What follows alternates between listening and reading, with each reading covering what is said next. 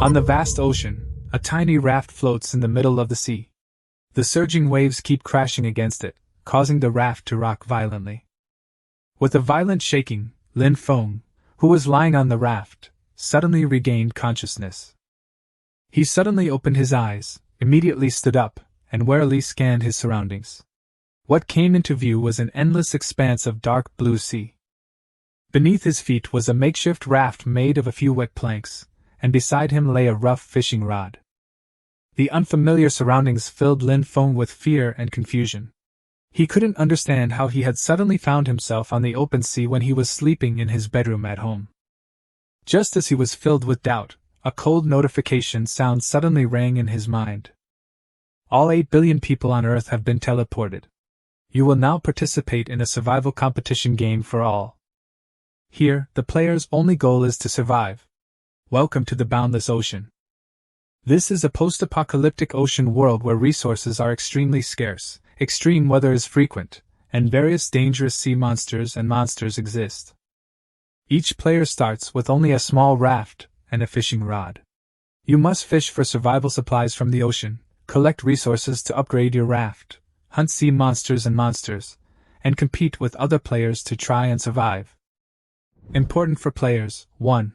A raft is essential for survival. You can build new rafts, but you'll need enough tools and materials. Second, as long as the right materials are found, there is nothing that cannot be manufactured, but the prerequisite is to obtain the corresponding schematic diagram first. Third, this place is more exciting and more dangerous than what you see now. Death in the game is real death. There is no second chance. The communication and trading panels are now open. After hearing that cold voice, Lin Feng was filled with despair. He never imagined that he would be transported to another world and forced to participate in such a cruel survival game. But he was just an ordinary person who had not mastered any survival skills, and it was impossible for him to survive for long in this dangerous world. Just as Lin Feng was sinking into despair, another ethereal system notification suddenly rang in his mind. Ding, host detected to have transmigrated to an ocean-themed alternate world. The endless blind box system activated. You can draw a blind box for free every day, and you can randomly obtain survival supplies, equipment blueprints, plant seeds, powerful weapons, armor, magic skill books, and various special equipment. Blind boxes are categorized into inferior, common, premium, epic, legendary.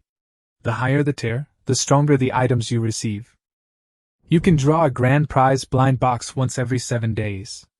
First draw successful. Congratulations on winning. Seafood Package Blind Box X1. Upon hearing the system notification, Lin Feng's despair was instantly replaced by ecstasy. He couldn't help but burst into laughter. After awakening this system, he no longer needed to worry about survival, and he was already far ahead of other players from the start. The next second, a plan quickly took shape in Lin Feng's mind.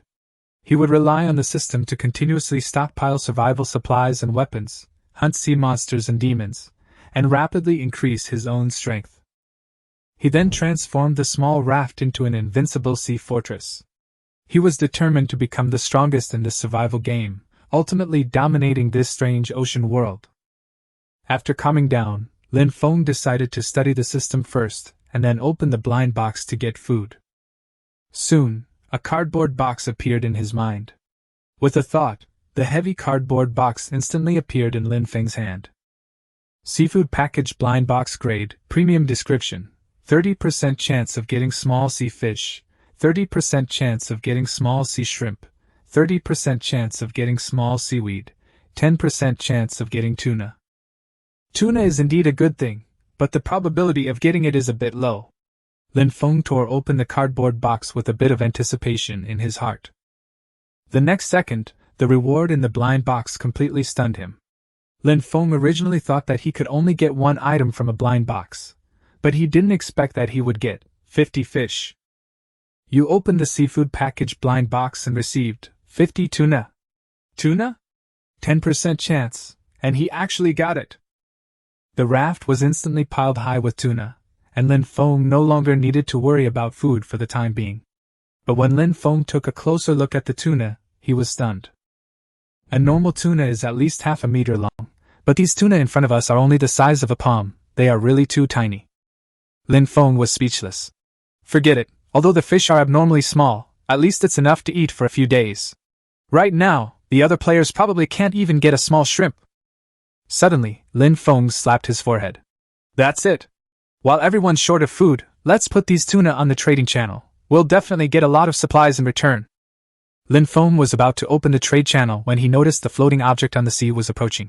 Let's hook the supplies up first. He picked up the fishing rod, swung it hard, and the hook at the end of the fishing line snagged a clump of grass. Lin Feng quickly pulled the grass ball back and removed it from the fishing hook. Obtained, grass ball X1. Without checking the grass ball's description, Lin Feng immediately cast the fishing hook again. This time, he set his sights on a small wooden barrel floating on the sea. Among all the supplies, this barrel was the most conspicuous, and there was only one of it. Lin Feng guessed that it must contain something good. However, the hook missed. Lin Feng was not discouraged and tried several more times, preferring to let ordinary supplies drift away rather than give up on the small wooden bucket.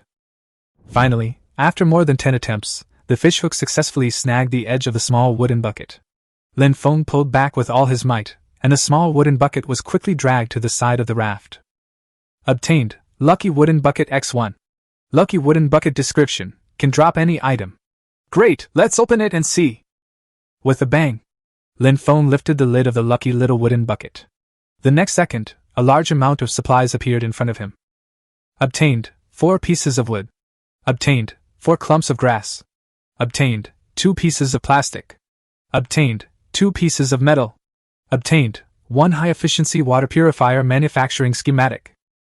Manufacturing schematic diagram?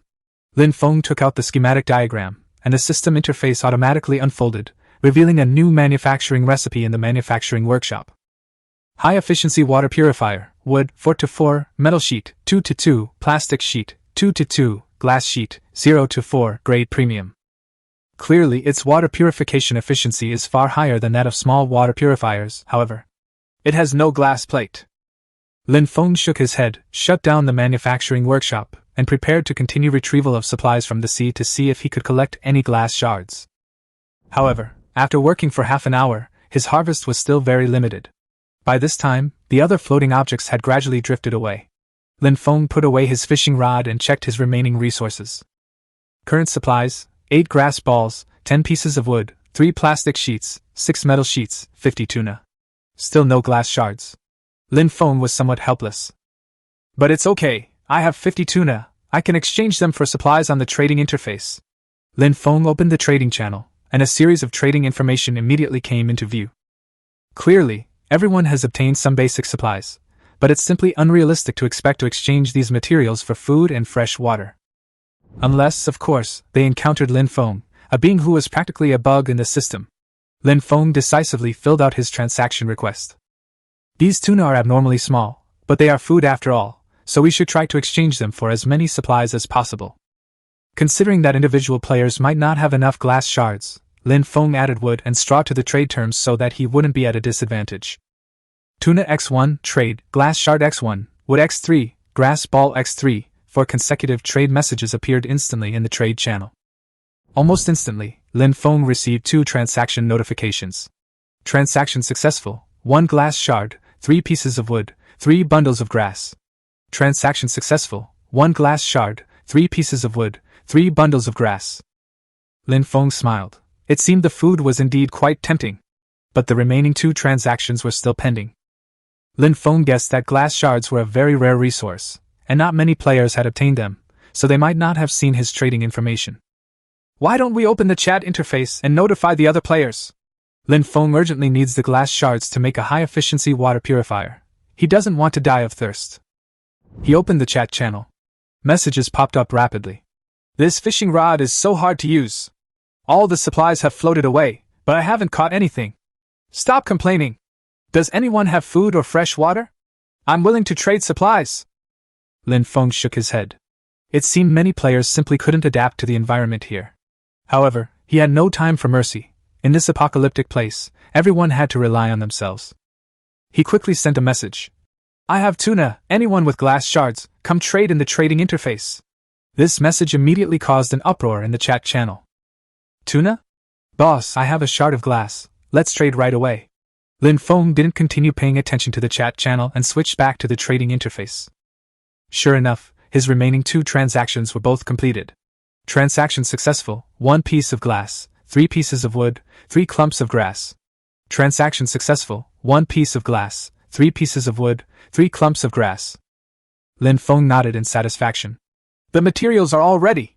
However, since the high-efficiency water purifier is a raft structure, Lin Feng still needs to make a small wooden hammer before he can build the water purifier. He opened the crafting workshop interface. Small wooden hammer, wood, 3x3, craft. A few seconds later, a rough small wooden hammer appeared in Lin Feng's hand. Small wooden hammer grade, inferior. Lin Feng shook his head. He would have to get a higher grade hammer in the future. But for now, this small wooden hammer was practical enough. Lin Feng found the schematic diagram of a high-efficiency water purifier in the manufacturing workshop. High-efficiency water purifier, wood, 4x4, metal sheet, 2x2, plastic sheet, 2x2, glass sheet, 4x4. Next, he selected a spot within the 2x2 area of the raft and began construction. As the materials disappeared, a water purifier with 2 glass containers appeared before Lin Feng. The glass container at the top is clearly a tank for holding seawater, while the one below is a tank for storing fresh water. Lin Feng used another piece of wood to make a small wooden bowl, then scooped up several bowls of seawater and poured them into the water purifier. Drip, drip. Lin Feng saw that the seawater had begun to slowly purify. Although he was now quite thirsty, at least there was finally hope. Next, Lin Feng naturally wanted to build a small barbecue grill. He didn't want to eat raw fish directly. But before that, he had to expand the raft. The raft, which is only 2x2 square meters in size, is already piled with items. And with the addition of a high-efficiency water purifier, there is simply no space left to build a small barbecue grill. He reopened the workshop and quickly found the method to make the raft deck. Raft deck, wood, 3x3, grass balls, 2x2, grade, inferior description, the basic component of the raft, which can be freely assembled. That makes things easier. As long as we have enough materials, the raft can be expanded indefinitely. Of course, Lin Feng didn't have enough materials on hand, but he had an endless supply of tuna. Lin Feng decisively opened the trading channel and quickly placed 24 trades. Tuna X1, traded for, wood X3, grass ball X2.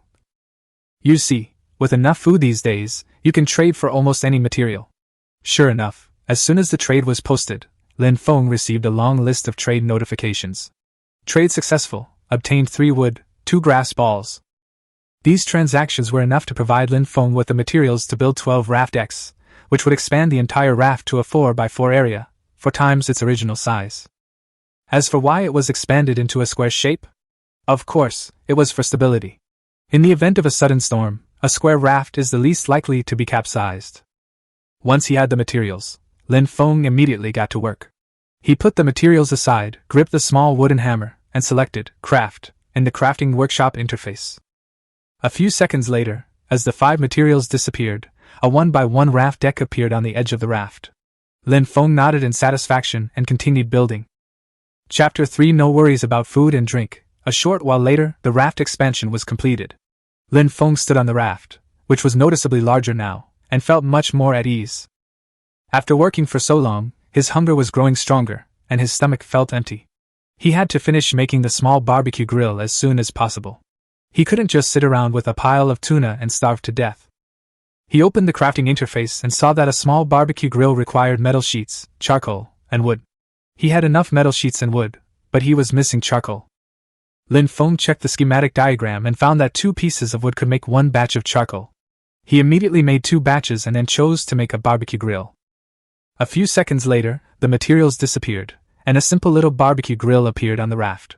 The interface then prompted that fuel was needed, so Lin Feng took out a piece of wood and added it in. With a loud bang, flames instantly erupted beneath the metal mesh. He quickly prepared a tuna and placed it directly on the grill. Under the scorching heat of the flames, the fish meat quickly released its aroma. Lin Feng's mouth watered so much that he had to open the chat channel to distract himself and check on the other players. The chat was flooded with messages, mostly complaints, while others shared survival tips they had just discovered. Clearly, players with strong adaptability were already starting to catch up with the pace of this world. Just then, a distress signal caught his attention. Someone shouted in terror that a shark had approached the raft and even bit off a piece of the deck. Following this, more players reported encountering sharks in their area. If the raft deck is bitten through piece by piece, the players will surely die. Lin Feng immediately posted in the channel. You can make a raft deck with a small wooden hammer. The materials are wood and grass balls. After sending the message, he immediately closed the chat channel without even reading the string of grateful replies that followed. Because he had already sensed something was wrong. Almost everyone was attacked by sharks at the same time, so it was impossible for him to be an exception. Lin Feng looked around and, sure enough, saw the shark that hadn't made a move before, now charging fiercely towards the raft. This guy's serious. The shark was incredibly fast, pounced on the raft, opened its blood-red maw, and bit down hard on a piece of deck. With a crack, the wooden deck of the raft shattered instantly. Fortunately, the shark did not continue its attack but turned and swam away, though it did not go far and would obviously return. Lin Feng breathed a sigh of relief. At least the shark only bit into one section of the deck at a time. But he wouldn't let it keep consuming his resources. He had to build a weapon as soon as possible. Who knew what monsters they might encounter next? He first flipped the tuna on the grill, then repaired the damaged deck, and then opened the manufacturing workshop to search for weapon schematics. Spike spears require nails, wood, and straw rope. He has wood, but the nails and straw rope need to be made from materials like metal sheets and bundles of straw, and he doesn't have enough metal sheets right now. It seems we still need to continue gathering supplies. Lin Feng shut down the manufacturing workshop and turned his gaze back to the grill. The tuna was golden brown on both sides and fully cooked. He took a bite and found that even without any seasoning, the natural freshness of the fish was still very appetizing. He added another tuna to the grill, only to find that the remaining fish were starting to spoil. These foods were likely to go bad if left too long, so he decided to trade them now for some rarer ingredients. With that in mind, Lin Feng kept only a few tuna and put the rest on the trading channel to exchange for glass, metal, and plastic pieces. After setting up the transaction, he watched the setting sun and finished the last grilled tuna. He felt quite full, but a little thirsty. He glanced at the high-efficiency water purifier next to him. The glass jar was almost full of fresh water. I'll wait a little longer, then I'll go to sleep. Lin Feng simply lay down on the raft, waiting for fresh water while opening the chat channel again. Unexpectedly, the channel was currently filled with discussions about the tuna he had posted. Some were shocked by the sudden appearance of a large quantity of tuna on the trading channel, while others exclaimed that it was food and that anyone selling it must be a big shot. Still others complained that the glass, metal, and plastic pieces were too rare and begged him to lower the price. Lin Feng shook his head. He had already considered that the players were short of money, so the price wasn't high. In the current situation, food couldn't be too expensive, and those who couldn't even afford these ingredients would just go hungry. But the next second, he suddenly realized something was wrong. Wait! They just said they were all gone. Lin Feng quickly closed the chat channel and opened the trade channel to check. Sure enough, a series of successful trade notifications popped up. In less than 5 minutes, all the tuna he had listed were sold, and he received a large number of glass shards, metal shards, and plastic shards in return. Lin Feng happily took out all the materials, then looked at the water purifier, which was now full of fresh water. He filled a small wooden bowl with the water and gulped it down. The water felt incredibly refreshing, and even had a slightly sweet aftertaste. Life's good. With food and water secured, Lin Feng suddenly felt less like he was in the midst of an apocalyptic crisis and more like he was on a high-altitude vacation, experiencing life. He lay back down on the raft and comfortably closed his eyes. He'd get a good rest tonight, and tomorrow morning, another blind box awaited him. Chapter 4 Tomatoes grow quickly. A gentle sea breeze swept in the morning.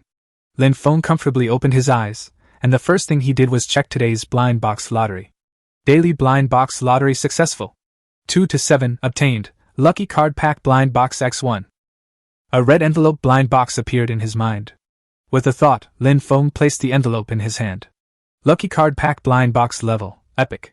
Description: 25% chance of obtaining a reward swap card, 25% chance of obtaining a reward critical hit card, 25% chance of obtaining a blind box reset card, 25% chance of obtaining a reward all-win card. Lin Feng immediately perked up. This was a special item, and he wouldn't lose out no matter which card he drew. He quickly tore open the envelope. You have opened the lucky card pack blind box and received reward all-win card X3.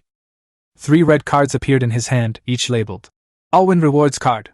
The all-win rewards card description: used before opening the blind box to receive all prizes inside and unlock the complete set of blind box rewards.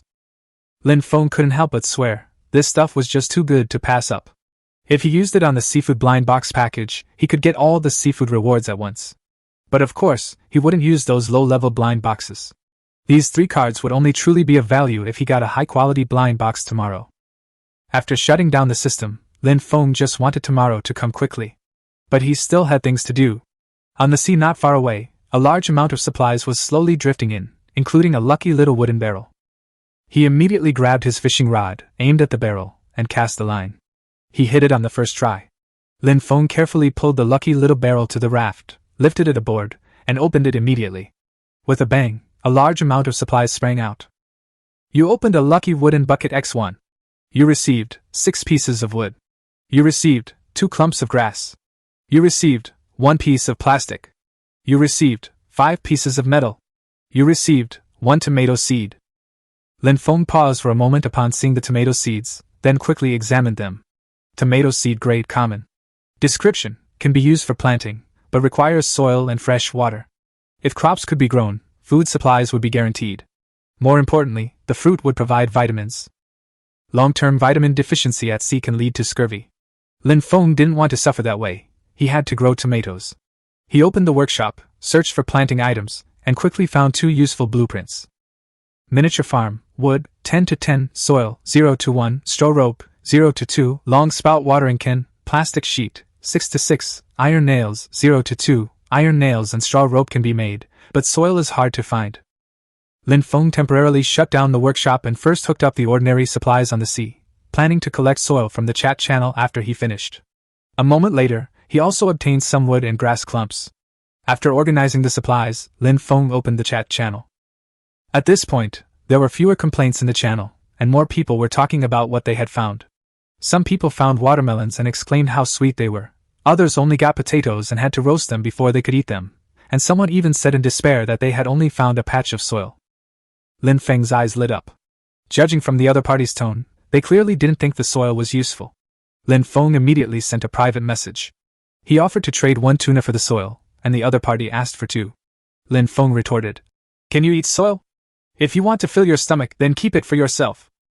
The other party quickly relented and agreed to the trade. Tuna X1, trade, soil X1, trade successful, obtained soil X1. Lin Feng smiled. The other party probably hadn't eaten enough yesterday. But his own food supply wasn't great either. The remaining 2 tuna were only enough to barely fill him up. Now that he had the soil, all he needed to do was set up a mini farm and harvest tomatoes regularly. Without further ado, Lin Feng started by making straw ropes. Straw ropes, straw balls, 2-2, in less than a minute, 2 rough straw ropes appeared in his hands. Then he opened the mini farm blueprints. Miniature farm, wood, 10-10, soil, 1-1, straw rope, 2-2, all materials are ready, build directly. A few minutes later, a miniature farm resembling a square flower pot appears on the raft. It's enclosed by wood, bound twice with straw rope, and filled with black soil. Mini farm level, common description, used to grow crops. It requires watering and fertilizing. It produces 5 fruits at harvest time, and the ripening time is 3 to 5 days. Lin Feng thought about it and figured that if he watered and fertilized on time, the fruits would ripen in about 3 days.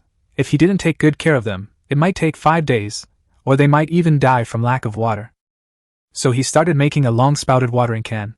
Nails, metal sheet, 1-1, soon 2 nails were in his hands.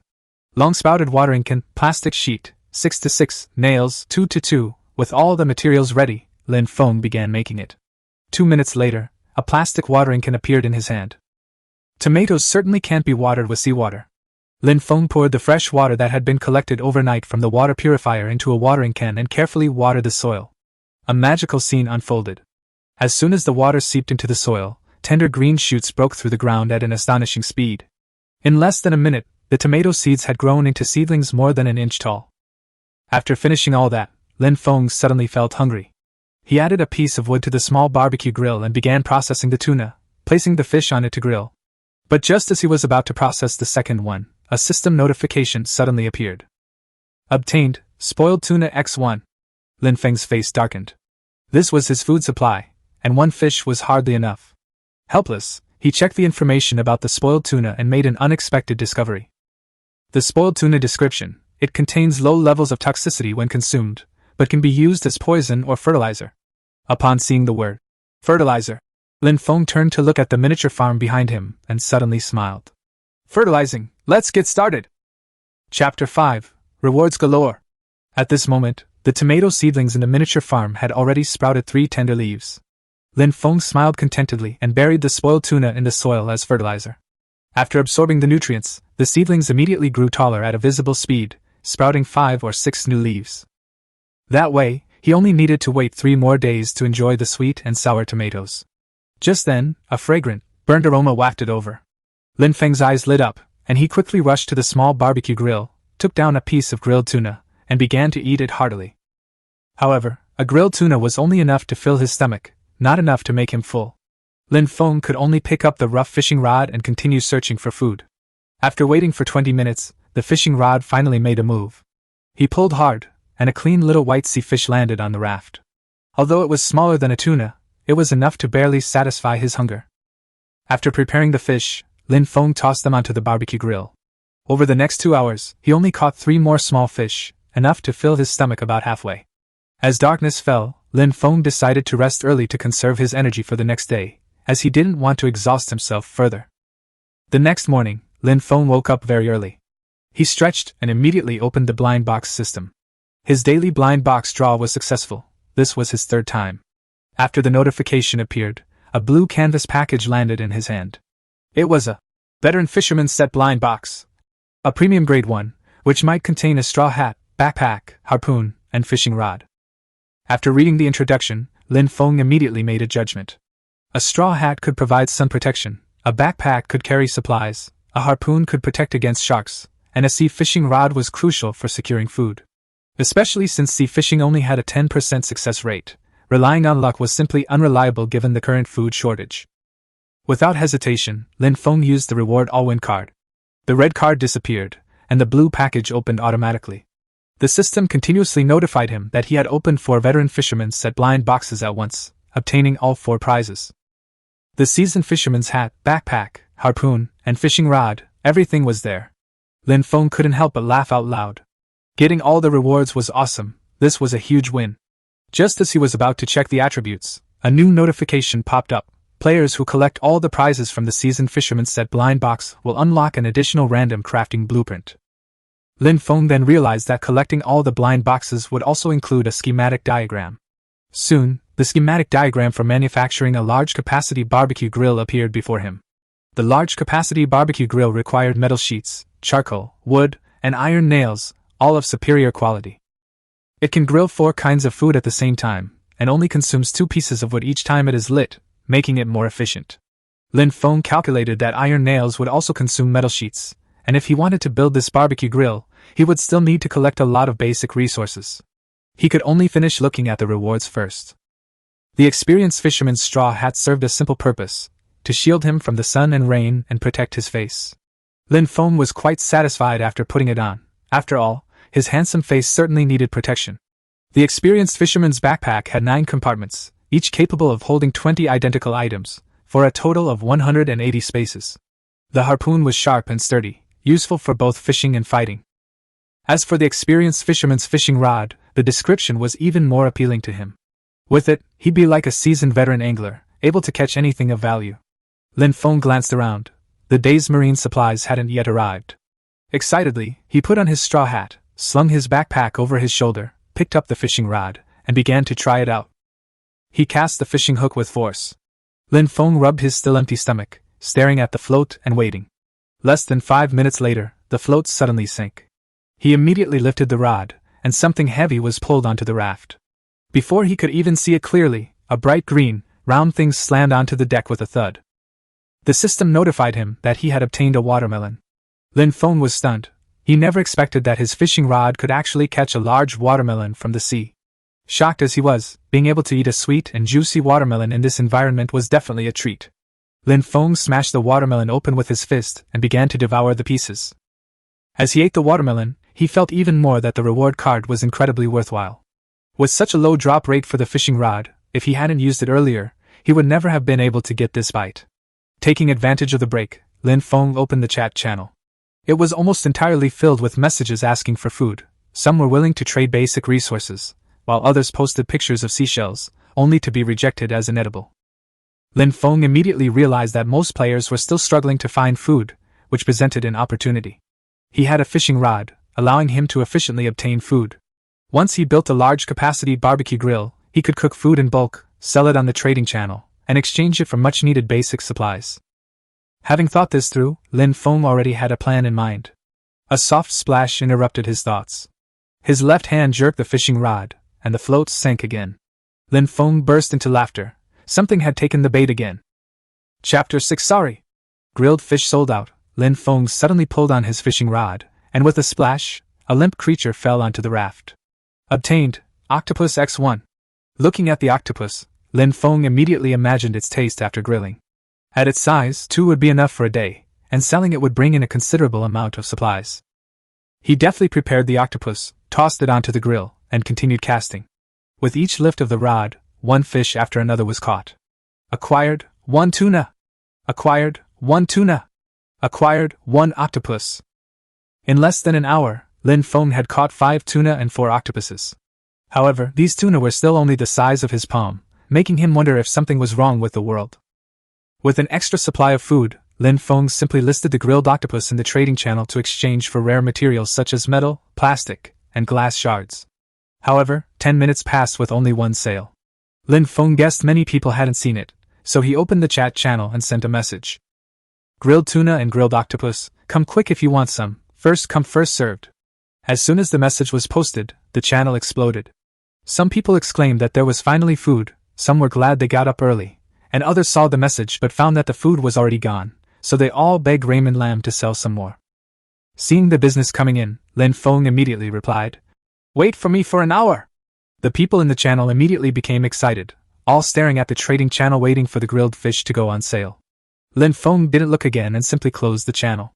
Since the demand was so high, he had to improve the grilling efficiency first. He opened the workshop to prepare to make a large-capacity barbecue grill. Large-capacity barbecue grill, metal sheet, 12 to 12, charcoal, 0 to 4, wood, 8 to 8, iron nails, 0 to 4. He took out the wood and metal sheet, quickly made the charcoal and iron nails, and then began to manufacture the large-capacity barbecue grill. After the materials disappeared, a new grill appeared next to the smaller one. This grill had 4 metal meshes and could grill 4 dishes at once. Lin Feng added wood, and the flames roared to life. He prepared 2 tuna and 2 octopuses and placed them all on the grill. Before long, the aroma filled the air. 15 minutes later, all 4 portions of food were cooked. Reward, 2 grilled tuna, 2 grilled octopus. Lin Feng praised the efficiency and continued processing and grilling the newly caught seafood. After working for over an hour, he had collected 20 servings of cooked food. Wiping his sweat, Lin Feng opened the chat channel and announced directly, "Grilled fish for sale, 20 servings." The channel erupted again. Some were shocked by the quantity of 20 servings, while others had already prepared their ingredients and were just waiting to place their orders. Lin Feng quickly switched to the trading channel, this time mainly buying basic resources. Grilled octopus X1, traded for, wood X10, grass balls X10, grilled tuna X1, traded for, wood X10, grass balls X10. Before he could finish filling in the 20 transaction details, notification sounds rang out one after another. Transaction successful, received, 10 wood, 10 grass balls. Transaction successful, received, 10 wood, 10 grass balls. Almost the instant the transactions were posted, all 20 servings of grilled fish were sold out. Lin Feng hadn't expected everyone's purchasing power to be so formidable. After taking stock of the supplies, he had stockpiled wood, straw, metal scraps, plastic sheets, and glass shards. In a good mood, he stuffed everything into the experienced fisherman's backpack and prepared to continue fishing. Just then, a wooden barrel drifted ashore not far away, immediately catching his attention. A lucky little barrel? Lin Feng's eyes lit up. Supplies on the sea were just as important as selling fish, especially this kind of little barrel. It might contain something good. He put away his fishing rod and went to the other side of the raft, casting his line towards the nearest supplies. With his experienced fishing rod, he easily hooked back a clump of grass, his movements much smoother than before. But the truly important thing was still that lucky little wooden bucket. Lin Feng aimed intently, and the instant the barrel entered the area, he decisively cast his hook. A successful hit. He quickly pulled the barrel onto the raft and opened the lid. Bang! Obtained, 4 pieces of wood. Obtained, 2 bundles of grass. Obtained, 2 pieces of glass. Obtained, 1 small wooden paddle manufacturing diagram. Lin Feng immediately checked the blueprints. Small wooden paddle. Wood, 4x4, metal sheet, 2x2, description, used to move the raft, helping you get closer to supplies on the ocean. This is definitely a good thing.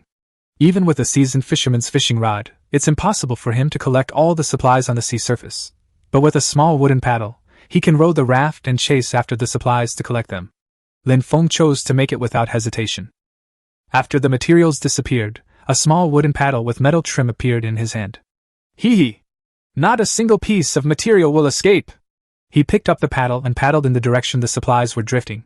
He used a fishing rod to hook what was farther away and simply reached in to pick up what was closer. In less than 20 minutes, he had almost swept away all the supplies on the nearby sea. Just as Lin Feng paddled toward the two clumps of grass, a triangular fish fin suddenly approached rapidly from the surface. A shark? No! Shark fin! My delicious shark fin! Chapter 7 Sharks Are Food. A moment ago, Lin Feng was a little worried, but the next moment he laughed. With a harpoon in hand, he wasn't afraid of this shark at all. The creature clearly didn't take him seriously, opening its mouth and charging towards the raft, wanting to take a bite. Lin Feng immediately took out his experienced fisherman's harpoon and plunged it into the shark's head. With a soft thud, the sharp harpoon pierced the shark's skull. The shark convulsed violently, trying to escape, but it was too late. It rolled a few times on the surface of the water, then quickly became still, completely dead. Lin Feng had expected the battle to drag on, but he'd finished it off with a single spear. He chuckled as he hauled the shark onto the raft and dissected it. Dissecting the shark yielded shark meat x4, shark fin x1, shark teeth x4. Looking at his haul, Lin Feng first tossed 4 portions of shark meat onto the large capacity grill, then carefully stored the shark fins before beginning to study the uses of the shark's sharp teeth. After opening the manufacturing workshop, he discovered that these teeth were primarily used to make weapons, the most useful of which were crossbow bolts. Shark tooth crossbow bolt, shark tooth, 1-1, wood, 1-1, feather 0-1. The crossbow bolt is indeed good, but unfortunately he's short on feathers, so he can only keep the 4 shark teeth for later use. Not long after, the shark meat is cooked. Lin Feng placed the shark fins on the grill, then listed 4 portions of grilled shark meat on the trading channel, and also posted a message in the chat channel. Listed, 4 portions of grilled shark meat. This message immediately caused an uproar in the chat channel. Some were shocked that Raymond Lam had killed a shark, some complained that they couldn't even pierce the shark's skin with a spear, and others immediately realized what was happening, and reminded everyone to hurry up and grab the meat. Some even complained that shark meat might taste pungent, but they were still willing to buy it. The next second, all 4 portions of meat were gone. Lin Feng didn't care about the taste at all, he wouldn't eat it anyway. Soon, 4 transaction notifications popped up. Transaction successful. Received 4 pieces of wood. Transaction successful. Received 4 pieces of wood. Transaction successful. Received 4 bundles of grass. Transaction successful. Received 4 bundles of grass.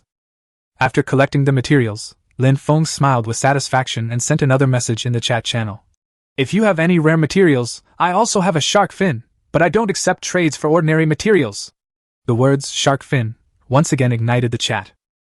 Some people brought metal, glass, and plastic to inquire about prices, others brought black pearls, and one even pulled out a wooden backpack, claiming it had 3 storage compartments and could hold 60 items.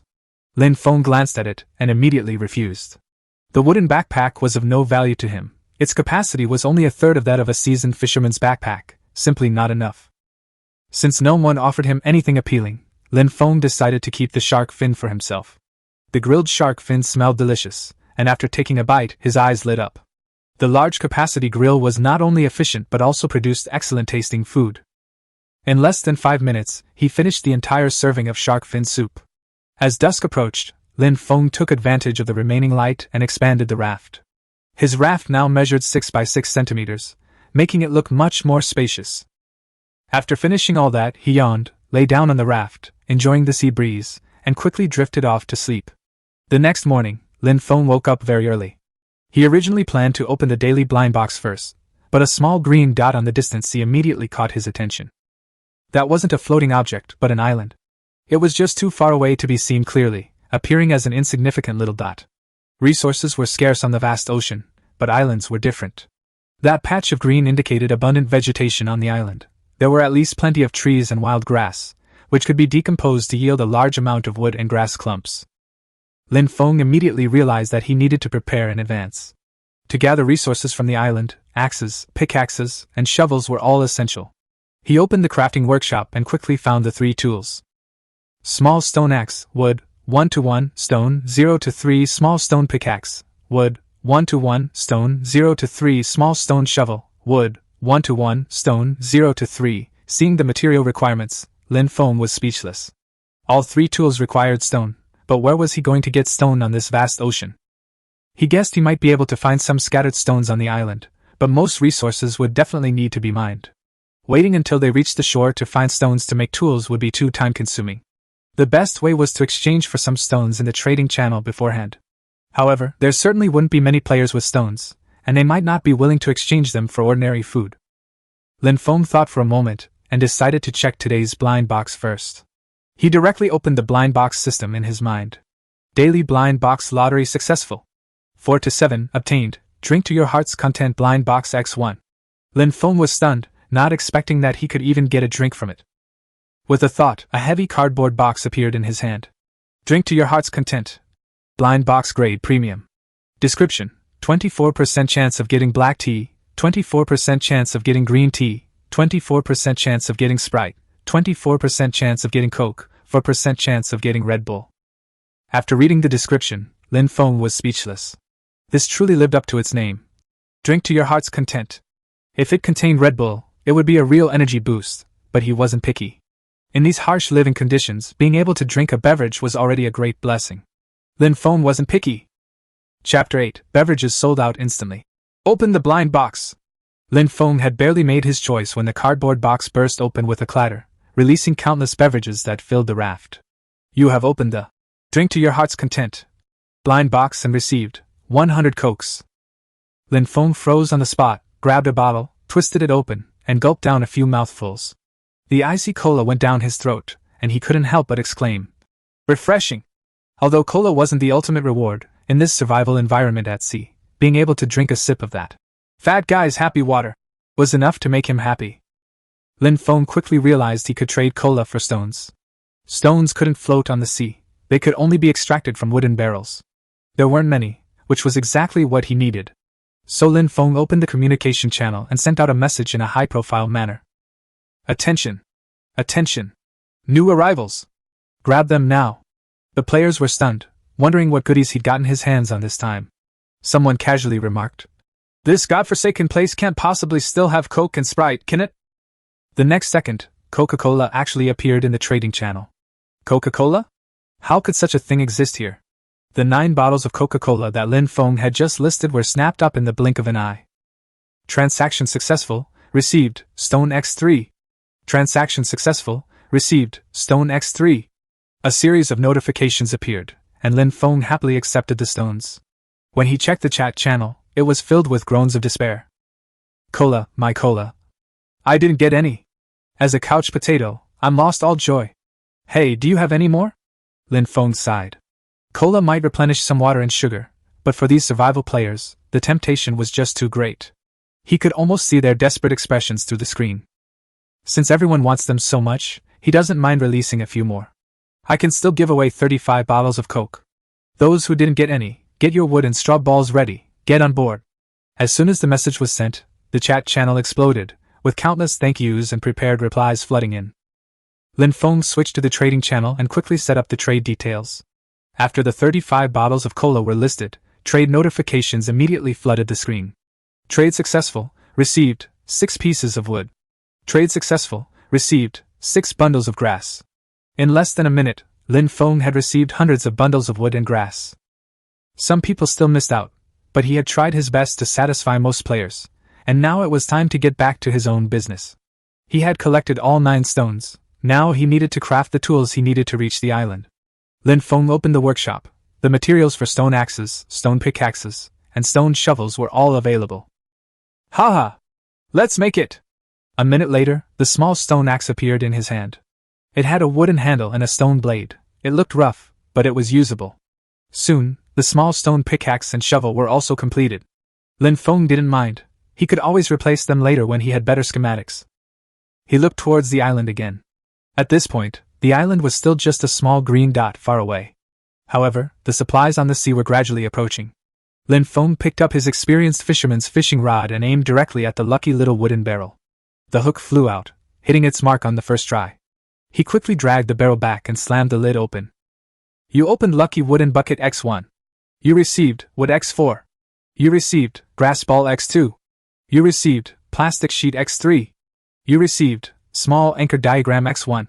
Seeing the anchor, Lin Feng realized that he had almost forgotten about it.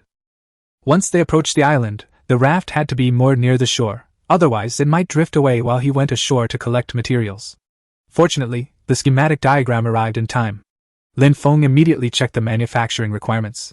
Small anchor, metal ingots 0 to 3, straw rope 0 to 6, iron nails 0 to 2, wood 3 to 3. He had never seen metal ingots before, guessing they were made by smelting metal sheets. He searched the workshop but found no instructions on how to make metal ingots. Instead, he discovered a small smelting furnace. Small smelting furnace, stone 0 to 8, metal sheets 0 to 4, charcoal 0 to 2.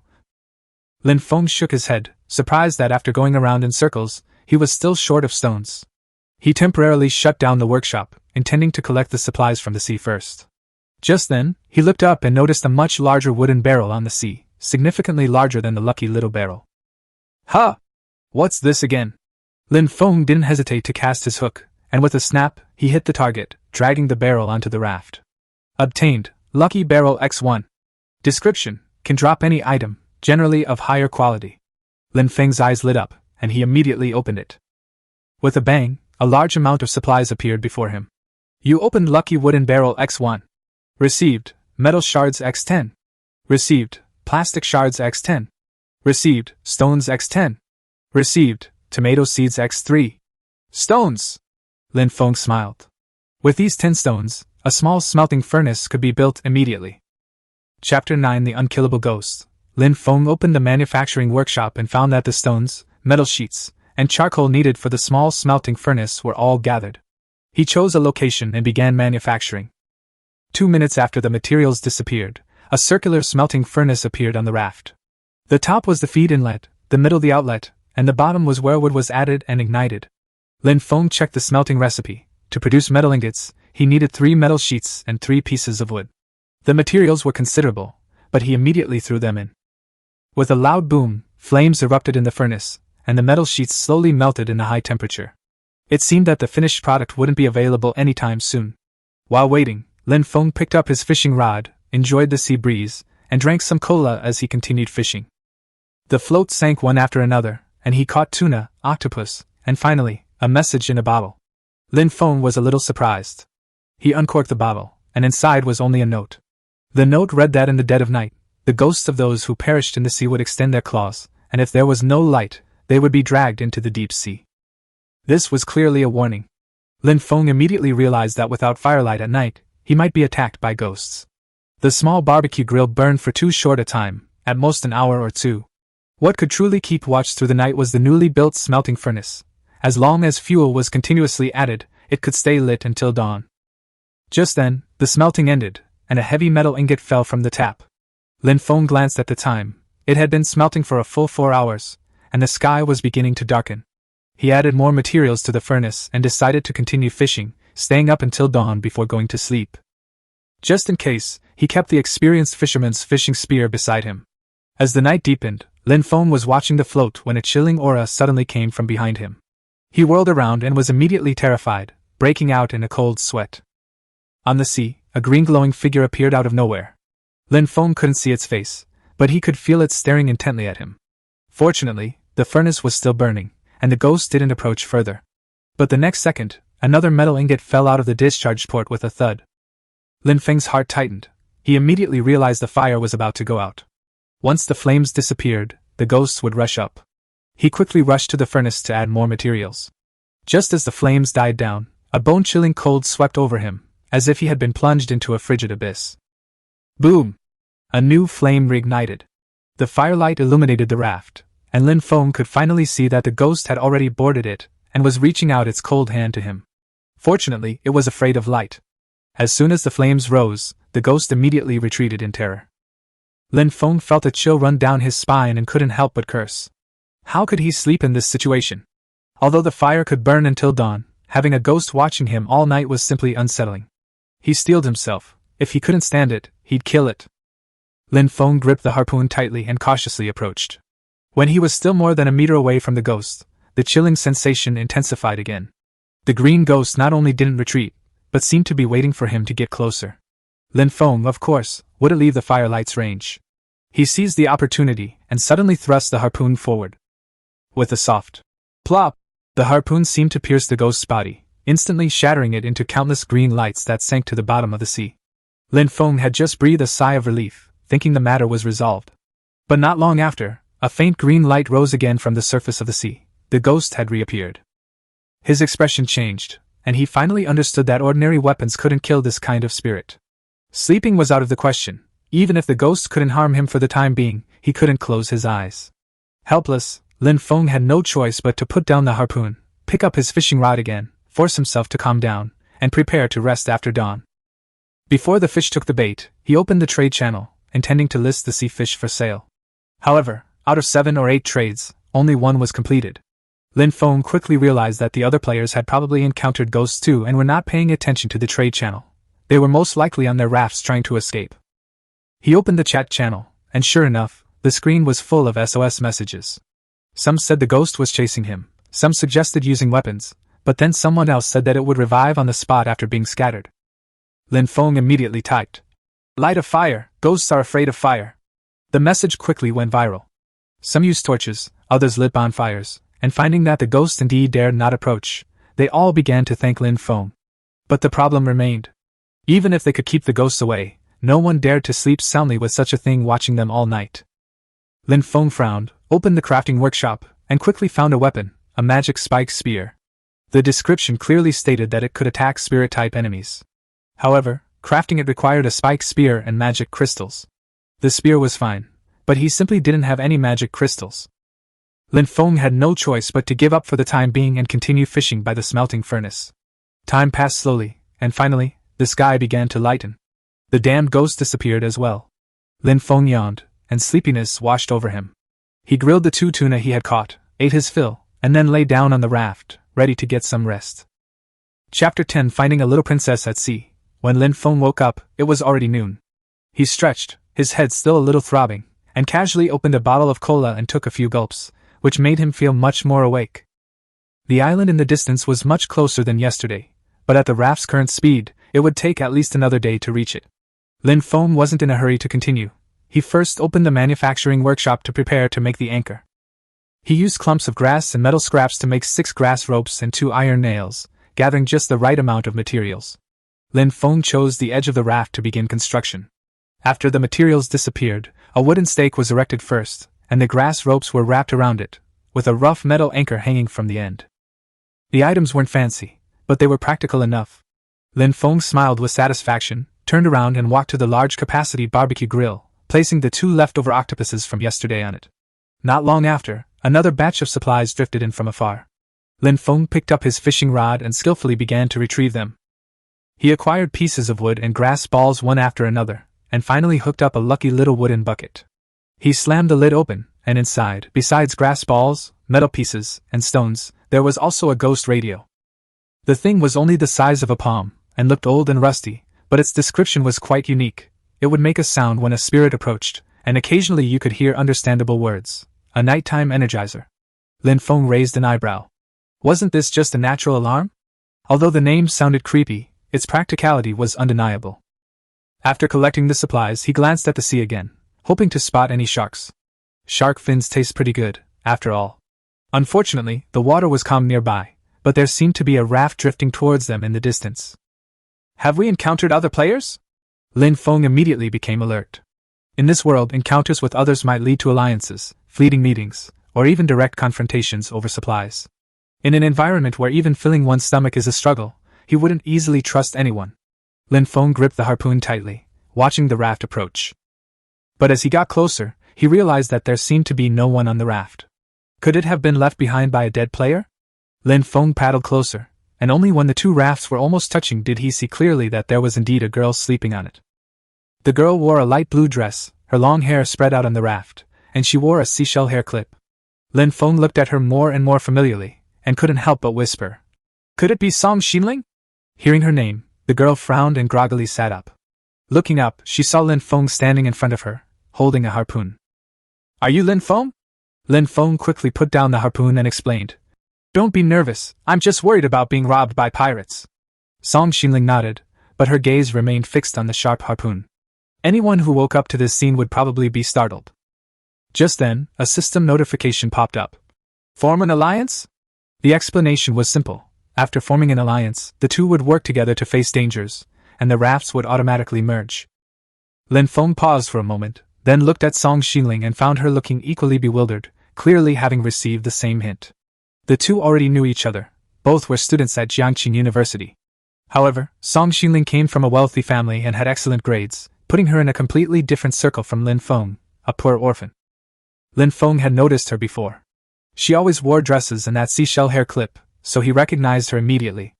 In this dangerous game world, meeting someone he knew was always safer than meeting a stranger. Lin Feng wasn't opposed to forming an alliance, but he didn't initiate it. Under these circumstances, he didn't believe Song Xinling would refuse. Sure enough, after a few seconds of silence, Song Xinling tentatively asked, An alliance? Lin Feng nodded. Then let's form an alliance. He pretended to think for a moment, but Song Xinling quickly added, I won't hold you back. I'm doing quite well. I have a barbecue grill, a water purifier, and food. Of course, if she knew Lin Feng's financial situation, she probably wouldn't think she was so great. Lin Feng agreed in the system. The next second, a light shone between the two rafts, and they automatically joined together. Song Xinling's eyes flashed with surprise. On the vast ocean, she finally had companions. Although she wasn't very familiar with Lin Feng before, she knew he was a decent person, and allying with him would at least give her peace of mind. Lin Feng glanced at the barbecue grill. Haven't eaten yet? I'll treat you to grilled octopus. Song Xinling then realized she was hungry and followed him to the barbecue grill. The octopus was already cooked, and its aroma was irresistible. Lin Feng took out a serving and handed it to her, only to find Song Xinling staring blankly at him. He felt a little awkward. Am I ugly? Song Xinling quickly shook her head. No, I just can't understand how you could develop to this extent in such a short time. Lin Feng's raft was a full 6 by 6 feet, and it not only had a high-end barbecue grill, a water purifier, and fishing rods, but also tomatoes growing on it. In Song Xinling's mind, no one should have developed to this extent at this stage. Before she could finish her question, Lin Feng stuffed a grilled octopus into her mouth. Eat something first. Lin Feng calmly shook his head, then handed her a bottle of cola. Song Xinling was completely stunned. Lin Feng could actually get his hands on cola? Chapter 11 School Beauty? A talented player. Wow, so delicious. Lin Feng had already guessed that Song Xinling's attention would be drawn to the grilled octopus in her hand. Food cooked on a large-capacity grill does indeed taste much better than food cooked on a regular grill. She was clearly starving, but she ate cautiously, completely unlike Lin Feng who wolfed down his food. Having such a beautiful school beauty by his side in the apocalypse was a rare treat. However, this amount of food was far from enough. Lin Feng quickly finished his meal and picked up his fishing rod to continue fishing. Song Xinling, unsure what to do, quietly stood beside him. A short while later, the float suddenly dipped. Lin Feng raised his hand and pulled, and with a snap, a plump tuna was flung directly onto the raft. Song Xinling looked at him in surprise. She had struggled to catch a small fish for ages before, and had lost a lot of weight since coming to this world. She never expected Lin Feng to catch a tuna in less than 10 minutes. Seeing that she had finished eating, Lin Feng handed her the fishing rod, saying, It's easy, give it a try. Song Xinling hesitated, feeling that her skills weren't up to par. But Lin Feng reassured her, saying that the fishing rod was very easy to use. She took the rod and cast the hook into the sea with fairly practiced movements. I'll leave this to you, I'll dismantle the extra parts. Song Xinling nodded. At least in her memory, Lin Feng, though somewhat unfamiliar, was still honest and reliable. Lin Feng picked up a small wooden hammer and began cleaning the raft. He dismantled the 2 extra small barbecue grills and a small water purifier, salvaging some wood and metal scraps. With a few loud bangs, the water purifier and barbecue grill were reduced to ashes. The raft was instantly much cleaner. Next, he planned to expand the raft. Originally, his raft was 6 by 6, while Song Xinling's was 3 by 3. After merging and expanding, the area became exactly 6 by 9. After preparing the materials, Lin Feng quickly completed the expansion. Looking at the much more spacious raft, he smiled with satisfaction and turned to see how many fish Song Xinling had caught. He was immediately stunned. On the deck next to Song Xinling, there were 8 fish neatly arranged. Lin Feng couldn't help but sigh softly. What a natural talent! He had originally thought she would catch 2 or 3 fish at most, but her efficiency was at least twice that of his. Song Xinling turned around and saw his surprise, and was a little embarrassed. I only caught this many, but your sea fishing rod is really good. She even felt she hadn't caught enough. Lin Feng coughed awkwardly and immediately said, You did a good job. From now on, fishing is your responsibility. Song Xinling nodded earnestly. I will definitely do my best. Lin Feng immediately felt like he'd hit the jackpot. He thought he'd just rescued a pretty girl, but it turned out she was a fishing genius. With her around, the food problem would be much easier. He told Song Xinling to rest while he prepared to grill the fish. Unexpectedly, Song Xinling suggested trying out a large-capacity grill. Lin Feng suddenly realized that he seemed to have nothing to do since she arrived.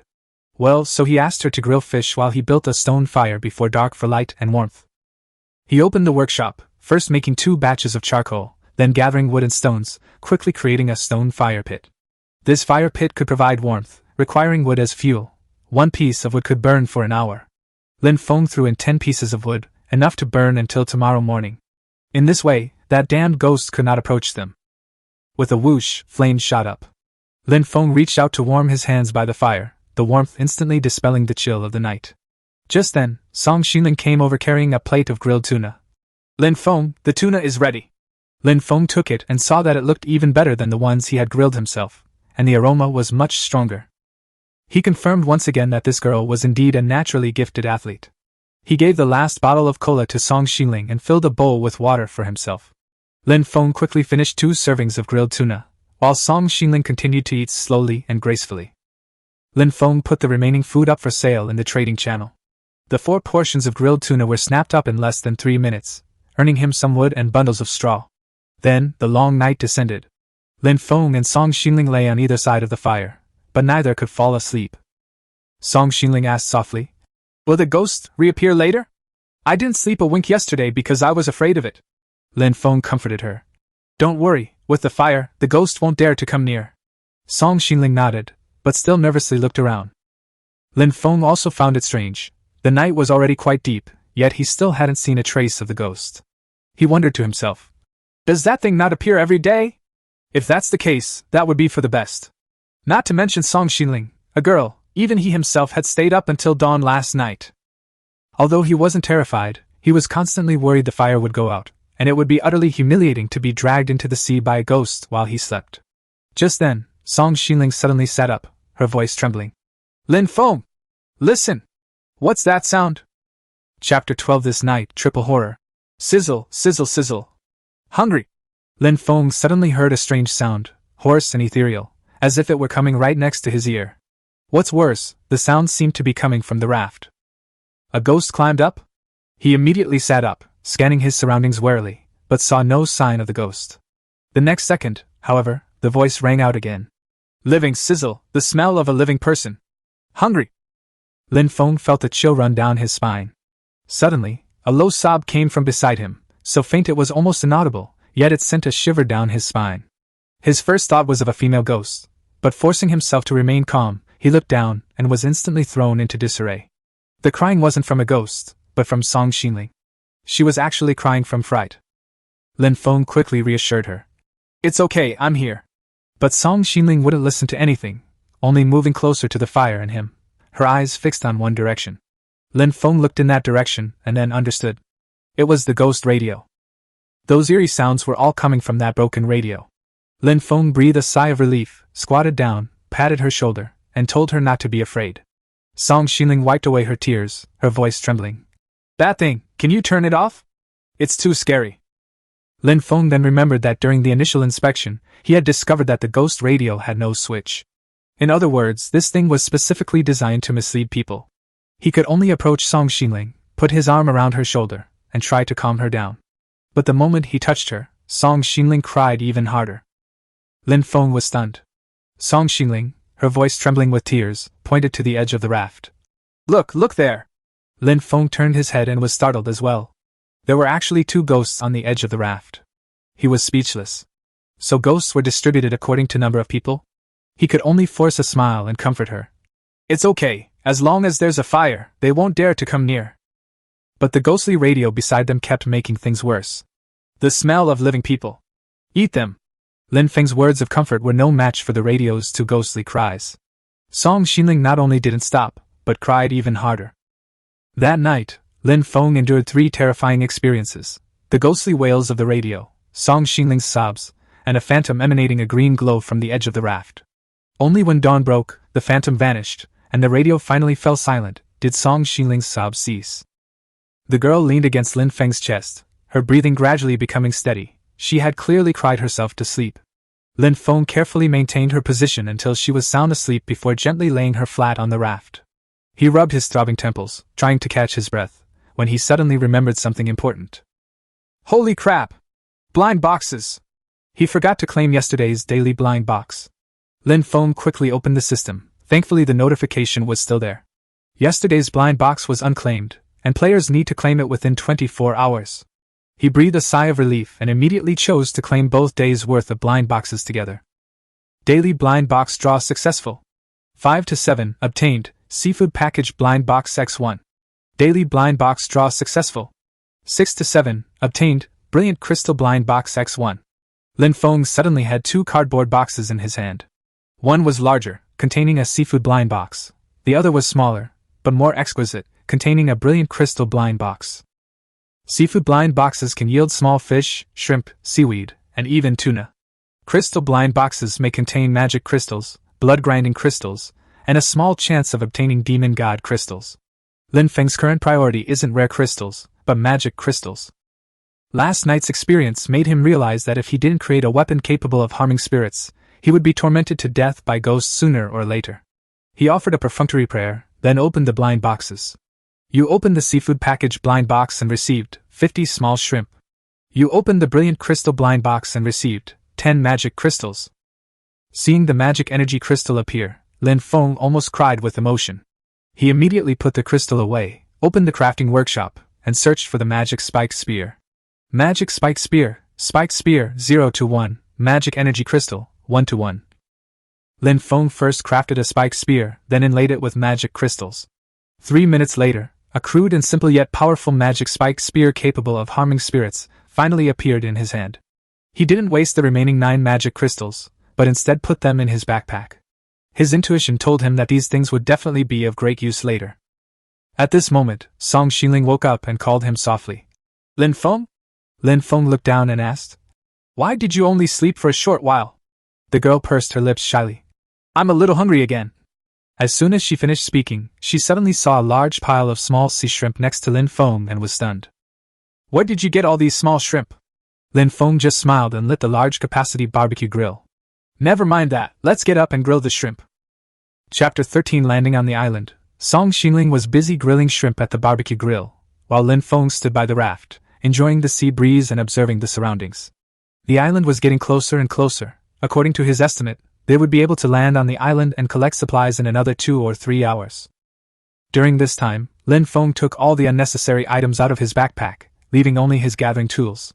Soon, Song Xinling's cheerful voice came from behind him. The small shrimp are ready. Lin Feng turned around and saw her handing him a grilled small shrimp.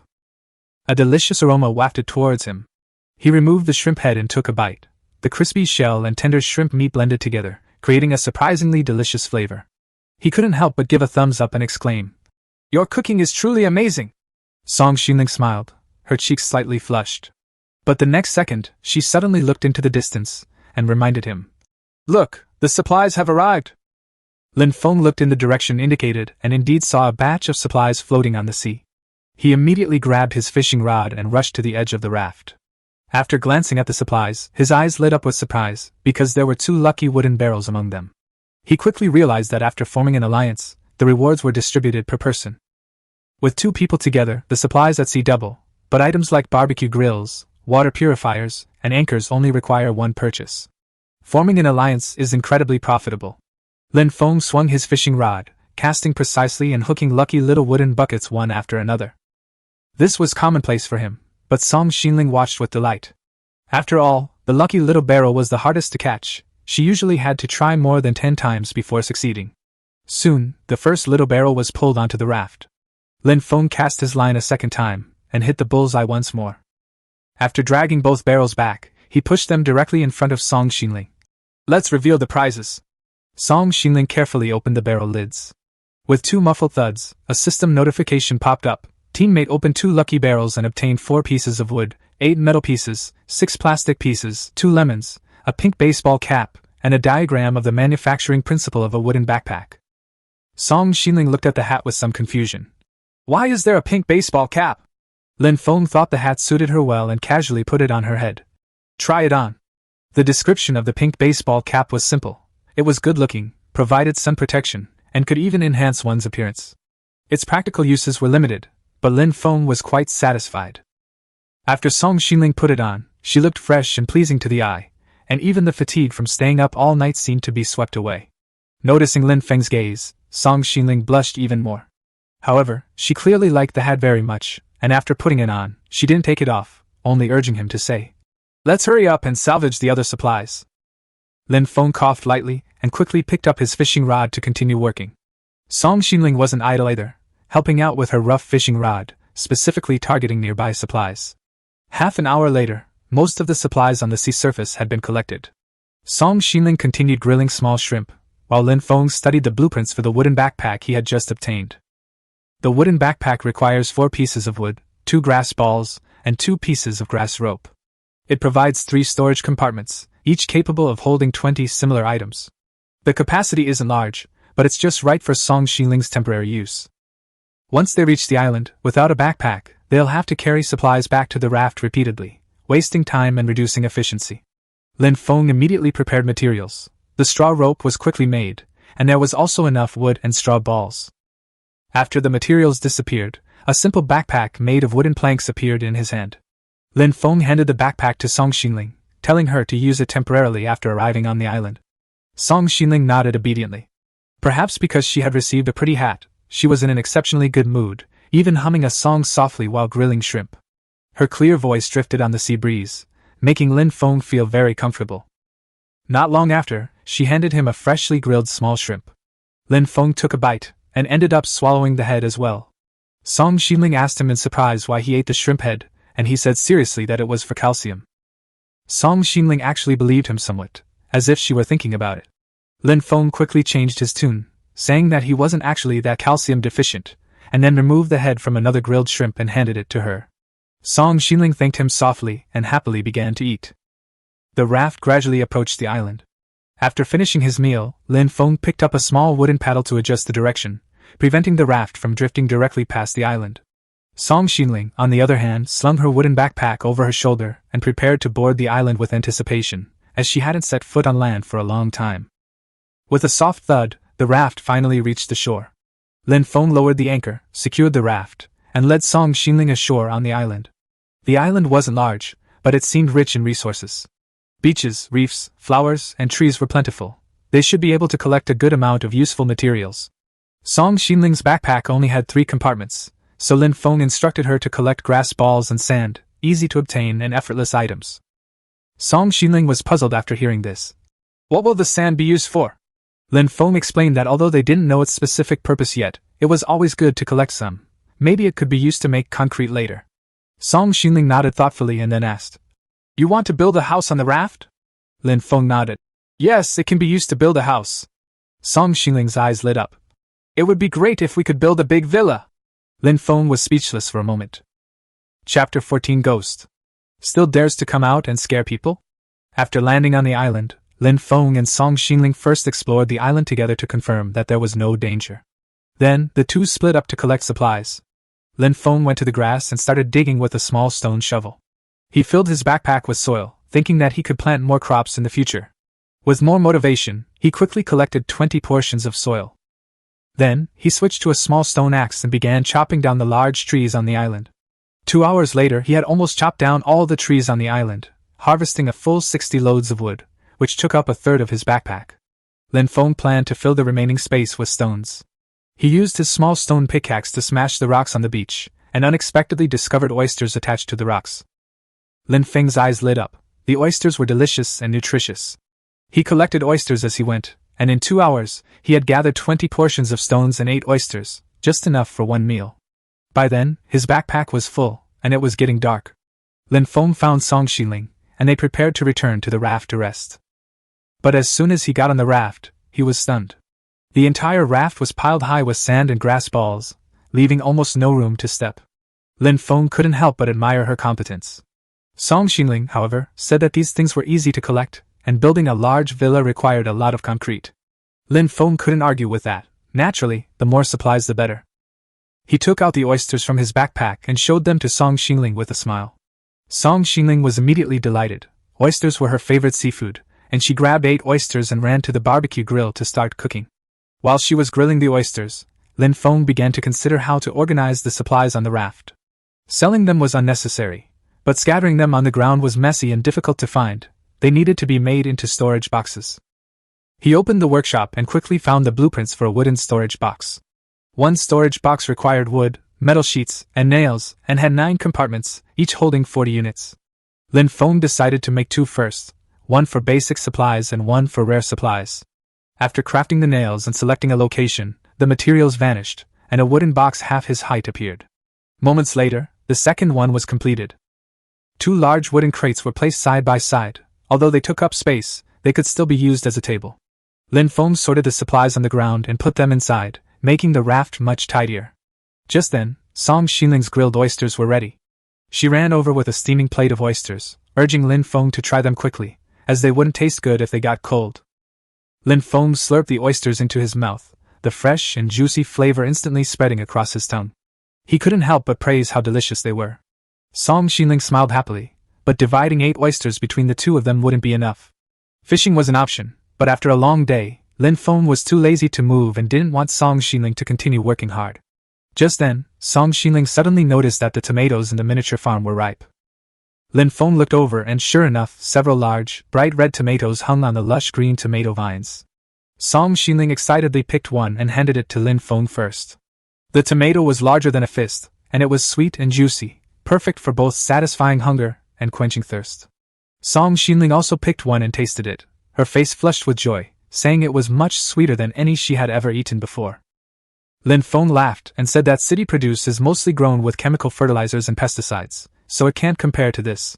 The 2 of them each ate one, and Lin Feng picked the remaining 3. He watered the tomato plants, but since there was no spoiled food, he couldn't fertilize them. Next, they would face another long night.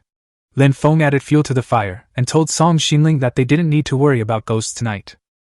Song Xiling was still a little scared and hoped the ghost wouldn't appear again. Lin Feng smiled slightly and told her not to be afraid even if the ghost came.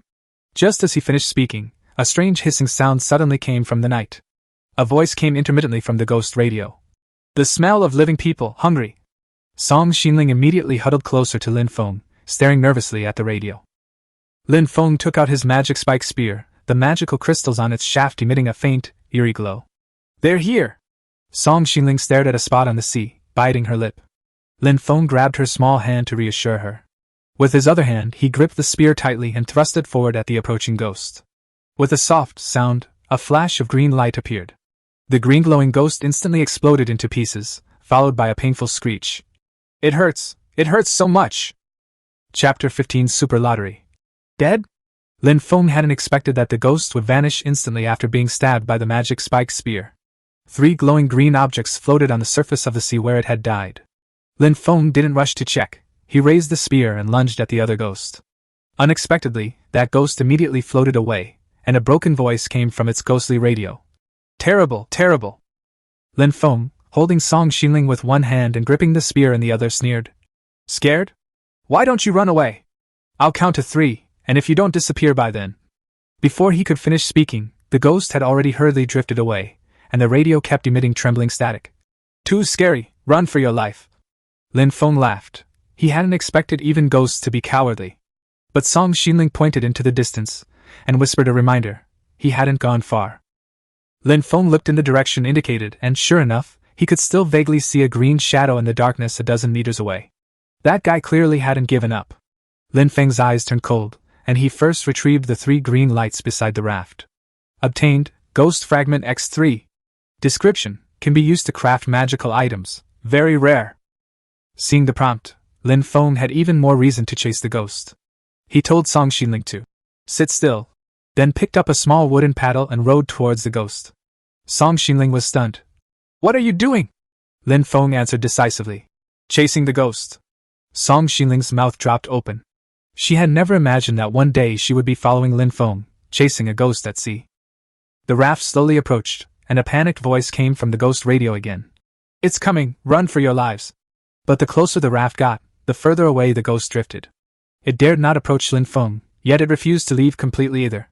Lin Feng paddled faster and faster, and the ghost drifted faster and faster.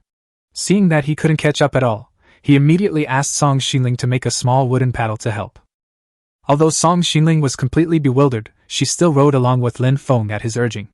The raft sped up considerably, but they were still quite a distance from the ghost. Lin Feng cursed under his breath, then suddenly remembered that it was already past midnight, and after midnight, the new blind box rewards should be available. Maybe they could even get something to fight the ghost. He told Song Xingling to paddle first, then suddenly said he was going to go into the water to chase the ghost. Before Song Xingling could react, Lin Feng had already plunged into the sea with a splash. "Lin Feng! Where are you? Come back!" Song Xingling panicked. But Lin Feng, who had sunk into the sea, wasn't chasing the ghost at all. Instead, he was avoiding her gaze and activating the blind box system. Weekly Super Blind Box giveaway successful. 7/7, received, Iron Bucket Robot Blind Box X1. The next second, a large wooden crate appeared in Lin Feng's hands. He couldn't hold his breath any longer, quickly surfaced, threw the crate onto the raft, and climbed back up himself. Song Xingling looked at him in shock, then at the crate. "Where did this come from?"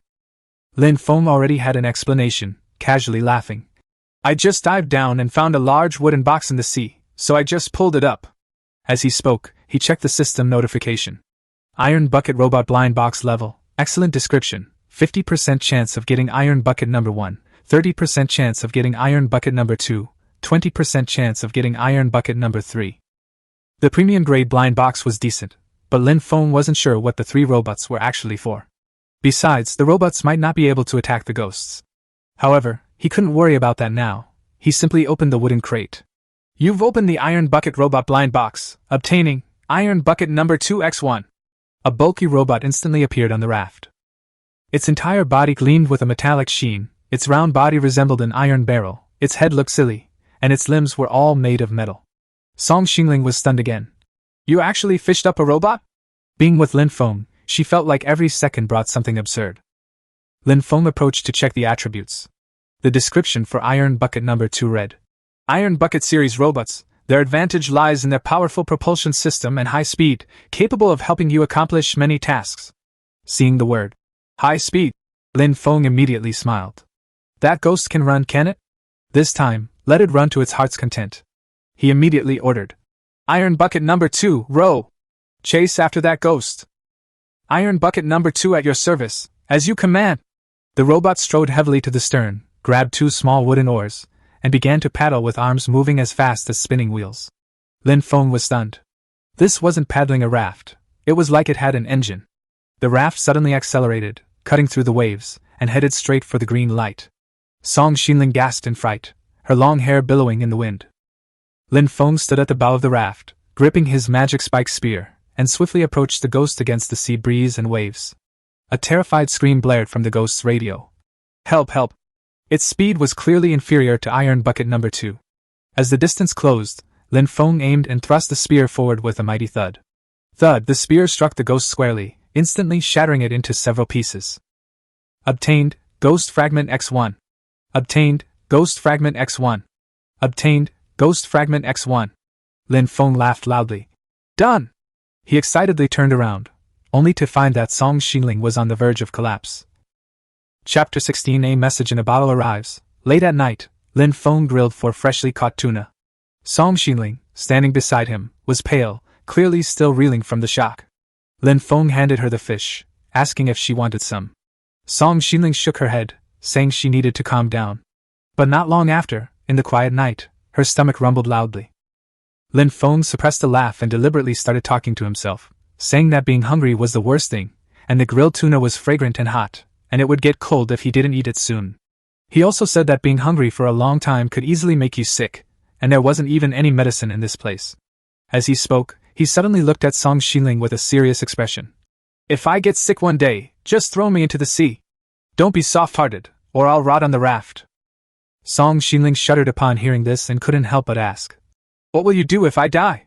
Lin Feng revealed a malicious smile, not giving a direct answer. She was quite frightened, but finally spoke up. Give me a grilled tuna. Lin Feng smiled and handed her the fish. After eating, although Song Xinling was still a little angry, she was exhausted after tossing and turning for most of the night, and quickly fell asleep.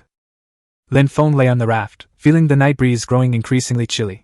He glanced at Song Xinling, who was dressed in only thin clothing, and thought to himself that he would have to make beds and blankets for her someday. Lost in thought, he drifted off to sleep. The next day, Lin Feng dreamt that someone was calling him to eat. Opening his eyes, he saw Song Xinling holding a grilled tuna and bringing it to him. Lin Feng felt a warmth in his heart at her sudden attentiveness, and he took the fish and wolfed it down. Halfway through the meal, he couldn't help but ask, Do you want something from me? Song Xinling thought for a moment, then smiled and said, Let's build a big villa together on this raft. Lin Feng was speechless. On this desolate sea, how easy was it to build a villa? However, a villa was unrealistic, but the boat cabin could be built first. With a cabin, iron bucket number 2 wouldn't be so easily blown away by the strong winds when rowing. After finishing his meal, Lin Feng said, Let's wait for the villa. We can build the boat cabin first. Song Xinling nodded, saying that in her opinion, having a boat cabin already felt like having a villa. She had inspected the manufacturing workshop. The boat cabin required a large amount of wood and metal sheets. Lin Feng glanced at the island not far away, indicating that this was not a problem. There were still supplies on the island. He would be responsible for collecting them, while iron bucket number 2 would handle the transport. Song Xinling asked what she would be doing, and Lin Feng only replied with 2 words. Fishing. He knew very well that Song Xinling was extremely efficient at fishing. By the time he finished collecting the supplies on the island, she would definitely have caught a lot of sea fish, and then they could use the surplus supplies to trade for materials. Once the plan was set, the two immediately got to work. Iron bucket number 2 rowed the raft to the edge of the island and followed Lin Feng to collect resources, while Song Xinling stayed on the raft to fish. Lin Feng worked quickly, and once he had collected 20 portions of the same resources, he had iron bucket number 2 return them to the raft. Several hours later, he was exhausted and covered in sweat, and the island's resources had been almost completely depleted. Just as he continued instructing bucket number 2 to move the equipment, it suddenly stopped and issued a warning. Low battery warning. Battery level is below 20%. Needs charging. Lin Feng was stunned and quickly asked how to charge it. Bucket number 2 replied that it needed a charging station, and each charge would take 12 hours. Lin Feng was speechless. Where would he find a charging station on this deserted island? He opened the manufacturing workshop to search, but couldn't find any blueprints for the charging station's manufacturing process. It seemed this kind of thing hadn't been unlocked yet. Left with no other option, Lin Feng had Iron Bucket 2 return the materials it had to the raft, and then stay on it to rest. Iron Bucket 2 readily agreed. Lin Feng sat on the ground, somewhat worried. Iron Bucket 2 only had 20% battery left. Even in standby mode, it wouldn't last more than a few days. If he couldn't build a charging station, this guy would eventually become scrap metal. He sighed and could only continue working. After collecting some more stones, Lin Feng returned to the raft to unload the supplies and then carry them back and forth. But as soon as he boarded the raft, he froze. Dozens of sea fish were neatly stacked around Song Xinling, and there were even 2 large apples next to her. Lin Feng asked in surprise if she had caught these. Song Xinling nodded proudly, saying that she seemed to be particularly good at fishing, and that this sea fishing rod was magical, even able to catch a large apple. Lin Feng smiled. Judging from the current amount of supplies, there should be more than enough to trade for materials to build the ship's hold. Song Xinling picked out a large apple and handed it to Lin Feng, then took a bite of another one herself, happily exclaiming how sweet it was. Lin Feng also ate with relish, almost biting off the core as well. Just then, Song Xinling's fishing rod suddenly dipped. She immediately pulled hard, and with a splash, a message in a bottle landed on the raft. The two of them froze, their faces full of confusion. A message in a bottle? This sea fishing rod can actually catch something like that.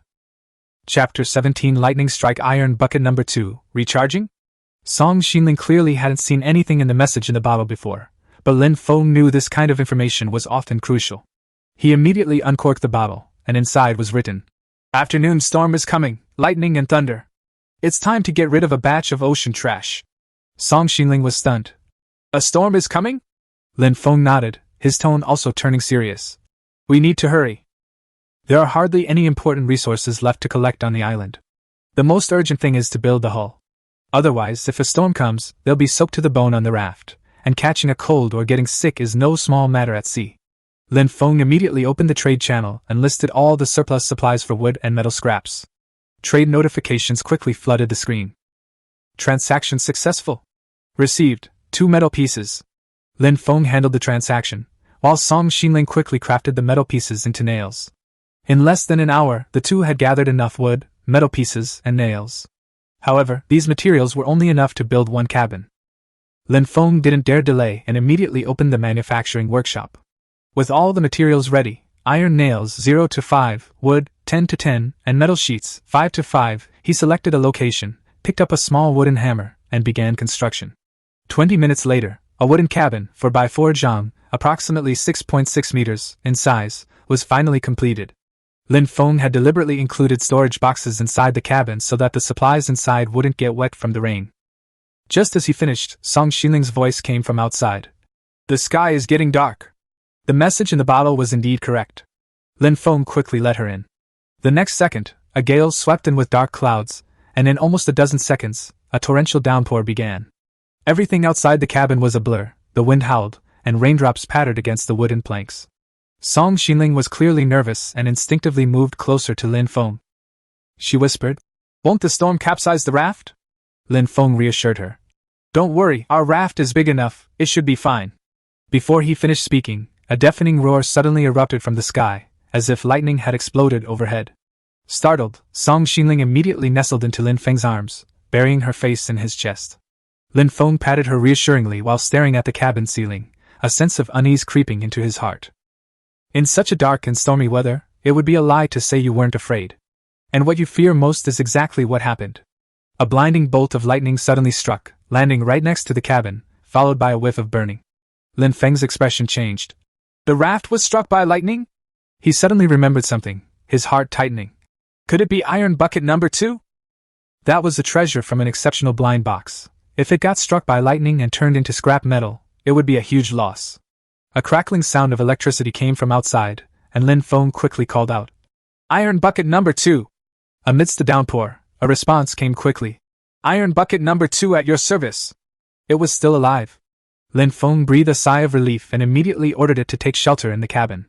A few seconds later, a robot reeking of burning flesh trudged in with heavy steps. At this moment, the head of iron bucket number 2 glowed red, and rainwater falling on it produced a series of boiling sounds. Lin Feng was dumbfounded. "You were really struck by lightning?" Iron bucket number 2 replied. "Yes, lightning conversion successful, temporary charging complete, 68% charge." Lin Feng was stunned. Lightning conversion? Temporary charging? This thing can actually charge itself by being struck by lightning? He couldn't help but laugh. "That's amazing! Getting struck by lightning once can charge you up so much.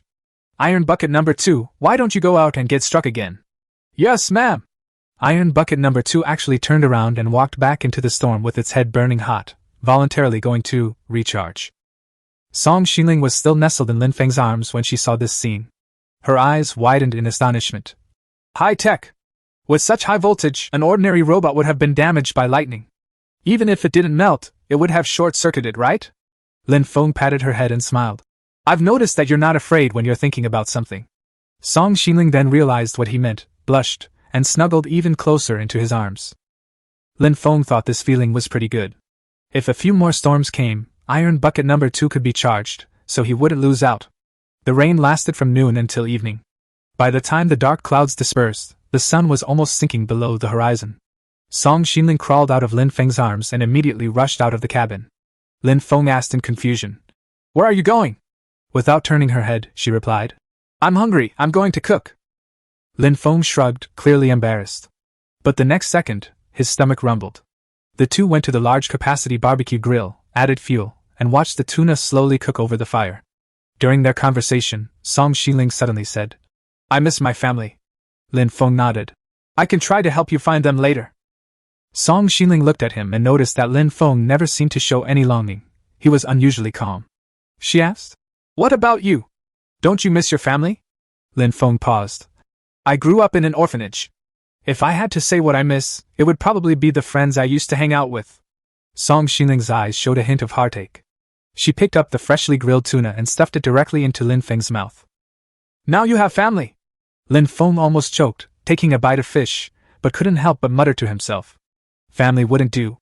Even if they were to become family in the future, she would have to marry him first. Lin Feng didn't want to be her confidant, watching her marry someone else. In the end, he only vaguely said, I'll think about it first. Chapter 18 Searching for Someone, Revealing Photos, Too Much. Early in the morning, when Lin Feng woke up, Song Xingling was still fast asleep. He tiptoed out of the cabin, taking advantage of the moment to open the blind box system, preparing to draw today's daily blind box. Daily blind box draw successful. 1 to 7, obtained, enchantment digital blind box X1. In his mind, a modern-looking black metal box appeared. With a thought, the box landed in his hand. An enchanted digital blind box? Can I get a phone from it? Lin Feng hadn't played mobile games in a long time, and he couldn't help but feel a little excited. But after checking the description, he quickly realized that getting a phone was out of the question. Enchantment digital blind box level, excellent description, 40% chance of getting an enchantment camera, 40% chance of getting an enchantment radio, 20% chance of getting an enchantment megaphone. These things don't seem very useful for survival, Lin Feng grumbled, but still opened the metal box. You have opened an enchantment digital blind box and received enchantment camera X1.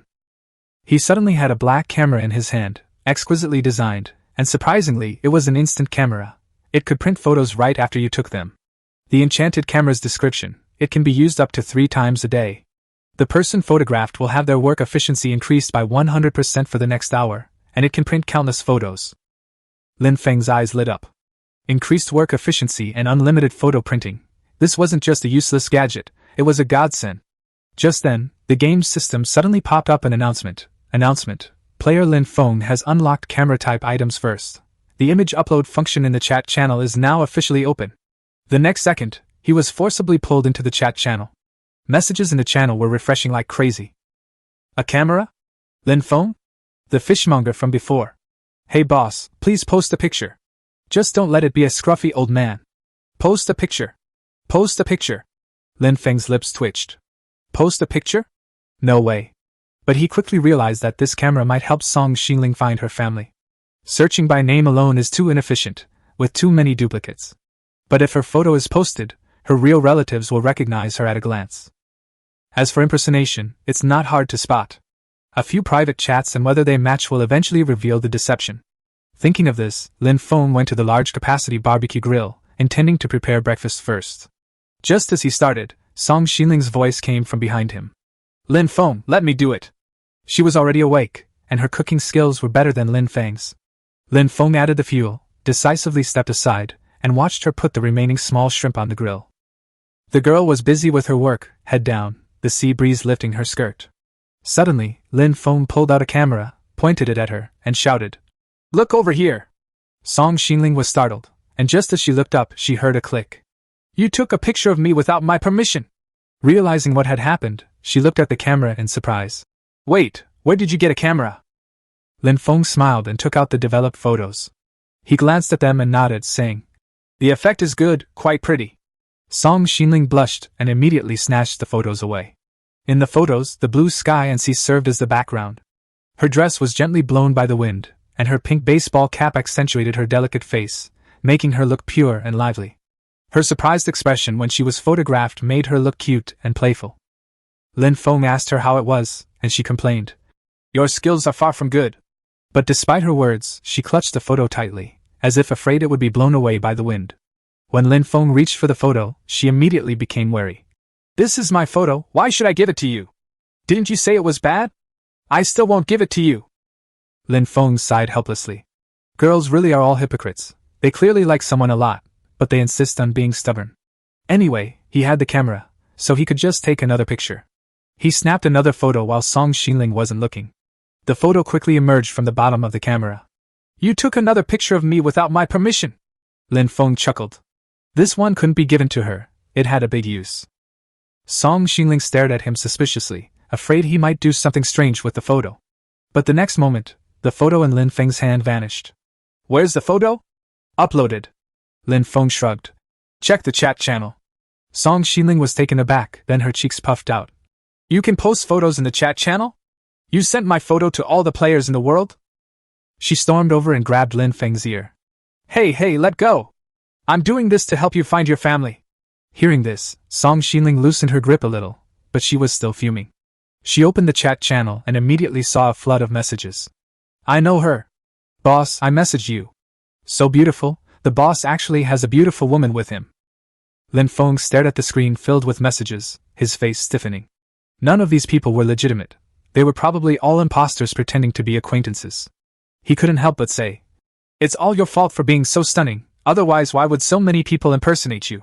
Song Xinling glared at him. You're blaming me for this? Lin Feng nodded seriously. Never mind, it's better to be pleasing to the eye. As soon as he finished speaking, he turned to look at the barbecue grill. The grilled shrimp were almost cooked. Let's eat! Chapter 19 Riding the Waves to Chase Sharks.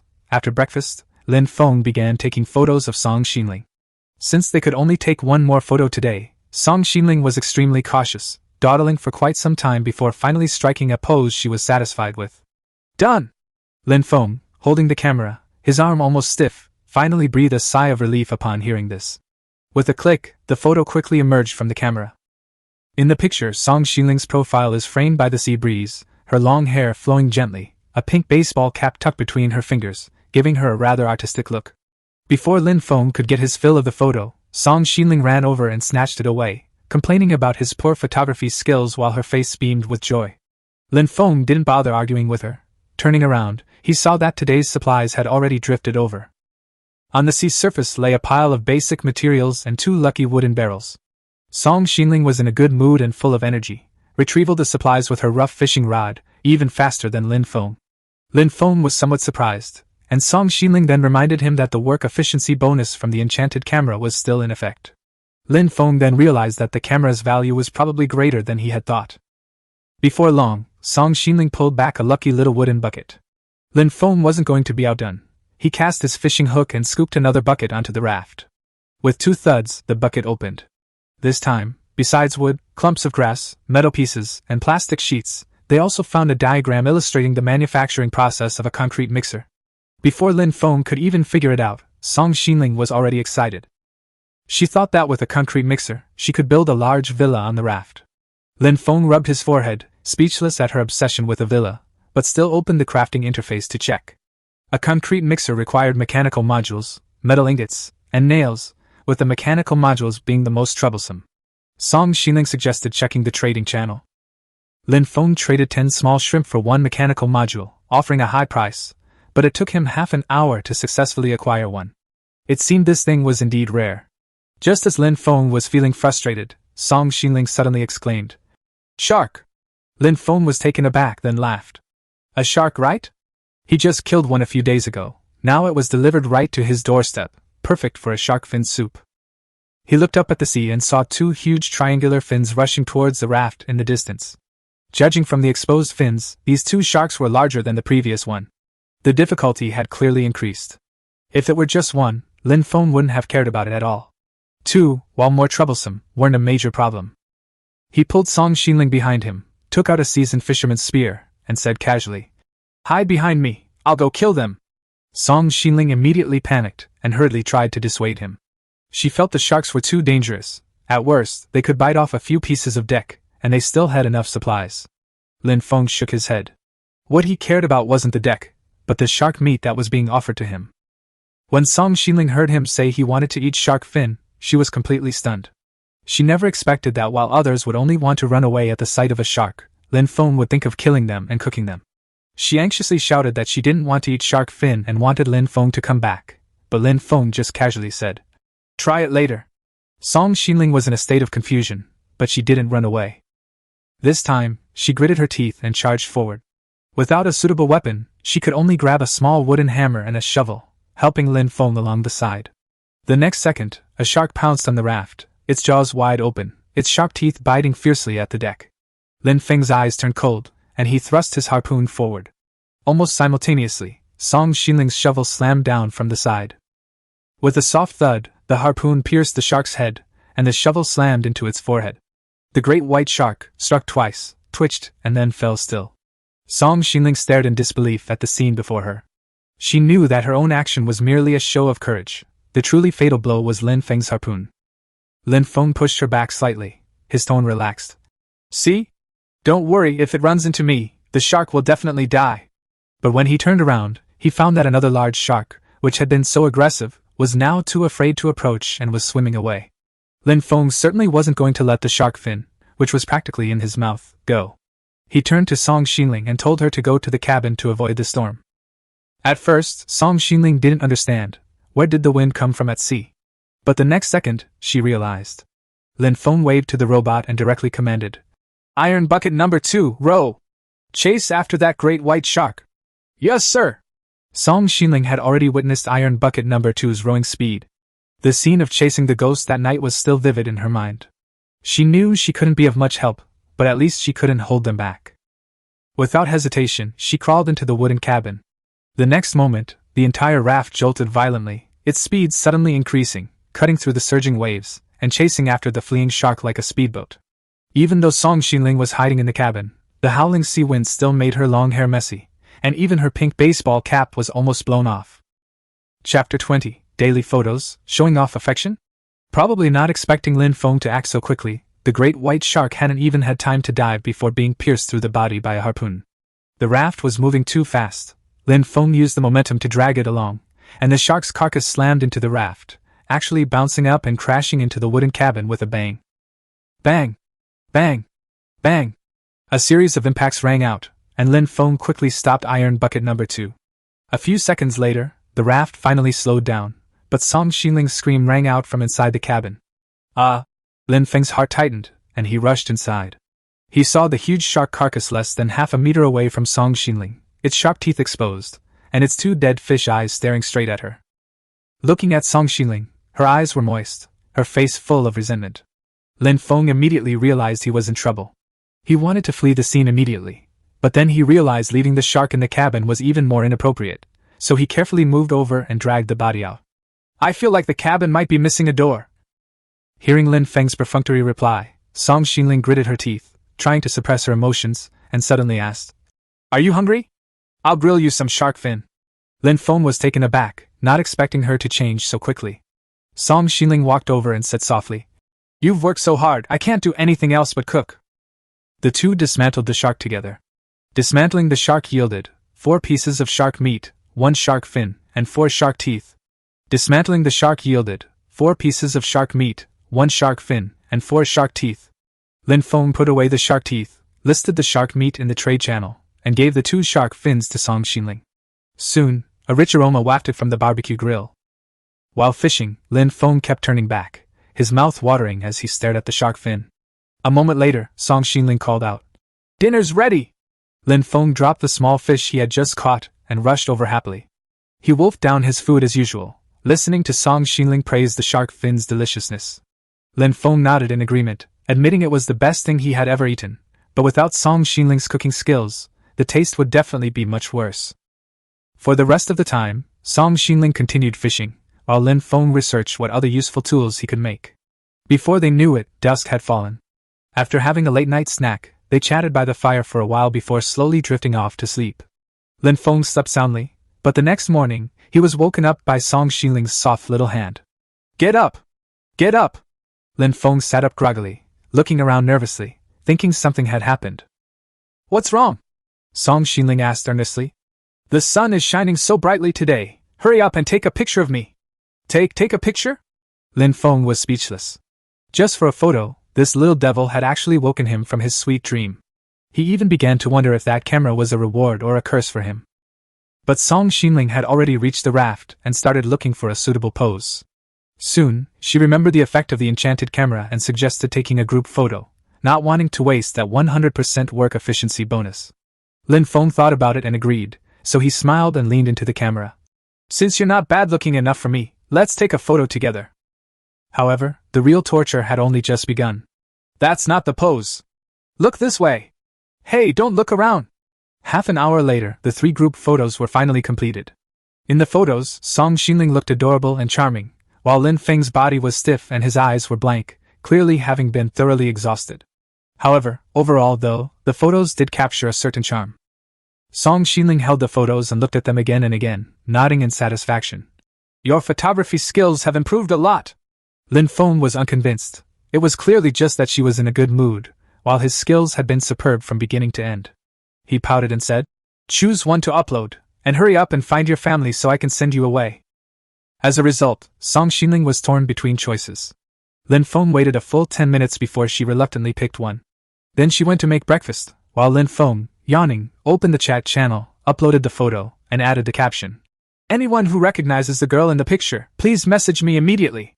No scammers." The chat channel exploded the moment the photo appeared. Lin Feng could smell the strong scent of jealousy even through the chat channel, and couldn't help but complain. "None of them are serious. All they know is how to be jealous from afar." Just as he was about to close the chat channel, a private message popped up. "Hey bro, I'm her friend." Chapter 21 Private Messages Overwhelming, Scammers Abound. "What is her name?" "Boss, let me think." "Get lost." Lin Feng closed the private message interface with a dark expression, but the next second, another message popped up. "Hey bro, I'm her ex-boyfriend." "Get lost." This time, Lin Feng's response was even more straightforward. Song Xinling did indeed have many suitors at school, but she had never agreed to date anyone, let alone been in a relationship.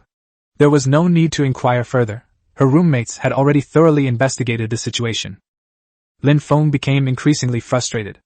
Ever since he posted the photos, he had been bombarded with private messages, but 9 out of 10 of them were scammers trying to take advantage of the situation and get in touch with Song Xinling.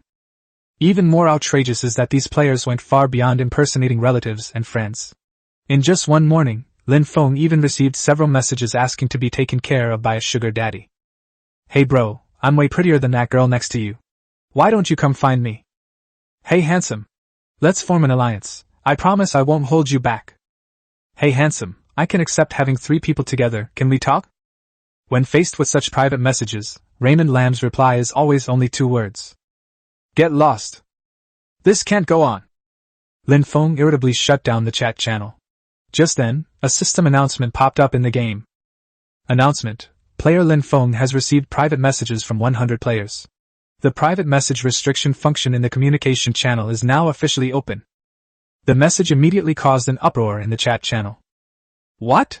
Private message restriction function? You can now set a threshold for private messages. Oh no, I won't be able to contact the big boss anymore.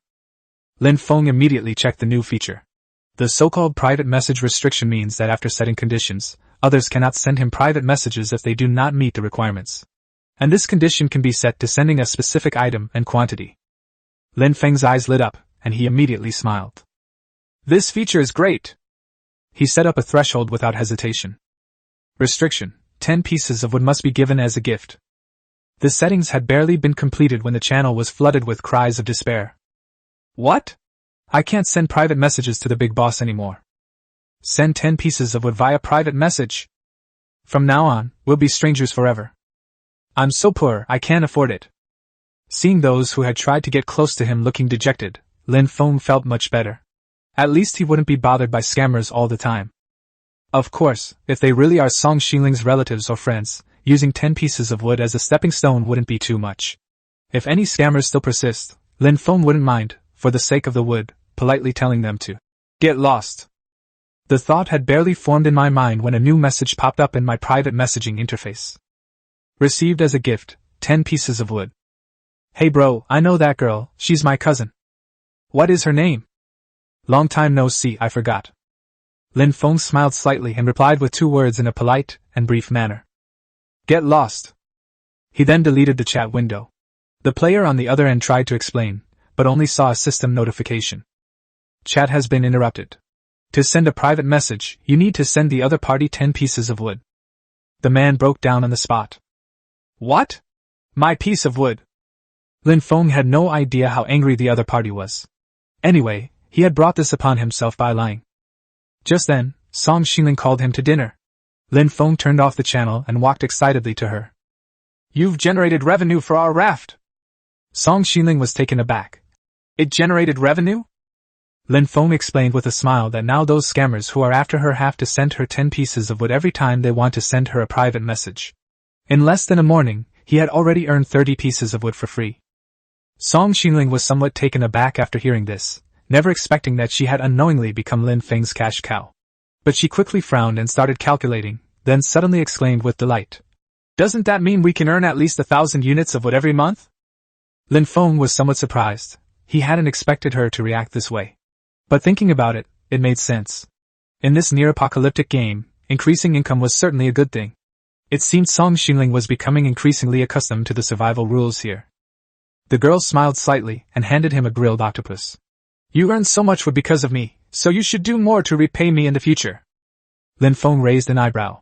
What kind of reward do you want? Song Xingling gave a look that was both disgusted and playful. Study photography properly. Okay, I'll learn. Lin Feng wolfed down the octopus, feeling secretly pleased with himself. He knew Song Xingling wouldn't really make things difficult for him. Taking photos like this, if you take 3 a day, even a fool could become a master eventually. After lunch, it was afternoon. Lin Feng wanted to lie down and rest for a while, but suddenly received a transaction notification.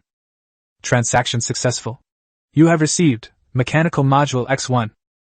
The mechanical modules are all assembled. Song Xingling had been thinking about the concrete mixer, so Lin Feng spent his free time refining metal ingots. Now that the mechanical modules and metal ingots were complete, they could finally start work. He found an open space on the RAFT, and opened the crafting workshop interface. Concrete mixer, mechanical module, 2-2, metal ingot, 5-5, iron nail, 4-4. With sufficient materials, manufacturing proceeded directly.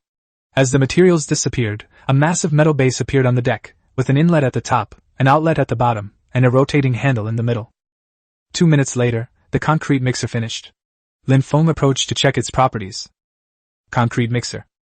Description: adding stones, sand, and soil can produce hard concrete, but it requires manual processing. I see, that makes things easier. Lin Feng took out the material and poured it into the feed inlet, then started cranking the handle. Buzzing. The mixer started running. Song Xingling had already curiously gathered around, staring at the discharge port and waiting for the result. 10 minutes later, with a whoosh, a lump of grayish-black stuff finally poured out of the discharge port. Obtained, 1 concrete. This efficiency is too low. Raymond Lam couldn't help but complain. Song Xingling, however, looked on with anticipation. Otherwise I'll do the mixing, and you can build me a big villa. Lin Feng didn't agree immediately. Instead, he opened the manufacturing workshop and said, Let me see what new schematics I've unlocked first. Upon closer inspection, he discovered that he had indeed unlocked quite a few new items. Chapter 22 I couldn't sleep after drinking Red Bull. Manufacturing workshop. Concrete retaining wall, stone, 2-2 concrete, 1-1. Stone houses, stone, 2-2 concrete, 1-1, wood 2-2. Concrete spike plate armor, concrete, 1-2, iron nails, 10-10, plastic sheets, 4-4. Lin Feng looked at the manufacturing list and suddenly smiled. Wasn't Song Xingling always thinking about the big villa? In this harsh environment, a stone house that could block the wind and rain was practically the same as a big villa. They got right to work. Lin Feng brought a large amount of stones, sand, and soil, and handed over the concrete production to Song Xingling. She poured the materials into the mixer, turned the handle, and surprisingly, her movements were quite easy. Next up was Lin Feng's turn to demolish. To build stone houses, enough space had to be made. The newly erected wooden cabins had to be dismantled, and the rafts also needed to be expanded. He first spent an hour expanding the raft, turning its original 9x6 area into 12x8, making it look much more spacious. Lin Feng made a simple plan, intending to build a 6x6 stone house in the center, with a barbecue grill and water purifier in the front, and the back reserved as a farm. After planning, he picked up a small wooden hammer and began dismantling the ship's hull. With a few quick bangs, the system kept popping up notifications for recovery. Dismantle the small water purifier to obtain 2 iron nails, 4 pieces of wood, and 3 metal pieces. Dismantle the small water purifier to obtain 3 iron nails, 5 pieces of wood, and 1 metal piece. After a long period of work, the cabin was finally emptied. On the other side, Song Xingling had also made 10 batches of concrete. Lin Feng opened the crafting workshop. All the materials were readily available. He immediately selected to craft. After the materials disappeared, a wall made of stone and concrete appeared before him. The wall was rough, but extremely sturdy. Ordinary weapons couldn't possibly damage it. He then built a second wall next to it, forming a right angle with the second wall, and the roof automatically appeared. Half an hour later, the stone house was half completed, but the sky was gradually darkening. Seeing that the construction wouldn't be finished that day, Lin Feng told Song Xingling to stop and rest. He thought the girl would complain about the house's ugliness, but to his surprise she stared at the half-finished building with bright, sparkling eyes, clearly overjoyed. Lin Feng, you're amazing! At this rate, we'll be moving into a big villa tomorrow. Lin Feng was taken aback. You call this a big villa? He himself was embarrassed to say it, but Song Xingling was very satisfied and excitedly ran inside to start thinking about how to decorate the room in the future. So the cooking naturally fell to Lin Feng. He didn't object. It was rare to see Song Xingling so happy. During the meal, she kept discussing the layout of the big villa, and after finishing she insisted on sleeping under half of the house. Looking at the unfinished stone house, Lin Feng secretly rejoiced that there would be no earthquake here, otherwise he would have been really afraid that the half-finished building would collapse. That night, Song Xingling worked all afternoon, and quickly fell asleep. Lin Feng lay on the raft, looking at the starry sky, occasionally glancing at her quiet profile.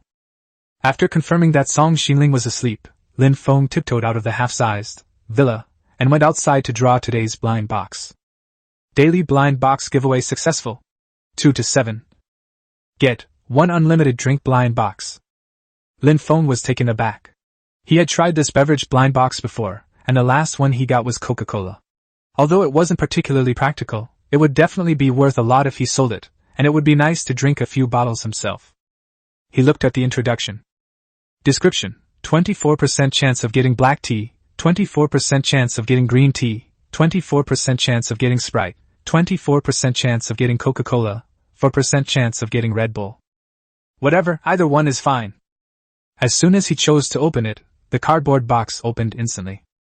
You have opened the drink to your heart's content blind box and received 100 Red Bull.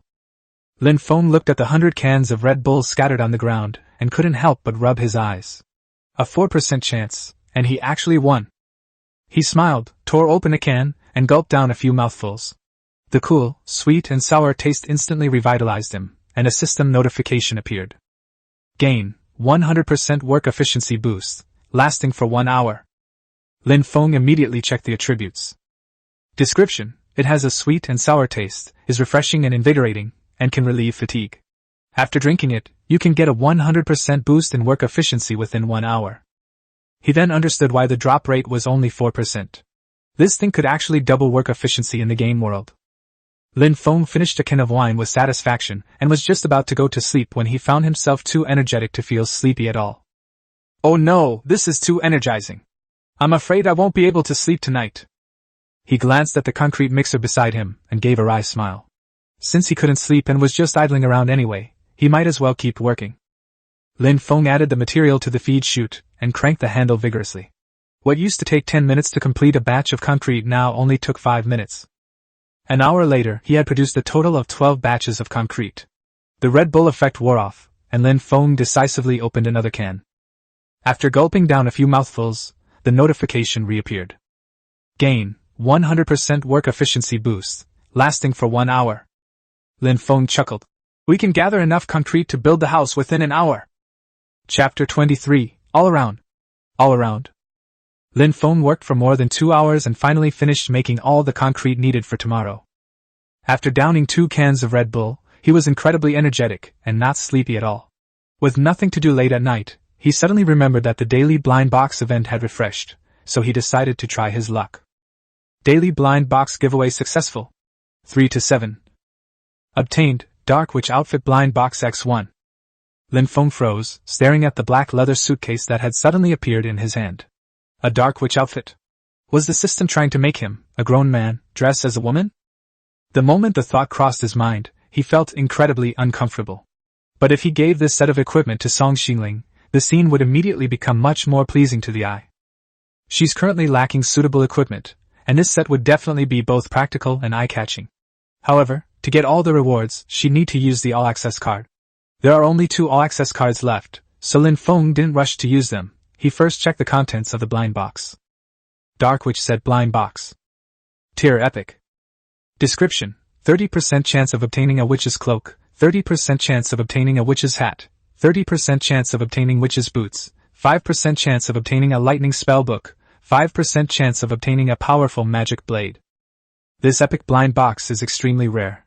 It contains not only a 3-piece set of a cloak, hat, and boots, but also 2 combat items. Lin Feng was increasingly satisfied with what he saw, and without further hesitation, he used a reward card that allowed him to enjoy all rewards. The red card vanished instantly, and the black leather suitcase opened automatically. You have opened 5 Dark Witch outfit blind boxes. Obtained, Witch's Cloak X1. Obtained, Witch's Hat X1. Obtained, Witch's Leather Boots X1. Obtained, Lightning Summoning Magic Book X3. Obtained, Powerful Magic Blade X3. Lin Feng's eyes lit up, and he quickly picked up the things that had fallen on the deck to examine them. The Witch's Cloak, Witch's Hat, and Witch's Boots are all beautiful black items, each offering 15% resistance to magical damage or effects. Wearing all 3 reduces magical damage by a whopping 45%. Although he hasn't encountered many magical attacks besides ghosts yet, he'll inevitably run into such weapons sooner or later as players progress. With this equipment, Song Xinling's safety will be further guaranteed. 2 other items pleased him even more.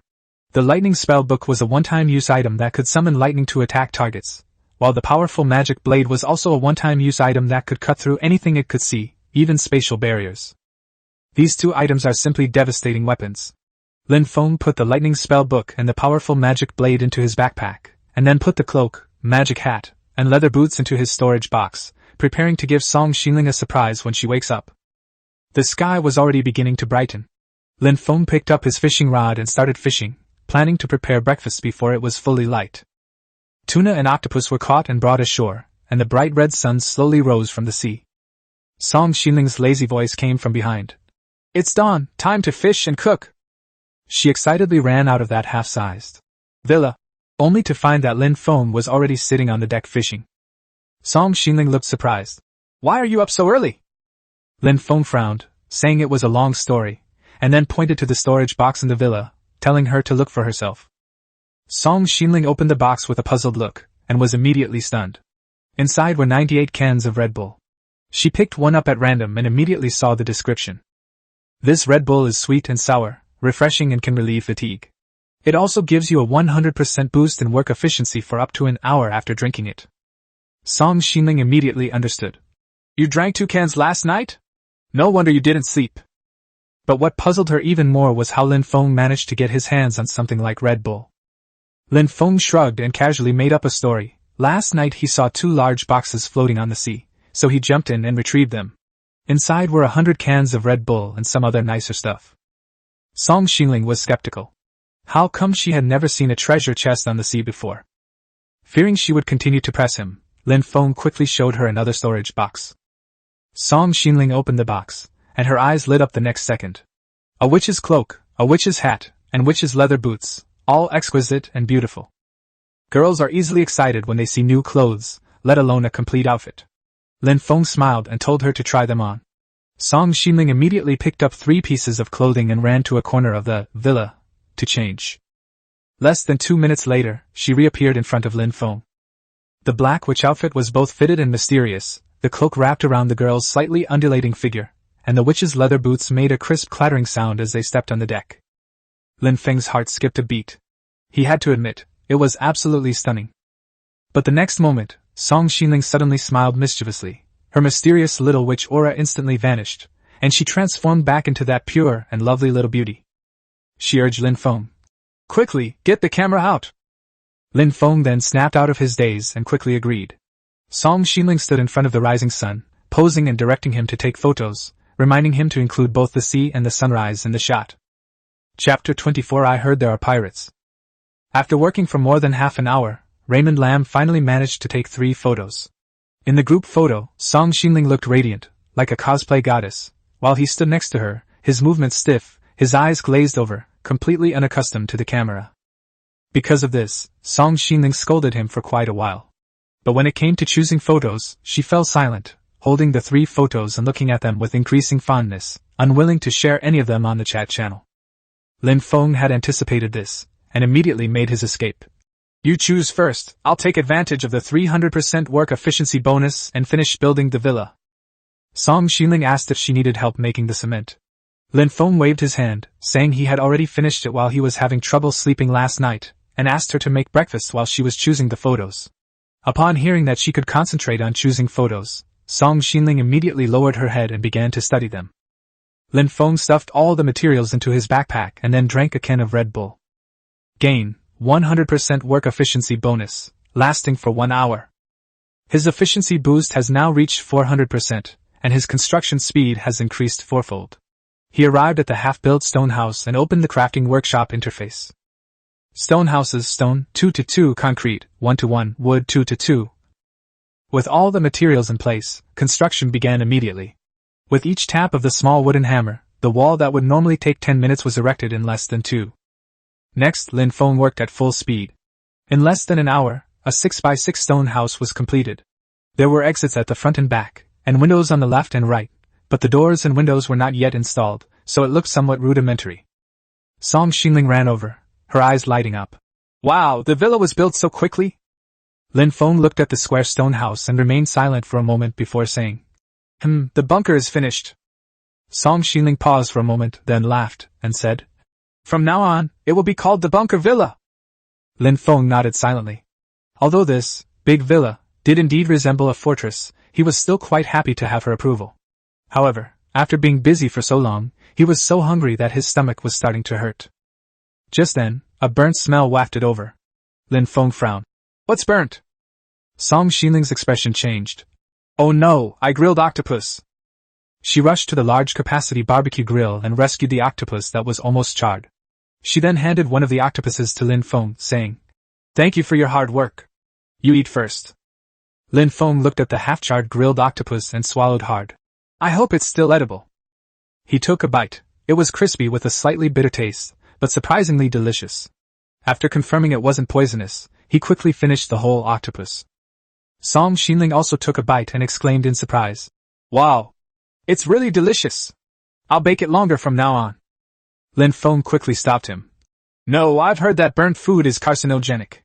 If we keep it burning any longer, we'll be eating charcoal. No sooner had he finished speaking than the octopus that hadn't been removed from the grill was completely charred. Lin Feng picked it up and was immediately stunned. Obtained, 1 Coke. Coke. Description: it is a good filter material that can be used to manufacture more efficient water purifiers. Lin Feng was surprised that Song Xinling had grilled a new ingredient during their barbecue. Song Xinling smiled sheepishly and quickly said she would grill some more tuna right away. Before the food was ready, Lin Feng took the photos she had chosen and prepared to upload them to the chat channel. But as soon as he opened the channel, he saw a striking message. I've encountered pirates. Immediately, the channel exploded with activity. Some said they had just been completely robbed, with only a fishing rod left on their raft, while others reminded everyone that players were gathering people to form a pirate crew. Even more outrageous, some pirates actually came forward to admit it, and arrogantly stated that robbing in this godforsaken place was perfectly legitimate. Lin Feng frowned. He had long guessed that the world would become increasingly chaotic, but he hadn't expected pirates to gain such influence so quickly. He decided to send out the missing person notice first, and then immediately reinforce the raft. The missing person message was sent after the photo disappeared. However, the moment he appeared, the focus of the chat channel instantly shifted. The big shot is showing off his love again. This girl is so beautiful, she's like a magical girl. Cosplay? This guy must be rich and have plenty of free time. I want a girl like her too. Lin Feng shook his head helplessly. He knew that these people wouldn't prioritize finding someone. After finishing the tuna that Song Xinling had regrilled, Lin Feng opened the manufacturing workshop and prepared to build a concrete protective wall. Concrete retaining wall, stone, 2:2, concrete 0:1. He calculated that to completely surround the raft, he would need at least 40 protective walls, and the materials he had on hand were clearly insufficient. Lin Feng suddenly had an idea. He opened the communication channel and modified the restrictions on private messages. Restriction: 5 stones given as a gift. The moment the conditions were changed, someone sent me a private message. Received as a gift, 5 stones. Dude, she's my classmate from the class next door. Lin Feng asked the other person which class they were in, and they replied, Class 2, grade 12. He turned to Song Xinling and asked, What class were you in high school? Song Xinling casually asked, Class 1, why are you asking this? Lin Feng smiled and said, It's nothing, just checking if the other party is a scammer. Then he turned back and replied politely with 2 words. Get lost. Lin Feng closed the private message interface and happily put away the 5 stones. Fine, he might as well lie. he was short of stones anyway. He called to Song Xinling, preparing to continue working. Chapter 25 Armed to the Teeth. Have you checked the chat channel? No, they're just saying we're showing off our relationship. You still say you didn't look? How do you know if you didn't look? I guessed it with my high IQ. Song Xinling smiled mischievously, but Lin Feng looked unconvinced. She had been distracted while grilling the tuna, probably secretly watching the players' discussions in the system, and chuckling to herself. But that wasn't what Lin Feng wanted to talk about. He steered the conversation back to her, asking if she had noticed that everyone was talking about pirates. Song Xinling was taken aback, but quickly realized. You mean some players have started playing as pirates? Lin Feng nodded. Song Xinling, on the other hand, was quite carefree, thinking that no matter how fierce the pirates were, they couldn't be more terrifying than sharks and ghosts, since Lin Feng could handle even those. Lin Feng, however, thought differently.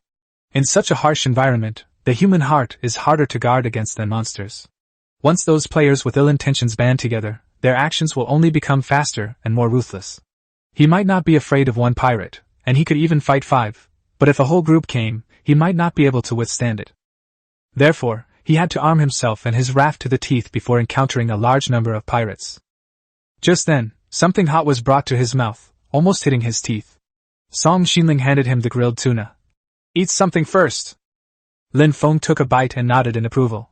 Not bad, it didn't burn this time. Song Xinling smiled smugly and asked him how he planned to deal with the pirates. Lin Feng answered decisively. Build equipment. She pressed him for details about what he needed to do, and Lin Feng immediately replied. Make concrete. Song Xinling pouted. I knew you were saying all this just to get me to do the work. After finishing their meal, Song Xinling took out 2 bottles of Red Bull from the storage box and handed them to Lin Feng. Let's get started. Lin Feng drank a Red Bull, and the system notified him that his work efficiency had increased by 1 hour. He immediately opened the manufacturing workshop and found the blueprints for the concrete retaining wall. Song Xinling also quickly produced a batch of concrete and delivered it. With all the materials gathered, Lin Feng decided to build it. A thick concrete wall immediately appeared along the edge of the raft. The description stated that it was sturdy, durable, easy to repair, and even sharks couldn't bite through it.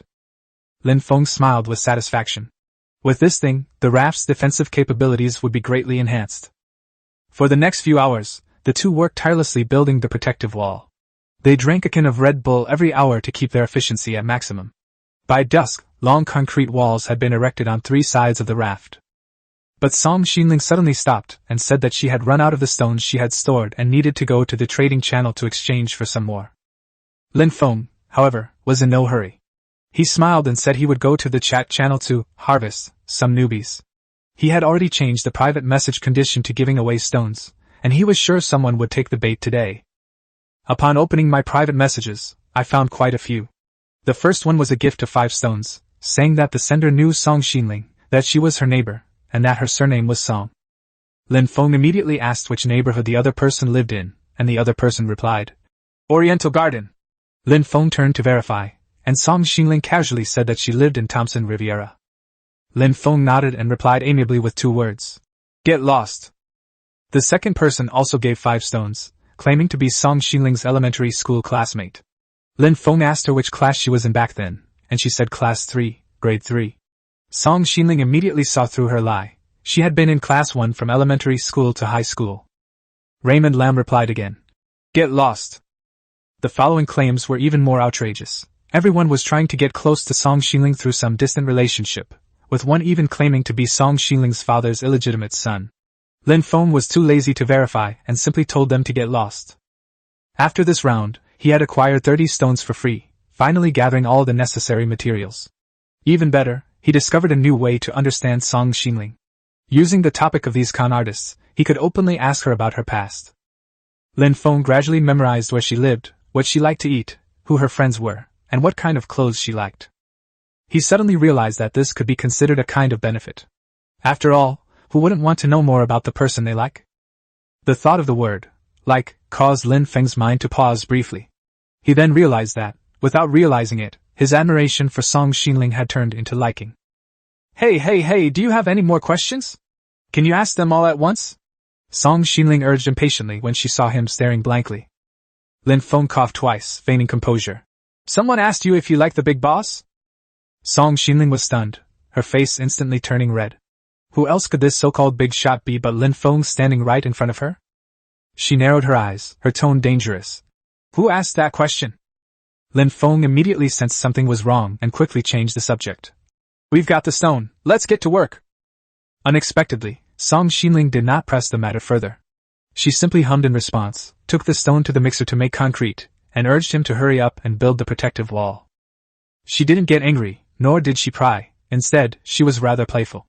Lin Feng felt increasingly uneasy. This wasn't like her at all. Does she like me too? Thinking of this, Lin Feng's enthusiasm surged instantly. He felt that Song Xinling must have guessed that he had made up the question, but girls are reserved and don't want to admit it directly. The more he thought about it, the more confident he became. He nodded emphatically and muttered to himself. This is like building a wall around my future wife. I need to work harder. Song Xinling's voice immediately came through. What are you muttering about? The next second, Lin Feng's ear was grabbed, and he cried out in pain. Ouch! Don't pull my ear! I miscalculated. You really shouldn't just blurt out what's on your mind. Chapter 26 System Upgrade. After a busy afternoon, the wall was finally finished. Lin Feng leaned against the concrete protective wall, watching Song Xinling admire the red sunset, while he rubbed his ear, which was even redder than the sunset. Song Xinling praised the sunset, while Lin Feng pouted in annoyance, and asked her why she didn't look at his own ears. Song Xinling smiled mischievously and said his ears were even more beautiful, admiring her masterpiece with satisfaction. Lin Feng secretly decided that tomorrow's photos must be taken from the side profile, and he absolutely couldn't show that swollen, red ear. Otherwise, those who were infatuated with Song Xinling might discover that their goddess was actually quite fierce. Seeing his aggrieved expression, Song Xinling gently rubbed his ear and said with a smile that she would grill him 2 extra tuna today to help him recover. After saying that, she picked up her fishing rod, leaned against the protective wall, and began fishing.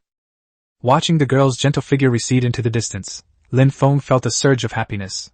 He sat down to organize his supplies, his mind still replaying that tender moment, feeling as if he were intoxicated even though he hadn't been drinking. After a while, he suddenly frowned, remembering something important. Song Xinling's which outfit reminded him. He had clearly collected all the blind box rewards with the all-access card, but the system hadn't issued the completion reward. Lin Feng quickly opened the blind box system, only to find a message on the screen. System upgrade in progress, expected to be completed in 3 hours. He was stunned, even suspecting that the system was deliberately faking an upgrade to avoid receiving rewards. But guessing was useless. He could only wait for the system upgrade to complete. Just as he was feeling frustrated, Song Xinling suddenly shouted excitedly. Lin Feng, I caught braised pork!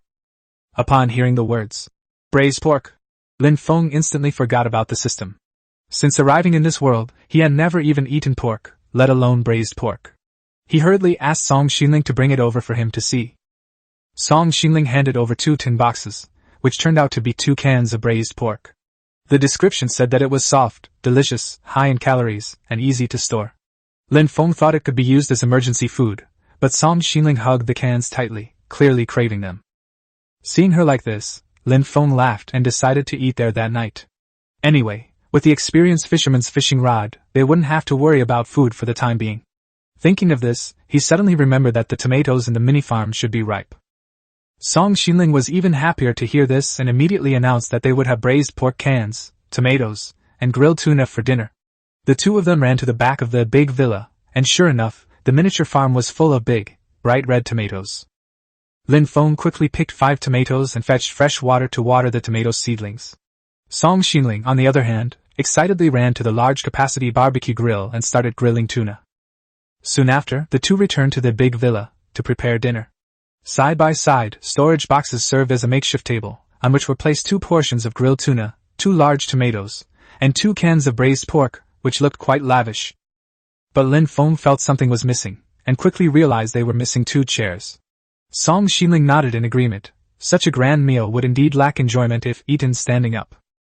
Lin Feng opened the manufacturing workshop and searched for the principles behind chair manufacturing. He quickly found 2 options, a small wooden stool and a comfortable chair. The small stool was only for sitting, while the comfortable chair not only allowed for faster recovery of stamina but could also be used for fighting when necessary. Whether or not they fight is unimportant. The mere fact that he can recover his stamina is enough for Lin Feng to choose the latter. Moreover, he has no shortage of materials right now, so he simply clicks to craft. After the materials disappeared, 2 comfortable chairs were ready in less than 5 minutes. Lin Feng carried one to Song Xinling and asked her to try it. Song Xinling's eyes lit up after sitting down, indicating that it was unexpectedly comfortable. Lin Feng sat down and found the chair to be quite nice, with plastic wrapping on the armrests, a thoughtful detail. He called out, "Dinner's ready!" And the two began to enjoy this rare feast. With a snap, Lin Feng opened a can of braised pork and handed it to Song Xinling, then opened one for himself. As soon as the aroma wafted out, he couldn't resist picking up a piece of sweet and tender pork belly and stuffing it into his mouth. Braised pork belly paired with sweet and sour tomatoes was refreshing and helped cut through the richness. Add to that grilled tuna, and the two of them ate for a full half-hour. When they finished, Lin Feng even noticed that Song Xinling's stomach was slightly swollen. Song Xinling noticed his gaze and immediately glared at him, telling him not to look. Lin Feng looked down and said he was looking at his own stomach, only to find that his stomach was also swollen. The sea breeze blew into the stone houses at night, carrying a chill. Song Xinling wrapped her witch's cloak tighter and said thoughtfully, "The weather seems to be getting colder lately." She shouldn't have brought it up, because once she did, Lin Feng noticed it too. It had indeed been getting colder at night recently. If this world had seasons, it would likely already be autumn, followed by the cold winter. Lin Feng's expression turned serious. He realized he needed to prepare warm clothing. Song Xinling wrapped her cloak tighter around herself and lay down to rest, while Lin Feng frowned in thought. At this rate of temperature drop, winter would likely arrive soon, but he hadn't found any warm clothing yet. Just then, the blind box system suddenly notified him. Lin Feng perked up, immediately opened the interface, and found that the system upgrade had been successful. A new feature has appeared. Every 4 weeks, you can open a big draw for the Wish blind box, with a 100% chance of getting an epic level or higher blind box. Lin Feng's eyes lit up when he saw the words, "Wish." If he can make wishes according to his needs, he will be able to obtain corresponding blind boxes based on the situation, and the guaranteed item will always be an epic one, and he might even get a legendary one. Lin Feng is quite satisfied with this upgrade. Before he could finish celebrating, another system message popped up. Players who collect all the prizes in the Dark Witch set blind box will unlock a random manufacturing schematic. The next second, the reward arrived in my account, a schematic diagram of a large farm manufacturing process. Lin Feng immediately laughed. The system had indeed reissued the reward. Chapter 27, Thinking about Winter, Planting Cotton. Large farm, wood, 40 to 40, soil, 8 to 8, nails, 4 to 8. Description: 4 crops can be planted at the same time. They need to be watered and fertilized. They produce 6 fruits at harvest time, which takes 3 to 5 days to mature. After reading the introduction, Lin Feng nodded in satisfaction. Large-scale farms can not only grow a variety of plants, but each plant can also increase yield by 20%. He still had 3 tomato seeds. If he transplanted the tomato seedlings from the small farm, he could plant them all. However, it was already past midnight, and starting work would definitely wake Song Xinling. Lin Feng shut down the manufacturing workshop, lay back in his big villa, and comfortably closed his eyes. The next morning, Lin Feng was woken up by Song Xinling. She urged him to get up urgently, but Lin Feng thought they were going to take pictures again, so he mumbled with his eyes closed that he would take them later. But Song Xinling said that there were supplies at sea today. Upon hearing the word supplies, Lin Feng instantly snapped to attention. Ocean supplies weren't available every day. Missing out would be a huge loss.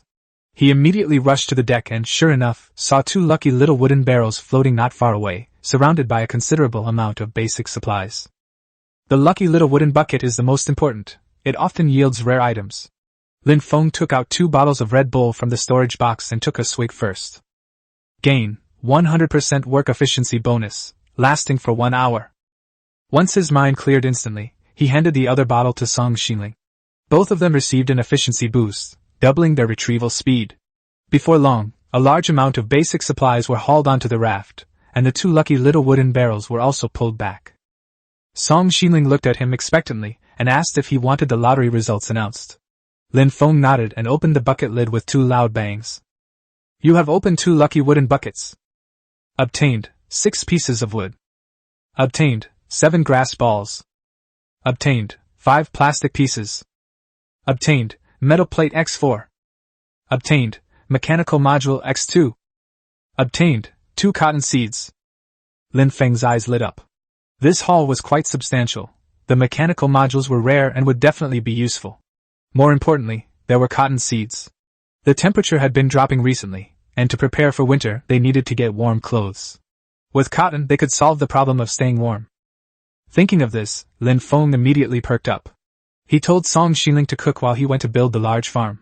Song Xinling was still thinking about taking a group photo, but he was too quick. He had already taken the materials and gone to the back of the stone house. Lin Feng first used a small stone shovel to dig out the tomato seedlings from the miniature farm. Received, 1 tomato seedling. Then he switched to a small wooden hammer and dismantled the miniature farm in a few strokes. Demolished the mini farm to obtain 2 pieces of wood and 1 piece of soil. After collecting the materials, Lin Feng began planning the location. There was still a 3x8 space behind the raft, and a large farm would occupy a 2x2 space, which would be perfect for building on either side of the stone house's exit. After determining the location, he made 12 more iron nails, which, combined with his existing stock, were just enough to build 2 large farms. Large farm, wood, 40 to 40, soil, 8 to 8, nails, 8 to 8. With all the materials readily available, Lin Feng decided to manufacture them. Dozens of materials vanished instantly, and a dozen minutes later, 2 large farms were successfully completed. The new farm had thick, sturdy soil, and looked much more robust, so he planted the tomato seedlings directly into it. Then, 3 tomato seeds and 2 cotton seeds were planted. Not long after the seeds were planted, the tomatoes and cotton sprouted. But just as Lin Feng was about to water them, he suddenly slapped his forehead. There isn't enough fresh water. Although he has a high-efficiency water purifier, it can't keep up with the water supply for all 6 plants that need watering at the same time. If this problem isn't solved quickly, at best their growth will slow down, and at worst they will wither and die. Just then, Song Xinling brought over grilled tuna, intending to let him eat first, but she saw him sitting on the ground looking troubled. She looked at the 2 large farms that had already been built, and became even more puzzled. Lin Feng shook his head and said, "There's no fresh water for irrigation. Building 2 or 3 more high-efficiency water purifiers could solve the problem, but that would take up too much space on the raft. The best solution is to get a schematic diagram of a more advanced water purifier." He told Song Xinling to eat first, and then immediately opened the communication channel and sent a message. "Does anyone have a high-level water purifier schematic diagram? I'll pay a high price for it." The message immediately went viral. Some joked that he hadn't shown off his relationship today, while others worried about being bombarded with PDA again. Lin Feng was speechless and could only reiterate, "Don't interrupt, I need to collect the schematics for a high-end water purifier." Someone quickly replied, saying they had the schematic diagram for a high-efficiency water purifier, and offered 30 for wood, 30 for grass balls, 10 for metal sheets, and 10 for stones. The channel erupted in exclamations, everyone thinking this thing was ridiculously expensive, and probably only the super-rich could afford it. Lin Feng simply replied, "This one already exists." The chat channel exploded instantly. Everyone exclaimed in admiration, "This big shot is truly different. What he wants is something ordinary people can never even dream of." The diagrams for even more advanced water purifiers are probably still undeciphered. Looking at the constantly refreshing messages, Lin Feng sighed helplessly. It seemed that if all else failed, he would have to make more water purifiers. But just as he was about to close the channel, an inconspicuous message suddenly appeared. "Do I need a schematic diagram of a high-efficiency water filtration system?" Lin Feng's eyes lit up, and he immediately replied, "Send me the information on high-efficiency water filtration purifiers." Chapter 28. Take it or leave it. Lin Feng waited anxiously for a reply, but there was no response in the chat channel.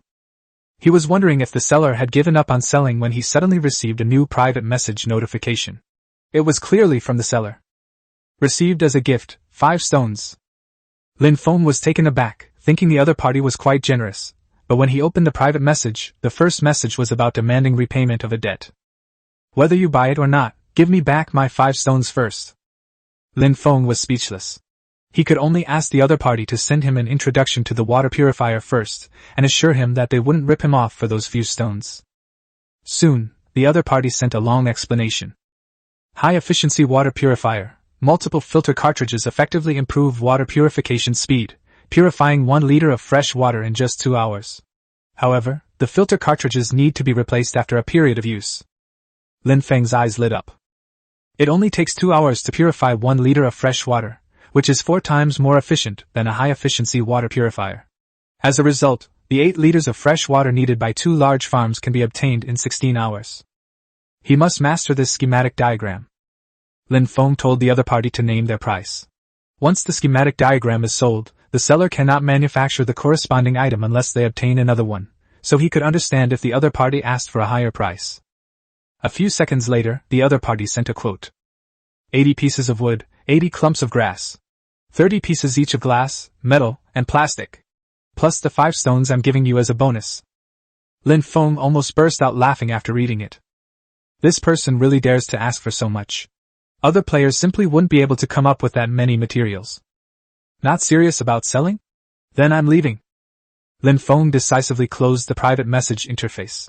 Asking for more is understandable, but demanding an exorbitant price is excessive. He wasn't worried that the other party really wouldn't sell. Lin Feng guessed very clearly that the schematic diagram was most likely worthless in that person's hands. The other party might not be able to gather all the materials, and might not have a large farm. Even if they had a water purifier, they wouldn't need that much fresh water. Moreover, besides Raymond Lam, who else can afford this price? Sure enough, as soon as I turned off private messaging, the other party sent another request. Received as a gift, 5 stones. Lin Feng couldn't help but laugh. 2 private messages had already cost the other party 10 stones. The fact that they were willing to risk losing everything to contact him showed how eager they were to sell the schematic diagram. I'm serious. Here's the deal, all materials will be halved. But you have to give me back those 10 stones. Raymond Lam still wouldn't listen. I'll give you one more chance. Otherwise, I'll just build a few more high-efficiency water purifiers, and the efficiency will be about the same. The other party was clearly getting anxious. Coco's schematic diagram is indeed very rare. Lin Feng didn't reply, nor did he turn off private messages, just leaving him hanging. After a dozen seconds, the other party finally couldn't hold back any longer. Hey bro, don't turn off private messages. The price is negotiable. Or you can name your price. That's exactly what Raymond Lam was waiting for. 15 of each basic material, a maximum of 5 of each rare material, and 10 stones will be returned in full. The other party clearly thought it was too little, but Lin Feng was too lazy to waste words and sent over the details of the transaction directly. 15 pieces of wood, 15 clumps of grass, 5 metal sheets, 5 plastic sheets, 5 glass sheets, 10 stones, and 1 high-efficiency water purifier manufacturing principle diagram. After a moment of silence in the private message, the other party only sent a string of ellipses. Boss, you're so stingy. Stop talking nonsense, I didn't let you suffer any losses. The next moment, a transaction notification popped up. Transaction successful. You have received 1 high-efficiency water purifier manufacturing principle diagram. With the goods in hand, Lin Feng smiled smugly. He knew the other party would eventually sell them anyway. He immediately opened the manufacturing workshop, where the principle was displayed before his eyes. High-efficiency water filtration system, glass plates, 6:6, wood, 6:6, stones, 2:2, sand, 2:2, coke, 2:2. Description: this multi-layered filter cartridge effectively improves water purification speed, purifying 1 liter of fresh water in just 2 hours. However, the filter cartridge needs to be replaced after a period of use. The filter cartridges contain stone, sand, and coke. Lin Feng then realized that the filter element actually needed coke. Fortunately, Song Xinling had charred the food beforehand, otherwise he really wouldn't know where to get it for a while. Lin Feng got up, ready to immediately make a water purifier, but when he turned around, he saw Song Xinling staring at him with her cheeks puffed out. A sense of foreboding suddenly rose in his heart. Eat something! I've been starving with you until noon! Lin Feng then realized what was happening, and his stomach growled. Just when I thought she was going to tidy herself up again, Song Xinling smiled playfully, turned around and ran into the stone house. The food is ready, come in quickly! Lin Feng breathed a sigh of relief and walked inside, clutching his stomach. On the 2 storage boxes were a can of Red Bull and 4 portions of grilled tuna. Song Xinling pushed the Red Bull towards him, saying she knew he was in a hurry to manufacture water purifiers, but he needed to fill his stomach first. Lin Feng nodded, feeling touched. The tuna was still steaming, clearly having been reheated. It turned out that while he was busy haggling, the girl had been preparing lunch for him. At that moment, he actually felt a sense of home. What are you daydreaming about? Eat up! Lin Feng opened a Red Bull and took a few gulps, then grabbed a grilled tuna and wolfed it down. Song Xinling pouted in disgust, but also found his behavior somewhat adorable. Unfortunately, Raymond Lam ate too quickly and finished the meal in just a few minutes. Song Xinling told him to hurry up and get busy, while she prepared to catch a few more fish. She was worried that food would become scarce after the world cooled down. Lin Feng thought about it, and felt that unless the sea froze, it was unlikely. But Song Xinling said that this godforsaken place might not conform to reality, and it wouldn't hurt to store more food. Lin Feng nodded, agreeing with her point. If the sea did freeze over after the temperature dropped, fishing would be impossible. Fortunately, lower temperatures would extend the shelf life of food, making it easier to stock up. He took out the materials and went to the stone house, where he first dismantled the original high-efficiency water purifier. Dismantle the high-efficiency water purifier to obtain 2 pieces of wood and 2 pieces of glass. After making room, Lin Feng opened the manufacturing workshop. High-efficiency water filtration system, glass plates 6:6, wood 6:6, stones 2:2, sand 2:2, coke 2:2. Manufacture. After the materials disappeared, a few minutes later, a water purifier about half the height of a person appeared in front of Lin Feng. Unlike high-efficiency water purifiers, it has a large glass container at the top, which is divided into 3 layers, filled with stones, sand and coke respectively. Lin Feng poured the seawater in, and a few seconds later, clear water flowed out in a thin stream. His tomatoes and cotton can finally be saved. Chapter 29: The Storm. Quickly build doors and windows. The high-efficiency water purifier only produces 1 liter of fresh water every 2 hours. Lin Feng fished while waiting for the water, hoping to water the tomatoes and cotton plants, but he probably wouldn't be able to finish until late at night. However, he wasn't worried. He still had dozens of cans of Red Bulls stored in the warehouse, so staying up all night was nothing to him. Song Xinling, who was next to him, suddenly frowned and raised her hand to tidy her long hair that had been ruffled by the wind. It seems like the wind is picking up. Lin Feng felt the wind. It had indeed picked up. He looked up into the distance, and his expression changed instantly. The dark clouds on the horizon were pressing low. This was no ordinary wind, but clearly an approaching storm. Quickly, go inside and take shelter from the rain. He grabbed Song Xinling and ran into the stone house. They had barely been inside for a few seconds when a torrential downpour began. Worse still, the wind whipped rainwater in through the doorways and windows, quickly flooding the floor and making the house cold and damp. Song Xinling wrapped her cloak tighter around herself, her voice trembling slightly. It's a bit cold here. Lin Feng nodded. If the rain didn't stop anytime soon, the two of them might catch a cold. In a place like this, where medical care and medicine are scarce, getting sick is no small matter. Someone with a weaker constitution might even lose their life. I'll build a fire pit first. He opened the workshop, and within 2 minutes, a bonfire appeared in the center of the room. But the fire was extinguished by a strong gust of wind as soon as it was lit. Song Xinling shivered from the cold. The wind is too strong, we can't use the fire. Bear with it, I'll build the doors and windows right away. Lin Feng immediately searched for door and window blueprints and quickly found a simple wooden door, a sturdy wooden door, and a small wooden window. Since he had enough materials, he naturally chose the more robust sturdy wooden door. However, the small wooden window looked too simple, so he didn't bother to choose one. Seeing Song Xinling shivering from the cold, he decisively began construction. In less than 10 minutes, 2 sturdy wooden doors were completed. As soon as the doors closed, the wind inside the room immediately subsided. Lin Feng rekindled the fire. The flames flickered, but at least they didn't go out. He told Song Xinling to warm herself by the fire while he continued building the windows. 5 minutes later, the 2 small wooden windows were installed, but the cracks still let in drafts. Fortunately, the fire gradually stabilized. Song Xinling noticed that Lin Feng's clothes were also soaked, and quickly urged him. Come and warm yourself by the fire. Lin Feng sat down by the fire and reached out to warm his hands. Song Xinling had stopped shivering, but her cloak was still damp. She looked at the torrential rain outside and sighed softly. I didn't expect the rain to be this heavy. Thank goodness you built the doors and windows in time, it's much warmer now. She sneezed as soon as she finished speaking. Lin Feng immediately tensed up, reached out and touched her forehead, and only breathed a sigh of relief after confirming that it wasn't hot. Song Xinling smiled and comforted her. I'm fine. Even if I caught a cold, it's impossible for me to develop a fever so quickly. Lin Feng became serious. Then I'll touch it again in a bit. Song Xinling pouted. Are you addicted to touching them? Lin Feng was taken aback. He hadn't really thought about it much before.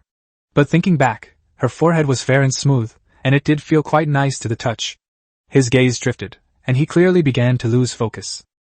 Song Xinling puffed out her cheeks. Lin Feng, be serious! Lin Feng quickly coughed twice, abruptly changing the subject. Why wasn't there thunder? Song Xinling was speechless. You're actually hoping for thunder? How can I charge the iron bucket number 2 without thunder? Lin Feng looked serious. Every time it rained, he hoped lightning would strike the robot so he could get free electricity. But this storm was fierce, yet he never heard any thunder. Rumble. The words had barely left her lips when a thunderclap boomed. Startled, Song Xinling jumped to Lin Feng's side. Ugh! Lin Feng, you have such a foul mouth! Lin Feng put his arm around her and comforted her. Don't be afraid, don't be afraid. Judging from the sound, it doesn't seem like the robot was hit. Song Xinling looked at him with disdain. A beautiful woman was right beside him, yet he was still concerned about the battery level of iron bucket number 2. She even had a fleeting thought of running away from home, but then she thought, this isn't the same world as before. Where would she stay? What would she eat? Who would comfort her? Seeing Lin Feng staring intently at the door, she snorted inwardly, fine, I'll let it slide this time, considering he's been pretty good to me. Rumble. Another clap of thunder exploded. Song Xinling instantly dismissed the idea. It was safer to stay by Lin Feng's side. Although this guy could be a blockhead at times, at least he was reliable. Just then, she heard Lin Feng mutter in confusion. Huh! Why didn't I hit him again? Lin Feng! Huh? You only care about robots, don't you care about me at all? Lin Feng immediately hugged her tightly, and before she reached out to tug at his ear, he grinned mischievously. I'll take care of you right away! Seeing him like this for the first time, Song Xinling didn't bother to argue and said with a pout. I'm hungry! Glug. Lin Feng's stomach also rumbled. Yes, I'm hungry too. Song Xinling was speechless. She broke free from his arm and took out 2 large tomatoes from the storage box. By the time you bring me food, I'm afraid I'll starve to death. Lin Feng took the tomato and started eating it without even realizing it. Next time, I'll definitely give it to you. Next time for sure? Forget it, I'm afraid I'll starve to death. Song Xinling turned away angrily, but couldn't help but secretly laugh. She only realized today that Lin Feng's occasional silly antics were actually quite amusing. Chapter 30 Stealing My Woman? I can't tolerate it. The storm continued, with occasional thunderclaps echoing across the sea. Song Xinling dared not sleep, so Lin Feng opened 2 cans of Red Bull, intending to keep her company until dawn. With nothing else to do, the two opened the chat channel to check on the other players. The channel was filled with groans and complaints. Some were soaked to the bone, some were shivering in the cabin, and others had clear skies and could even see the moon and stars. Soon, a message caught Lin Feng's attention. Someone said that pirates had appeared in their vicinity, and they dared not stop at night, so they could only row desperately to escape, only daring to rest for a while when they were too exhausted to continue. Lin Feng immediately asked the other pirate how many there were. The man said he couldn't see clearly, but there were at least 5 or 6 rafts, and they were all quite large. The chat channel exploded with comments, everyone telling him to pray for good luck and not get caught. Just then, an untimely remark came out. A few pirates, what's there to be afraid of? Lin Feng was almost stunned when he saw the ID. The person who sent the message was Song Xinling. He looked back, and Song Xinling nodded, admitting that she had sent it. Lin Feng asked her if she wasn't worried about pirates, but Song Xinling replied matter-of-factly that with him around, what was there to be afraid of?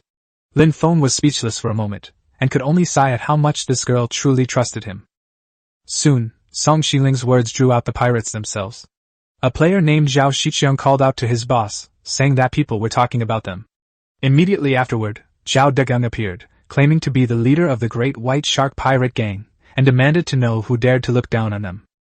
Song Xinling continued to press them, asking how many people they had and how strong they were.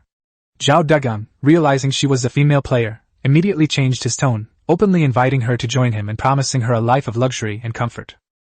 Some people in the channel were making a fuss, some were envious, and some female players even volunteered to speak up. Lin Feng's face instantly darkened upon seeing this. Stealing his woman? How could he tolerate this? He immediately launched into a tirade in the channel, telling Zhao Degang to get lost and stop eyeing his woman. Zhao Degang flew into a rage and threatened to come and kill him. Lin Feng laughed. In the vast ocean, the players were scattered far and wide. Even if someone wanted to kill him, they'd have to find him first. Too lazy to waste any more words, he simply replied, "Get lost," and closed the chat channel. But not long after, Song Xinling suddenly cried out in alarm, saying something bad had happened. Lin Feng reopened the channel, his expression also changing. Zhao Degang actually claimed that he could find Lin Feng, and said that since everyone called Lin Feng a big shot, it meant that there must be a lot of supplies, which was exactly the kind of target he liked to rob. Zhao Shiqiang then added that their boss had a special item called an ID tracking teleporter, which could lock onto a player's ID and teleport them to the target location. The players in the channel were all stunned and warned Lin Feng to be careful. Lin Feng was also speechless. He had only intended to vent his anger by saying a few words, but he hadn't expected the other party to have such an outrageous prop. At first, he suspected it was just a bluff, but the next second, a system notification popped up. Warning: player ID has been locked by a special item. Lin Feng couldn't help but curse. Seeing his expression, Song Xinling quickly asked what was wrong. Lin Feng told her that the system had notified him that his ID had been locked. In other words, those pirates are really coming. Song Xinling became nervous and asked him if he was confident. Lin Feng nodded, but didn't say anything grand. He just coughed and told her to get ready. Song Xinling felt a little guilty, thinking that if she hadn't mocked the other person, she wouldn't have gotten into trouble. Lin Feng patted her head, reassuring her that with Iron Bucket number 2 around, escaping wouldn't be a problem. Song Xinling was taken aback.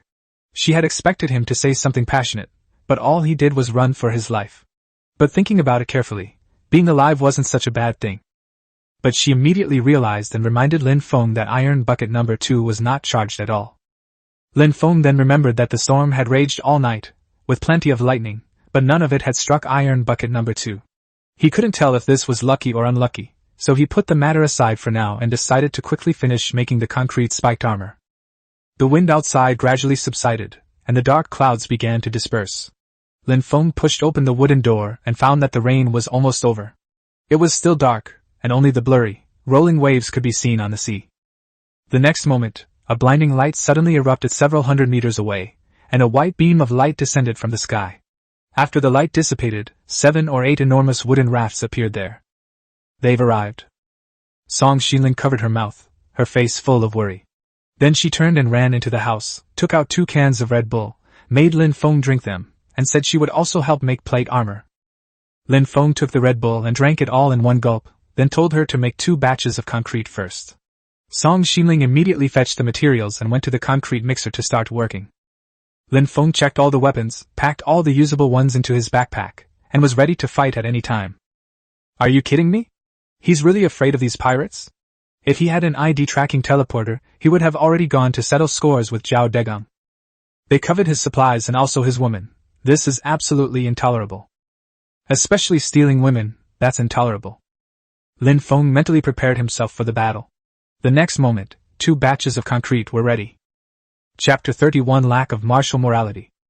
Lin Feng opened the manufacturing workshop and saw that the materials for the concrete spiked plate armor had been gathered. Concrete, iron nails, and plastic sheets were all present. He immediately began crafting it. Less than 2 minutes after the materials disappeared, a heavy set of concrete spiked plate armor appeared in his hand.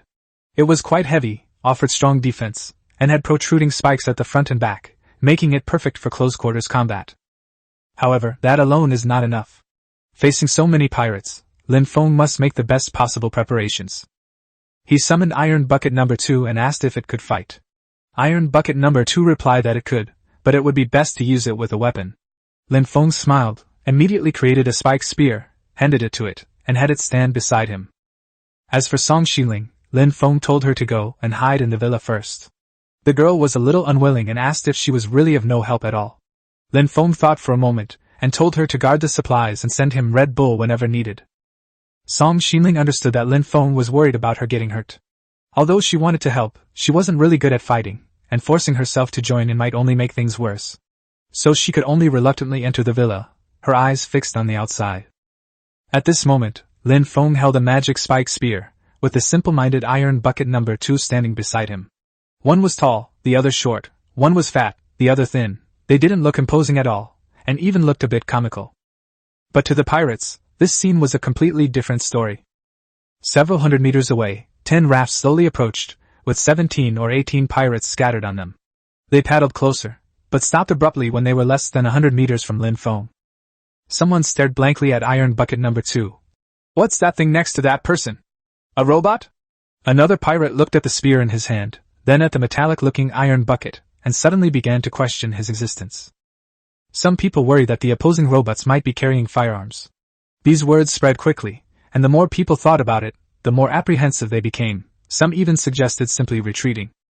On the central raft, Zhao Degang was eating a watermelon he had stolen when he suddenly noticed the group had stopped. He frowned and asked what was wrong.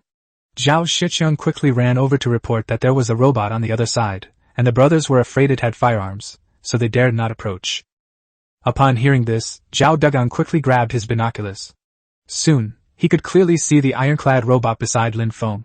Putting everything else aside, its defensive capabilities alone were enough to give his men a headache. If it actually possessed firearms, charging at it with spears would be no different than lining up to die. But as he watched, Zhao Degang suddenly laughed. Zhao Shiqiang was puzzled, but Zhao Degang said with certainty that it was just an ordinary robot, without any firearms, and only had an ordinary spike spear in its hand. At most, its defense was a bit strong, but its attack power could not be outrageous. He immediately instructed Zhao Shiqiang to relay the message. Upon hearing that the robot only possessed spears, the pirates breathed a sigh of relief and resumed their arrogant behavior. Some people said that thing was just for show, some were thinking about snatching Song Xinling, and others fantasized about making a great contribution and getting the boss to reward the robot. Zhao Degang nodded in satisfaction, munching on watermelon while contemplating how his superior strength would conquer the captured beauty later. He loudly ordered, "Listen up, everyone! Capture that woman alive!" The 10 rafts immediately accelerated and approached. Lin Feng was also a little confused when he saw the pirates suddenly rushing over aggressively. He casually asked Iron Bucket number 2. "Were they holding a mobilization meeting just now?" Iron Bucket number 2 actually replied that he didn't know. Lin Feng then asked how many people it could fight. Iron Bucket number 2 still didn't know. Undeterred, Lin Feng asked if they could defeat the pirates. Iron Bucket number 2 remained silent for a few seconds, as if seriously analyzing the situation. After a moment, it concluded, "In terms of numbers, we will be defeated by the pirates 100%. Lin Feng was speechless. It seemed this robot was completely incapable of analyzing complex battle situations. Discussing these things with it was a complete waste of time. He sighed and simply renamed it. "From now on, you'll be called Idiot Number 2. Iron Bucket Number 2 immediately agreed. "Yes, Idiot Number 2 is at your service." Lin Feng didn't bother to argue, simply ordering it to guard the area and attack any pirates attempting to board the raft. The mentally challenged number 2 answered readily, but Lin Feng was still a little worried it wouldn't understand. But by then, the pirates had already rushed up to them. The first pirate to approach, spear in hand, tried to board Lin Feng's raft, but was blocked by the concrete protective wall. Before he could even react, Lin Feng thrust his spear forward, piercing through his wooden armor and sending him into the sea. Seeing this, the pirates behind immediately pressed forward in groups of 7 or 8. They clearly understood that no matter how powerful Lin Feng was, he was only one person, and if they charged together, someone would eventually be able to get over. But just then, the mentally challenged number 2 moved. Before Lin Feng could react, he saw it brandish its spear and swiftly thrust it at the pirates trying to climb up. With a few thuds, it moved back and forth along the edge of the raft, its movements so fast they were almost invisible. Anyone who tried to climb over the protective wall was immediately stabbed down with its spear.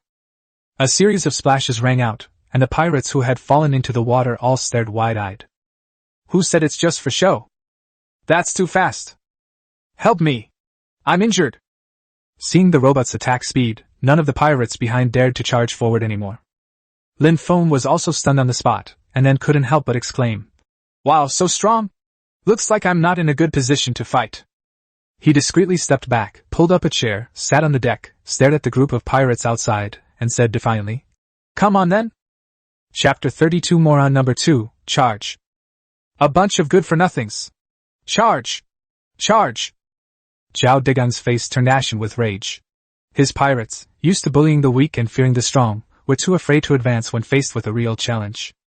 Zhao Xiaoqiang quickly handed over an apple and whispered, "Brother, that robot is too fast. If it weren't for our wooden plate armor, half of us would probably be dead by now." Zhao Degang took a bite of the apple, chewed a few times, and his eyes suddenly darkened. "Tell them to retreat and fire arrows. As long as Lin Feng is killed, that robot will be a pile of scrap metal without anyone to command it." Zhao Xiaoqiang nodded quickly. "Brother, this is a good trick. It's called something like cutting off the fuel supply. Take drastic measures. Go now." After the order was given, the pirates immediately climbed back onto the raft, and began to distance themselves from Lin Feng. Lin Feng laughed upon seeing this. He had the upper hand, How could he let them escape? He was about to row after them when he suddenly realized something. Before, there wasn't much on the raft, so paddling was relatively easy. But now, with many buildings on it, the weight is far beyond what he can push. There was no other way but to make mentally challenged number 2 do the hard labor. Lin Feng asked. Idiot number 2, how much battery do you have left? There is still 25% of the power reserve remaining. Chase. Although the battery was low, they couldn't just watch the pirates escape. The dim-witted number 2 immediately grabbed a wooden paddle and began propelling the raft in pursuit. However, the raft was too heavy, and its speed was much slower than before, barely allowing it to keep up. Before long, Lin Feng realized that he had misjudged the situation. The enemy wasn't running away at all. They were deliberately creating distance in preparation for firing arrows. Lin Feng's expression changed. What? We miscalculated. These pirates have bows and arrows. Using ranged attacks when you can't win in close combat is simply unsportsmanlike. Lin Feng has no ranged attack methods, so he can only fight when he gets close. Whoosh whoosh. Several arrows came hurtling towards him, and Lin Feng quickly hid behind a concrete protective wall, narrowly avoiding them. This couldn't go on. They had to catch up as soon as possible. He immediately urged. Idiot number 2, speed up! Low battery warning, battery level is below 20%, needs to be charged. Lin Feng almost vomited blood. It ran out of power so quickly? It failed him at a crucial moment, but he thought that 20% battery should last him a while longer, so he kept shouting. Accelerate! The idiot number 2 responded. The load is too high. It can only work for 10 minutes. It will enter hibernation mode when the battery level drops below 5%. Lin Feng was utterly speechless. It wasn't certain they could catch the pirates within 10 minutes. If the mentally challenged number 2 ran out of power, relying solely on his own strength, he might not even be able to save his own life, let alone rescue anyone. Even worse, Song Xinling was still on the raft. If he lost, she would definitely fall into Zhao Degung's hands. No, we have to use drastic measures. Lin Feng immediately took out a book of lightning summoning magic from his backpack, stared at the mentally challenged number 2, and said, So what if you're out of power? I'll charge it for you right now. He opened the magic book and locked onto his target in his mind.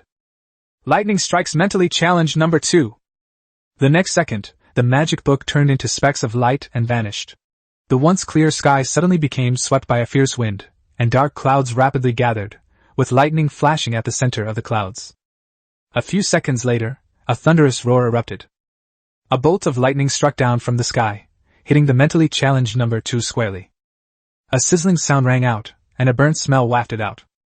The system notification reads, Lightning conversion successful, temporary charging complete, battery level 70%. Lin Feng's eyes lit up. Great! 70% is enough! But before he could rejoice for long, Song Xinling's angry voice came from behind him. Lin Feng! Lin Feng was taken aback. Song Xinling glared at him. Did you attract that lightning bolt just now? Lin Feng explained confidently. I'm charging the mentally disabled number 2. It has 70% power now, which is more than enough. Song Xinling was almost laughing in anger. The lightning bolt that struck her just now had given her quite a fright, and to use such a precious magic book to charge the robot, wasn't that a complete waste? She couldn't help but ask. If you have something this powerful, why don't you just kill the pirates directly? Lin Feng was stunned on the spot. Yeah, this thing is so powerful, why would he use it to charge his phone? Wouldn't it be better to just kill Zhao Degung directly? His mind went blank for a moment, filled with regret. But how could he admit to such an idiotic mistake? Lin Feng coughed twice, forcing himself to appear calm. How can we just chop them down? That would be too much of a loss. Song Xinling was taken aback. Losses? Lin Feng continued his deception. There must be supplies on the pirate raft. If it sinks after being struck by lightning, all that stuff will fall into the sea. If I use the magic book but can't get anything, wouldn't I be at a huge loss? Song Xinling was skeptical, feeling that he was just putting on a brave face, but the reason sounded somewhat reasonable, so she could only nod. You've thought quite far ahead. While the two were arguing, the pirate opposite them was already terrified by what had just happened. Am I seeing things? Lightning struck that raft? The important thing is that the raft was completely undamaged. This is like seeing a ghost in broad daylight. The ordinary pirates were merely frightened, but Zhao Degung was even more shocked. He could see clearly through his binoculars that the lightning bolt had been drawn down by Lin Feng using his magic book. He couldn't understand why Lin Feng would use lightning to strike his own raft. Is this a warning? The thought sent a chill down Zhao Degong's spine. Fighting ordinary players might result in the loss of a few people at most, but fighting Lin Feng could mean being struck by lightning and reduced to ashes. He raised his binoculars again, and saw Lin Feng take out 2 more magic books in front of Song Xiling. Zhao Degong broke out in a cold sweat instantly. What? How much of this stuff does he still have? He originally thought that such magic books must be rare, but Lin Feng casually took out 2 more, which showed that the other party's wealth was terrifyingly deep. That lightning bolt just now probably meant nothing to Lin Feng.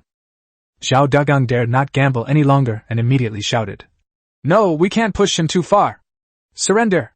Zhao Shiqiang, quickly make them raise the white flag. Zhao Shiqiang was stunned. Brother, did I hear that right? Zhao Degong roared. That lightning bolt just now was Lin Feng warning us. If you don't want to be turned to dust, you'd better surrender now. Zhao Shiqiang's legs went weak upon hearing this, and he immediately went to relay the order. In less than a minute, all of the dozen or so pirates laid down their weapons and raised white flags. Meanwhile, Lin Feng was showing Song Xiling the book of lightning summoning magic when he suddenly heard her point to the opposite side in confusion. Hey! Look, they surrendered! Huh? Chapter 33 Zhao Degong is so worried. Lin Feng looked across and saw that there were indeed about 10 small white flags floating on the sea. The pirates surrendered? Lin Feng was also somewhat surprised. Could it be that the giant lightning bolt earlier had terrified this group of people? But no matter what, it was good that the trouble was resolved. He turned to Song Xiling with a smug smile and began to boast. See? Sometimes it's more effective to strike yourself than to strike the enemy. That's called subduing the enemy without fighting. Song Xiling was stunned. Lin Feng hadn't said that just now. Was he sure he wasn't just making things up for her? Lin Feng didn't bother to explain. The pirates' surrender was a fact. Next, it was time to properly deal with this rabble. He stood on the raft, cleared his throat, and shouted across the raft. Tell your boss to come out. The pirates looked at each other, none of them daring to utter a sound, and finally all their eyes fell on the raft in the middle. A few seconds later, a middle-aged man with a scarred face walked out of the cabin, bowing his head and saying, I'm their boss, Zhao Degong. Boss, can you spare my life? This man was supposed to be quite fierce, but at this moment he was bowing and scraping before Lin Feng, which seemed particularly incongruous with the scar on his face. Lin Feng nodded. His attitude of surrender was good, but this guy had been arrogant before, wanted to kill him, and still had his eye on Song Xiling. He certainly couldn't let this go so easily. He said directly, I'll spare your life. You have to hand over all your supplies, and you also have to publicly apologize and make amends in the chat channel. Zhao Degong's face stiffened. He would accept defeat if he handed over the supplies, but it was too humiliating for him, the leader of the great white shark pirate crew, to apologize in front of players all over the world. Seeing his hesitation, Lin Feng didn't waste any words and directly opened the lightning summoning magic book in his hand. The pirates panicked. Admitting their mistake was Zhao Degong's responsibility alone, but being struck by lightning could mean they would all die together. Brother, your life is more important. Brother, just admit it. Brother, the brothers don't want to die. Zhao Degong's face was grim. When it really came down to a fight to the death, none of his men could be relied upon. But he himself didn't want to die. He looked up and saw that Lin Feng had already opened the magic book. If he delayed a few more seconds, lightning might really strike. With a thud, Zhao Degong immediately knelt on the ground. Big boss, please don't kill me. I admit defeat. You can have all the supplies. I'll go apologize in the chat channel. I just beg you to spare my life. Lin Feng was a little surprised. He thought this guy could still hold his own, but he didn't expect him to back down as soon as he opened the magic book. However, it's never wrong to be overly polite. If he's willing to kneel, then so be it. He deserves it anyway. Lin Feng closed the magic book and said calmly, Alright, seeing how sincere you are, I'll spare your life for now. Seeing this, the other pirates quickly knelt down to apologize, shouting that they wanted to turn over a new leaf, and some even wanted to join Lin Feng's cause. Lin Feng waved his hand dismissively. He didn't believe the pirates' nonsense. It would be a miracle if these people behaved themselves today, and didn't rebel within 3 days. He coughed and said, Let's get down to business first. Zhao Degong nodded quickly. I'll go apologize on the chat channel right away. Lin Feng opened the chat channel, where people were still discussing his encounter with pirates. There's been no news from the big shot for so long. Could something have happened to him? There are too many pirates. I think it's going to be a disaster. A moment of silence.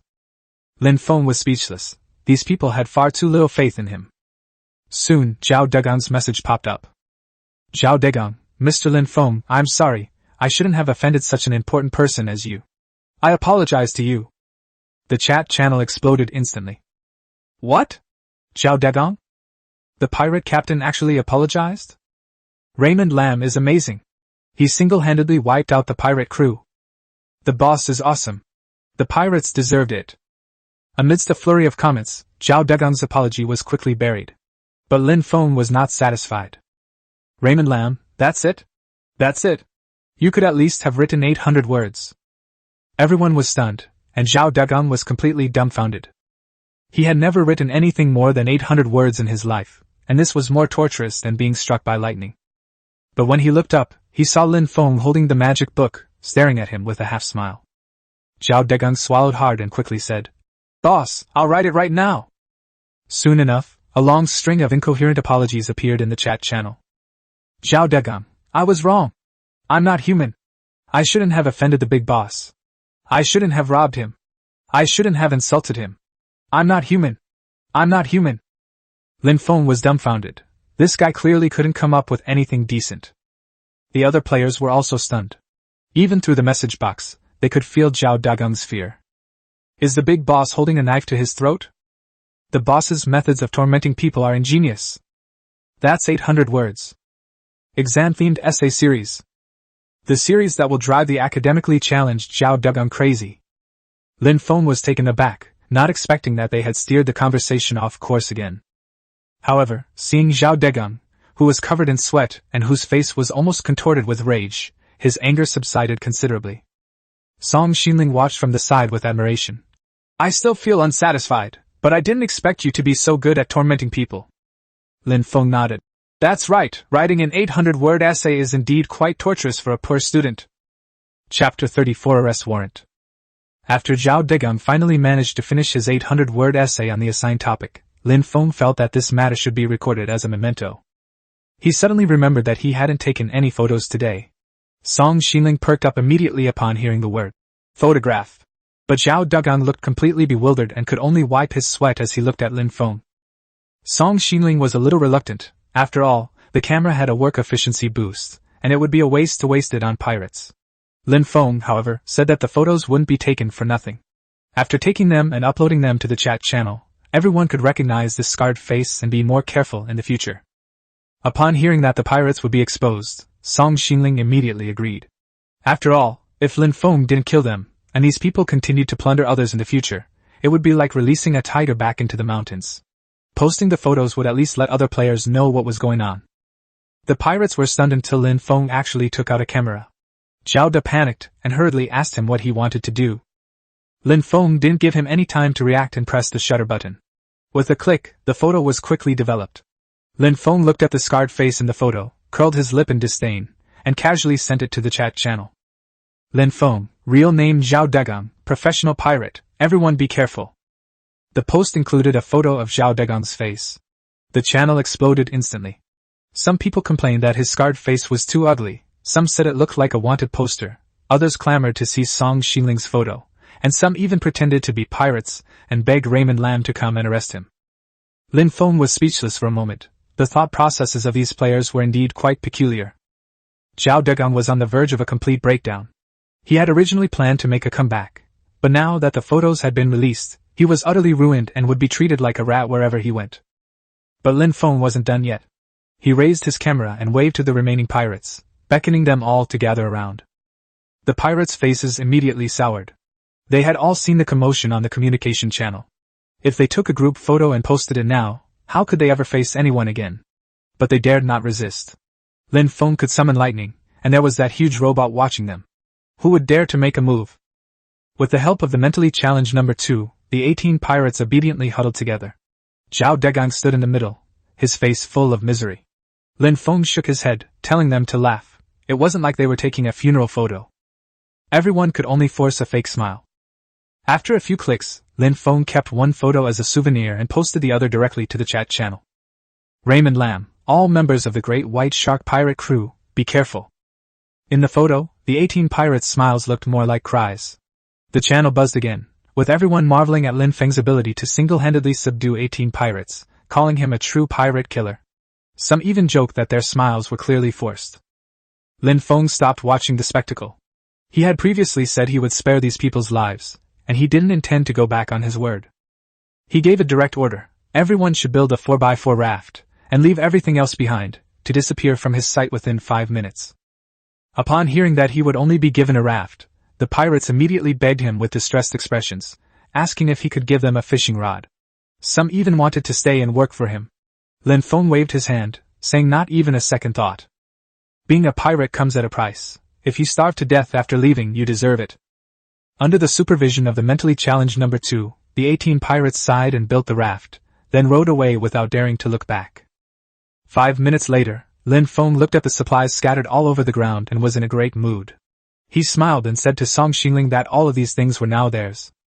Song Xingling frowned and muttered to herself, "Why do I feel like they're more like pirates?" Lin Feng answered confidently, "Robbing pirates doesn't count as being a pirate." After saying that, he jumped onto the raft left by Zhao Degang and immediately picked up a pair of binoculars from the deck. Obtained, binoculars X1.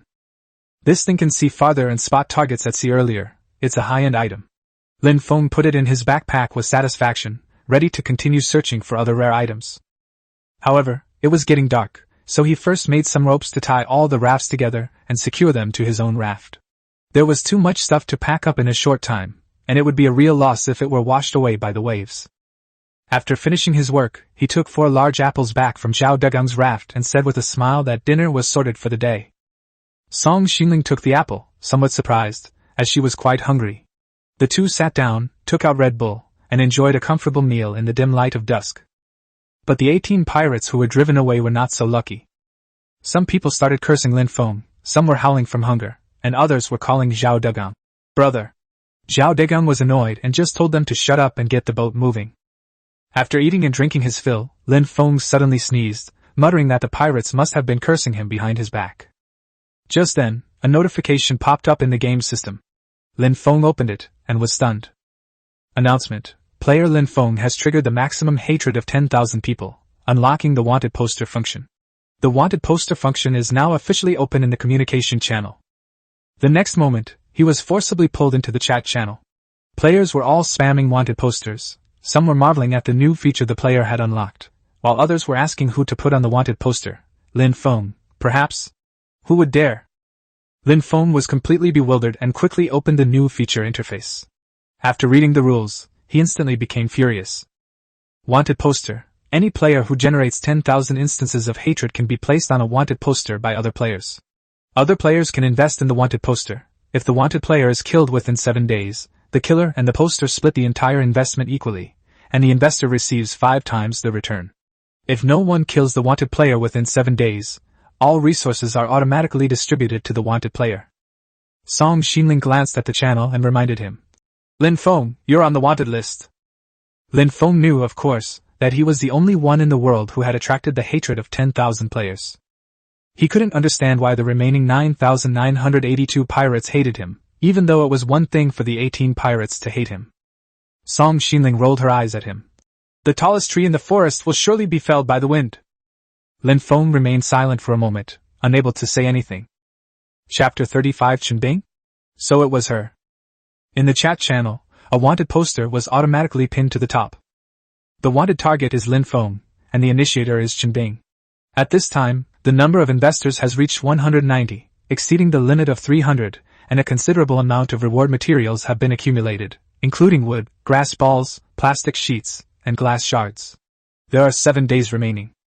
The channel messages refreshed rapidly, with everyone exclaiming at how quickly the number of players was increasing, while simultaneously throwing in a couple of pieces of wood to join the fun. Some doubted that anyone could take down Lin Feng, while others thought that if they succeeded, it would be all about the thrill. Lin Feng watched the number of investors fluctuate wildly, feeling utterly frustrated.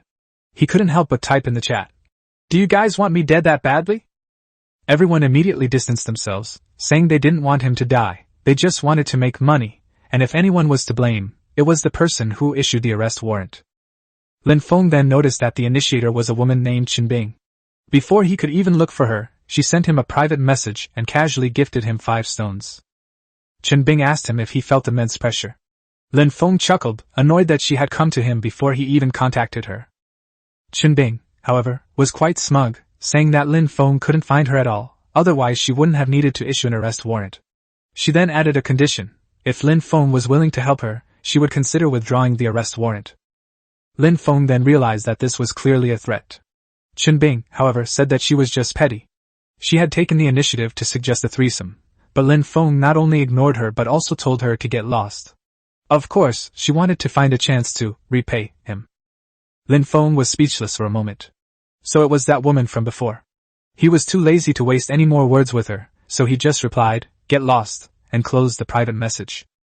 Seeing his expression, Song Xinling asked who had offended him. Lin Feng replied, "Who else could it be but Qinbing?" Unexpectedly, Song Xinling laughed and said he should actually thank her. Lin Feng looked puzzled, thinking that the woman was petty and there was nothing to thank her for. Song Xinling reminded him that the arrest warrant was only valid for 7 days. If no one found him within 7 days, wouldn't all the invested materials belong to him? Lin Feng was taken aback, only then realizing that he had been so angry with Qinbing that he hadn't thought of this aspect. Song Xinling rolled her eyes at him and said that she had thought of it from the beginning. Lin Feng rubbed his temples and casually praised her for being smart. Song Xinling shook her head seriously, saying that Lin Feng was indeed more capable. She really couldn't have come up with such a method of subduing the enemy without fighting. Lin Feng felt a pang of guilt and quickly changed the subject, saying that apples weren't filling and they should cook something instead. Song Xinling nodded and went to grill the fish, muttering, "Subduing the enemy without fighting," as if she were trying to memorize it. Lin Feng was stunned and couldn't help but sigh. A top student is indeed studious. But the next second, he suddenly remembered something important. "I haven't opened any blind boxes today." He had been fighting all afternoon and had almost forgotten about it, so he immediately jumped into the sea with a splash. Song Xinling heard the noise and quickly turned around to call him. The sound of Lin Feng choking on water could be heard from the sea. He coughed and said that he was fine, he had just seen a treasure chest, and told her to keep an eye on the food so it wouldn't burn. Soon, Lin Feng opened the daily blind box lottery. A notification appeared: "You have successfully won a daily blind box lottery and received 1 Makrivo blind box." Lin Feng's interest was immediately piqued upon seeing the name. This blind box was a premium quality, with a chance of containing mechanical modules, precision modules, and even ship modules. He immediately realized that this thing was likely related to mechanical manufacturing, and might enable the RAFT to operate automatically in the future. Lin Feng dragged the heavy metal box back to the RAFT. The box was engraved with gear patterns, no wonder it almost made him fall into the sea. Song Xinling looked at the box curiously and asked what was inside. Lin Feng didn't keep her in suspense, and opened the metal box directly. The next moment, a bunch of mechanical parts appeared on the deck, and a notification sounded: 10 mechanical modules obtained. Although he didn't get the rarest chip module, Lin Feng was already quite satisfied. He immediately opened the manufacturing workshop to check if any new manufacturing principles had been unlocked. Sure enough, blueprints for low-speed engines, small hand-cranked generators, and RAFT propellers all appeared. Low-speed engines could be used to manufacture generators and propellers, but their power was low. Hand-cranked generators could provide temporary power, but they were very labor-intensive. RAFT propellers could move rafts, but their power was not strong either. Lin Feng's head was spinning more and more. To build a generator and a propulsion system, he first needed a low-speed engine. To build a low-speed engine, he needed magnets. You can buy magnets on the trading channel, but even if you manage to build one, are you going to rely on a hand-cranked generator to power the propulsion system? What's the difference between that and rowing a boat yourself? It's just another way of exhausting yourself. Just as Lin Feng was feeling down, Song Xinling suddenly exclaimed in delight. Lin Feng turned to the back.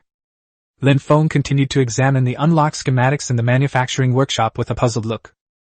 The next moment, his eyes suddenly lit up. Chapter 36: Recovering the Loot. Gluttonous generator, low-speed engine, 0 to 1, mechanical module, 5 to 5, magic crystal, 5 to 5, metal sheet, 8 to 8. Description: it can use magic to convert food into fuel, turning it into energy to power a generator and produce a continuous supply of electricity. Lin Feng's eyes lit up when he saw it.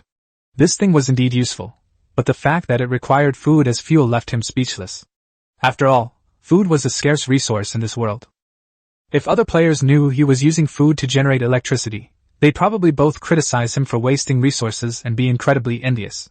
But compared to hand-cranked generators, this is far superior. Lin Feng quickly figured out that as long as he found the magnet, he could make both the gluttonous generator and the RAFT propulsion system. He nodded in satisfaction and glanced at the now completely dark sky. After a long day of preparing for battle, fighting pirates, and being wanted, he was exhausted. After finishing their grilled tuna, the two returned to the stone house to rest. Lin Feng had barely lain down when he started snoring. The next day, the weather was nice. When Lin Feng woke up, he could already smell the aroma of grilled tuna. He immediately rushed out of the house and saw Song Xinling grilling fish by the fire. Although the sun was shining brightly, the temperature had dropped significantly.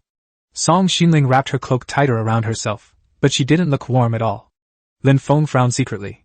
The temperature had dropped faster than he had expected, and he needed to find a solution to keep warm as soon as possible. Song Xinling turned around and saw him.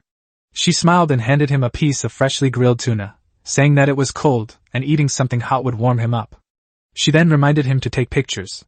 Lin Feng suggested waiting until it was warmer at noon to take the pictures, and she nodded in agreement. While eating, Lin Feng looked at the 10 rafts linked together behind him. There were many things to deal with today. The spoils captured last night hadn't been recovered yet, and he'd have to search for the magnets among these supplies first. After finishing 2 grilled tuna, Lin Feng jumped onto the pirate raft and began scavenging for supplies. He acquired a hardwood bow, a spiked spear, and feathered arrows. Apart from that, all that remained on the raft was a campfire and the deck. He took out a small wooden hammer and began to dismantle it. A series of thuds echoed as the stone fire was broken down into stones and charcoal, and the raft deck was dismantled piece by piece into pieces of wood and straw balls. Half an hour later, the last piece of deck was removed. Lin Feng lost his footing and fell into the sea with a splash, forced to swim to the second raft.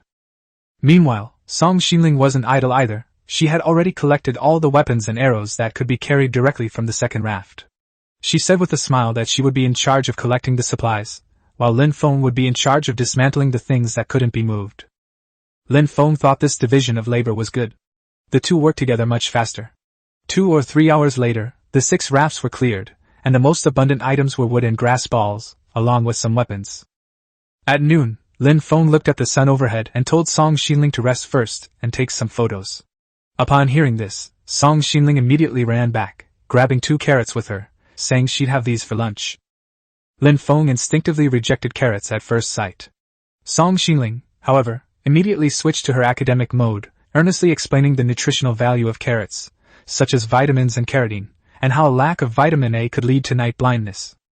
Lin Feng felt a chill run down his spine and quickly interrupted her, afraid she would end up giving him a biology lesson on the spot. He grabbed a carrot, took a bite, and said with a bitter face that he would eat it for the sake of carotene. Seeing him chew heartily, Song Xinling smiled with satisfaction. Lin Feng forced himself to finish 1 carrot, and immediately let out a burp.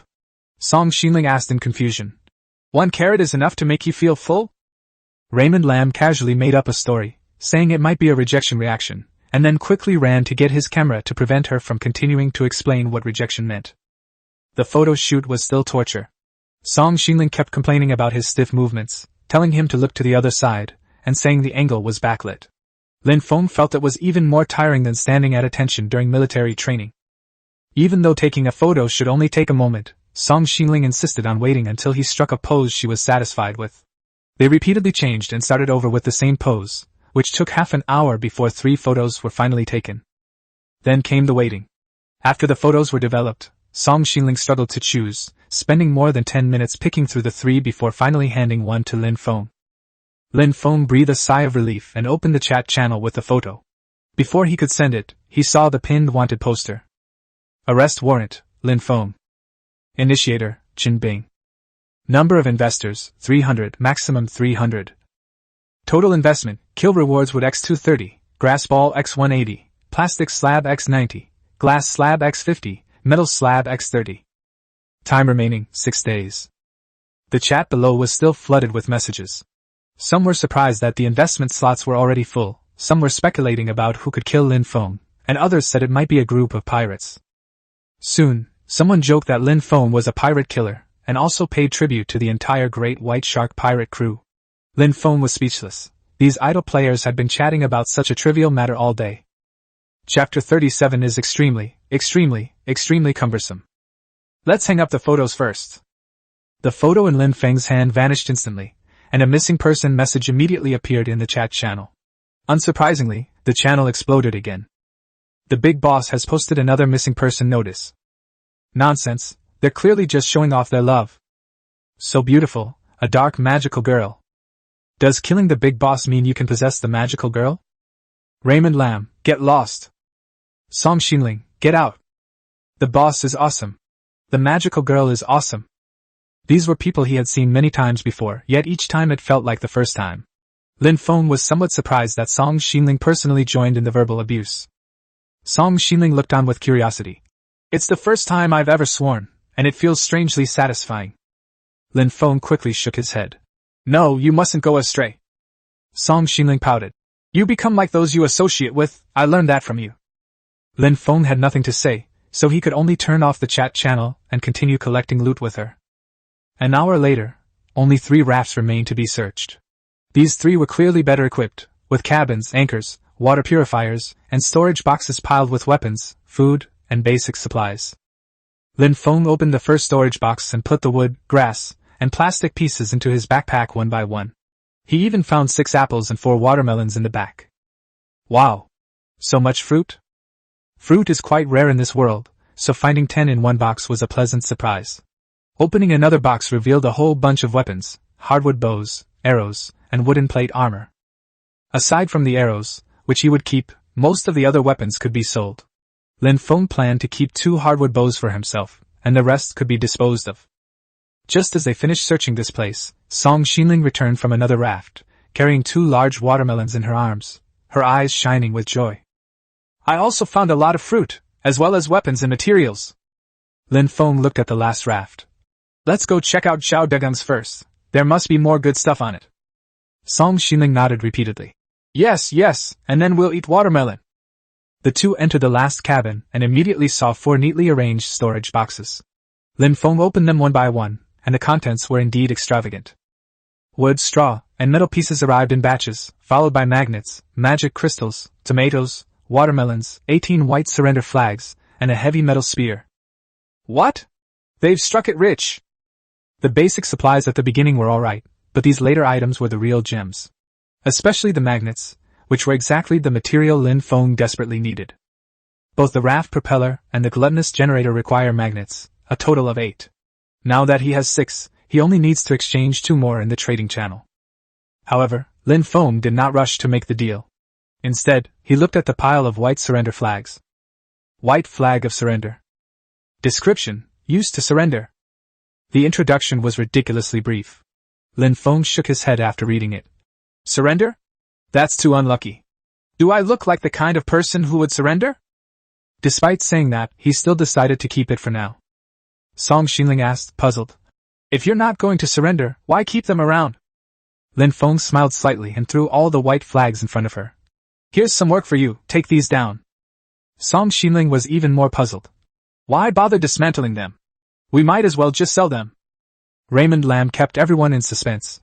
Take it apart first, and then we'll talk. Fine, you just want to trick me into doing chores.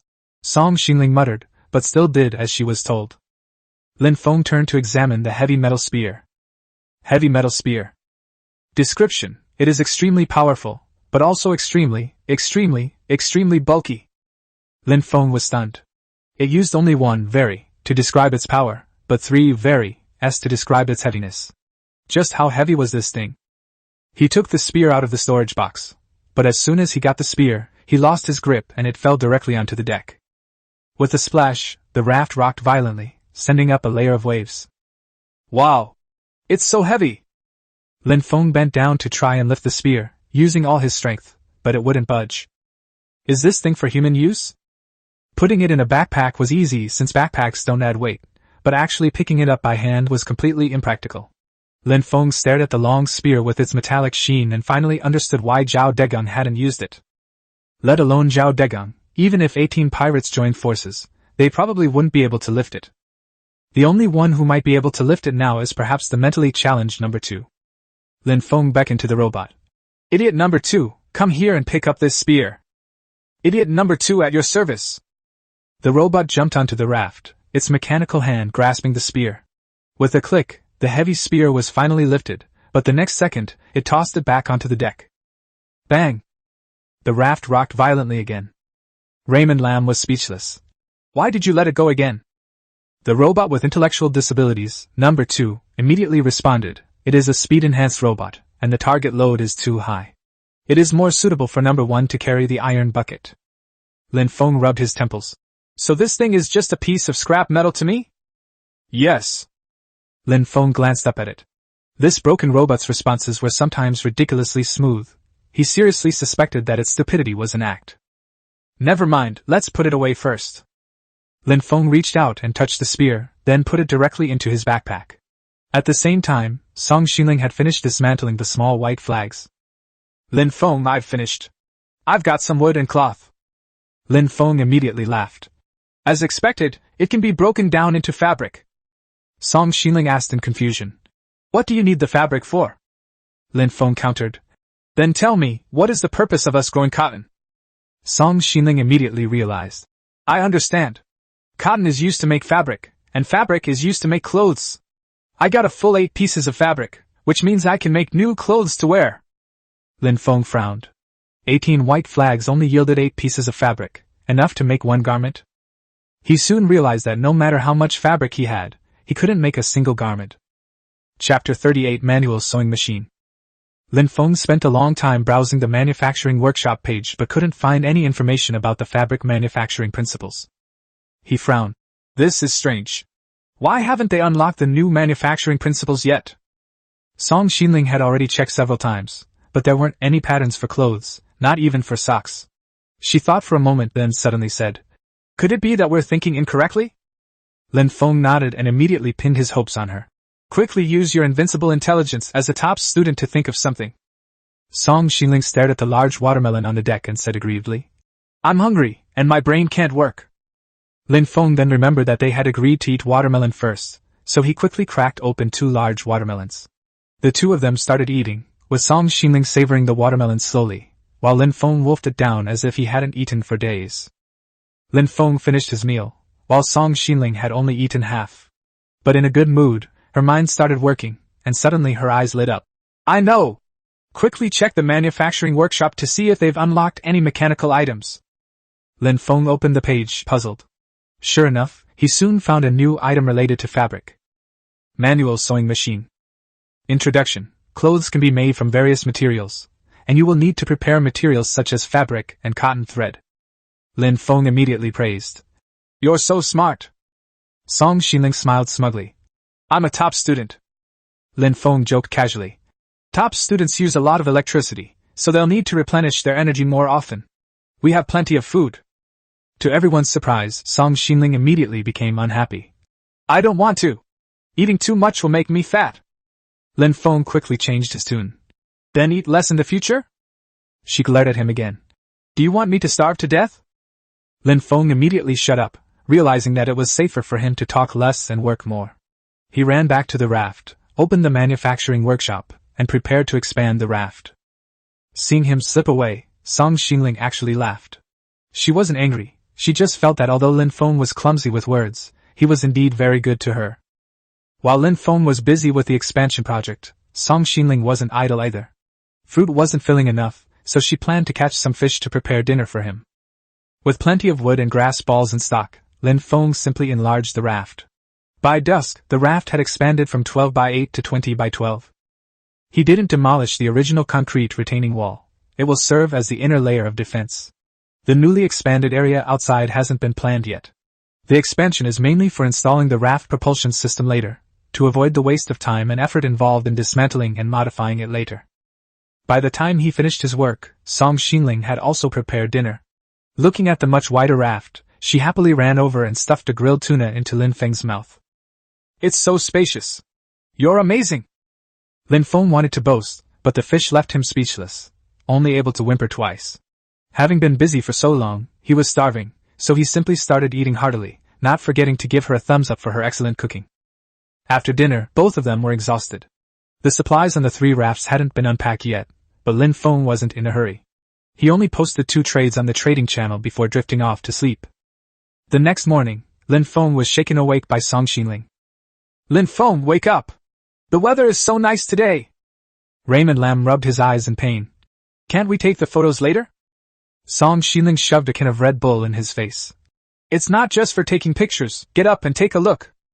Lin Feng drank a few sips of Red Bull, finally clearing his head. Looking in the direction she pointed, he was stunned. As the sun rose in the distance, the sea was dyed red by the rosy glow, and wisps of clouds covered half the sky, tinged with a faint red hue, making it unbelievably beautiful. Raymond Lam exclaimed sincerely. It's really beautiful. But before he could look for long, a camera was already shoved in front of his face. Song Xinling smiled mischievously. I wasn't lying to you, was I? Such beautiful scenery, it would be a shame not to take a picture.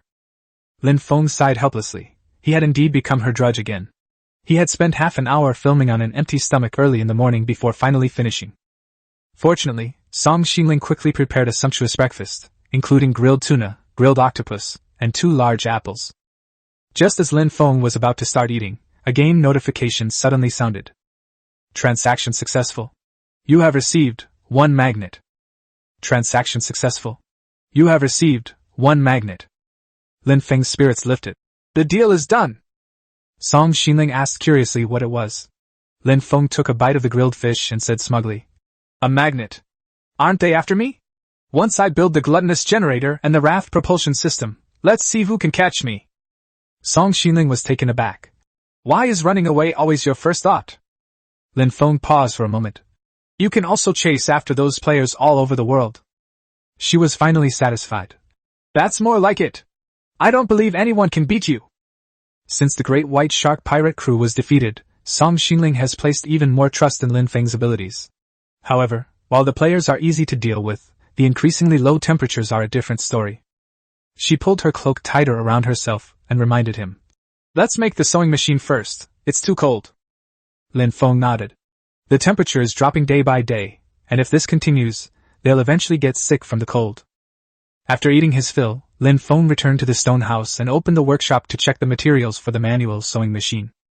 Manual sewing machine, mechanical module, 2-2, metal sheet, 8-8, wood, 4-4, nail, 0-4, needle, 0-1.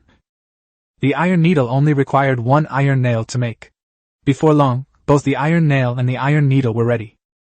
Lin Feng then found a corner in the room and began making it. 2 minutes later, the base and tabletop were completed, and after a while, the horse-head-shaped sewing machine head was also finished. Hee, all done! Lin Feng tried to see what the sewing machine could do, and a list quickly popped up. Socks, fabric 2-2, cotton thread 0-2. Cloth shoes, fabric 4-4, cotton thread 0-4. Shirt, fabric 8-8, cotton thread 0-6. Pants, fabric 8-8, cotton thread 0-6. Note: other outfits require the outfit schematic to unlock. Lin Feng was speechless. Without a clothing design diagram, this broken sewing machine could only make 4 basic types of clothing, and their warmth wasn't necessarily better than what he was wearing. Just as he was feeling down, Song Xinling's excited voice suddenly came from outside. Lin Feng! I've caught a schematic diagram of a clothing design. Lin Feng's eyes lit up. What? You got exactly what I wanted. This sea fishing rod is amazing. Chapter 39, A Battle of Gods series. After obtaining the garment schematics, Lin Feng immediately returned to the manual sewing machine. He selected Use, and sure enough, a new item appeared in the manufacturing list. Women's fleece-lined coat, fabric, 8-8, cotton thread, 0-6, cotton, 0-6. Description: a beautiful white coat with good warmth retention. Lin Feng smiled after reading it. Now all that was left was for the cotton to ripen so he could make new clothes for Song Xinling. Song Xinling, however, reminded him that the cotton should have been ready to be picked long ago. The two arrived at the large farm and saw that the tomatoes and cotton were ripe. Lin Feng immediately went forward to pick them and quickly harvested 12 portions of cotton, while Song Xinling also picked 24 bright red tomatoes. Back in the stone house, Lin Feng opened the workshop and used 6 cotton balls to make 6 cotton threads. He had just gathered all the materials and was about to begin making them when Song Xinling approached him. Leave this to me. Lin Feng naturally had no objections. It was more suitable for her to handle the task of making clothes. With nothing else to do, he went outside, intending to use this time to open today's blind box. As soon as I opened the blind box system, a notification popped up. Players who did not claim their blind boxes yesterday must do so within 24 hours. Lin Feng then remembered that he had forgotten to draw yesterday. But since he could make up for it, he decided to do a double draw. He immediately chose to draw. Daily blind box giveaway successful. 5 to 7. Get 1 unlimited drink blind box. Daily blind box giveaway successful. 6 to 7. Get 1 unlimited drink blind box. Lin Feng was stunned. He had actually drawn 2 identical blind boxes in a row. He knew the contents of all the beverage blind boxes well. They were usually Coke, Sprite, black tea, green tea, and Red Bull. Unfortunately, even 2 blind boxes weren't enough to collect the reward blueprint. Since he had drawn the winning number, he didn't hesitate and opened it immediately. You have opened the drink to your heart's content blind box and received 100 cups of black tea. You have opened the drink to your heart's content blind box and received 100 green teas. With a loud crash, 200 bottles of drinks scattered all over the floor. Lin Feng looked at the bottles strewn everywhere, somewhat helplessly, wondering how long these things would last. He casually picked up a bottle of green tea, unscrewed it, and took a sip. Surprisingly, it tasted quite good. The tea aroma was accompanied by a honey sweetness, refreshing and thirst-quenching. Lin Feng then grabbed a bottle of black tea and turned to go inside. Are you done with your work? Come and try a drink. Just got it done. Song Xinling had already changed into a fleece-lined women's coat. The loose white coat paired with a light blue dress made her look fresh and adorable. Lin Feng stood at the door, stunned for a few seconds. She was beautiful, absolutely stunning. The dress made Song Xinling look even more pure and captivating. Song Xinling smiled mischievously, snatched the black tea from his hand, unscrewed the cap, and asked, Haven't you seen enough yet? Lin Feng snapped out of his reverie and actually nodded seriously. How could he ever get enough of a girl like that? Song Xinling took a sip of black tea and nodded in satisfaction. This drink is really delicious. Then she looked at Lin Feng and said, You also need a warm coat. Lin Feng felt a warmth in his heart and smiled, saying that this was easy to handle. He planned to go to the trading channel to purchase cotton and clothing schematics. Song Xinling nodded in agreement. Once she received the materials and schematics, she would make him new clothes. Hearing this, Lin Feng was instantly filled with motivation. In reality, he would never have dared to imagine a girl making clothes for him by hand. He immediately opened the chat channel, ready to send a message to acquire the item. But the first thing he saw was still the pinned wanted poster. Arrest warrant, Lin Feng. Initiator, Qin Bing. Number of investors, 300, maximum 300. Total investment, kill rewards would x230, grass ball x180, plastic slab x90, glass slab x50, metal slab x30. Time remaining, 5 days. With only 5 days left, Lin Feng smiled. So what if he was wanted? Those players wouldn't be able to find him. Once 7 days were up, the investments of those 300 people would all become his. He was in a good mood and continued reading, but his expression immediately froze. Zhou Hai buys cotton at high prices, buys clothing schematics at high prices. 1 unit of cotton can be exchanged for 5 units of basic materials, and 1 schematic can be exchanged for 10 units of basic materials. Some people in the channel were eager to trade, while others thought the price was too high. Zhou Hai, however, directly stated that everyone needed to expand their rafts, and without basic materials, nothing could be done. Keeping the cotton and blueprints was useless. Lin Feng quickly realized that Zhou Hai had most likely also made manual sewing machines. The weather was getting colder, and he was stockpiling cotton to make warm clothes. Some ordinary players didn't realize the value of cotton, while others, even if they did, were too poor to afford a sewing machine and had to exchange it for materials. Lin Feng had originally planned to be a ruthless businessman, but someone beat him to it. Isn't it just basic materials? Lin Feng gritted his teeth. This was the last thing he needed right now. Lin Feng, buy cotton at high prices, buy clothing schematics at high prices. 1 unit of cotton can be exchanged for 10 units of basic materials, and 1 schematic can be exchanged for 20 units of basic materials. The channel exploded the moment the message was sent. This is amazing. I have the schematic diagram.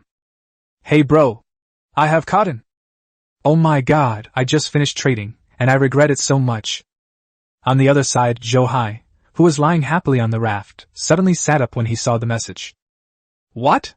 Hijacked it? He had heard of Lin Feng, but his side consisted of a team of over 20 players. In terms of financial resources, he didn't believe Lin Feng could be stronger than them. Hi, Lin Feng, do you even have that many basic materials? Stop pretending. If you keep charging this price, you'll go bankrupt sooner or later. Lin Feng was immediately unconvinced after reading it.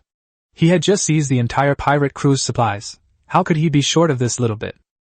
Raymond Lam, what? You can't afford the price? Why don't you withdraw from the competition? Hi, fine. You just wait. The next second, Hai also released new acquisition information. Hai buys cotton at high prices, buys clothing schematics at high prices. 1 unit of cotton can be exchanged for 15 units of basic materials, and 1 schematic can be exchanged for 30 units of basic materials. The channel erupted in excitement once again. What? Sure. Trade now. Trade now. A battle of gods. Chapter 40 Fresh Meat Boss. Seeing the high price Hai had set, Lin Feng was speechless. Buying cotton at such a price would clearly result in a loss, and if he continued to raise the price, it would be unprofitable. But he absolutely needed to get his hands on the cotton and the clothing schematics. Lin Feng frowned and thought for a moment, then suddenly smiled. No matter how sought-after basic materials were, could they possibly be more tempting than black or green tea? He had just managed to get 200 bottles of drinks, and was worried he wouldn't be able to finish them all, so he decided to use them to exchange for cotton and schematics. At that moment, Hai was extremely smug in the chat channel, constantly mocking Lin Feng for not daring to raise the price. Lin Feng looked at the messages and sneered. The next second, he directly posted in the channel. Buying cotton and clothing schematics at high prices. 1 unit of cotton can be exchanged for 5 units of basic materials plus either black or green tea. 1 schematic can be exchanged for 10 units of basic materials plus either black or green tea. The message caused an instant uproar in the channel. Everyone was drawn to the red and green tea. After all, in this survival environment, the allure of beverages was far more direct than a few pieces of wood. Lin Feng immediately posted dozens of trades on the trading channel, wood with black tea, wood with green tea, and diagrams with 2 beverages. Several trades were completed shortly after being posted. System notifications kept ringing out, and cotton and clothing schematics were continuously being added to the system. Lin Feng laughed, but Hai was dumbfounded. He could only curse in the channel, saying that the drinks were useless and that the basic materials were the only important ones. But others weren't buying it. Some directly confronted him, saying, "Don't be so sour if you don't have a drink." While others said, "A few more pieces of wood might not be enough to survive. You might as well have something refreshing first." Soon, more and more transactions were made, and the channel was filled with voices praising how delicious the black tea was. Hai was so angry he gritted his teeth, but he couldn't produce a drink to retaliate. Faced with Lin Feng's fighting style, he felt like he was being attacked from a lower dimension, and in the end he could only bitterly utter threats, vowing that he would tear Lin Feng to pieces when he saw him. Lin Feng ignored him and focused on restocking. Anyway, black and green tea were just for quenching his thirst. If he really wanted a drink, he could just open a can of Red Bull. Exchanging these drinks for key ingredients was a win-win situation. In less than half an hour, Lin Feng received dozens of cotton samples and 2 garment schematics. He closed the trading channel, excitedly went to the manual sewing machine, and selected to use the schematics. 2 options quickly appeared on the sewing machine. One was a fleece-lined men's jacket, requiring fabric, thread, and cotton. The description said it was a stylish white jacket with good warmth. The other was unisex sneakers, which also offered some warmth. Lin Feng was immediately delighted. With just 1 more pair of matching pants, he and Song Xinling would have 2 sets of couple outfits. Song Xinling, who had been eagerly waiting nearby, immediately opened her sewing machine to begin making the outfits when Lin Feng stepped aside. She couldn't help but praise Lin Feng for getting 2 schematic diagrams in such a short time. Lin Feng smiled and said he was very wealthy, then handed her all the thread, fabric, and cotton. After the materials were loaded, the sewing machine started running, and pieces of fabric were quickly turned into a loose-fitting, pure white coat. 10 minutes later, the coat was finished, and Song Xinling happily handed it to Lin Feng, urging him to try it on quickly. Lin Feng put on his coat and immediately felt much warmer. It also fit him perfectly. Song Xinling was quite satisfied, saying he looked much more handsome, though the straw hat on his head was a bit of an eyesore. Lin Feng lowered his head and thought for a moment, realizing that the white jacket and straw hat looked a bit out of place.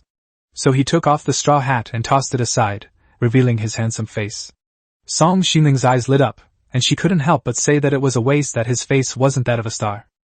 Raymond Lam countered by asking himself if he wasn't more famous than any celebrity now. Song Xinling laughed and said that he used to be just a big boss, but now he should be called a fresh meat big boss. Lin Feng felt a little awkward hearing this title. But someone who could clearly make a living based on his looks, yet whose strength was ridiculously strong, did seem quite fitting. Seeing his happiness, Song Xinling suggested making him another pair of sneakers, saying he'd look even better with them. Lin Feng immediately became smug, but she reminded him to maintain his composure. Lin Feng quickly stopped smiling, and Song Xinling nodded in satisfaction, saying that this was true 360-degree handsomeness. Lin Feng was speechless, saying that was just being expressionless, and he didn't want to have a wooden face all the time. Song Xinling was amused, and Lin Feng immediately seized the opportunity to retort, saying she had ruined her image. Song Xinling rolled her eyes at him and said confidently that she was a beauty and looked good no matter what. Lin Feng was speechless. There was nothing he could do. Song Xinling was beautiful, and even when she cried, he thought she was beautiful. Song Xinling continued making sports shoes, while Lin Feng opened the trading channel to check. In just a short while, more than a dozen transactions were completed, including another clothing principle diagram. Lin Feng quickly took it out to check and found it was a diagram of men's jeans. The description said it was white jeans that were warm, loose, and comfortable. He immediately burst into laughter. The hunky, handsome boss's all-white suit was finally complete. Chapter 41. Do Ghosts Know Me? Just as Lin Feng was about to hand the schematic diagram to Song Xinling, several notifications suddenly popped up in the trading channel. He casually clicked on them and saw that all the transactions he had previously posted had been completed, and he had even received a cotton product and 2 clothing schematic diagrams in return. He immediately checked the new drawings. One was a unisex white shirt, lightweight and fitted. The other was women's white jeans, warm yet loose. Combined with his previous coat and shoes, it made a complete outfit. Lin Feng was in a great mood. He ran into the stone house with 3 blueprints and handed them directly to Song Xinling. These are all for you. Song Xinling stopped what she was doing, and her eyes lit up when she saw the blueprint. Wow, it's a perfect outfit. Raymond Lam smiled smugly. Not just one set, but matching couple outfits. Song Xinling immediately pouted. Who wants to wear matching outfits with you? But despite her complaints, she had already taken the blueprints. Lin Feng didn't mind. The weather was getting colder anyway, and staying warm was the most important thing. Seeing him still standing there basking in the sun, Song Xinling waved her hand impatiently. Go and dismantle the raft, I'm busy. Lin Feng then remembered his business, and picked up the small wooden hammer to go to the pirates' remaining raft. The supplies that could be taken directly had already been taken away, and now only dismantling remained. The sound of hammering echoed all afternoon as small water purifiers, barbecue grills, and wooden storage boxes were dismantled one after another, with pieces of wood and metal constantly bursting out. He didn't finish dismantling the 2 rafts until dark. They'd amassed a good amount of basic materials, but rarer resources like metal sheets and glass shards were scarce. Lin Feng wasn't in a hurry. He moved the materials back to his raft first, planning to deal with the last one tomorrow. When he returned, Song Xinling had already prepared dinner. Tomatoes, grilled octopus, and grilled tuna were laid out on the table, a very lavish spread. But Lin Feng's attention wasn't on the food at all. He was staring intently at her. Song Xinling had changed into new clothes. Her soft, long hair cascaded over her white coat, and the light, fitted white shirt underneath, along with white jeans and sneakers, made her look even more pure and radiant. Lin Feng stared blankly, finding the scene even more appealing than dinner. Song Xinling picked up a large tomato and shoved it into his mouth. Eat first, then try on your new clothes. While munching on a tomato, Lin Feng couldn't help but let his mind wander. Even ordinary clothes looked this good. If he were wearing beach bikinis in the future, he quickly shook his head to bring himself back to reality. It was autumn now, and it would only get colder later. He might even have to wear a down jacket in a few days. However, if there is winter, there will definitely be summer. Thinking of this, Lin Feng suddenly had hope again. He quickly finished his meal and turned to change his clothes. As Song Xinling ate, she imagined what he would look like in his new clothes. Less than 2 minutes later, Lin Feng reappeared in front of her. Song Xinling was immediately stunned. The same outfit looked innocent and cute on her, but on Lin Feng it made him look handsome and dashing, elevating his entire aura. She couldn't help but exclaim, "Could you be any more handsome?" Seeing her staring in disbelief, Lin Feng smiled and struck a pose. His face and the gesture really gave him the look of a top-tier male idol. But the next second, Song Xinling suddenly frowned. "Wait, you can pose?" Lin Feng was taken aback. "Huh!" she immediately realized. So, all that refusing to cooperate during photos was on purpose? Lin Feng quickly denied it, but Song Xinling's cheeks were already puffed up, and she didn't want to talk to him. Lin Feng was also frustrated. The same action used to be disliked, but now it's perfect? But handsome people always seem to have a point. He simply nodded and admitted. That's right, I was just faking it before. Song Xinling angrily took a big bite of the octopus. Lin Feng reminded her to be mindful of her image, but she retorted confidently. I'm good looking, I look good no matter what. Raymond Lam retorted. I'm handsome, so whatever I say makes sense. Song Xinling remained silent for a moment, then suddenly smiled and leaned closer. Lin Feng felt a sense of foreboding, and the next second he screamed. My ears! My handsome ears! After dealing with him, Song Xinling put her hands on her hips triumphantly. Now that your ears aren't handsome anymore, nothing you say makes sense.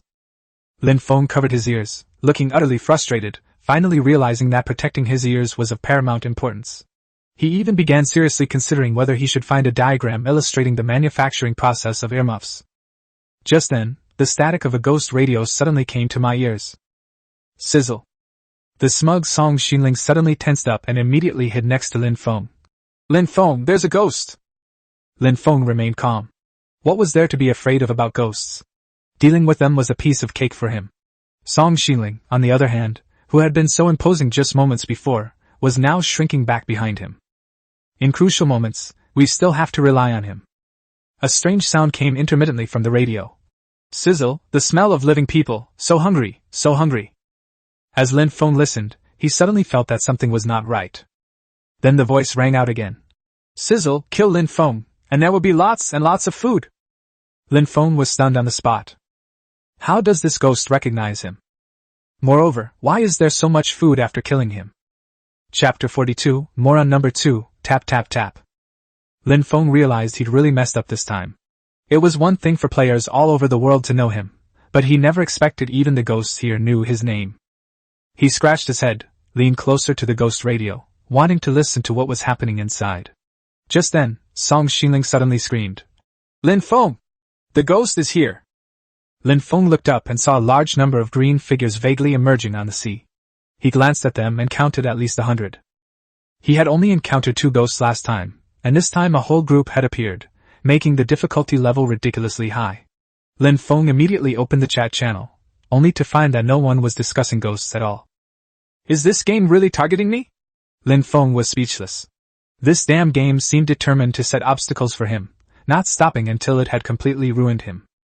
As the ghost drew closer, the radio crackled again. It's Lin Feng from his wanted poster. Kill him and you won't go hungry. And there's a little girl too, delicious. Lin Feng then realized that the wanted posters were not only effective against players, but even ghosts could accept the orders. Song Xinling grabbed him nervously, her voice trembling. So many ghosts, can you handle them? To be honest, Lin Feng wasn't entirely confident he could handle having all those 100+ ghosts attack at once. But just because he couldn't do it didn't mean that idiot number 2 couldn't. As long as you equip the mentally challenged number 2 with a magic spike spear, with its terrifying attack speed, no matter how many ghosts come, they will all be turned into materials. However, Lin Feng had learned his lesson. The ghosts weren't stupid. If he attacked now and killed one, the rest would surely run away. Since he was already here, he couldn't leave empty-handed. He had to collect as many ghost fragments as possible. To others, these ghosts are deadly demons. To Lin Feng, they are simply free materials. He held Song Xinling's wrist and whispered comfortingly. Don't be afraid. Once they get close, I'll take them all out at once. Song Xinling was almost in tears. She had never experienced such a thrilling scene before, and she never expected that Lin Feng would deliberately let the ghosts get close. Lin Feng remained calm, pulling her back to the center of the raft and standing next to the mentally challenged number 2. He also extinguished the fire. Song Xinling nearly collapsed. Why did you put out the fire? Lin Feng lowered his voice. How can we take them all out in one fell swoop if we don't lure them up? The only light source disappeared, and the surroundings became completely dark. Song Xinling grew more and more frightened, gripping Lin Feng's arm tightly, not daring to utter a sound.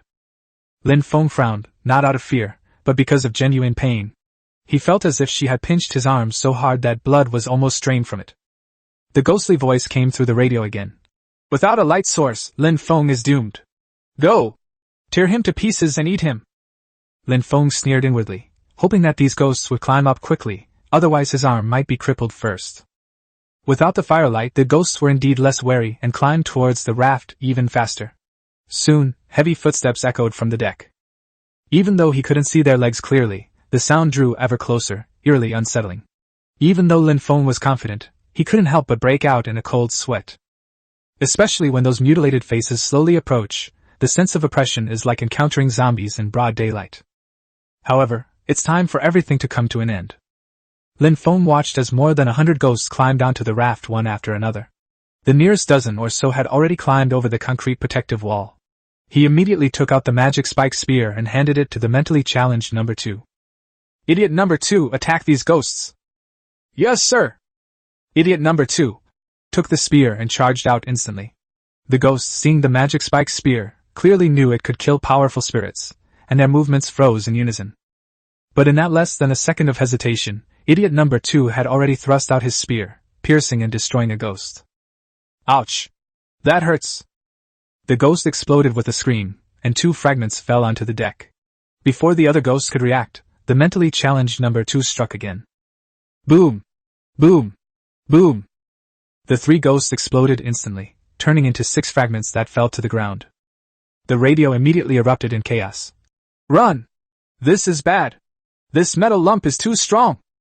The ghosts that had already scaled the protective wall tried to escape, but it wasn't that easy. The moment they turned, they were pierced to pieces by the spears of the mentally challenged number 2. Another ghost was about to flip over when it was stabbed in the butt by the mentally challenged number 2 with a spear. It screamed and instantly turned into 2 pieces of supplies. Seeing the situation was dire, the ghosts outside fled towards the sea. Lin Feng sneered and immediately ordered, "Don't let a single one escape! Kill them all!" Even a group of living people couldn't do anything to him, yet these dead ghosts actually wanted to kill him for a reward. Since they're here, they might as well die completely. With a sudden leap, the mentally challenged number 2 flew over the concrete protective wall and charged into the horde of ghosts, wreaking havoc. No matter how fast the ghosts ran, they couldn't outrun the pursuit of the mentally challenged number 2.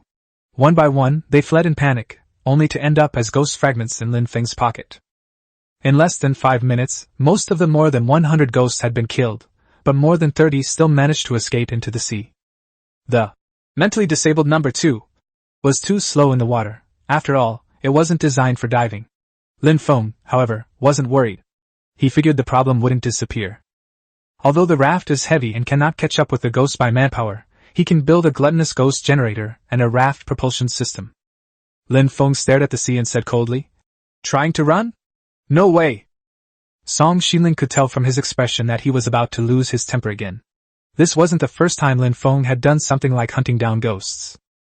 Sure enough, Lin Feng pulled her directly to the back of the raft. Before she could even speak, she saw him begin to build the raft's propulsion system.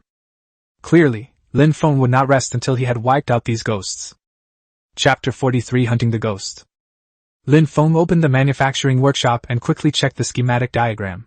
The low-speed engine required mechanical modules, magnets, and metal sheets. The raft propulsion system required a low-speed engine, mechanical modules, and a propeller. The gluttonous generator also required a low-speed engine, plus magic energy crystals and metal sheets. All done! He had enough magnets. Once he built 2 low-speed engines, the propulsion system and generator would be ready. The materials quickly disappeared, and in less than 5 minutes, the 2 low-speed engines were completed. Lin Feng looked up and saw that the remaining ghosts hadn't gone far. They were still standing a few dozen meters away, staring at him expectantly. He immediately smiled. Now he didn't even need to rush to chase them. He went to the end of the raft, made a propeller out of metal sheets, and in less than 5 minutes, he had built the raft's propulsion system. The propulsion system had a bulky chassis, with the rear propeller protruding into the water, but it was temporarily unusable due to the lack of electricity. Lin Feng immediately created a gluttonous generator in front of the thruster. 5 minutes later, a chassis with a funnel-shaped fuel tank appeared. He casually took out a large tomato and threw it in, and a notification immediately popped up. The tomato can provide power for 5 minutes. The generator roared to life, but the thrusters remained unresponsive. Lin Feng was taken aback, while Song Xianling, having recovered her senses, couldn't help but remind him. "You haven't connected the circuit. Damn, you still have to rely on the top student when it matters." Lin Feng quickly connected the wires. The next second, the thruster roared to life, the propellers splashing water and propelling the raft forward at high speed. This speed wasn't incredibly fast, but it was more than enough to catch a ghost. However, Lin Feng's excitement was short-lived. He suddenly slapped his forehead. What? I forgot to build a rudder! Without a rudder, the raft could only move forward in a straight line. Lin Feng could only watch helplessly as the raft sailed further and further away, heading in a direction that conveniently distanced it from the group of ghosts. The ghost radio immediately crackled with static and chatter. He's gone, we're safe! So hungry, let's find some other living people to eat. The wanted poster reward is gone. Lin Feng was speechless. These ghosts had escaped with their lives, and they were still regretful? Since they were regretful, then he would provoke them one more time. He quickly searched for the blueprints, and soon found the small wooden rudder. With all the materials ready, 2 minutes later, a rough rudder with a wooden control lever was attached to the stern of the raft. This thing was indeed crudely made. It was difficult to turn and slow to react. Lin Feng pulled hard, and the raft finally began to veer, circling the sea and heading towards the ghost. With the 5-minute power supply almost up, Lin Feng gritted his teeth and stuffed 5 more large tomatoes into the metal trough. The indicator showed it could supply power for another 25 minutes. He smiled contentedly, pulled the small wooden rudder, and headed straight for the ghost swarm. Idiot number 2, prepare for battle. Take them down. Yes, sir. Song Xiling watched this scene, somewhat numb. She covered her long hair, which had been ruffled by the strong wind, and sat on the deck, feeling utterly chilled.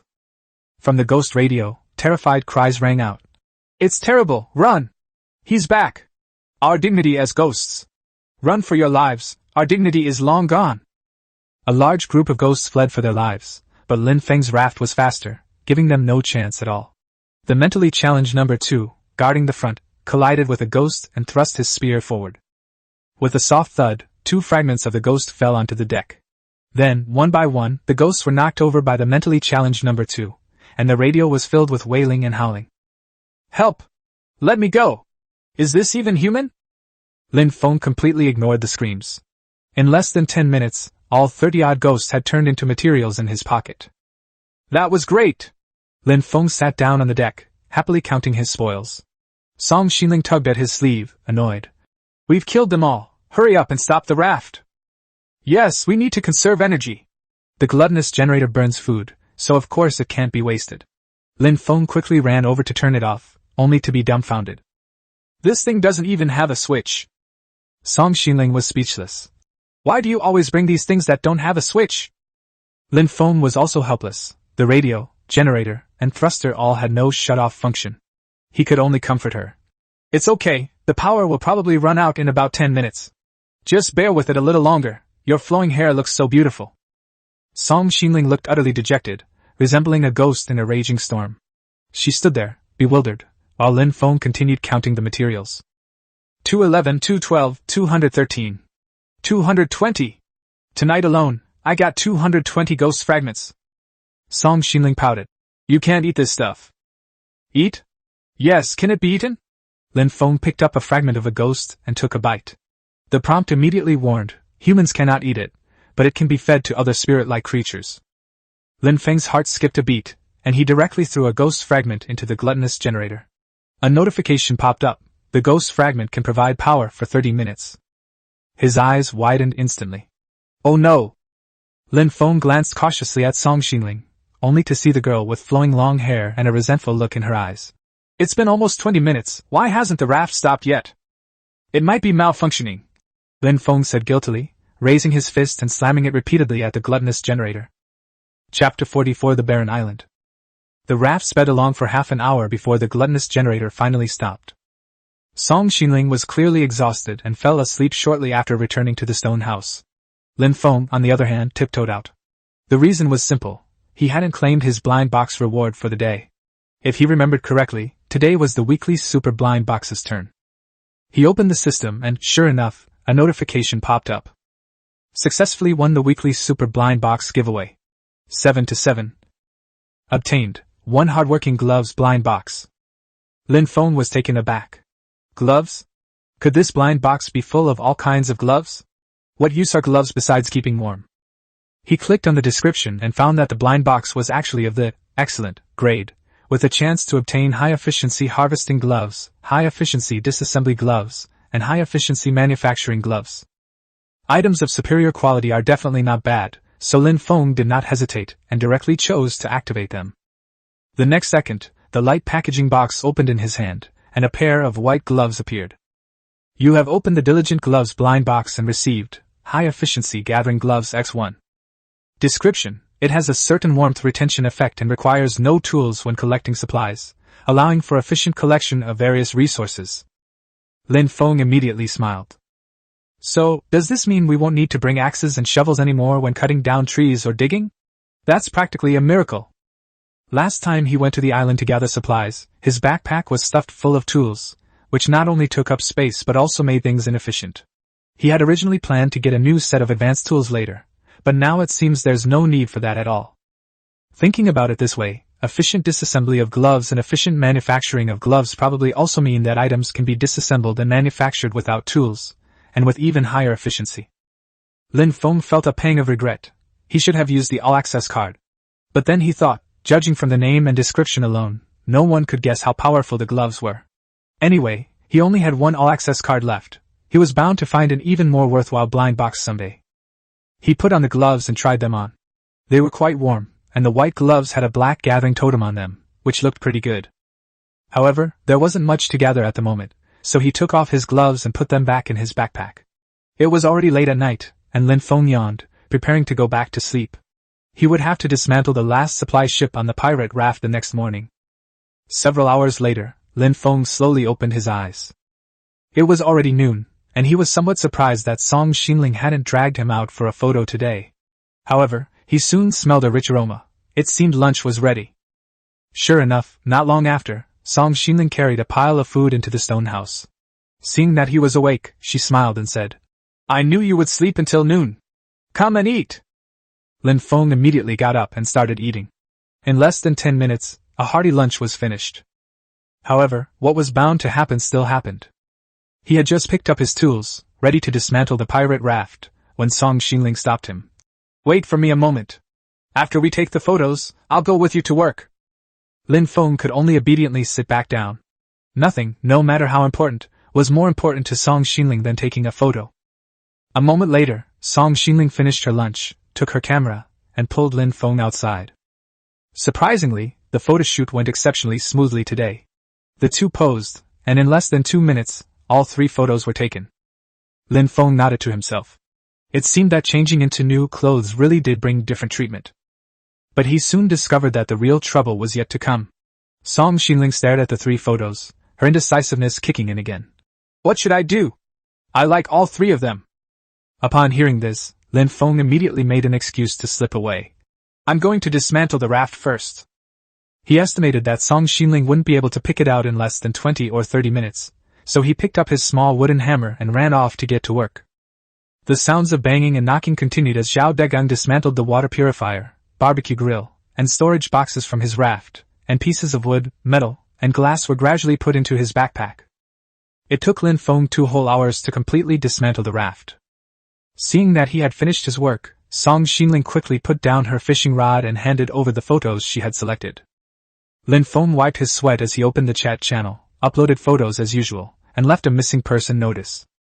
Unsurprisingly, the channel exploded instantly. "Oh no! The big shot is showing off his love again." "What? Matching outfits? Tons of dog food. I'm totally overwhelmed. Hey bro, do you sell clothes? It's so cold, please sell us some clothes." Lin Feng shook his head. He also wanted to sell clothes. With the temperature continuing to drop, clothes would definitely be in high demand later. But right now, there was a shortage of materials. If he bought cotton at the current price, even if he made clothes, very few people would be able to afford them. For him, the purchasing power of most players is still too low. However, once he had enough materials, he wouldn't mind making money by selling clothes. So he casually posted a message in the channel. "Raymond Lam, don't worry, as long as we have enough materials, the clothes will be on the shelves." These words immediately attracted a crowd of onlookers. Many people shouted that they still had cotton and asked him if he would buy it, while others urged him to exchange black tea for cotton. Lin Feng pursed his lips. If he weren't in a hurry to make clothes for Song Xinling, he wouldn't have bought cotton at such a high price. He guessed that there would definitely be more and more cotton in the future, and the price would naturally drop, so it wouldn't be too late to buy it then. Just then, Song Xiling's voice came from behind me. Lin Feng, look over there! Lin Feng immediately turned off the communication channel and looked into the distance. A small black dot appeared on the vast sea. Island? Lin Feng instantly perked up. Islands usually have plenty of supplies, and having just acquired the efficient gathering gloves, landing on the island to harvest resources would be a breeze. He took out his binoculars and looked carefully in that direction. I must say, this telescope is really useful. The small black dot in the distance was magnified in the field of view. But after seeing it clearly, Lin Feng frowned slightly. Why is that a barren island? Through the telescope, the island appeared completely black, devoid of trees and vegetation, with only some blurry protrusions, making it impossible to discern what it was. Chapter 45 Accelerate. Fuel is plentiful. Lin Feng handed the binoculars to Song Xiling, gazing at the distant island with a sense of excitement. There must be plenty of supplies on that island, but it was too far away. At the speed of the raft, it would probably take another 3 days to arrive. He turned to look at Song Xiling and asked in confusion. Why do we need to float? Can't we just use propellers? Song Xiling rolled her eyes at him, thinking that using food as fuel was too wasteful. A tomato could only propel them for 5 minutes. Lin Feng smiled and raised his chin. Using ghost fragments as fuel, it can provide power for half an hour at a time. The words had barely left his mouth when he realized something was wrong. The next second, he felt a sharp pain in his ear as Song Xiling grabbed him and lifted him up. Song Xiling immediately realized that the generator hadn't been running for so long last night because of a malfunction. Lin Feng had secretly thrown in a fragment of the ghost. She gritted her teeth in anger, while Lin Feng, with a bitter face, could only sigh inwardly that he had let something slip. A few minutes later, Lin Feng, clutching his swollen ear, sat down next to the gluttonous generator, utterly dejected. He couldn't understand why Song Xiling kept pulling on the same ear. If this continued, he feared he would really become asymmetrical. Left with no other choice, he took out 10 ghost fragments and stuffed them into the generator. The system prompted that fuel had been added, providing enough power for 5 hours. A buzzing sound rang out, the thrusters immediately started, the propellers churned the seawater, and the raft sped towards the island. Lin Feng gripped the small wooden rudder to adjust the course, facing the sea breeze, feeling exceptionally cheerful. He even took out a bottle of green tea and gulped down several mouthfuls, the refreshing sensation instantly enveloping his entire body, making him feel incredibly comfortable. The raft was moving too fast, and the wind was strong, so Song Xiling took shelter in a stone house. Lin Feng then drank a beverage while fishing. However, the current was too strong, and it took a long time for his fishing rod to catch anything. It wasn't until almost dark that he caught 2 tuna and 2 octopuses, barely enough for 1 barbecue. Lin Feng continued casting against the wind, but unexpectedly, the float suddenly sank. He quickly pulled the rod, and with a thud, something hard landed on the deck. Lin Feng ran over and was immediately stunned. What he had fished up was a rotten boot. The system description stated that this thing emitted a strong, putrid stench, unbearable for ordinary people, and could be considered a biological weapon. It was advised never to take it out of the backpack when not in use. Lin Feng hadn't even finished reading when the stench made him dizzy. He quickly stuffed the boots back into his backpack, and the smell subsided a bit. Lin Feng couldn't help but complain that this world really has all sorts of bizarre things, and he definitely didn't want to take this thing out a second time. As darkness fell, he picked up his binoculars and looked at the island again. The view of the island was much clearer now. It was an island made of reefs, with some mechanical-like objects scattered on it, though they all appeared to be damaged. Lin Feng estimated that they should arrive tonight. As for what supplies were on the island, he would find out once they got there. He then braved the wind to open a large-capacity barbecue grill and began preparing dinner. The food sizzled on the grill. With nothing else to do, Lin Feng casually opened his daily blind box. The system notified him that he had successfully drawn a prize and received a blind box containing a store discount card. Lin Feng was a little puzzled. This game world actually had a shop? He decided to open it and take a look. A golden envelope appeared in his hand. The description said that this blind box might contain a gold coin reduction card, or it might contain an 80% discount card or a 50% discount card. Lin Feng naturally hoped for a 50% off coupon, but after opening it, he only received 3 coupons with a 2 gold coin discount. He was speechless. These things looked like coupons from unscrupulous merchants. The items often cost tens or hundreds of dollars, so what use was a 2 gold coin discount? He checked the card's properties and discovered that it could only be used to purchase any item in the game's game store, and it was a one-time use item. Lin Feng tried to use it, but the system indicated that the store was not yet open. Lin Feng was even more speechless. The mall hadn't even opened yet, and he'd already won a discount card. Unable to figure it out, and too lazy to dwell on it, he shook his head, took the baked food down, and went into the stone house. By the fire, Song Xinling sat in a chair, seemingly deep in thought. Lin Feng called her to dinner, but she gestured for him to be quiet, telling him to wait. Lin Feng asked her curiously what she was doing. Song Xinling pouted and said she was memorizing the schematic diagram. As long as she memorized the schematic diagram, she would know what items could be manufactured, saving her time from wasting time searching later. Lin Feng frowned as he listened, feeling that memorizing the schematics was a real waste of time. But when he casually asked, Song Xinling said she had almost memorized them all. Although the schematics they unlocked only covered a small portion of this world, there were still at least a couple hundred of them, plus various data, and she had almost memorized them all in one afternoon. Lin Feng was skeptical and casually asked her what furniture she had unlocked. Without even thinking, Song Xinling rattled off a list of names. Small wooden stool, comfortable chair, simple dining table, wooden storage box, small wooden cabinet, small wooden bed, solid wood double bed. Upon hearing this, Lin Feng immediately interrupted. Wait! We unlocked a solid wood double bed? How come I didn't know? Song Xinling pouted and told him to go to the manufacturing workshop to see for himself. Then she picked up a grilled tuna and began to eat it with relish. Chapter 46 Square-Faced Robot. Lin Feng opened the crafting workshop and, sure enough, unlocked the manufacturing principles of a solid wood double bed. The game randomly unlocks blueprints over time. If you don't check it often, you can easily miss them. He was truly impressed by Song Xinling's memory. She was indeed a top student. Now that the double bed could be built, Lin Feng put the food on the storage box, not even bothering to eat, and immediately checked the materials. Solid wood double bed, wood, 16:16, metal sheet, 8:8, straw ball, 8:8. The materials were all there. Before Song Xinling could react, Lin Feng had already started making it on the other side of the stone house. She frowned and asked him what he was doing, to which Lin Feng replied matter-of-factly, "Building a double bed." Song Xinling immediately exploded. "Who wants to sleep in the same bed with you?"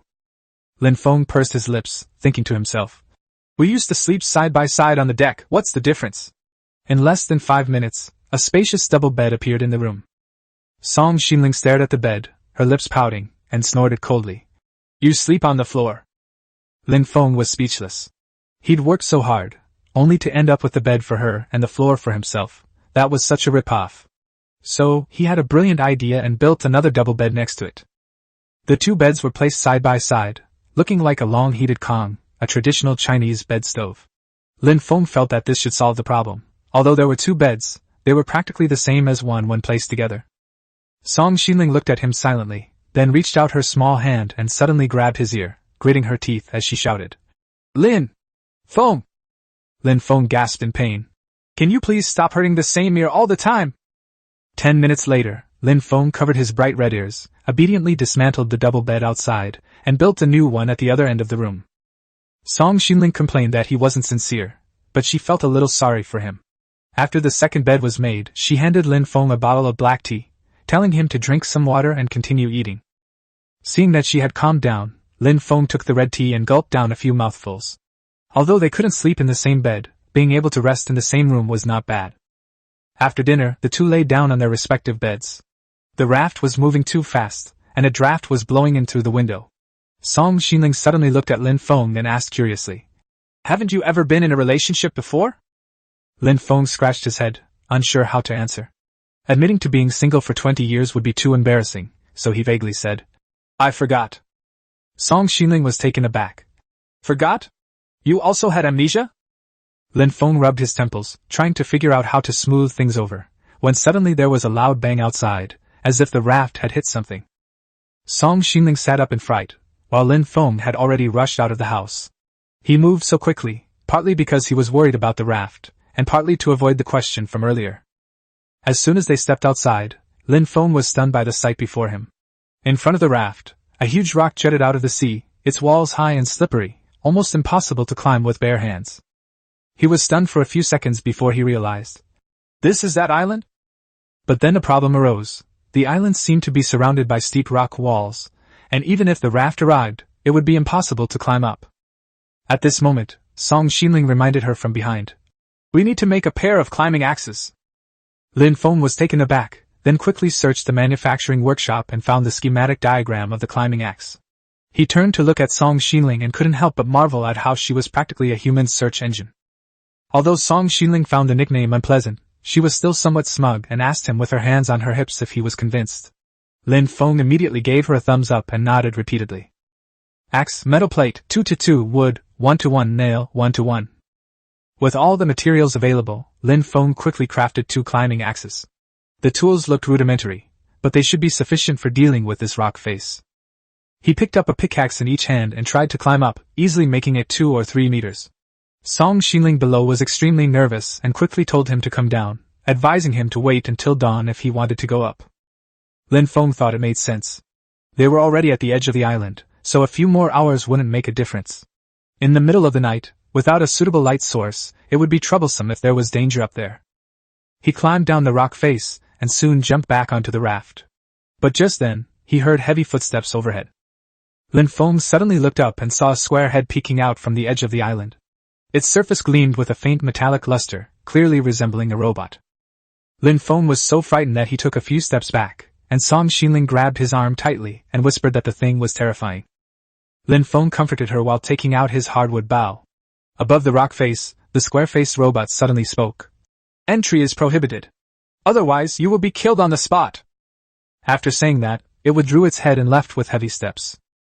Lin Feng secretly rejoiced, thankful he hadn't rashly climbed up earlier. Regardless of how powerful the robot was, visibility was poor at night, and he couldn't maneuver freely. A collision would definitely have been troublesome. He stared at the top of the rock face and muttered, "I'll deal with you tomorrow morning." Chapter 47. Get down here. The next morning, after having breakfast, Lin Feng put on his concrete spiked armor and prepared to go to the island. Although there was a robot guarding the island, Lin Feng felt its combat strength shouldn't be too outrageous. After all, almost all players encounter islands at this stage, and he was already considered one of the top players. If he couldn't even defeat it, then the game's difficulty would be ridiculously high. He picked up his axe and began climbing. The rock face was about 5 meters high, which should normally take only a few dozen seconds to climb. The robot might not even have time to react before he reached the top. 3 meters, 2 meters, 1 meter. Just as Lin Feng was about to feel happy, seeing that he was getting closer and closer to the top and only a few seconds left before he could climb over, the square-faced robot suddenly reappeared. "Damn! So close!" Lin Feng immediately sped up, trying to force his way in. The next second, the robot issued a warning. "Entry prohibited.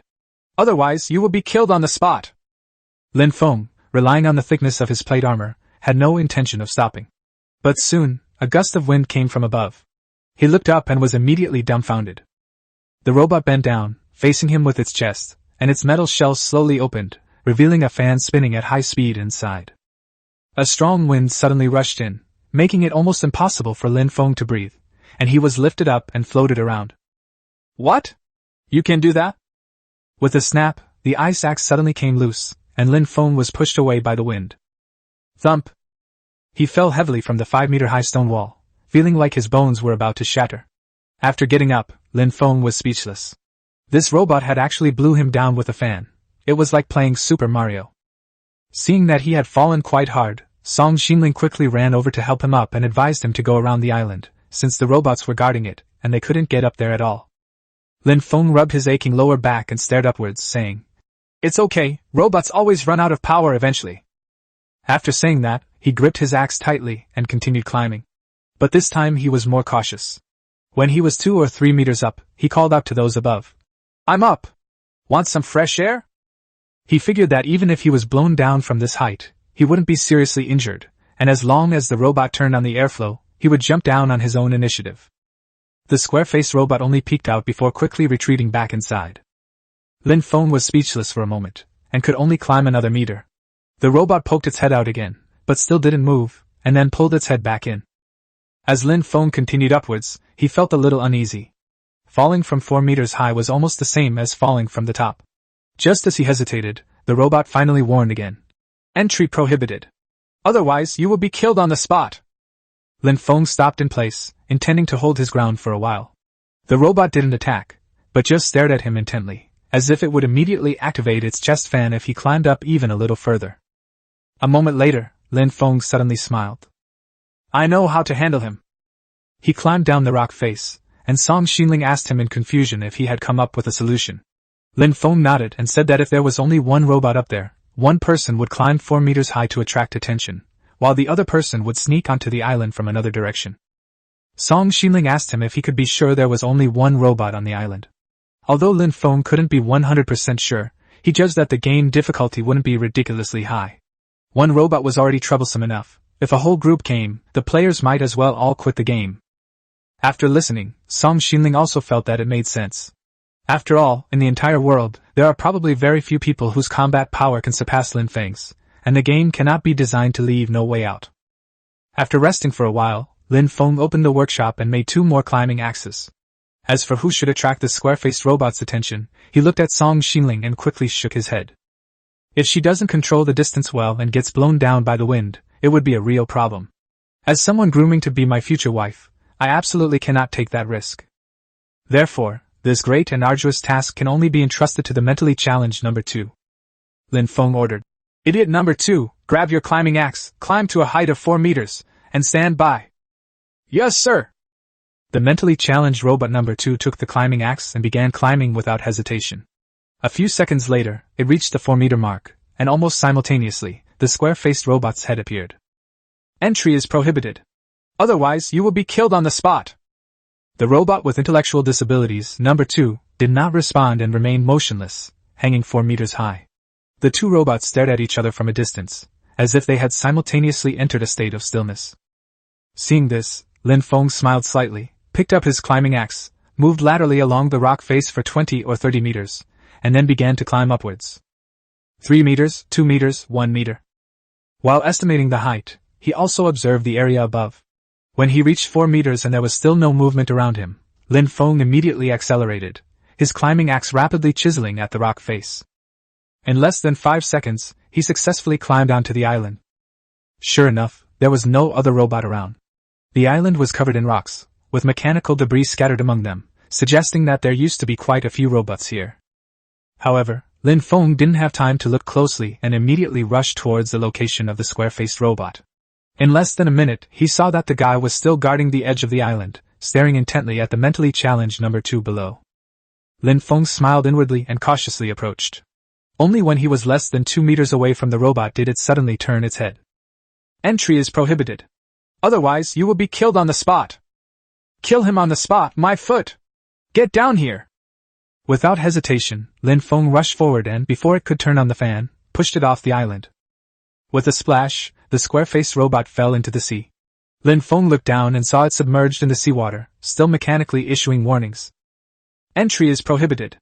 Otherwise, you will be killed on the spot. A buzzing sound soon followed. Critical components have been flooded. Malfunction. Malfunction. With a loud bang, a burst of electricity erupted from the robot, instantly destroying it. Lin Feng shook his head. He's even more idiotic than idiot number 2. He's hopeless. After saying that, he suddenly remembered that there was a robot hanging on the cliff, and quickly ordered, Idiot number 2, come up. A response came quickly from below. Idiot number 2, low battery warning, battery level below 20%, needs charging. Lin Feng was speechless for a moment. All right, you can go and rest now. Chapter 48. The mall also has a free buffet? After the mentally challenged number 2 went down to wait, Lin Feng also climbed down, his target being the scrap square-faced robot. He cast his line with a seasoned fisherman's fishing rod, hooked the robot's wreckage, and slowly dragged it back to the raft. The robot was badly damaged and clearly beyond repair, but Lin Feng hadn't intended to fix it anyway. What he was interested in was the materials inside. Lin Feng picked up a small wooden hammer and disassembled it. With a few quick bangs, in less than 2 minutes, the square-faced robot was reduced to a pile of parts. Dismantle the strong wind defense robot to obtain 5 metal pieces, 3 metal ingots, 2 mechanical modules, and 1 precision module. Lin Feng's eyes lit up when he saw the precision module. The introduction was brief, only stating that it could be used to manufacture precision equipment, but it was clear from the description that it would have significant applications. He didn't rush to inspect the manufacturing workshop. Instead, he picked up his climbing axe and prepared to go ashore to continue searching for supplies. He could ask Song Xinling later what he needed to build. Without any obstacles, Lin Feng climbed the cliff in less than a minute. All he could see were mechanical wreckage and rocks. He put on the high-efficiency harvesting gloves he had just acquired, walked over to the wreckage, and reached out to grab it. Obtained, metal plate X2. Lin Feng was astonished. This efficiency was truly outrageous. He reached for another piece of wreckage. Obtained, mechanical module X1. Touch the rock next to you again.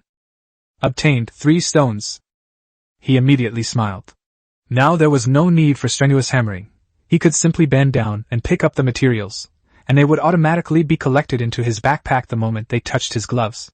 In less than half an hour, his backpack was full. Looking at the sun, it was almost noon. Lin Feng climbed down the island with a full load of supplies, ready to have lunch. While Song Xinling's grilled tuna wasn't ready yet, Lin Feng returned to the stone house and built 2 more wooden storage boxes. With supplies piling up, the original boxes were clearly insufficient. After organizing the materials, the two began to eat lunch. While eating, Song Xinling asked if they could go to the island together in the afternoon. Lin Feng thought for a moment, and since the dangers on the island had been basically eliminated, he nodded in agreement. Sure, you can pack me more stuff. Song Xinling smiled happily and handed him a drink. Lin Feng ate the grilled fish, and with someone taking good care of him, his mood improved even more. Before he knew it, he had eaten 4 grilled tuna. After he finished eating, he started hiccuping incessantly. Let's go, hiccup! I'm so full, hiccup! Lin Feng, burping, climbed up the stone wall, his body trembling. Song Xinling was terrified, afraid he would fall, and advised him to wait a while before climbing up. Lin Feng said he was fine, but it took him a full 5 minutes to climb up. When he finally reached the island, he found Song Xinling already waiting there. He silently reminded himself that he really needed to eat less in the future. Next, the two continued collecting. The entire island was almost entirely rock, with no proper paths. Lin Feng often had to climb the rock walls to search for supplies, while Song Xinling followed behind, helping him pack up anything that couldn't fit in his backpack. After working for a while, Lin Feng had collected quite a few stones, metal sheets, metal ingots, and a small number of mechanical modules. Just as he was climbing up another rock, he suddenly discovered a round metal ball. Huh! What's this? Lin Feng picked it up and looked at it. A notification immediately appeared. Obtained, mechanical seed X1. Description: it needs to be fertilized with metal sheets to grow vines and bear fruit. Lin Feng was somewhat surprised. This thing was actually a seed. Judging from its name, it was unusual, and the fruit it grew would most likely be related to mechanical materials. He immediately stuffed the mechanical seed into his backpack. He searched again but couldn't find a second one. Lin Feng wasn't in a hurry. He planned to buy them from other players at a high price later, collecting 4 to fill a large farm. Before long, their backpacks were almost full again. Lin Feng was about to return to the raft to unload the cargo when he suddenly saw a faint golden light shimmering on a rock ahead. Song Xinling examined it closely and said it looked like a gold coin. Lin Feng immediately took out his climbing axe and climbed over. When he saw the spinning, glowing coin, he was stunned. Coins? Are you really playing Super Mario? He reached out and picked up the gold coin, and a notification popped up immediately. Received, 1 gold coin. Gold. Description: can be used to access the Doomsday Shop. Before Lin Feng could figure out what the Doomsday Mall was, a system announcement suddenly sounded. Announcement: player Lin Feng has obtained the key item gold coin first, unlocking the Doomsday Shop function. All players will receive 1 gold coin as a gift. Each player needs to pay 1 gold coin to enter the Doomsday Shop. Immediately afterwards, Lin Feng also received a notification that he had received a gift, and he had an extra gold coin in his hand. Almost simultaneously, he was forcibly pulled into the chat channel. The channel was already in an uproar. Some people thanked the big boss, some were curious about the functions of the Doomsday Mall, and some were surprised to find that it even had a free buffet restaurant. Buffet? Lin Feng was stunned. He hadn't expected the Doomsday Shop to have such a function. He picked up the gold coins and selected to use them, and an introduction immediately appeared in front of him. Doomsday Mall features a supermarket, a free self-service restaurant, a leisure area, and other features to be developed later. Do you want to pay 1 gold coin to teleport to the Doomsday Shop? Lin Feng immediately chose to give up. He and Song Xinling only have 3 gold coins between them. 2 of them will be spent on teleportation alone. What can they buy with the remaining 1? He put away the gold coins and looked into the depths of the island. Search again, there might still be gold coins hidden on the island. Chapter 49. Why was he allowed to cut in line? Lin Feng searched the entire island thoroughly but only found 3 gold coins. Adding his previous stock, he only had 6 in total. He looked at the gold coins in his hand and couldn't help but shake his head. What can 6 gold coins buy? That's too poor. As dusk fell, Lin Feng returned to the raft with the remaining supplies. Song Xinling picked up her fishing rod, preparing to fish for dinner. Lin Feng sorted the supplies and while she was busy, opened the blind box system. Daily blind box giveaway successful. 2 to 7. Received, 1 money-grubbing nouveau riche blind box. Lin Feng's lips twitched as he looked at the name. Qian Duo Duo, meaning rich and powerful. A nouveau riche, it sounded so tacky. Looking down again, he saw a gold-plated, ornately decorated box in his hand, utterly vulgar. Qian Duo's nouveau riche blind box. Grade Premium. Description: 40% chance of getting 10 gold coins, 30% chance of getting 20 gold coins, 20% chance of getting 30 gold coins, 10% chance of getting 40 gold coins. Lin Feng's eyes lit up when he saw the reward details. It was all gold coins. With money, he could buy anything he needed from the Doomsday shop. He calculated that if he collected all 4 tiers of rewards, he would get a full 100 gold coins. Without hesitation, Lin Feng took out the last all-win card.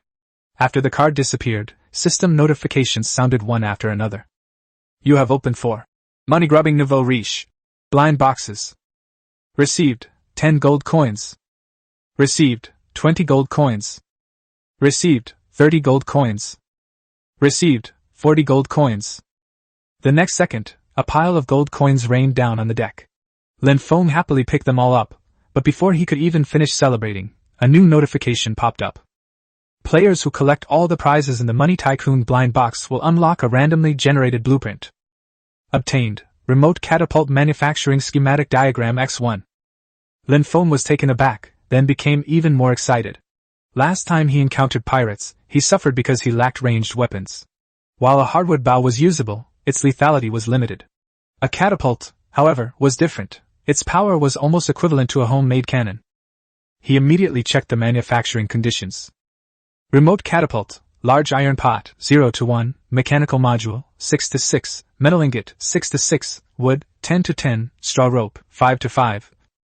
Description: a powerful long-range weapon that only requires loading stones. Its drawbacks are a long firing interval and high stamina consumption. Lin Feng was very satisfied. Although it was slower and took more effort, its power was undeniable. An ordinary wooden raft would probably be ruined after a few hits. The only problem was that the large iron pot was still missing. He was just about to check the manufacturing workshop when he suddenly remembered Song Xinling, the human search engine, and asked her directly, "Have we unlocked the big iron pot yet?" While fishing, Song Xinling shook her head without thinking. "No, I only unlocked a few barbecue grills in the kitchenware." Lin Feng nodded. The catapult couldn't be built yet, but that would be unlocked eventually. Right now, he had more important things to do. He snatched the fishing rod from Song Xinling's hand and laughed. "Stop fishing, come on, I'll treat you to a buffet." Song Xinling was taken aback. "You want to go to the Doomsday Mall?" "Yes, let's have a good meal and buy some things while we're at it," she said with a hint of helplessness. "Don't joke around. We only have 6 gold coins in total, and the entrance fee is 2 coins. What can we buy inside?" Song Xinling certainly wanted to browse them all, but she only had 4 gold coins left, so she could only look around. Just as she was feeling down, she suddenly saw Lin Feng take out a handful of gold coins from his backpack, followed by another handful. She was stunned. "Where did you get so many gold coins?" Lin Feng smiled smugly. "We now have a total of 106 coins, which is more than enough to spend at the mall." Song Xinling wanted to ask more questions, but Lin Feng casually replied, "Fired from the sea. Okay, let's go take a look around." As soon as she finished speaking, a system notification appeared in front of Song Xinling. "Player Lin Feng has paid 1 gold coin for your teleportation. Do you agree to enter the Doomsday shop?" Seeing that she was still in a daze, Lin Feng reminded her. "Select agree. Song Xinling then clicked confirm. The next moment, white light enveloped the two of them, and a feeling of weightlessness flashed by. When the light dissipated, they were already standing in a small square. Note: each visit to the mall is limited to a maximum of 24 hours. You can choose to leave the plaza early.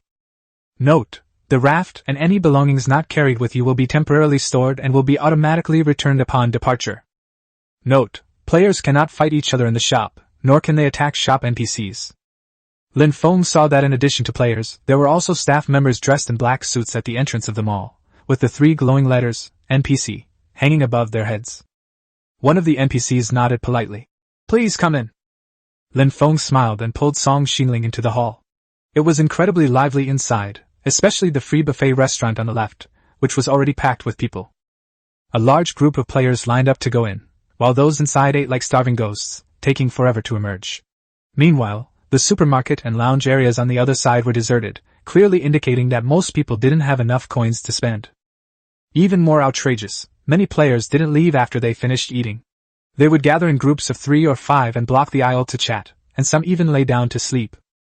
Lin Feng shook his head as he watched. This is even more bustling than a train station during the Spring Festival travel rush. Song Xingling nodded. The temperature here is comfortable, and they can eat their fill for free. They'll probably stay for the full 24 hours before leaving. Lin Feng looked at the long queue ahead and felt somewhat frustrated. At this rate, they might not even get a turn after waiting for several hours. Just then, an NPC in formal attire approached and bowed respectfully. "Sir, there is a new seat available. Would you like to dine now?" Before Lin Feng could even speak, the players queuing up next to him erupted in anger. "Wait! Why does he have an empty seat while we have to wait in line?" "Exactly! We've been waiting for over half an hour. Why should he cut in line? Let us go first." Chapter 50 How Did I Become a VIP? Mr. Lin Feng and Ms. Song Xingling are high-level VIPs of the Doomsday Mall and enjoy a variety of preferential rights. Faced with the crowd's doubts, the NPC in formal attire glanced at them disdainfully, but turned to Lin Feng and politely gestured for him to enter. Lin Feng was completely dumbfounded. He had only just arrived. How did he suddenly become a high-level VIP? The surrounding players, however, were indignant and blocked the way, demanding an explanation. Some questioned how to obtain a high-level VIP membership, while others shouted that it was unfair and insisted that the NPC explain clearly. The NPC in the formal attire looked at Lin Feng first, as if seeking his opinion. Lin Feng himself was also confused, so he nodded. The NPC then spoke. Individuals or teams entering the Doomsday Mall with total assets exceeding 10 gold coins automatically become basic VIPs, exceeding 100 gold coins automatically become advanced VIPs, and exceeding 1,000 gold coins automatically become supreme VIPs. Mr. Lin Feng's team has assets exceeding 100 gold coins, so naturally they are advanced VIPs. As for you, you're all dirt poor, yet you want to be advanced VIPs? Everyone was stunned by these words. He has over 100 gold coins? Who are you kidding? There's definitely something fishy going on here. Lin Feng was speechless. He could understand them complaining about unfairness earlier because they didn't know the rules, but now they were blocking the way. That was pure irrationality. Since he couldn't fight other players in the shop, Lin Feng didn't bother to argue and simply asked the NPC. Is there a VIP channel? The NPC in formal attire immediately nodded.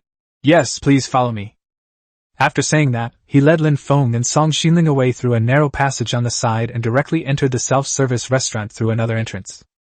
The players outside were completely dumbfounded. They had originally wanted to argue with Lin Feng, but he ignored them completely and went straight in through the VIP channel. Some people were so angry that they started cursing, saying that the mall was snobbish, and others shouted that they would file a complaint. Unexpectedly, this shout actually attracted a formal dress NPC. Just as the player was about to complain, the NPC disdainfully pulled back his sleeve, dusted himself off, and said, "Non-VIP players have no right to complain." The player was furious. "You, an NPC, look down on me?" The NPC didn't even turn his head. "So what if I look down on you? You poor wretch, just stand in line." On the other side, Raymond Lam had already been led into the restaurant. It was like a super large canteen, with thousands of tables almost all full, each seating 4 people, and anyone who vacated a seat would immediately fill it. But on Lin Feng's side, there were only him and Song Xingling at the empty table. Players queuing outside saw that there were empty seats next to them, and immediately clamored to come in, but they were all stopped by the NPCs. "Why are they taking up 4 seats? I recognize him. He's Lin Feng from the wanted list. Does Lin Feng have special privileges?" Someone behind them explained dejectedly. "They're VIP clients, we can't compare." As they were arguing, large green characters suddenly appeared above Lin Feng's table, VIP seat. Everyone was stunned. But what shocked them even more was the food on Lin Feng's table. For regular players, all they had was grilled tuna, grilled seaweed, and a few kinds of fruit, with only Coke and Sprite as drinks. But after Lin Feng ordered steak, cream cake, and red wine were quickly served. The difference is simply outrageous. Lin Feng himself hadn't expected to find such high-class food in the Doomsday Mall. The menu featured all sorts of famous dishes, and he ordered more than a dozen plates in one go. Before long, lobster, abalone, durian pastry, and fruit salad filled the table. "Let's eat!" Without any hesitation, Lin Feng broke off a piece of lobster meat and started eating. The fresh and fragrant lobster meat had a chewy texture, and paired with a glass of red wine, the sweet and sour aftertaste was incredibly delightful. Song Xinling didn't care about her image. She picked up the cream cake and took a big bite, praising as she ate. "This cake is so delicious, Lin Feng, you should try some too." The two ate heartily, making the players next to them drool with envy. Someone couldn't help but ask the waiter why their menu didn't include a large lobster. A nearby player, wiping his drool, reminded him, "Can't you see they're VIPs?" The more the man thought about it, the angrier he became. He simply got up, walked to Lin Feng's table, and reached out to snatch the plate of lobster. But as soon as his hand touched it, it was repelled by an invisible force. He froze, staring at the food on the table, then at his own hands. "Why can't I reach it?" Lin Feng smiled and looked up at him. "Young man, do you want to become a high-level VIP like me? Start saving money." The man's face turned pale with anger. Even though Lin Feng was about the same age as him, he put on an air of superiority, and mocked him for being poor. He couldn't stand it, and clenched his fist to punch Lin Feng. A muffled thud. Lin Feng was unharmed, but the man screamed and stumbled backward. Lin Feng shook his head impatiently. "Young man, don't be impulsive. You can't fight in the mall." The man, clutching his swollen face, was so angry he was about to cry. He could only grit his teeth and utter, "You just wait." Just then, a man in a suit walked over from not far away. At first glance, Lin Feng thought he was an NPC, but upon closer inspection, he realized that the man didn't have those 3 letters above his head, and his suit wasn't a waiter's uniform. As the man approached, his eyes suddenly widened, and his face instantly filled with hatred. Lin Feng was puzzled. When had he ever offended him?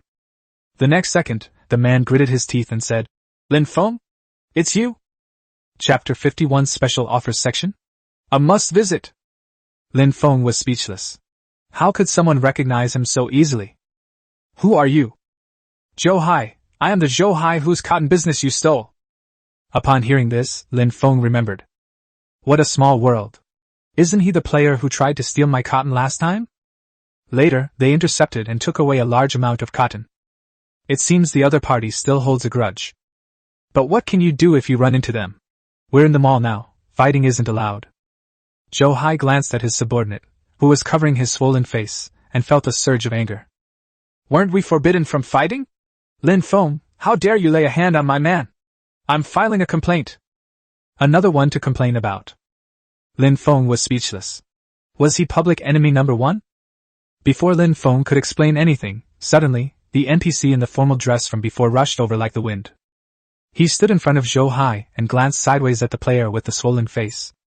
"Player Zhou Ming openly attacked senior VIP Lin Feng in the Doomsday Mall and has been punished with damage reflection. Please leave immediately and do not cause trouble here." "What?" Zhou Hai was speechless. He never expected that the NPCs here would actually support Lin Feng. Suddenly, he realized something. "What VIP? Why is he a VIP?" Perhaps because he was tired of explaining, the NPC in the formal dress actually retorted. "Because Mr. Raymond Lam is rich." "What the heck? This is blatant self-humiliation." Zhou Hai was furious. He refused to believe in bad luck and was determined to teach Lin Feng a lesson. No! He decided to take care of the NPC as well. Seeing that Zhou Hai was about to make a move, the NPC immediately brought his face close and said, "Go ahead and hit me?" "Damn!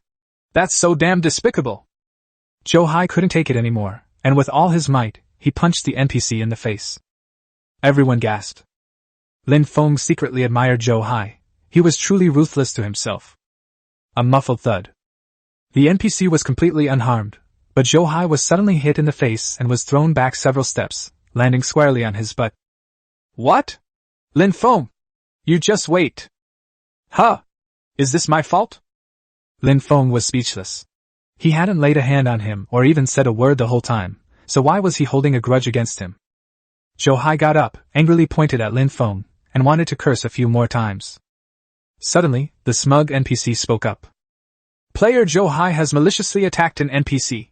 He is immediately expelled from the Doomsday Mall and banned from entering for 24 hours. Before the NPC in the formal attire could finish speaking, a white light suddenly appeared around Joe Hai. What? You're serious? My gold coins! Joe Hai hadn't even finished eating when he was instantly teleported back. Everyone was stunned. What? It can even expel players? Everyone, behave yourselves. High-level VIPs, we can't afford to mess with them. We really can't afford to mess with them. Everyone lowered their heads and ate their food obediently, afraid that they would also be kicked out. I finally managed to get in by paying 1 gold coin.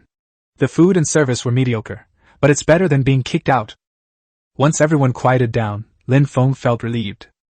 This VIP customer is definitely worth it. Not only are the benefits excellent, but there are also NPCs who serve you obediently. Lin Feng looked up and asked, "What's your name?" The NPC in formal attire quickly smiled politely. "Honorable Mr. Lin Feng, you can just call me number 008. Lin Feng nodded. "I'll contact you if I need anything from now on." "It's my pleasure to serve you." Lin Feng smiled slightly and asked, "Can the food be packed up and taken away?" Number 008 was slightly taken aback, and quickly explained, "The mall's rules state that food from the buffet cannot be taken away." That's not surprising. Come to think of it, if the food could be packed up and taken away, these players wouldn't be stuck here after they'd eaten their fill. He turned to look at Song Xingling and said, "After we finish eating, let's go to the supermarket and then have another meal." "Aha!" Song Xingling, with cream all over her mouth, nodded happily, looking extremely pleased. That's the way they eat. So she has moments like this too. Raymond Lam really regretted not bringing his camera with him, otherwise he would have definitely taken a close-up shot of her eating. Half an hour later, unsurprisingly, the two of them left the restaurant together, burping contentedly. Belch. Let's go to the supermarket. Belch. Okay. Belch. I wonder if they sell digestive tablets? Belch. Hurry up and get out of here, I'm ruining my image. Along the way, everyone stared at the two of them in astonishment, burping repeatedly as they slipped into the supermarket on the right. TCH. They eat more than us, and all they have is grilled fish and cola. Is it really that big of a deal? A guy next to me glanced sideways at the guy who was making the comments. Grilled fish and cola? They're eating lobster and drinking red wine. What? If I have to eat this, I'm not coming out. I'll just eat myself to death. The supermarket in the Doomsday Mall is similar to a regular shopping mall. You pick up a shopping cart at the entrance, and check out at the exit. It's very spacious inside, with rows of shelves filled with all sorts of goods. Basic materials area? Lin Feng stopped beside the shelf and looked at the products on it. All items were packaged in cardboard boxes, and the shelves displayed the item names and prices. Product, 200 pieces of wood. Price, 1 gold coin. Product, grass ball x 200. Price, 1 gold coin. Product, 100 plastic sheets. Price, 1 gold coin. Lin Feng scratched his head, unsure whether the price was cheap or expensive. However, he didn't need to think about it, as he never lacked basic materials. I pushed my shopping cart straight past this area and went to the premium materials section, where the prices of the items suddenly increased significantly. Product, mechanical module X5. Price, 2 gold coins.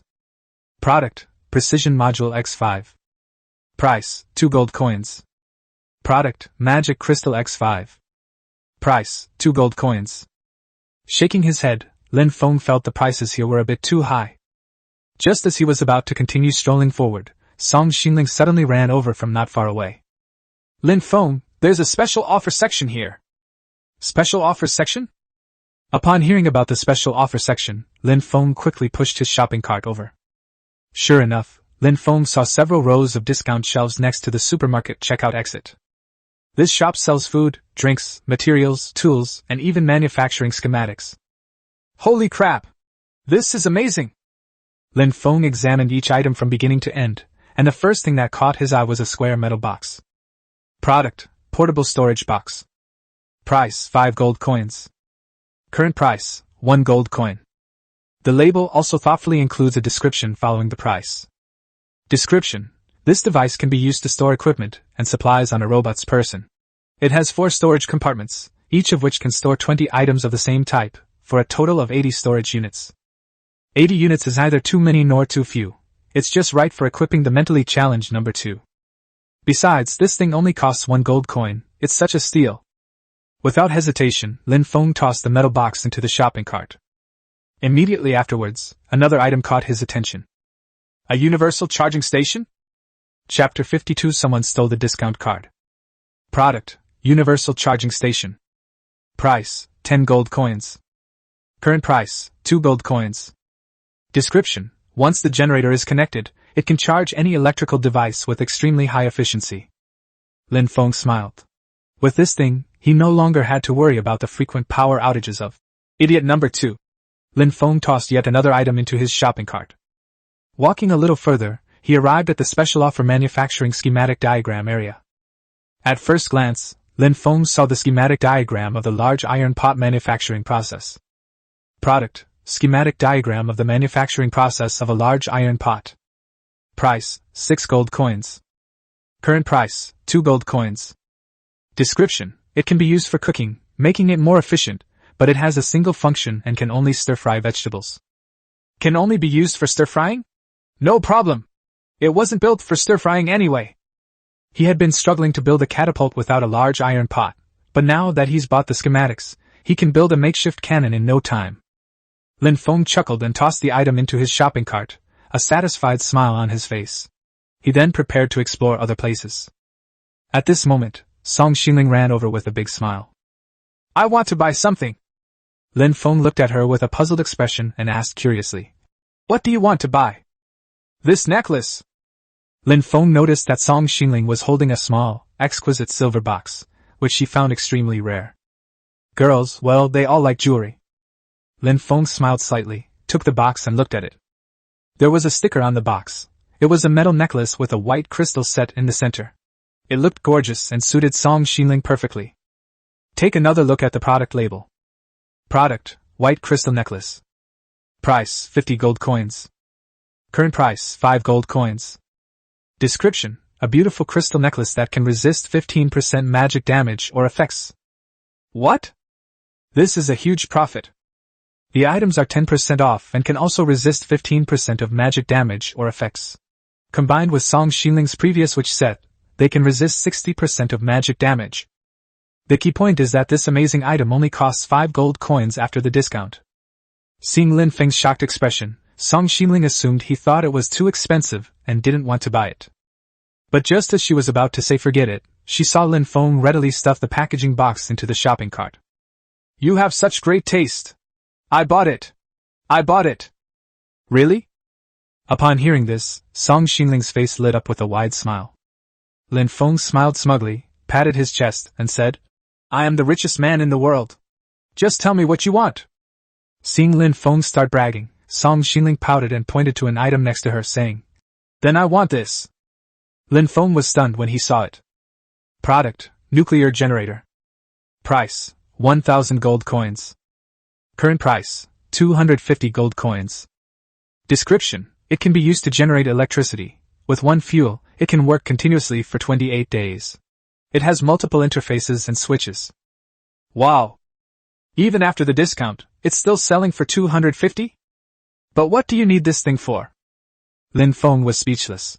Was she really going to go to such lengths just to put an end to her boasting? However, this thing is actually quite useful. The two browsed around the supermarket for a while longer before preparing to pay and leave. When they arrived at the checkout counter, Lin Feng took all the items out of the shopping cart. The waiter was quick and efficient, calculating the price in less than a second. Hello, your item costs 10 gold coins. The salesperson was impressed. Lin Feng had bought 4 items, all of which were from the discount section. However, he is one of the few players who can afford to buy things. Lin Feng reached into his backpack and took out 4 gold coins. The waiter looked puzzled and repeated what he had just said. Hello, your item costs 10 gold coins. I know. I know. Lin Feng nodded and took out a few more gold cards from his backpack. I have a 2 gold coin discount card. What? The waiters were stunned.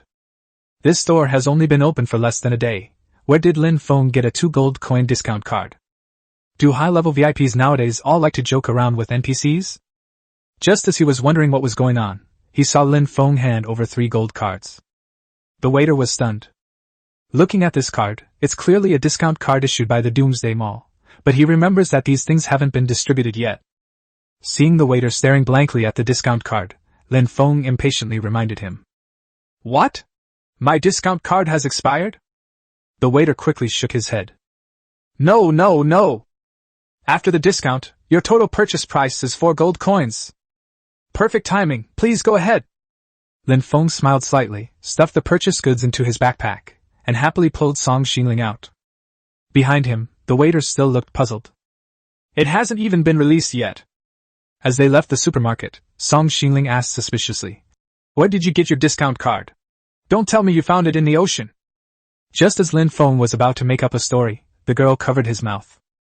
He coughed lightly and pulled Song Xingling all the way to the lounge area. Let's go explore the relaxation area first. You still haven't answered me. Look, there's a movie theater. A movie theater? When Song Xingling looked up, she saw several independent shopfronts in the leisure area. Coffee shops, snack bars, movie theaters, arcades. I can hardly believe that there are still these things in this place. Of course, the prices in the leisure area are also very high. Lin Feng made a casual inquiry and then decided not to go in. How much is a movie ticket? 20 gold coins each. What? They're ripping people off.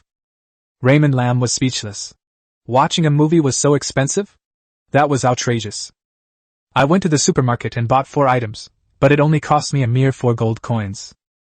Seeing Lin Feng hesitate, the waiter added another sentence. The two of you will receive a total of 40 gold coins.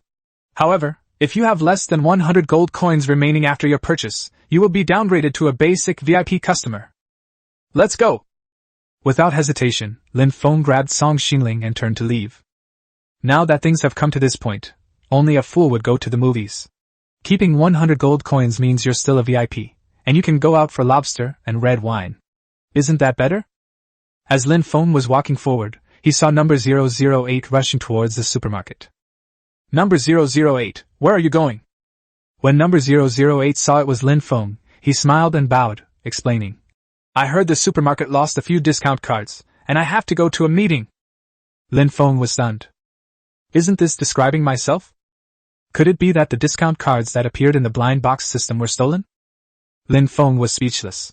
He didn't want to be caught stealing resources from the Doomsday Mall and potentially be banned from entering the mall. Song Xingling, who was standing next to her, became even more nervous.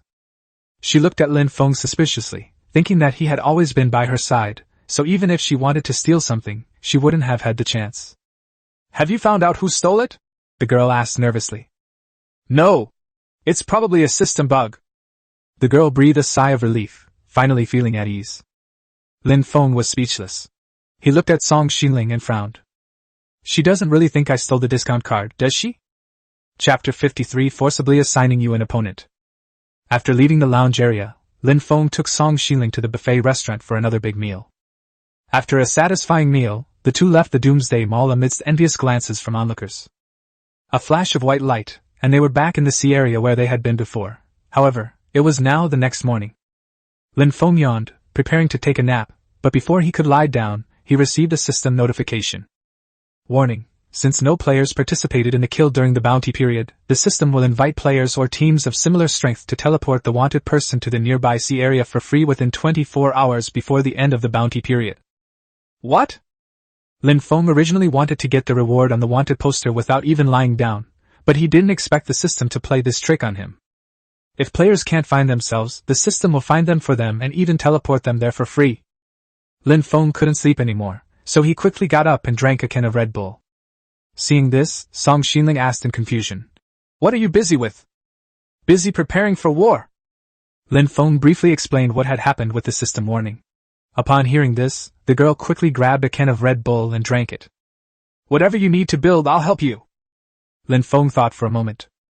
Currently, he needs to build a catapult and install the universal charging station. The catapult served as the main weapon, while the charging station was used to charge the mentally challenged number 2. In addition, he also needs to collect today's blind box to see if there are any useful equipment or items. The system notification made it very clear that this time, he would be facing an opponent of equal strength, so he must not underestimate him. Moreover, the enemy could appear at any time within the next 24 hours, perhaps in a few hours, or even in the next second. Lin Feng took out the items he had purchased from the Doomsday Mall and handed the universal charging station and necklace to the girl. Help me install the charging station so that mentally challenged number 2 can charge it. The girl nodded, took the charging station, and ran towards the gluttonous generator. Taking advantage of this moment, Lin Feng activated the blind box system. Daily blind box giveaway successful. 3 to 7. Obtained 1 blind box with a foul smell. It smells awful? Lin Feng was speechless. What he needed right now was weapons and equipment. Not only did they not give him anything useful, but they also gave him a blind box with such a strong smell. But there's no way around it, since I've already drawn it, I might as well open it and take a look. Looking down, Lin Feng saw a rotten cardboard box in his hand, from which a faint stench could be smelled. Damn! That's disgusting! Lin Feng endured the smell and checked the introduction. Blind boxes that smelled foul. Grade, excellent. This piece of junk is actually of the excellent grade. Lin Feng shook his head and continued reading. Description: 40% chance of finding a fresh rotten egg, 40% chance of finding a rotten boot, 20% chance of finding a lazy sailor's laundry basket. What? A biological weapons gift pack! Lin Feng quickly chose to open the blind box, already pinching his nose tightly. The next moment, a notification appeared. You have opened a stinky blind box and received 1 lazy sailor's laundry basket. In an instant, a dirty iron basket fell to the ground. Lin Feng was stunned. He had actually won the grand prize, the worst one yet. A strong stench filled his nostrils, and even though Lin Feng pinched his nose, he felt dizzy. Ignoring the stench, Lin Feng checked the item description. The lazy sailor's laundry basket. Description: you can't imagine how much filth was stored in this. Although it's disgusting, if you put it on an enemy's head, it will make them suffocate from disgust. Moreover, the smell will spread to a distance of tens of meters in a short time. Before Lin Feng could finish reading, he heard Song Xinling's voice coming from not far away. Lin Feng! What are you doing? It stinks. What? It floated over there so quickly? Oh no! I can't take it! Lin Feng quickly threw the laundry basket into his backpack, and the surrounding smell finally returned to normal. That's terrifying! Lin Feng rubbed his temples, still feeling dizzy. Although this thing is extremely disgusting, as a weapon to attack enemies, it can definitely have unexpected effects. The contents of this blind box are practically a biological weapon set. Lin Feng smiled slightly. Boots and a laundry basket, that's 2 biological weapons. Even if we can't kill the enemy, we can at least suffocate them with the fumes. Lin Feng drew his blind box, and Song Xinling finished installing the charging station. As she connected the wires and added fuel, the charging station and RAFT propulsion system worked simultaneously. The raft slowly started moving and accelerated forward. Song Xinling ran over against the strong wind and said to Lin Feng, It's all done. The idiot number 2 is charging, but it will take 12 hours to fully charge. If it's going to take this long, then I'll just top up as much as I can. Lin Feng knew that Song Xinling didn't like being outside in the wind, so he asked her to build a large iron pot and put it in the stone house so that she could cook inside. He himself went to the front of the raft, intending to build a catapult there first. First and foremost, of course, we still need to build a large iron pot. Large iron pot, metal ingots 5 to 5, wood 2 to 2. Plenty of material. As the materials disappeared, a few minutes later, a large iron pot appeared in Lin Feng's hand. This big iron pot is quite heavy, about 50 centimeters in diameter, and has a large capacity. Large iron pot. Description: this product needs to be placed on a fire pit for stir-frying. Add 2 portions of ingredients at a time. No cooking oil is required. It is efficient and convenient. This thing is pretty good. Lin Feng nodded in satisfaction, but this thing wasn't for cooking now. It was for making catapults. Open the schematic diagram of the catapult.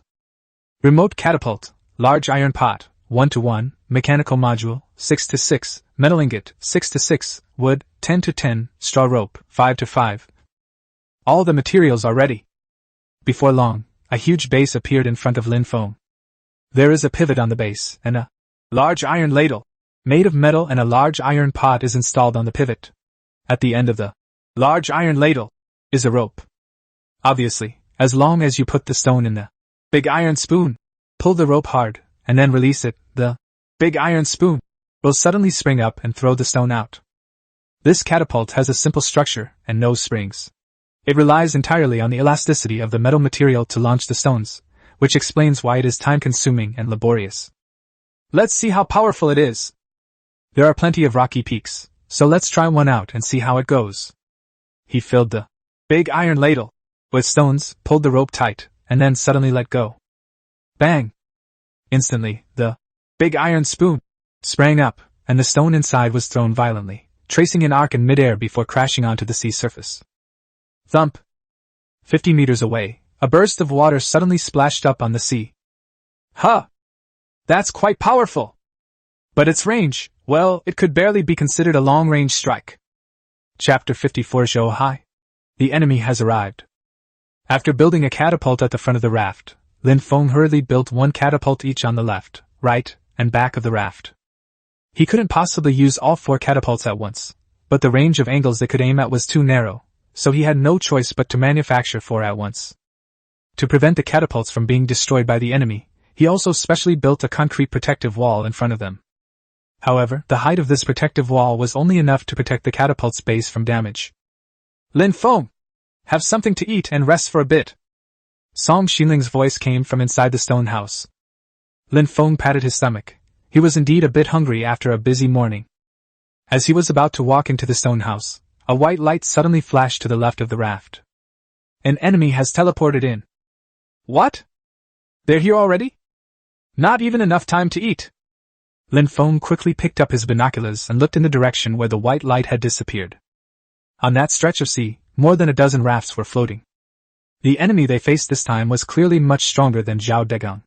Most of the dozen or so rafts had complete structures and were equipped with more sophisticated weapons. Lin Feng even saw a player holding a crossbow through the binoculars. Compared to bows and arrows, crossbows have a faster rate of fire, and some crossbows can even fire in rapid succession. In a real battle, the enemy would essentially have a dense barrage of firepower. Your strength is quite impressive. Lin Feng gritted his teeth and continued to observe. Suddenly, 2 familiar faces appeared in his field of vision. Zhou Hai, Zhou Ming, how come it's them? Lin Feng recognized the 2 immediately for 2 reasons. First, they had met in the Doomsday Mall, and second, their faces were still swollen. Although it wasn't clear through the binoculars, the unnatural facial features were still very noticeable. What a small world! It's them again! Inside the stone house, Song Xinling noticed that Lin Feng hadn't come to eat yet, so she urged him to come. Lin Feng, hurry up! If the enemy comes, you'll be fighting on an empty stomach. Going hungry? That won't do. Judging from the distance, they wouldn't be able to catch up anytime soon, and besides, his raft was still traveling at high speed. Even if Zhou Hai wanted to chase, it would take him a while. Lin Feng smiled slightly and went straight into the stone house, intending to quickly finish his lunch. Upon entering the room, I was surprised to find that the meals had improved. Song Xinling not only made a large iron pot, but also made 2 sets of bowls and chopsticks and 4 plates. At this point, all 4 plates were filled with food. Lin Feng first went over to the plate of stir-fried tomatoes and smelled it. It smelled pretty good, but it was a bit plain. Stir-fried tomatoes. Description: made with 2 servings of tomatoes, this dish is more filling. Lin Feng then looked at another plate of food. Stir-fried octopus. Description: this dish is made with 2 portions of octopus and has a stronger feeling of fullness. Good! With the food laid out before him, how could he just look at it? He picked up a plate, used his chopsticks to pick up a piece, and tasted it. To his surprise, although the 2 dishes used simple ingredients, they were quite delicious.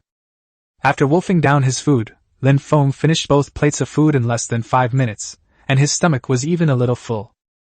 A dish made with 2 ingredients is indeed very filling. Not daring to waste any time, Lin Feng got up and walked out of the stone house after he finished eating. You keep eating, I'll go outside and take a look. Be careful, and call me anytime if you need help. Take your time eating, no need to rush. Lin Feng smiled slightly, crawled out of the stone house, picked up his binoculars, and looked towards Zhou Hai's team. In view, Zhou Hai's team split into 2 groups. The first group closely followed Lin Feng and appeared to have installed raft propulsion devices, while the second group moved slowly, probably relying on human rowing. Hee hee hee! Go ahead and chase after her. Lin Feng smiled slightly, moved a chair, and sat at the back of the raft, watching with amusement as Zhou Hai's team chased after him. Their rafts are lighter and a little faster than ours, but it would probably take 2 or 3 hours to catch up. Just as Raymond Lam was feeling smug, he suddenly received a private message. Open your private messages to check. Received as a gift, 5 stones.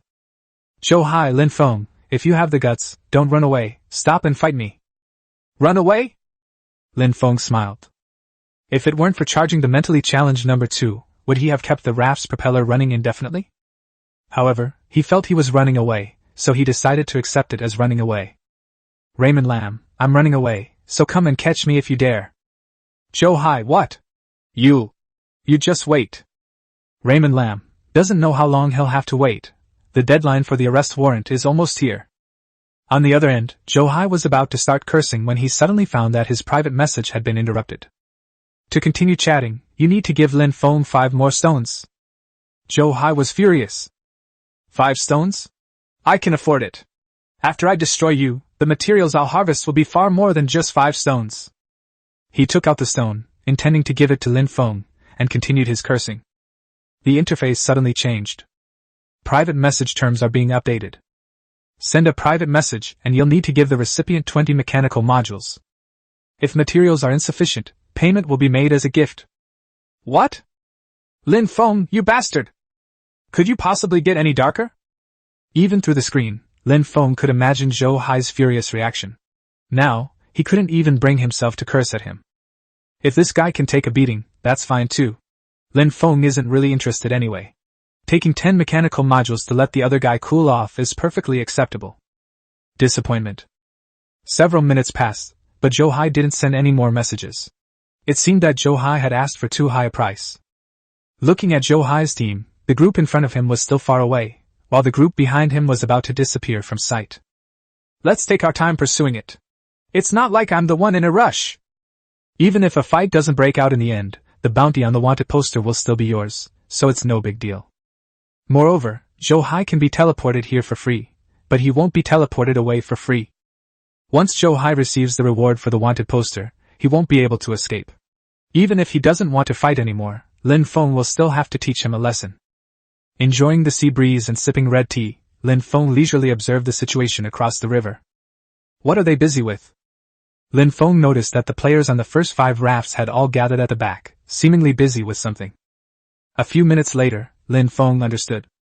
These guys are building propulsion systems. The raft opposite them was clearly speeding up. At this rate, they would definitely be close to us in less than half an hour. What? Build 2 thrusters?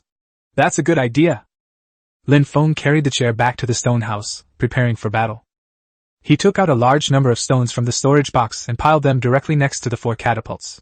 Then he put on concrete spike plate armor, stuffed all his weapons into his backpack, and went to the back of the raft. At this moment, he was less than 100 meters away from the raft where Zhou Hai was. Chapter 55 I'll smoke you to death.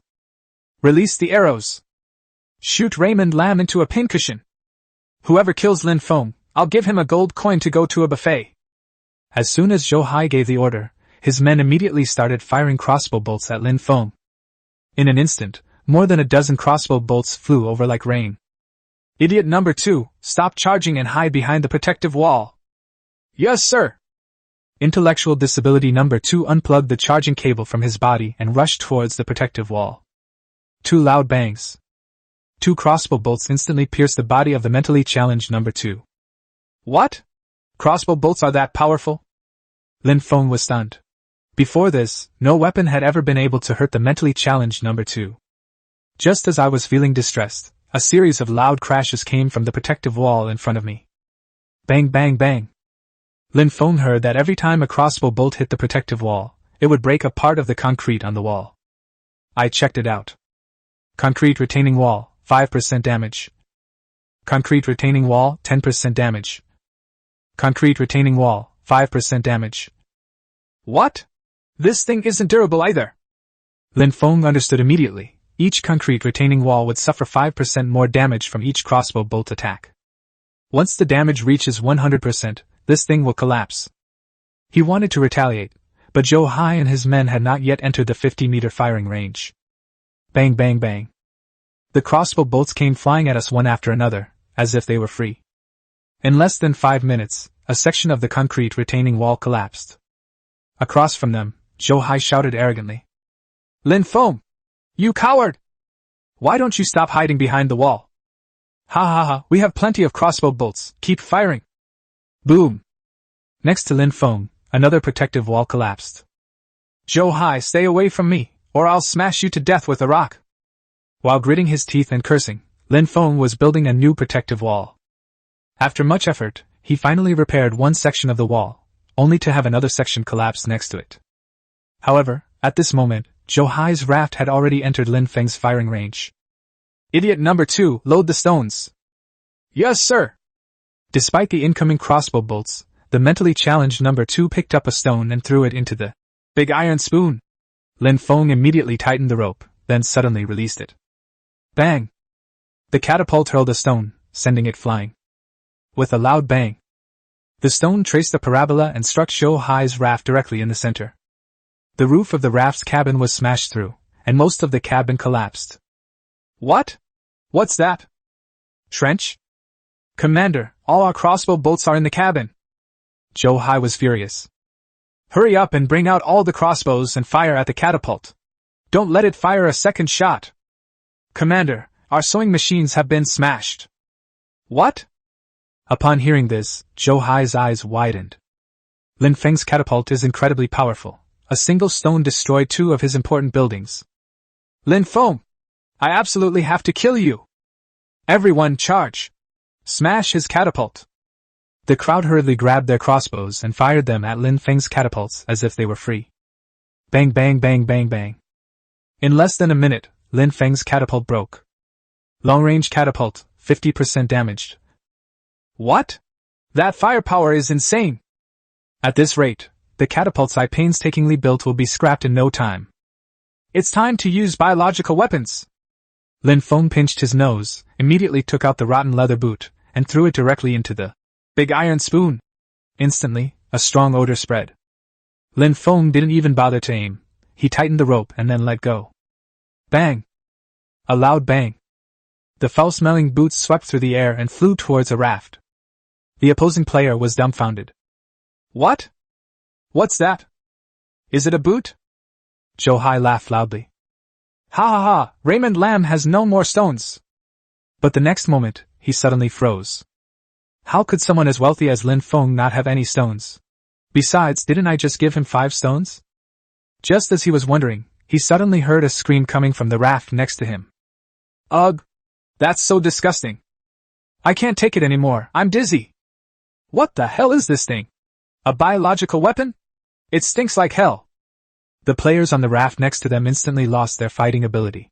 No matter how Zhou Hai scolded them, they did not hesitate to drop their weapons and flee to the raft next to them, and even jumped into the sea.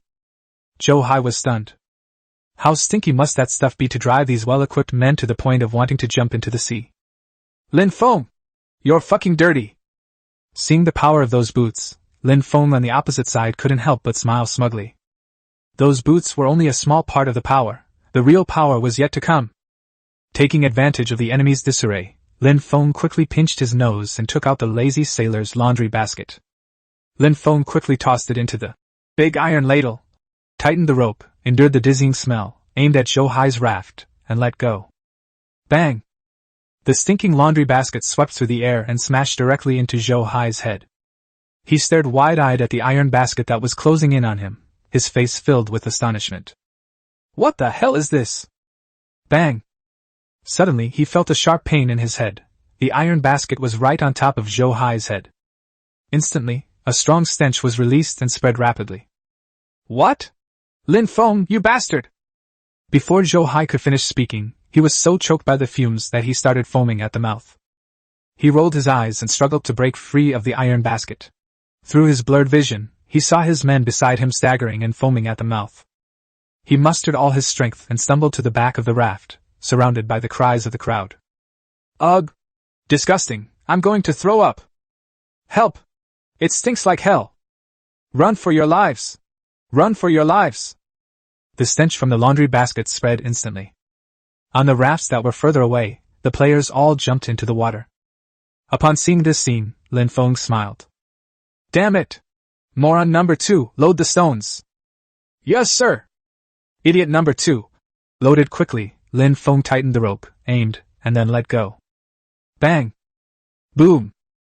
Zhou Hai's raft was instantly smashed with a large hole, splashing up a spray of water. Lin Feng continued firing, sending stones hurtling in parabolic arcs as they hurtled towards the raft. With a series of loud bangs, Zhou Hai's raft was smashed to pieces, and several unlucky players were even hit by rocks and died, coughing up blood. However, Zhou Hai was lucky. Lin Feng smashed the rocks for a long time but didn't manage to hit him. The next moment, Lin Feng saw him.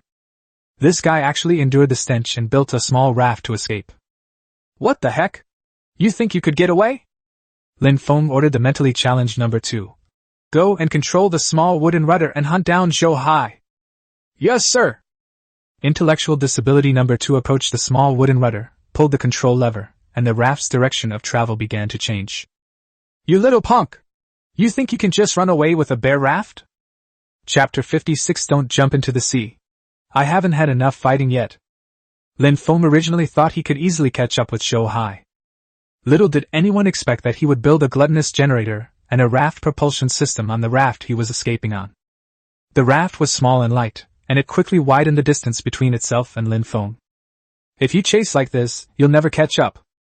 Lin Feng scratched his head, then suddenly smiled.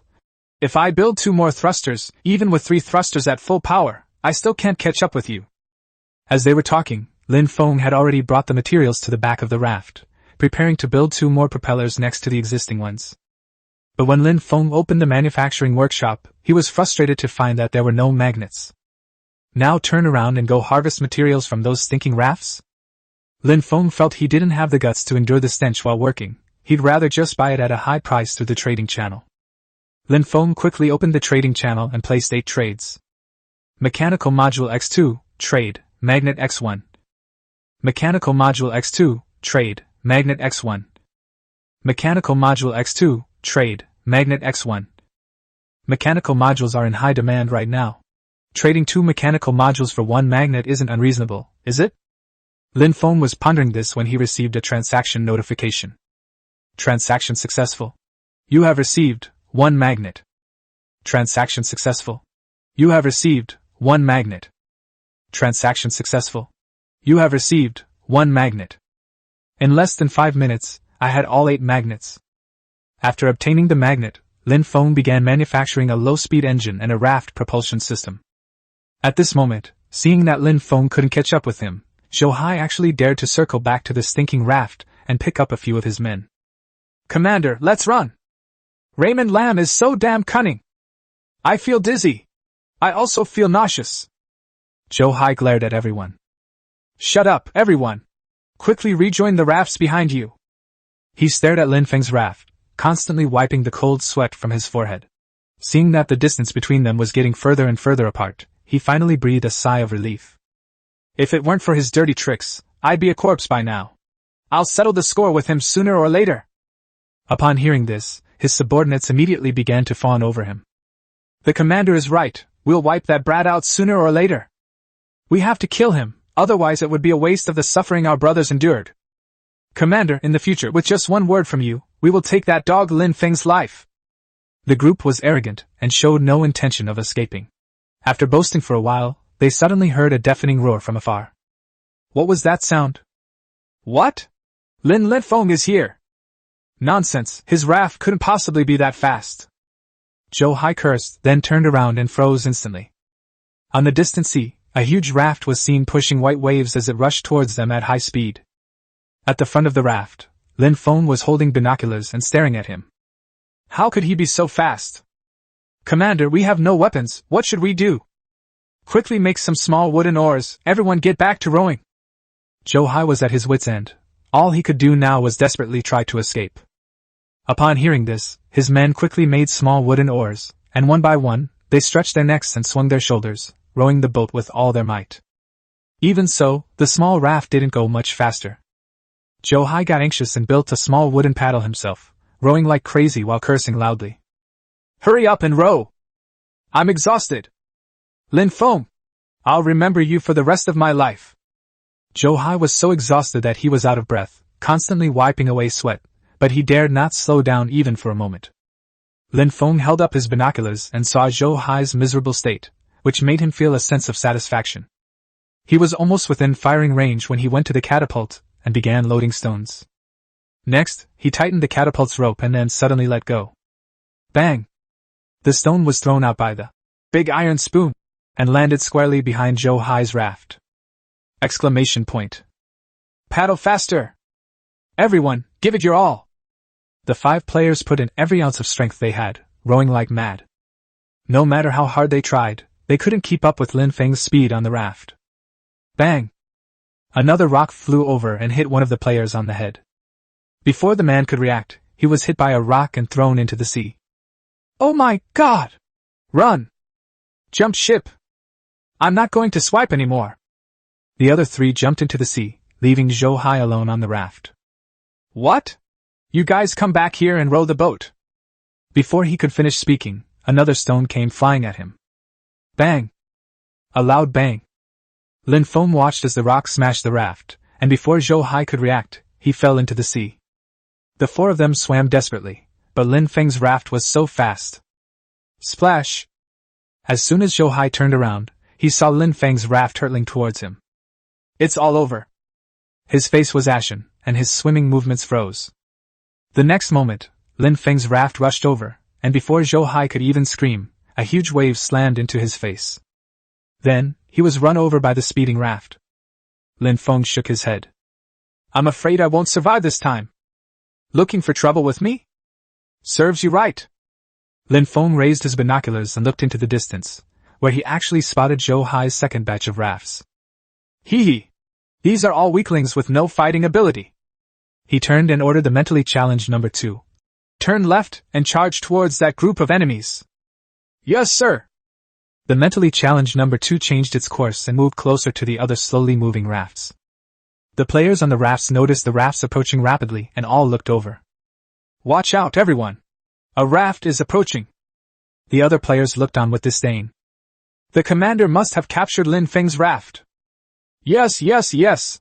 Lin Feng's raft is really big and impressive. Get ready to welcome them. An alert player asked in confusion. But why haven't we seen our raft behind us? Don't worry. The captain won't fail. The other rafts must be collecting the dropped supplies. Everyone nodded, their faces full of anticipation. But just then, the raft opposite suddenly made a loud noise. Bang! What? What's that? Cannonballs? No! He's not the regimental commander. He's Lin Feng. At this moment, someone saw Lin Feng standing behind the catapult, loading stones. Everyone panicked. Boom! Before they could even pick up their weapons, one of the rafts was hit by a rock. What? The ship's cabin is leaking. Quickly! Prepare for battle. A player had just picked up a weapon when he was struck by a flying rock and died, coughing up blood. Fight! Run for your lives! The raft doesn't have a propulsion system. Jump into the sea! Jump into the sea! He wants supplies! Thump thump thump. Like dumplings being dropped into boiling water, everyone jumped into the sea. In less than a minute, all the dozen or so players on the 7 rafts had fled. Wow! So proactive? Lin Feng hadn't had enough fighting yet, and these cowards actually abandoned ship and ran away. Chapter 57. So many loot. Although Lin Feng hadn't had enough of the fighting, there was no point in continuing to bombard the empty raft. Besides, the stones had already smashed the structures on the raft, resulting in the loss of his own spoils.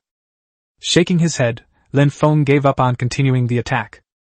We can start collecting supplies now. Etc. Lin Feng was frustrated. The gluttonous generator was still running, and the raft simply couldn't be stopped. What? I miscalculated. Left with no other option, Lin Feng could only circle around in the sea area. But just as she was about to return to the stone house, she suddenly discovered that there were some extra things on the raft. A crossbow, wood, metal pieces, and a backpack? Lin Feng understood. These things must have been items that were knocked onto the player when the raft hit him. He went to the backpack first. Obtained, Canvas Backpack X1. Canvas Backpack. Description: this backpack is made of canvas and has 6 storage compartments, each with 20 storage units, for a total of 120 storage units. This stuff is good. Lin Feng opened his backpack and saw that there were some other things inside. Obtained, 20 wood. Obtained, 10 grass balls. Obtained, 2 magnets.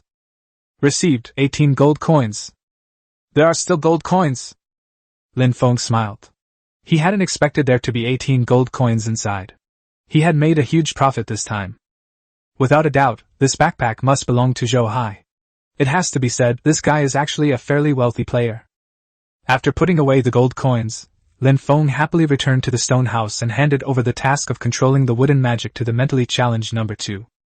At this moment, Song Xinling was preparing dinner when Lin Feng realized that he had been dealing with these guys for several hours without realizing it. Indeed, I'm a little hungry. The girl remained completely unfazed by Lin Feng's triumphant return, as if Lin Feng was destined to win every battle. Indeed, at least so far, Lin Feng has not failed. Sharks, ghosts, pirates, and so on have all been eliminated by Lin Feng. Let's eat something first. The girl handed over the stir-fried tomatoes she had just made, and Lin Feng didn't hesitate, picking up his chopsticks and starting to eat heartily. But halfway through his meal, he suddenly stopped. He was pondering a very important question. The lazy sailor's laundry basket was still on Zhou Hai's raft, and how could he get up there to collect supplies? The reason I could tolerate the stench of the 2 biological weapons before was because they were taken out of my backpack for a short time. But now it's different. The area around Zhou Hai's raft must be filled with a stench, making it impossible to get close. He looked up at Song Xinling. Would you like to go grocery shopping? Are you going to the supermarket to buy supplies? Upon hearing about going to the supermarket, Song Xingling's interest was clearly piqued. You go ahead, I'll stay here to control the raft and wait for it to stop so we can collect the spoils. In fact, it wouldn't be a problem for the 2 of them to go to the supermarket together, but Zhou Hai's team's rafts are currently floating on the sea, and he has to keep an eye on them, otherwise it would be a huge loss if they drifted away. Song Xinling was a little disappointed that he wasn't going with her. Lin Feng had no choice but to explain why he had stayed, and then said, Go to the supermarket and see if you can find any gas masks or similar items. You can also have a buffet while you're at it. Wouldn't that be great? The girl pouted. So you want me to buy things for you? Okay then. Song Xinling had just agreed when she suddenly frowned. Wait. We only have 100 gold coins right now. If we spend 1 gold coin to pay the teleportation fee, won't I be downgraded to a basic VIP when I get there? Then I won't be able to eat the cream cake. Sure enough, sweets have an irresistible allure for girls. Lin Feng smiled slightly and stuffed all the gold coins into Song Xinling's hands. Look at how much wealth we have now. Song Xinling counted the pile of gold coins, and then looked at Lin Feng in astonishment. 118? Where did you get the extra 18? It's from Zhou Hai's backpack. Lin Feng smiled smugly and tossed over a white canvas backpack. Change into this. Wow. This backpack is so pretty. It has quite a large capacity. Let's take it on and see. The girl slung the backpack over her shoulder, and it actually looked quite good. A white shirt, a white jacket, white pants, white sneakers, and a white backpack. It looks good, but Raymond Lam just thinks it's a bit monotonous. This sewing machine doesn't seem to be able to make clothes in other colors. Song Xinling didn't care about those things. Although the colors were monotonous, these clothes were indeed well matched, which was better than wearing colorful but extremely discordant clothes. She stuffed all the gold coins into her backpack and smiled happily. Then I'll go? Lin Feng nodded. Don't forget to buy gas masks. Okay. The girl pouted impatiently, paid 1 gold coin, and began the teleportation. With a flash of white light, Song Xinling's figure vanished instantly. Lin Feng continued eating his stir-fried tomatoes. He thought to himself, luckily, no matter how many gold coins I have, they only take up 1 storage slot. Otherwise, even if I become a millionaire in the future, I won't have anywhere to put my gold coins. Before long, Lin Feng finished 2 meals, drank some black tea, and went up to the deck of the raft. The mentally challenged number 2 kept controlling the raft, circling around in the nearby waters. However, as it gradually got dark, Lin Feng felt that the air outside was getting colder and colder, especially with the strong winds blowing. 2 or 3 hours later, the gluttonous generator finally ran out of fuel. Lin Feng's raft also stopped next to the second batch of rafts under Zhou Hai's command. Before night fell completely, Lin Feng began collecting supplies from the raft. He jumped onto the nearest raft and first checked if there were any storage boxes in the cabin. Feeling in the dark, Lin Feng actually spotted a box. However, when it was opened, there was nothing inside except some basic materials. Shaking his head in frustration, Lin Feng moved all the materials onto his own raft, and then continued searching the other rafts. However, apart from some crossbows and bolts, Lin Feng did not obtain any special supplies. It seems the good stuff is on the other side. Before long, it got completely dark. Lin Feng then made some ropes and connected all the rafts together, tying them to the back of his own raft. He then threw a fragment of the ghost into the gluttonous generator, preparing to drive the raft closer to the well-equipped rafts. 2 or 3 hours later, Lin Feng found the 5 drifting rafts. But he couldn't get close because the smell in that area was just too strong. By the way, she should be back by now. Chapter 58? What? Buy 1, get 3 free?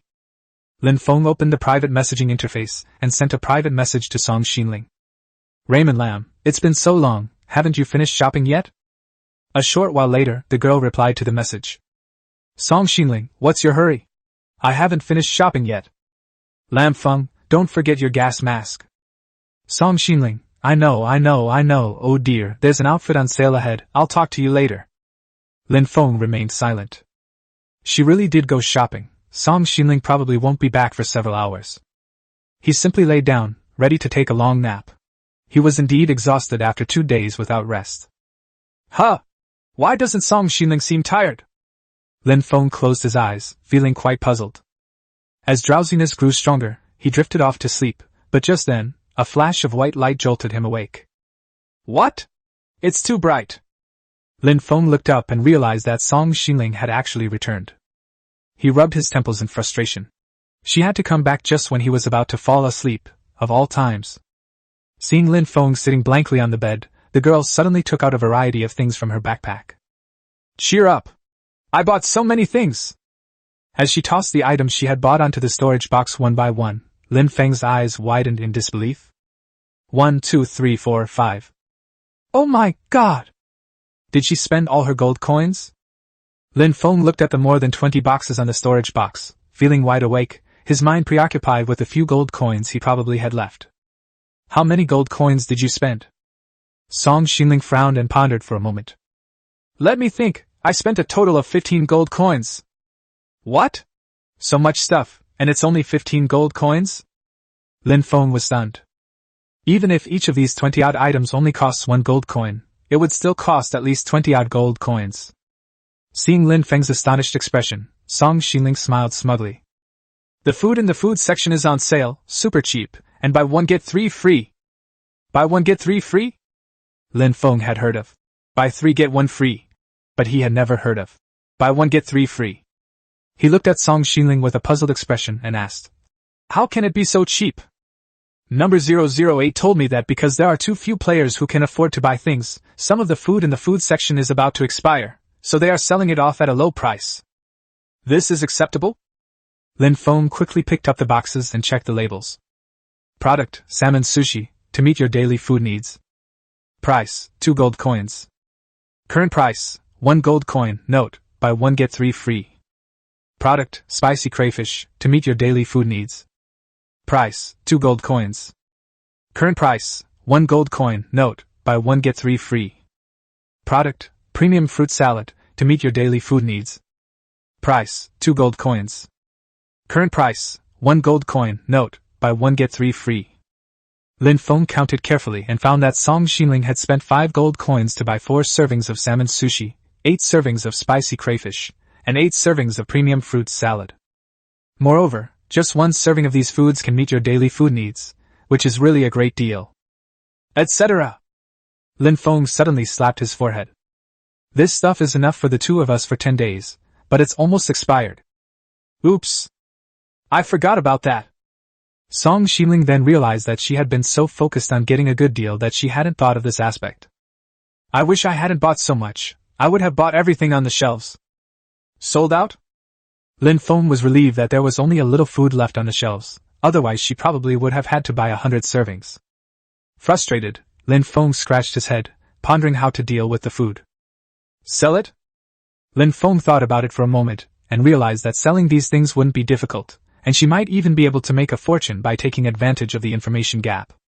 These foods originally cost 2 gold coins in the Doomsday Mall supermarket. He can sell them to unsuspecting players for 1 gold coin each. By selling 4 servings of food, he can make a net profit of 3 gold coins. We have to be quick. If players knew that these foods were on sale with a buy one get 3 free offer, they certainly wouldn't be ripped off. Thinking of this, Lin Feng quickly posted a trade in the trading channel. Premium fruit salad X1, trade, gold coins X1. Spicy crayfish X1, trade, gold coins X1. Salmon sushi X1, trade, gold coins X1. Lin Feng quickly listed the transaction details and added notes to each transaction. Note: this food, originally priced at 2 gold coins in the Doomsday Shop, is enough to keep you full for a day. If you urgently need gold coins, it's now being sold at a 50% discount. Players who saw the notes, and then saw these items fell for the trap one by one. Lin Feng quickly received a series of transaction notifications. Transaction successful. You have received 1 gold coin. Transaction successful. You have received 1 gold coin. Transaction successful. You have received 1 gold coin. In less than 5 minutes, 16 out of the 20 trades Lin Feng posted were completed, but the last 4 trades remained uncompleted. Huh! What's going on? Why aren't they buying anymore? Lin Feng was still wondering when Song Xinling suddenly reminded him. Someone exposed your scam in the chat channel, and everyone is cursing you. Huh! Who's meddling in this? Lin Feng opened the chat channel and was instantly overwhelmed by the shouts and curses in front of him. What? Raymond Lam tricked me. I bought this food item for 1 gold coin even though it was 50% off and had a buy one get 3 free offer. What? I thought I got a good deal. Raymond Lam, you're so despicable. Damn it. Damn it. And this stuff is about to expire. Qinbing, everyone knows now, right? Raymond Lam is a big liar. Thank you for reminding me, Sister Qinbing. Luckily, I met a kind person. I almost paid. Lin Feng was speechless upon seeing Qinbing's message. Why is this woman always going against me? I didn't do anything to him, so go cool off somewhere else. Raymond Lam, Qinbing, you're messing things up again. Qinbing, oh? The big boss has arrived? Welcome, you big liar. That woman is so mean. Last time they put themselves on the wanted list, and now they're trying to sabotage his business again. It's simply intolerable. Before he could think of how to reply, he saw that Qinbing had sent another message. Qinbing boss, please take me under your wing, and I'll stop going against you. How about it? This young lady is full of sincerity. Raymond Lam, Pa. Immediately afterwards, another message appeared. Song Xinling, Pa. Lin Feng was slightly taken aback, not expecting her to join in the cursing.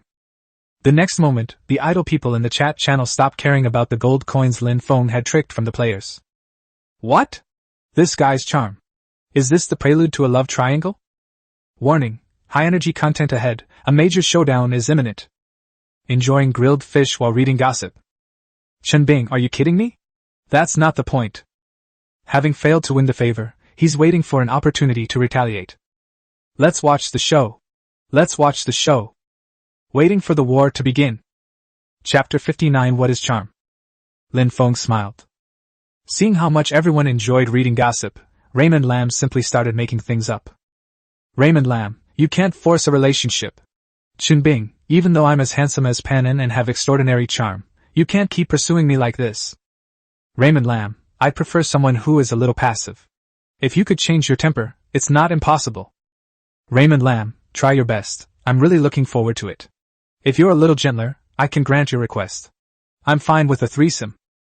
Everyone was astonished by these words. What? A threesome? This is mind-blowing. Look at that, the boss's charm is amazing. Upon seeing Lin Feng's message, Qinbing's face turned black with anger. Qinbing, Lin Feng. Don't talk nonsense here. Raymond Lam, oh? You're going back on your word now? Qinbing, you. Shut up. Qinbing sent Lin Feng a private message like this, but she only wanted to use this trick to get Lin Feng to reveal it. She didn't expect that Lin Feng would actually bring it up now. If this gets out, where will I put my face? Before Lin Feng could reply, the players were already buzzing with excitement. I'm doing well too, stop bothering the big shots, let's live together. Get out of here. My team is just as good as Raymond Lam's. Come find us, and we'll take you grocery shopping every day. Enough with the hype. Let's get real. If you follow me, I'll immediately send you 100 rare materials. I'll send 200 copies. Chunbing, get out. Get as far away as you can. Lin Feng chuckled as he looked at the messages on the chat channel, thinking to himself that these people could brag all they wanted, since he wasn't the one who was getting angry. 16 portions of food have already been sold. We can simply eat the remaining for ourselves. After doing the math, Song Xinling spent 1 gold coin to enter the Doomsday shop, spent 15 gold coins to buy items, and just earned 16 gold coins, which means she didn't spend a single penny. Haha, I got it for free! He was happily about to look at the other items the girl had brought back when he suddenly noticed Song Xinling staring at him angrily. What's wrong with you? Are the things you said on the chat channel true? Lin Feng was stunned. Wasn't he obviously trying to anger Chunbing? Didn't she even realize that, and was she still angry? He quickly explained. I only said it to annoy Chunbing. She's caused me so much trouble, so I have to make her suffer a bit. The girl's bright eyes darted around, and after thinking for a moment, she said angrily. That woman is not simple, you'd better be careful. She's clearly jealous, but she's making it sound like she's worried about being tricked. He was so driven to lie that he was buying near-expiry food from a girl, so who could possibly fool this con man? Okay, bring the rest of the things over so I can take a look. Song Xinling tossed several packaging boxes over in an annoyed manner. Lin Feng didn't mind and took the box to examine it. Product, disposable gas mask. Price, 6 gold coins. Description, it can be used continuously for 24 hours and can resist the invasion of all toxic gases. This thing is really expensive, and there's no discount. What's even more frustrating is that it can only be used continuously for 24 hours. Looks like I'll have to use it sparingly. Lin Feng shook his head. Although he felt he had overpaid, he knew that with this, he could deal with those rafts that were surrounded by a foul stench. Huh! What are these? Lin Feng looked at the 4 identical boxes with a puzzled expression. That's a switch controller used to control the thrusters and generator. I bought it because I saw it was on sale. Wow! This stuff is great. Lin Feng had been struggling to control the raft's propulsion system independently, but this thing made things much easier. He gave the girl an approving look and quickly checked the product label. Product, simple switch controller. Price, 3 gold coins. Current price, 1 gold coin. Description, installed on electrical equipment, it is compact in size and can be switched on and off independently. Lin Feng nodded. With these switches, Lin Feng's raft would have a speed-changing function. With 3 thrusters and 3 switch controllers, it's like having 3 acceleration levels, turn 1 on for slow speed, turn 2 on for medium speed, and turn all 3 on for full speed. He excitedly ran to the gluttonous generator with 4 boxes in his arms and opened one of them. Obtained, simple switch controller X1. In an instant, a movable switch appeared in Lin Feng's hand. He placed the switch on the gluttonous generator, and it automatically assembled. Lin Feng smiled slightly, preparing to test the effects of this thing. He took out a fragment of a ghost and threw it into the gluttonous ghost generator. The next moment, the generator started working, and the 3 wooden thrusters roared. Just as the raft was about to start moving forward, Lin Feng flipped the switch on the gluttonous generator. Click! With a crisp sound, the gluttonous generator gradually quieted down and finally stopped running. The thrusters, having lost their power supply, gradually came to a stop. It really works! With this switch, Lin Feng can add fuel to the gluttonous generator in advance, and when he needs to use it, he just needs to flip the switch. He threw another 10 ghost fragments into the generator in one go, and then began installing the switch controller on the wood thruster. Before long, all the controllers were installed. Lin Feng yawned, feeling incredibly sleepy. Now that he had the gas mask, he could get a good night's rest and just wait to harvest supplies tomorrow. He yawned as he returned to the stone house, and when he came in, he saw that Song Xinling was already asleep in bed. That's true. If it weren't for the shopping trip to the supermarket that woke her up, she probably would have fallen asleep even faster than I have. The next morning, Lin Feng had just opened his eyes and was still not fully awake when he received a system announcement. Announcement. The warrant for Lin Feng's arrest has expired. Announcement. During the period the wanted notice was in effect, the wanted player Lin Feng was not killed and has received all investment rewards. Announcement. Player Lin Feng has received the following rewards: 230 wood, 180 grass balls, 90 plastic pieces, 50 glass pieces, and 30 metal pieces. Lin Feng was yawning when he was forcibly pulled into the chat channel. At this point, the chat channel was in complete chaos. What? All the materials I invested in are gone. Isn't it obvious? Who could kill boss Lin Feng? I didn't invest in it back then. Chenbing. I hate you so much. It's all Chenbing's fault. If she hadn't issued the arrest warrant, I wouldn't have been able to recover my materials. Chenbing. You get the hell out here. The boss is awesome. I knew no one could deal with the big boss. The big shot made a fortune. Is this what you call making a huge profit? Lin Feng shook his head helplessly. The reward on the wanted poster was too little. The player's investment was really too conservative. It wasn't even as much as the supplies seized from Zhou Hai.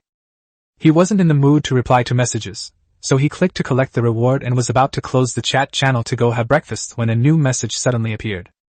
What? Another wanted poster has been put up? Is this another warrant for my arrest? Chapter 60 Issuing a warrant for someone else? Then I need to invest. Wanted Li Gone. Initiator, Qin. Number of investors, 3, maximum 300. Total investment, kill reward 8 pieces of wood, 1 piece of glass. Time remaining, 7 days. Upon seeing the wanted poster, everyone immediately became interested. Who is Li Gone? I don't know him. What? I know him. He robbed me of everything I owned. Yes. I've seen him too, he's absolutely despicable. He robbed my entire team of 10, and 9 of my brothers died.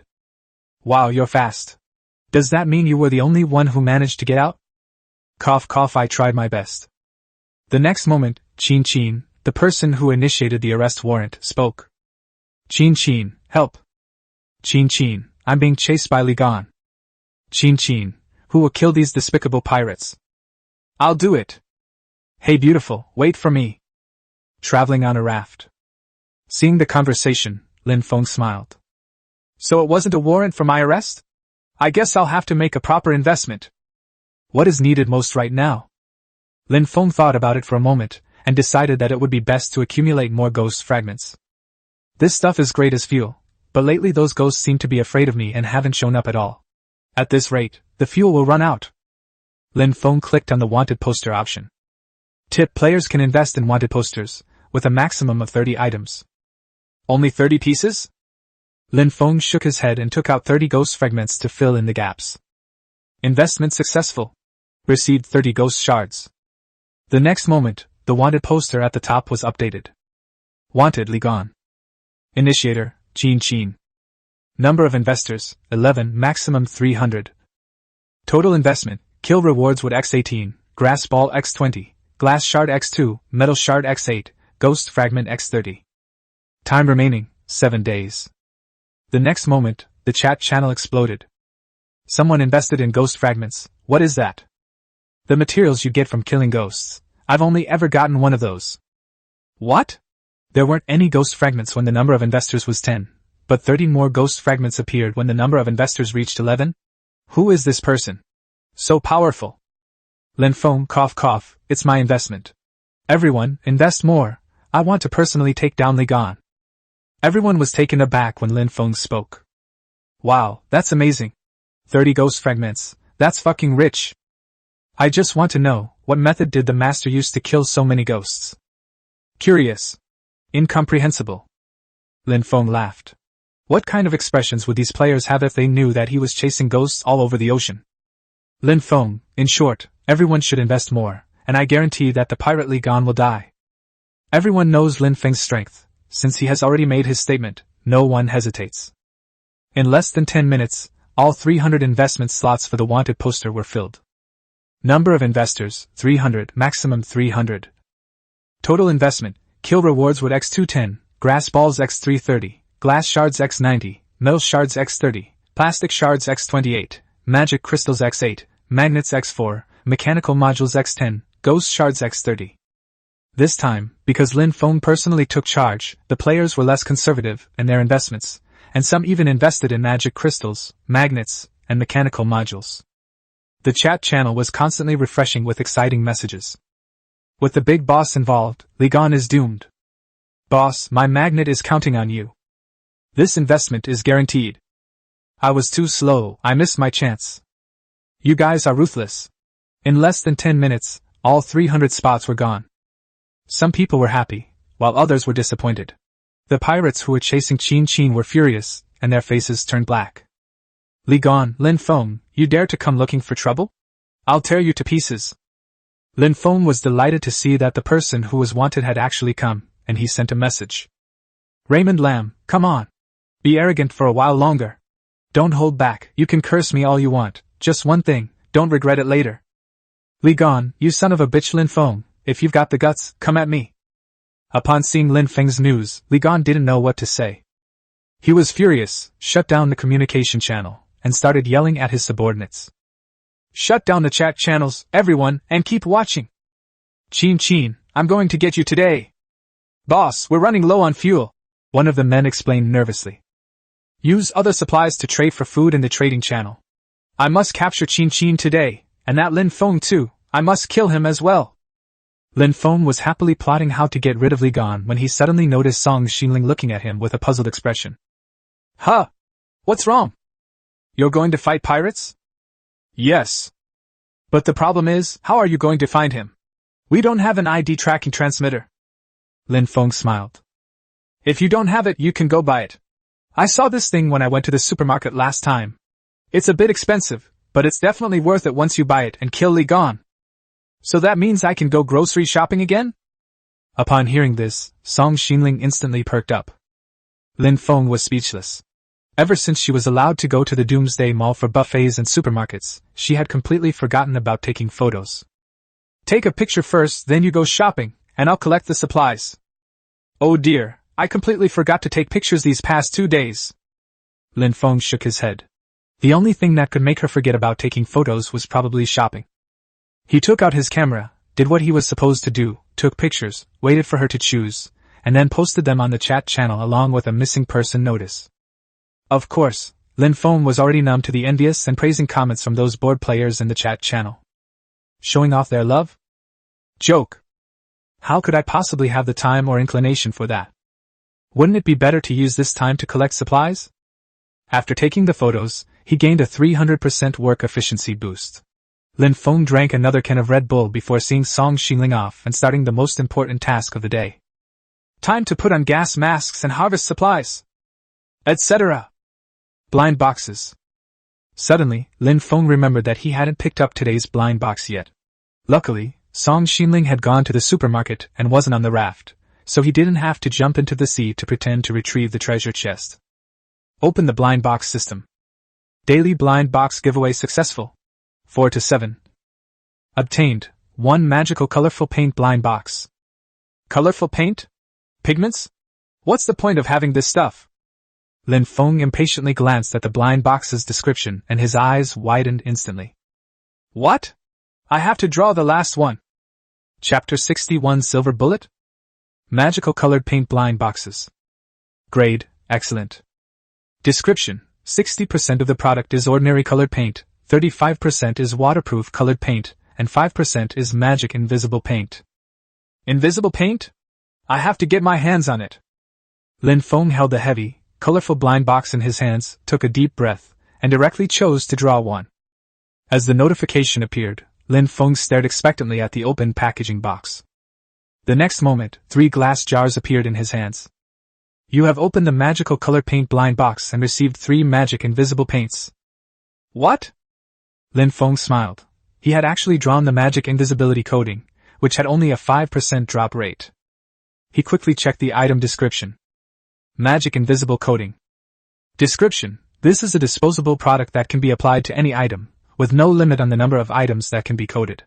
The application time is only 10 minutes, but the product only becomes invisible after 3 hours. What? That's amazing? Lin Feng laughed. This thing is simply an escape artifact. If you encounter an enemy you can't defeat, just spend 10 minutes painting the raft invisible and suddenly disappear in front of the enemy. Escaping for your life will be a piece of cake. Etc. I'm already this strong, why would I still think about running away? It must be used for a surprise attack. Perfect timing.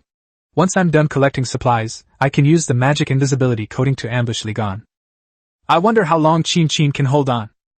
Lin Feng shook his head. I can't worry about that now. I'll just have to fend for myself.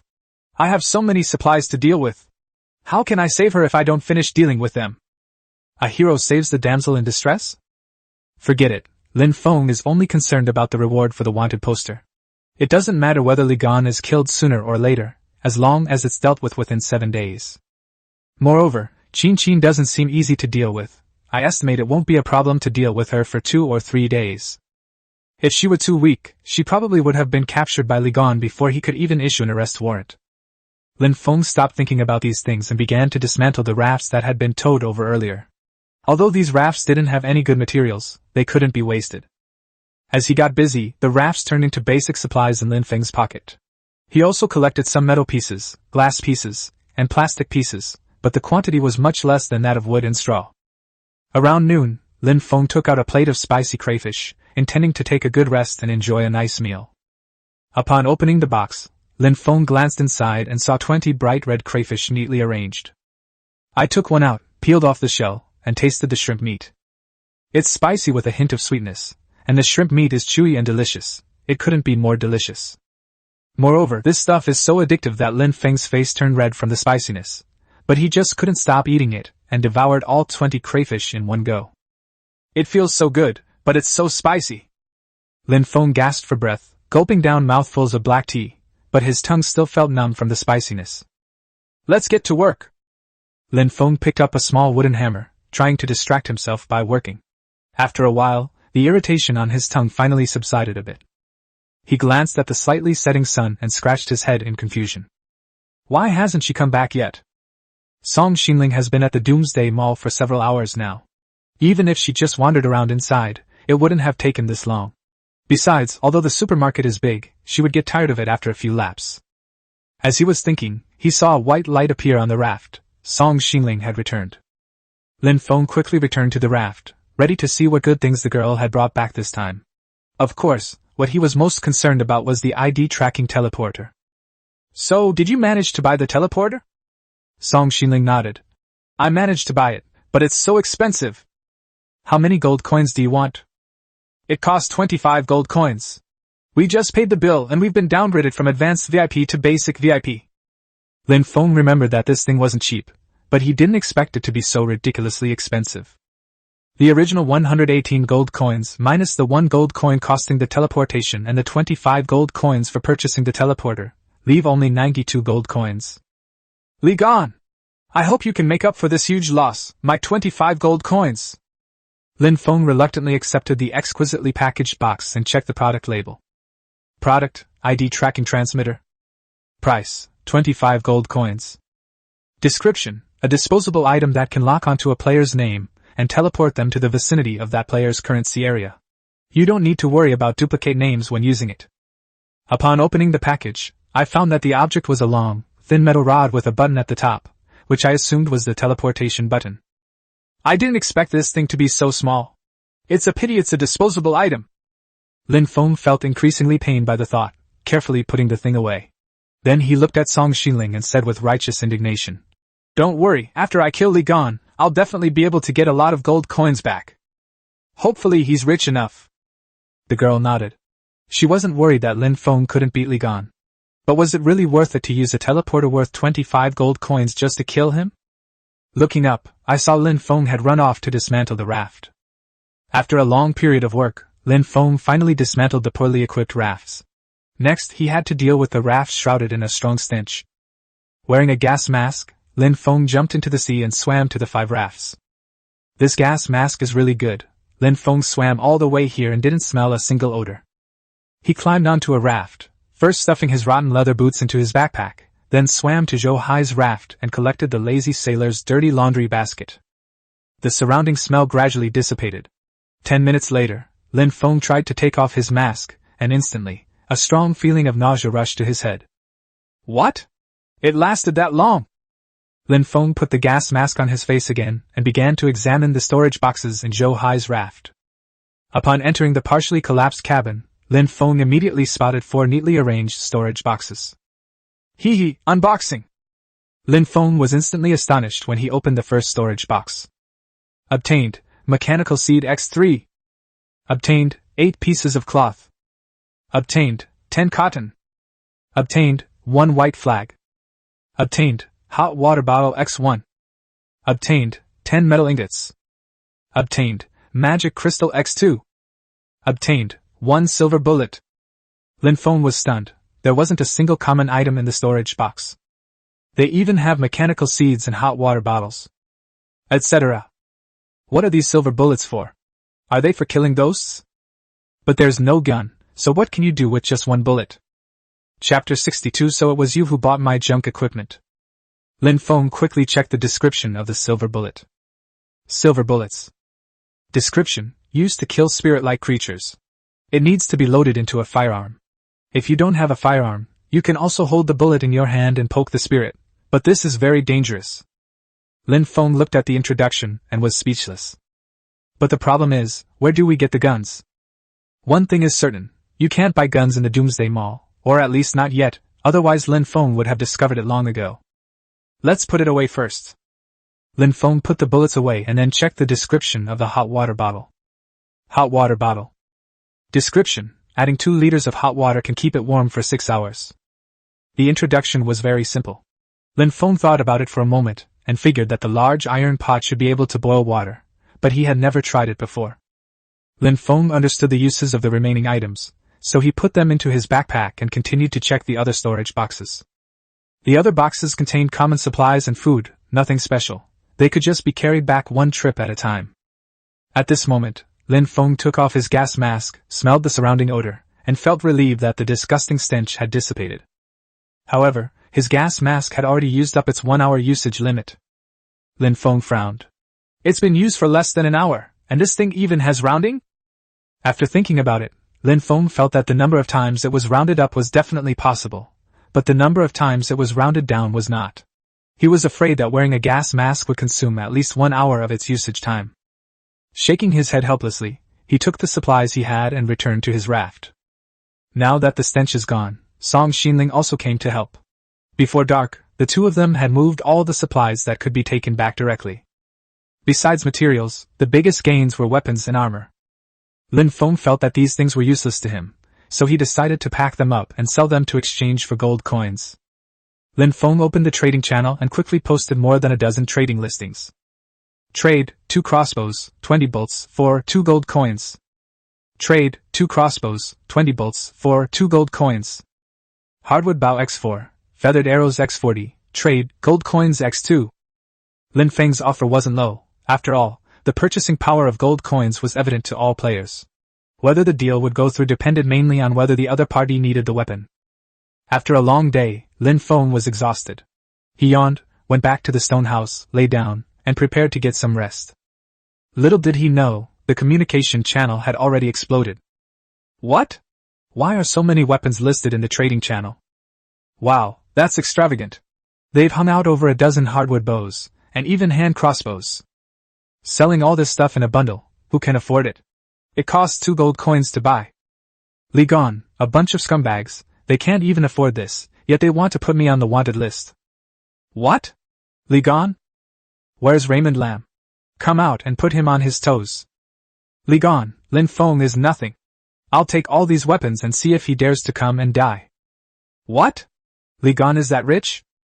The deal is done, he really bought them all. Boss Lin Feng is in danger. With so many weapons, his combat power is off the charts.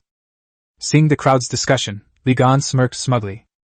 The weapons in the trading channel aren't exactly cheap, but once he gets them, his pirate crew's strength will increase several times over. When the time comes, we can use these weapons to rob other players, and we can earn back the lost gold coins in no time. He distributed the weapons he had just acquired and said to his men, Lin Feng would never have imagined that my villainous pirate gang would suddenly acquire so many weapons and equipment. He's doomed this time. Boss is brilliant. If Lin Feng dares to come, he'll never come back. Tell them to be on their guard. That brat Lin Feng wiped out a pirate crew and took down Zhou Hai's team. I don't want to be ambushed by him. Yes, by the way, boss, should we still pursue Qin Qin? Chase her. This girl can run so fast. I don't believe she has more fuel than us. The gluttonous generator consumes all the food. She won't last much longer. Clear. The subordinate hurriedly walked away with a pile of weapons. Li Gone smiled slightly, picked up his binoculars, and looked at a small wooden raft in the distance. Go ahead and run. When you can't run anymore, when you run out of food, and when you're starving, you'll come begging to me. He put down the binoculars, lay down, and his mind was filled with thoughts of how to properly toy with Qin Qin now that he had caught her. As for Lin Feng, he's not so worried anymore. Early in the morning, Lin Feng opened his eyes with a yawn, wondering what to eat, when he suddenly received a transaction notification. Transaction successful. You have received 2 gold coins. Transaction successful. You have received 2 gold coins. Transaction successful. You have received 2 gold coins. Oh? A buyer with such a huge appetite? All transactions have been completed. After careful calculation, Lin Feng realized that he had completed 15 transactions and earned 30 gold coins, bringing his total assets to 122 gold coins. VIP status is back. Lin Feng laughed, feeling utterly delighted, when suddenly he heard Song Xinling's anxious voice. Lin Feng! Something terrible has happened. Li Gan has purchased a lot of weapons. Lin Feng was slightly taken aback and asked in confusion. What weapons did he purchase? Go check the messages on the chat channel. Lin Feng opened the chat channel and quickly checked it. Did you know that last night Li Gan got a lot of weapons and equipment? Hardwood bows, hand crossbows, there must be 20 or 30 of them, plus lots and lots of crossbow bolts and arrows. I heard that he spent a lot of money, a lot of gold coins. Oh no, it's probably too late for boss Lin Feng to kill Li Gan now. What? My investment is going to go down the drain? Raymond Lam was speechless. He thought someone had bought his weapons and equipment, but it turned out to be Li Gan. This is ridiculous. Li Gan bought the junk equipment I captured at a high price, and now he wants to deal with me? Isn't this the biggest joke ever? Lin Feng, is Li Gan there? Thanks, I sold all that junk equipment. When Lin Feng announced this, everyone was stunned. What? You call those junk equipment? Wow. A true master. Li Gan's series of donations to his enemies. Ha ha ha, Li Gan was so arrogant yesterday, turns out he bought the big boss's outdated stuff at a high price. Li Gan was in a particularly good mood today, standing on the raft enjoying the breeze, when suddenly his subordinates rushed over. Boss, all the equipment you bought yesterday was provided by Lin Feng. What? Li Gan was stunned for a moment before he realized what was happening. He quickly opened the chat channel and saw everyone's comments. His face almost turned black with anger. How did Chapter 63 become showing off wealth? Li Gan was happy all night, only to end up buying a bunch of junk equipment that Lin Feng had discarded at a high price. I'm totally at a disadvantage here. Staring at the string of sarcastic messages on the chat channel, Li Gan was furious, but he didn't know what to say. Seeing that everyone had been complaining for a long time but Li Gan hadn't shown up, Lin Feng sent another message. Lin Feng, Li Gan, are you there? I want to express my heartfelt thanks to you. Thank you for buying so much of my junk equipment with 30 gold coins. If you need anything else, just ask and don't hesitate to ask. Boss, Lin Feng is looking for you in the chat channel. Shut up! I can see! Li Gan glared at his subordinate, gritting his teeth as he stared at the information on the communication channel. Li Gan, Lin Feng! Stop insulting me like that. If you've got the guts, come and fight me. I'll make sure you regret it. Before Lin Feng could even reply, the players started mocking him. I'm so angry. So angry. Pirate Li Gan, having been tricked, was enraged and decided to commit suicide. Discovering the truth, Pirate Li Gan's suicide attempt. This guy is definitely asking for it. Lin Feng pondered. What gives this guy the audacity to challenge me when he bought my outdated stuff and is still so smug about it? Yes, she must have been angry. Lin Feng shook his head and turned off the communication channel. Since someone was already carrying out the psychological attack for him, why waste his time? He had a lot of things to do anyway. Looking up, I saw Song Xinling intently checking the messages on the chat channel, probably finding it interesting and using it like Weibo. Okay, stop looking. I'm starving. I want to eat. You eat first, I'll watch for a bit longer. Everyone's having a good time making fun of us. Lin Feng was surprised that she had this hobby, so he picked up a plate of spicy crayfish and ate it with great interest. But the next moment, Song Xinling suddenly leaned over. This smells so good. Aren't you going to browse the chat channel anymore? Eat and brush at the same time. As she spoke, the girl also brought over a plate of spicy crayfish and began to eat it with relish. Then, ouch, it's so spicy. Get me a drink right now, I can't take it anymore.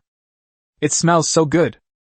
Lin Feng saw that the girl's eyes were watering from the spiciness, but she was still eating the shrimp meat bite by bite, seemingly even more addicted than he was. Before long, the two finished the spicy crayfish, so they didn't need to eat anything else today. Next, Lin Feng began to dismantle Zhou Hai's raft, and Song Xinling helped Lin Feng collect all the dismantled materials. The two of them worked all day and finally managed to dismantle the rest of the raft. The supplies were piled up so high that the storage boxes probably wouldn't be enough to hold them all. Lin Feng didn't plan to make any more storage boxes, so he just piled the materials on the open ground of the raft, intending to see if he could unlock any new storage items soon. As the sun set, Lin Feng sat on a small hill made of piled-up materials, gazing blankly at the horizon.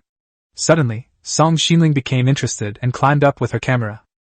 "I haven't taken any photos today, so I'll take this perfect shot of the beautiful sunset." Lin Feng took the camera and stood with Song Xinling atop a small hill made of supplies. They skillfully snapped 3 photos in quick succession. A few minutes later, Song Xinling picked out 2 photos, and Lin Feng uploaded them to the chat channel, routinely attaching a missing person notice. In the chat channel, everyone started a new discussion. Caught off guard. A scene of public displays of affection. Handsome and beautiful, a perfect match. Huh. Where are they standing? What? Wood, straw, metal sheets. That mountain under the boss's feet is made up of resources. Holy crap. This is so rich. This small mountain is at least 1,000 pieces of materials. Is this a fancy way of showing off wealth? Showing off your love and wealth like that, you'll have no friends. Lin Feng was stunned. He's just too lazy to make so many storage boxes. Why would he say he's showing off his wealth? Besides, these are the cheapest basic necessities, so what's there to flaunt? Forget it, these players always have such unique thought processes. Lin Feng didn't care, he just found it strange. Logically speaking, the missing person notices have been posted intermittently for half a month, so how come, apart from scammers, we haven't run into a single acquaintance of Song Xinling? Does that mean his family and friends all? Lin Feng shook her head. Although the environment here was harsh, not all of her acquaintances would die. The most likely explanation is that the game world is divided into different regions. Just like how online games assign players to different servers. If that's really the case, then things will be difficult. This game has never mentioned separate servers, let alone cross-server communication. Lin Feng didn't tell Song Xinling his guess. As the sky gradually darkened, he suddenly thought of something. Oh right! We still need to repair the catapults. In the last battle with Zhou Hai, the catapults were 50% damaged, and the concrete protective wall was also partially damaged. He needs to repair these things as soon as possible so he can launch a surprise attack on Ligon first thing tomorrow morning. Of course, ambushes are usually carried out at night, but Lin Feng had invisibility paint, so even if he rushed up to Ligon's face in broad daylight, Ligon couldn't see anything. After spending more than an hour using some materials to repair the damaged building, Lin Feng leisurely went to take a nap. The next day, as dawn broke, Lin Feng got up. At this moment, Song Xinling had already prepared the grilled fish, but when she saw Lin Feng get up, she handed him the last serving of spicy crayfish. You eat this. We're going to fight Ligon today, so you might not have time for lunch. Lin Feng nodded. Song Xinling's thinking was indeed very thoughtful. Without any hesitation, he opened the box and began to wolf down the food. In less than 10 minutes, he devoured all 20 crayfish. Next, he began to put on his equipment and check his weapons. After Song Xinling finished eating, he took out a can of magic invisibility paint. This thing, a tiny jar, should not be enough at all, but Lin Feng chose to use it. With a thought, the surrounding objects were coated with a layer of glossy paint. The items that were painted on appeared translucent to Lin Feng, but to Li Gan, they were probably completely invisible. As Lin Feng shifted his thoughts, the raft, and all the items on it were painted over in a very short time. Lin Feng, what are you doing? Why has our raft become semi-transparent? Lin Feng smiled slightly and shifted his focus to the girl. The next moment, Song Xinling was shocked to find that her body was gradually becoming semi-transparent. At this point, Lin Feng explained, "This is invisible paint. Once you apply this, we'll become invisible." Song Xinling was still looking puzzled when she saw Lin Feng himself gradually become semi-transparent. Done! Let's get started. Chapter 64 has been marked. Lin Feng took out the ID tracking transmitter and chose to use it directly. The next moment, a notification appeared. Please enter the player ID you wish to track. Player ID, Ligon. Lin Feng filled in Ligon's name, and the next prompt appeared. Player Li Gan has been locked onto. Press the teleporter button to teleport to the sea area near the target. Lin Feng smiled slightly and pressed the button on the teleporter in his hand.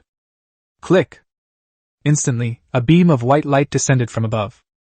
The next moment, Lin Feng and his raft appeared in an unfamiliar sea area. Although it's described as unfamiliar, there's really no difference. It's all just a desolate sea. Lin Feng noticed that the white light from before was actually lighter in color than it had been. Could it be that even when in stealth mode, the white light teleportation cannot be detected by other players? Wonderful! Absolutely wonderful!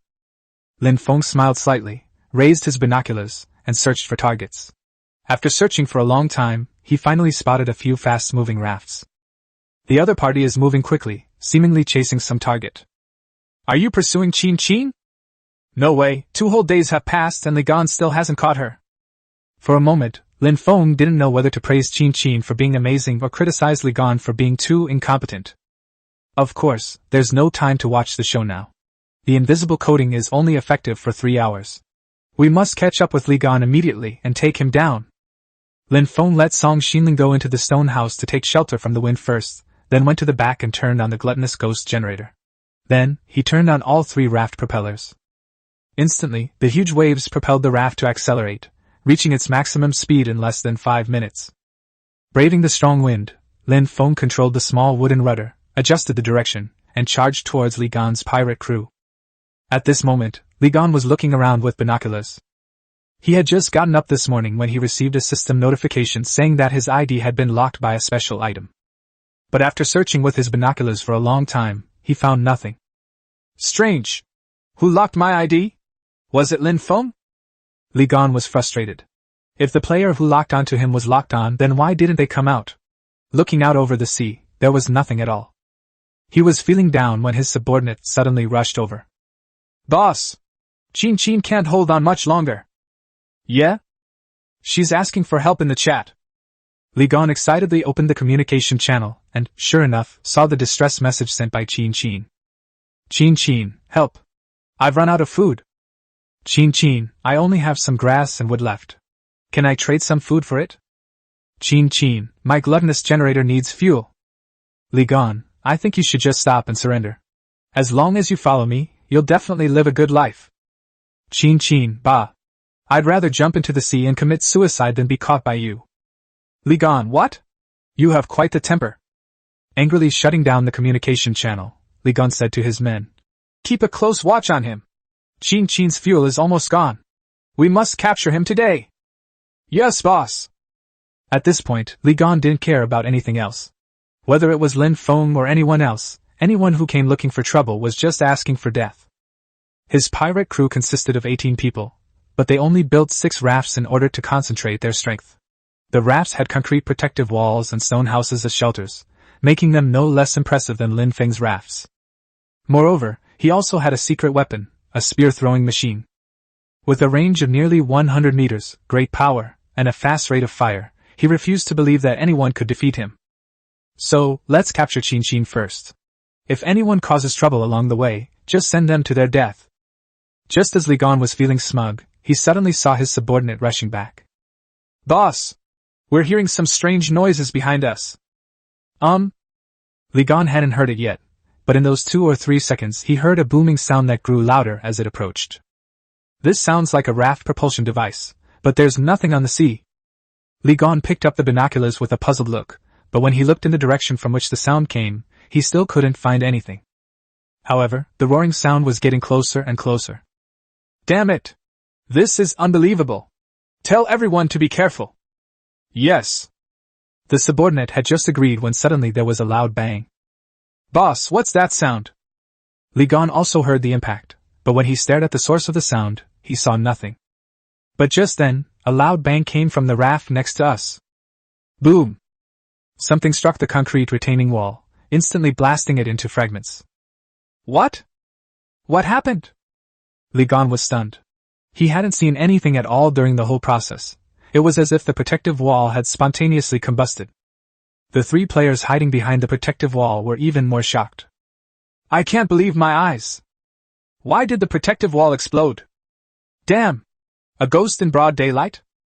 Before anyone could react, there was a loud bang, and something suddenly smashed the deck of the raft, leaving a large hole. What? It's really haunted! Quick, hide! At this moment, all the pirates panicked, and Ligon's eyes widened, completely unable to comprehend what had just happened. Spirits appearing during the day? That's ridiculous. It's a bug. Quickly, fire towards the direction the sound is coming from. I refuse to believe it. Can ghosts really exist in broad daylight? In a panic, everyone grabbed their weapons and started shooting. Ligon even went down into the fray himself, went to the spear-throwing machine, and fired several spears at the other side. Whoosh whoosh. Lin Feng was having a great time when he suddenly heard a series of whooshing sounds. He looked up and saw that several spears were flying towards him. Bang! Bang bang bang! The spear struck Lin Feng's concrete protective wall, instantly causing 50% damage. One section of the protective wall was hit twice and immediately turned into a pile of debris. What? There's such a thing? A projectile spear? Continuing to follow Ligon around is too risky. It's too easy to be tracked. We need to take action. Idiot number 2, control the small wooden rudder and circle around their raft. Yes, sir. Idiot number 2 began to adjust his direction, but Lin Feng discovered that the other party could still hit him. Am I invisible? How the hell could this hit me? Lin Feng looked puzzled, but when he glanced to the side, he instantly understood. Damn! I've been marked! Although Lin Feng's raft was invisible, the arrows and spears stuck on it were not. He had to get rid of them as soon as possible. The raft moved at high speed and automatically, making it difficult for the pirates to shoot accurately. Lin Feng quickly pulled the spears and arrows off the raft and threw them all into the sea. Less than 2 minutes later, Lin Feng disappeared from the pirates' sight again. Chapter 65 My 5 Gold Coins. What the hell is this? Are we really fighting ghosts? All the arrows and spears have been pulled out. Where is it now? The pirates saw the arrows and spears stuck in the air, as if they had been pulled out by something and thrown into the sea. They lost sight of their goal. Ligon was furious. He had finally managed to mark the enemy's location, but now he was blind again. At this moment, the only thing he was certain of was that the enemy was still nearby, and the roaring sound surrounded his pirate crew, sometimes here and sometimes there. Raymond Lamb was delighted. Now he was like he was playing a target shooting game. He went to the catapult on the side of the raft, loaded stones, aimed, and fired. Boom! Boom! Boom! Invisible stones streaked through the air and crashed directly onto the raft opposite, causing the pirates to scatter and hide in all directions. Holy crap! Where is it? It's haunted! This is definitely a ghost in broad daylight. I fucking surrender! When Ligon looked up, his face turned black with anger. On their own rafts, little white flags were raised, and they began to surrender. No surrender allowed! Anyone who surrenders will be fucking killed! The fleeing pirates paid no heed to his orders, and one by one they hid behind cover, waving small white flags of surrender.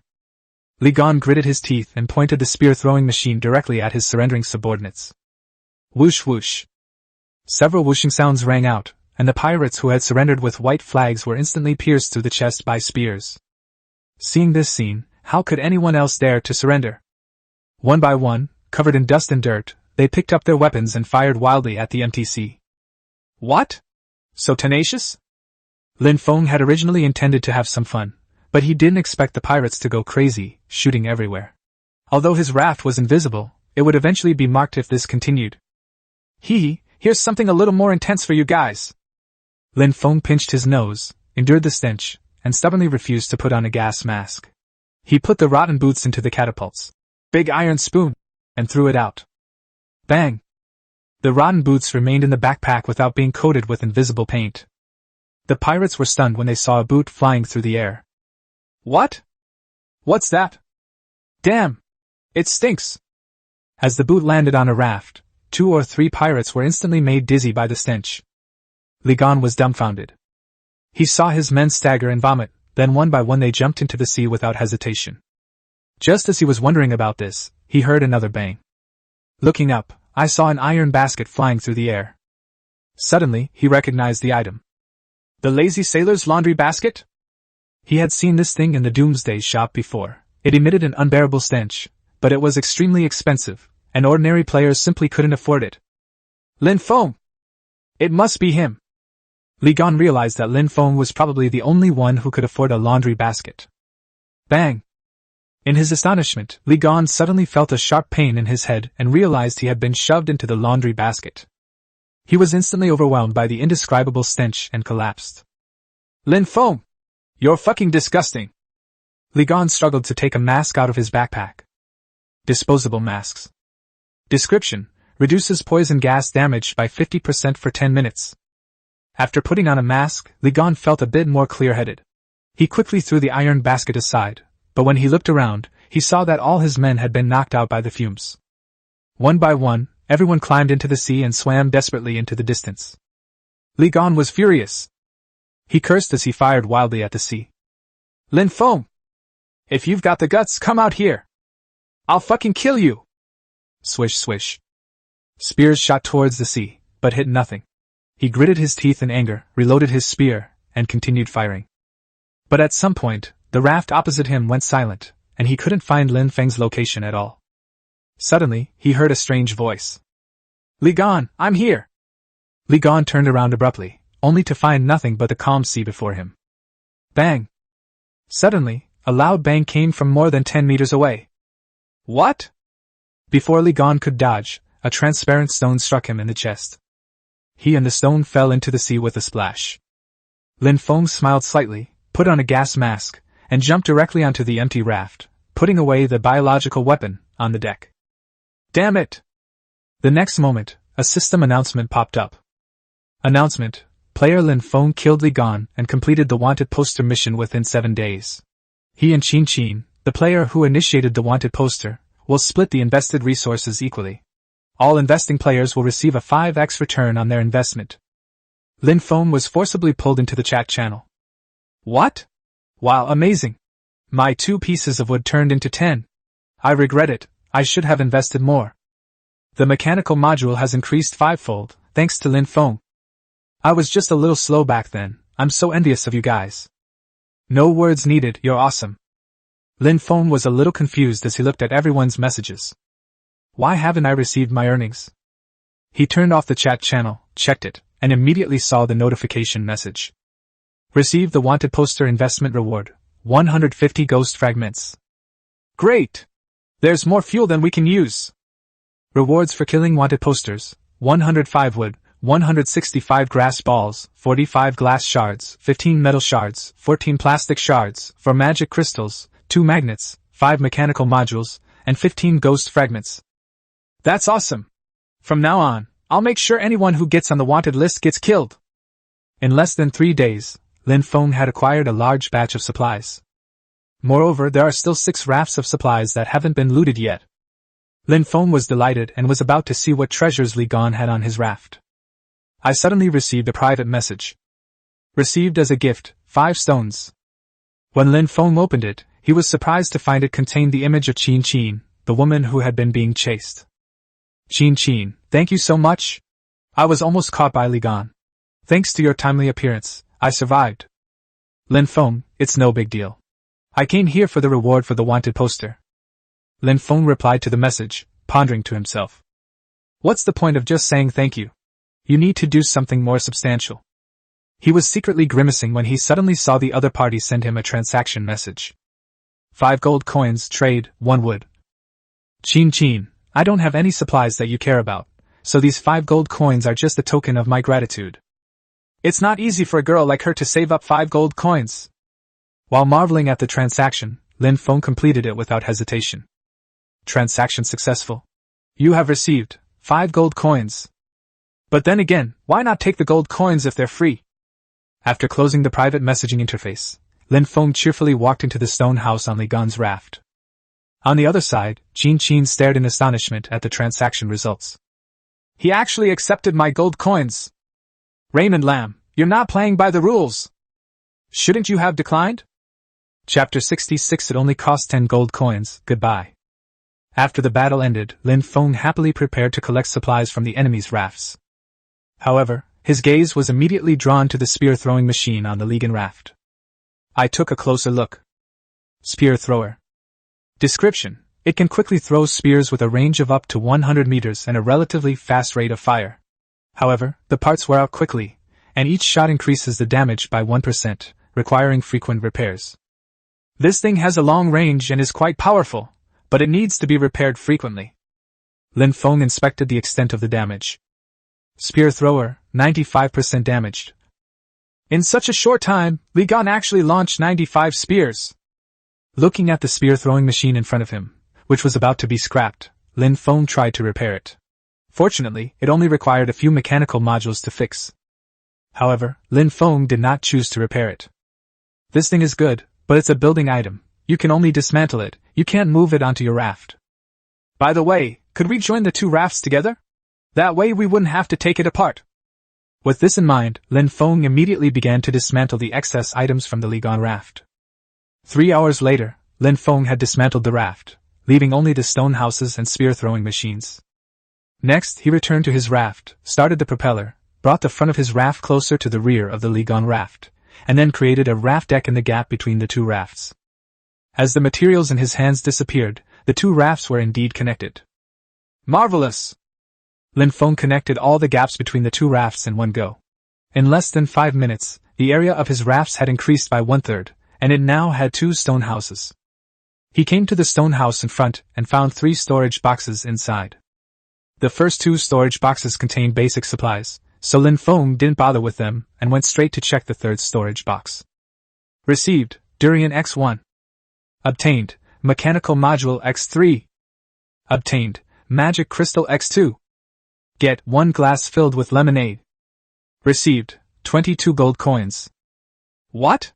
All bark and no bite. I thought he had a lot of good stuff. That's all the property you have? Lin Feng shook his head. Only the 22 gold coins made him feel satisfied, as for the rest. Let's see. A glass filled with lemonade. Description: a cup created by a bored magician, it is always filled with lemonade. After being drunk, it is immediately refilled. It can quench thirst and tastes good, but it has no other use. Although this stuff can only be used to quench thirst, it's so good you can drink it all in one go. With it, you'll never have to worry about being thirsty again. Lin Feng picked it up and took a sip. It has a sweet and sour taste that is very refreshing. Could we sell them? Lin Feng tried it and found that even if he turned the cup upside down, not a single drop of lemonade would come out. It really can only be used to quench thirst. Lin Feng shook his head, put the cup into his backpack, and took out a large durian. Take care of this thing now.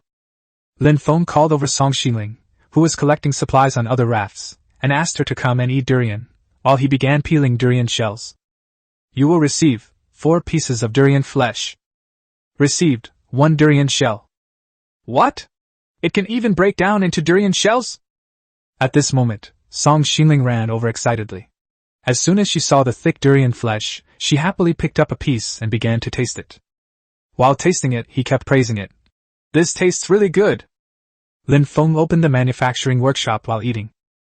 As expected, with the acquisition of the durian shell, the manufacturing workshop unlocked a new manufacturing principle. Spike durian shell mine, durian shell, 1:1, gunpowder, 1:1.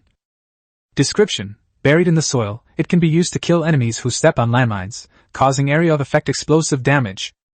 Wow! This stuff is great! But the problem is I'm at sea, where can I plant landmines?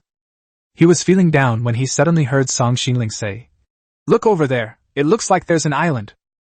Lin Feng looked in the direction the girl was pointing and indeed saw a faint black dot. For Lin Feng, the island meant resources. He didn't even bother eating the durian. He picked up his binoculars and looked over. Huh! In his field of vision, Lin Feng saw some creatures moving on the island, which looked like cattle or sheep. We're rich now! As long as we get to that island, we can eat as much steak and lamb skewers as we want. Thinking of this, Lin Feng stuffed the durian flesh into his mouth in a few bites. You eat first. I'm going to tie all the other pirates' rafts together and sail them to the island. He was about to get busy when he suddenly remembered the glass full of lemonade. He took it out, took a sip, and handed it to Song Xingling. Try this, it tastes great. The girl took the glass, curiously took a sip, and found it tasted really good. In fact, she couldn't finish it. Wow! That's amazing! She gave a satisfied exclamation, and when she looked up, Lin Feng had already run off to do his work. In less than 5 minutes, Lin Feng connected all the rafts together, turned on the gluttonous generator and the raft propellers, and his raft, along with the 5 captured rafts, set off in a grand procession towards the island. Because of the heavy load, and the relatively slow speed even with all 3 thrusters activated, it would take him a day or 2 to reach the island. In his spare time, he continued to dismantle the supplies. Lin Feng worked like this until dark, dismantling 3 rafts, and there was really nowhere left to store the supplies he had obtained. He looked at the small hill on his raft, and shook his head dejectedly. This can't go on. Go ask in the chat channel if anyone has a schematic diagram of an advanced storage box. Lin Feng opened the chat channel and sent a message. Lin Feng, does anyone have a good schematic diagram of a storage box? I'll pay a high price. No. Are you here to mock us poor folks? Chenbo, I have a high-end storage box that only accepts gold coin transactions. Lin Feng was speechless.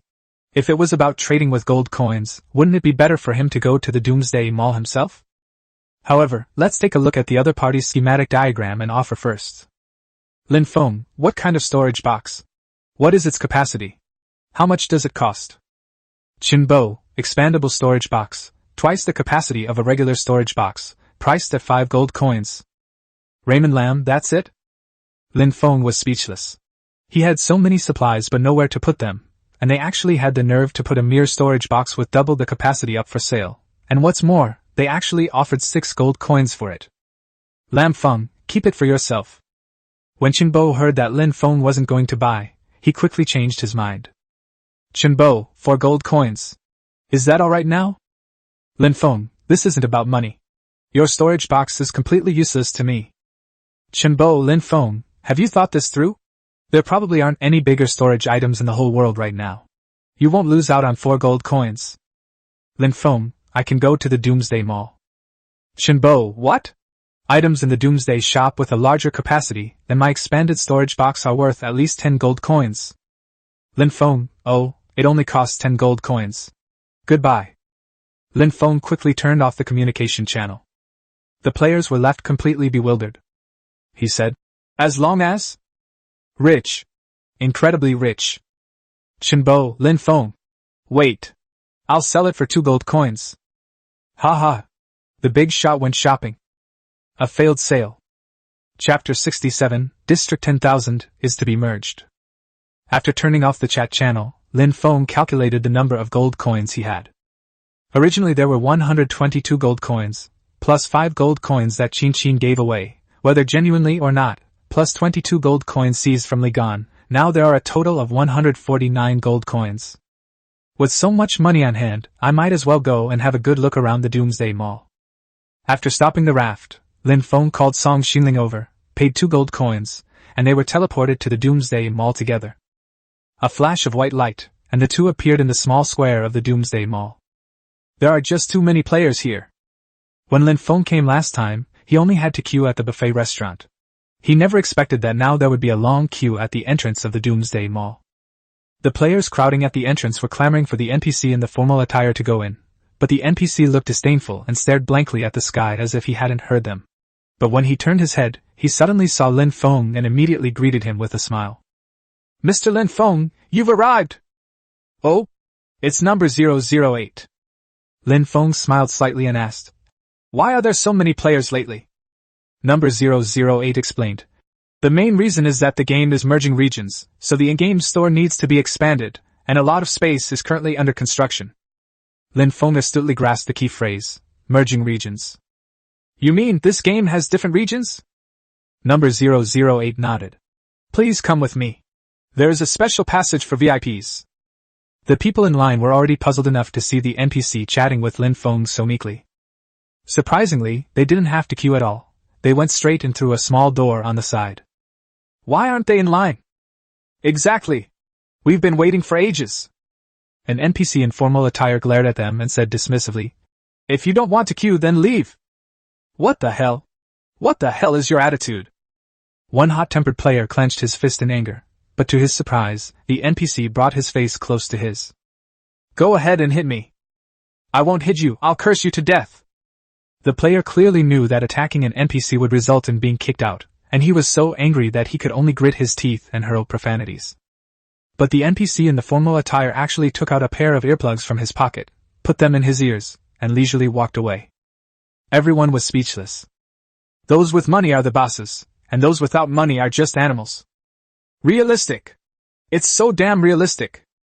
While everyone was feeling down, Lin Feng had already followed number 008 into the lobby of the Doomsday Mall. This place was also packed with people, but they were high-level VIPs who could go directly into the restaurant to dine.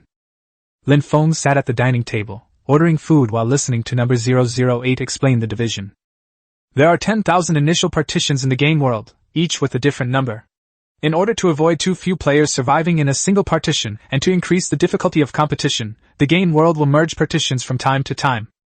Looking at the menu, Lin Feng asked, "Which partition is this? When is this partition merge scheduled?" "This is District 10,000. In about a week, District 10,000 will merge with District 9999 to become the new District 5000. Lin Feng felt a bit confused, nodded, and handed the menu back to number 008. "I understand. You can serve the food now.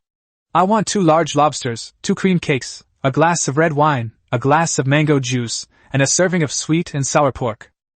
The players at the next table were practically drooling over the dishes Lin Feng had ordered. "Look down and see what you're eating and what others are eating." There was nothing they could do. Seeing the words, VIP seat, floating on Lin Feng's table, everyone could only swallow their saliva and continue eating the simple meals on their plates. Lin Feng was completely oblivious to the envious glances from the crowd, and was instead preoccupied with the information revealed by number 008. According to him, after about a week of regional merging, a large number of unfamiliar players would suddenly appear in his region. Among them, there will inevitably be some individuals or teams that develop exceptionally well, and when the time comes, there will likely be no shortage of people coming to cause trouble for them. "Let's eat quickly, then we'll go to the supermarket to buy more supplies." Lin Feng needed to plan for the regional merger. He was a well-known figure in Zone 10,000, and as the saying goes, "The nail that sticks out gets hammered down." If players from Zone 9999 came, they would most likely cause him trouble. "Ugh, so many numbers, just thinking about it gives me a headache." Lin Feng stopped thinking about it, picked up the lobster, and started peeling and eating the meat. A dozen minutes later the two, having enjoyed their meal, went straight into the supermarket. Song Xinling went to the clothing section, and Lin Feng also pushed a shopping cart, and started browsing from the beginning. There wasn't much to see in the supplies section, and Lin Feng wasn't interested in the food section either, especially since there were no discounts. He pushed his shopping cart a long way before finally arriving at the area where weapons and equipment were displayed. "Huh! Why are they selling medicine here?" Lin Feng's gaze was drawn to a pile of neatly arranged small boxes. Product: power pills. Price: 3 gold coins. Description: after taking this product, you will gain immense strength. The effects are unimaginable and last for 30 minutes. Was the duration really that short? Lin Feng frowned, feeling that the price was a bit too high, but the description said the effects were unimaginable and must be very powerful. He remembered that he still had a weapon that he hadn't used until now, that extremely heavy and clumsy spear. If he used the power pill. Lin Feng nodded and decisively tossed the power pill into his shopping cart. Anyway, he's not short of money, so it's good to buy it and try it out. Continuing to examine the shelves, Lin Feng's attention was drawn to a set of protective clothing. Product: high-strength fiber protective helmet. Price: 5 gold coins. Description: it has strong defense and ordinary cold weapons cannot cause it any damage. Product: ultra-strong fiber protective top. Price: 10 gold coins. Description: it has strong defense and ordinary cold weapons cannot cause it any damage. Next to these two items are super strong fiber protective bottoms and super strong fiber protective boots, both priced at 5 gold coins, with identical descriptions. This protective suit, though expensive, is a very practical close combat defensive gear. Lin Feng is no longer afraid of enemies attacking from a distance. After all, he has catapults and spear throwers, and ordinary enemies simply cannot defeat him. But close quarters combat is a different story. Given the strength of the future enemy, idiot number 2 probably wouldn't be able to handle it, and he himself only has spiked plate armor and ordinary spears. If this protective suit were used in conjunction with the mighty pill and the heavy spear, I'd probably be invincible in close combat. Lin Feng nodded and threw all 4 boxes into the shopping cart in one go. Next, Lin Feng pushed the shopping cart to the schematic diagram area. What? A space compression safe? Is this thing theft-proof? Chapter 68: The Ghost is Kind. Product: space compression safe. Price: 18 gold coins. Description: It has 5,000 storage units, and can be set with a 4-digit password. It is fireproof, theft-proof, and compact. Lin Feng nodded. The safe was indeed fully functional, and he was quite satisfied with its capacity. However, the password setting function was somewhat useless. There are no thieves on the high seas, so what's the point of setting a password? Although somewhat puzzled, he readily tossed the safe into his shopping cart. After browsing around for a while, Lin Feng finally arrived at the discount section. After examining it carefully, Lin Feng's gaze finally settled on a special offer schematic diagram. Product: schematic diagram of gunpowder manufacturing principle. Price: 5 gold coins. Current price: 2 gold coins. This is just in time. Lin Feng obtained a durian shell and wanted to make a spiked durian shell landmine, but he did not unlock the manufacturing principle of gunpowder. The gunpowder manufacturing schematics are on sale right now, I have to buy them. Lin Feng tossed the schematic diagram into his shopping cart, realizing he didn't need anything else for the moment, so he waited for Song Xiling to return and prepared to check out. In that moment, he calculated the total price of the goods, which amounted to 48 gold coins. Lin Feng was depressed. He had 149 gold coins before coming to the Doomsday Mall. He spent 2 gold coins on teleportation and 48 gold coins on the items. After checking out, he had 99 gold coins left, which just dropped him from a high-level VIP to a basic VIP. He was feeling down when Song Xiling came running over excitedly, carrying a packing box in her hand. Without needing to ask, she immediately picked out what clothes she liked. I think this dress is nice, but it's a bit pricey. Lin Feng glanced at it briefly and exclaimed, Wow, this outfit is priced at 10 gold coins. I bought it. Although the clothes were expensive, Lin Feng no longer cared. For him, there was no difference between having 99 gold coins or 89 gold coins left. He was still a beginner VIP anyway, and he wouldn't be able to afford the lobster. Upon hearing Lin Feng's agreement, Song Xiling was overjoyed and quickly said, That's great. I think this dress suits you very well. Suitable for me? You picked this out for me? Lin Feng paused for a moment before carefully examining the product label. Product: Black Night Cloak. Price: 10 gold coins. Description: the black cloak looks imposing when worn, but offers almost no defensive capabilities. However, when worn at night, it provides excellent concealment, making it a favorite among assassins. The assassin said this thing is actually quite useful. What? You're not satisfied? Song Xiling pouted when she saw that he was obviously just being perfunctory. The product is nice, but I don't need it. Humph. I spent ages picking this out for you. Lin Feng glanced at the sulking Song Xiling, then at the packaging box in his hand, and remained silent for a few seconds. He really didn't need this thing.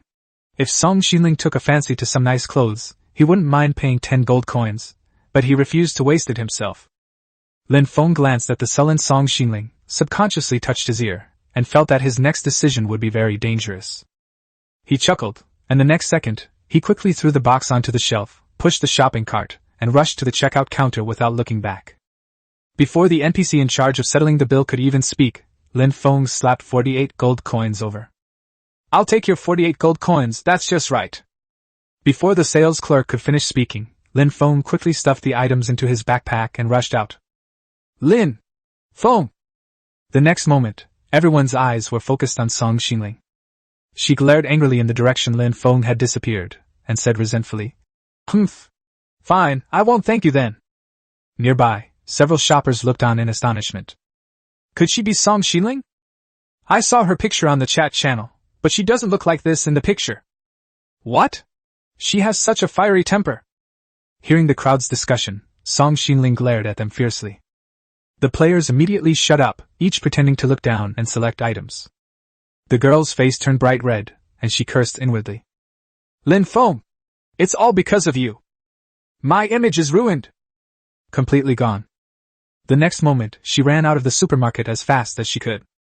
At this moment, Lin Feng had arrived at the plaza outside the Doomsday Mall. Although Song Xiling was quite angry, at least he had saved his ears. He's the most famous big shot in District 10,000. If his ear is pulled in public, where will he put his face? Wow! Luckily, I ran fast. He was secretly rejoicing when he suddenly saw Song Xiling rush out of the Doomsday Mall. The next moment, Lin Feng chose to teleport without hesitation. A flash of white light, and he and the raft were instantly teleported back to the sea surface where they had been. The next moment, Lin Feng saw that Song Xinling had also been teleported back. She was furious, but her eyes were full of grievance as she stared at Lin Feng. Just as she was about to explode, a strange voice appeared. The sizzling taste of life. Song Xinling suddenly realized what was happening, throwing all her anger and grievances to the back of her mind, and stared at the ghost radio that had been silent for a long time. The ghost has returned again. Lin Feng breathed a sigh of relief. Ghosts, you guys are really something. Knowing I was in trouble with my ears, you actually came all the way to save the day. He smiled slightly, looking confident and assured. It's nothing, it's not the first time. It's just delivering fuel to us. He was boasting smugly when he noticed the girl staring wide-eyed at something behind him, as if she had seen something even more terrifying. That shouldn't be happening. Even if she's timid, after seeing so many ghosts, she should be used to it by now. Lin Feng shook his head, turned around and looked behind him, and was instantly stunned by the scene before him. What? What the hell is this? On the sea not far away, a huge figure is slowly approaching. The thing glowed with a faint green light, stood 5 or 6 meters tall, and had a humanoid outline, but its lower body seemed to have 7 or 8 tentacles. Is this thing a human ghost, or is it a freaking octopus ghost? Lin Feng took out the magic spike spear, looked at the spear's shaft which was only a little over a meter long, and then at the opponent's tentacles which were more than 2 meters long. He then decisively threw the broken thing aside. Run! Lin Feng grabbed Song Xinling and rushed to the gluttonous generator. He quickly started the 3 raft propellers, gripped the small wooden rudder, and began to turn around. The roar of the propellers filled the air, and the raft began to accelerate. Lin Feng vigorously turned the small wooden rudder, and the raft paddled half a circle, speeding away from the ghostly monster. But the ghostly monster was also incredibly fast. Its 7 or 8 tentacles tumbled around, moving at a speed no slower than Lin Feng's. What? This thing is so fast! Lin Feng was shocked as he heard the sounds of a ghostly radio emanating from the howling wind. Sizzle. Hungry. So hungry. Lin Feng suddenly paused, as if he remembered something. Can't ghost fragments be fed to spirits? Who knows, this monster might be able to be fed ghost fragments. Without hesitation, he took a fragment of a ghost from his backpack and threw it out. Don't chase me, there's food over there. Chapter 69 Triple Crisis. Upon seeing the glowing green fragment of the ghost, the monster immediately rushed over, grabbed the fragment, and stuffed it into its mouth. Sizzle. Tasty. Too little, I'm hungry. Lin Feng thought the ghost fragment could buy him some time, but to his surprise, the monster swallowed it whole. Seeing the monster chasing after him menacingly again, Lin Feng quickly threw out 7 or 8 ghost fragments. It hurts like cutting off a piece of my own flesh while I'm throwing it away. This can't go on. At the rate the monster is eating now, it will consume all the fuel I've worked so hard to accumulate in just one night. Oh, right. System. I haven't opened any blind boxes yet. Lin Feng didn't care about being seen by Song Xinling and quickly opened the blind box system. A notification appeared instantly. Players who did not claim their blind boxes yesterday must do so within 24 hours. Hurry up! Collect it immediately! Lin Feng anxiously issued the order. Next, 2 notifications popped up one after another. Daily blind box giveaway successful. 5 to 7. Obtained, 1 Frenzy musical instrument blind box. Daily blind box giveaway successful. 6 to 7. Received, planting gift pack blind box X1. What? This is no use. Lin Feng quickly selected a box to draw, without even carefully reading the description of the blind box. You have opened the Frenzy Instrument blind box and received Indestructible War Drum X1.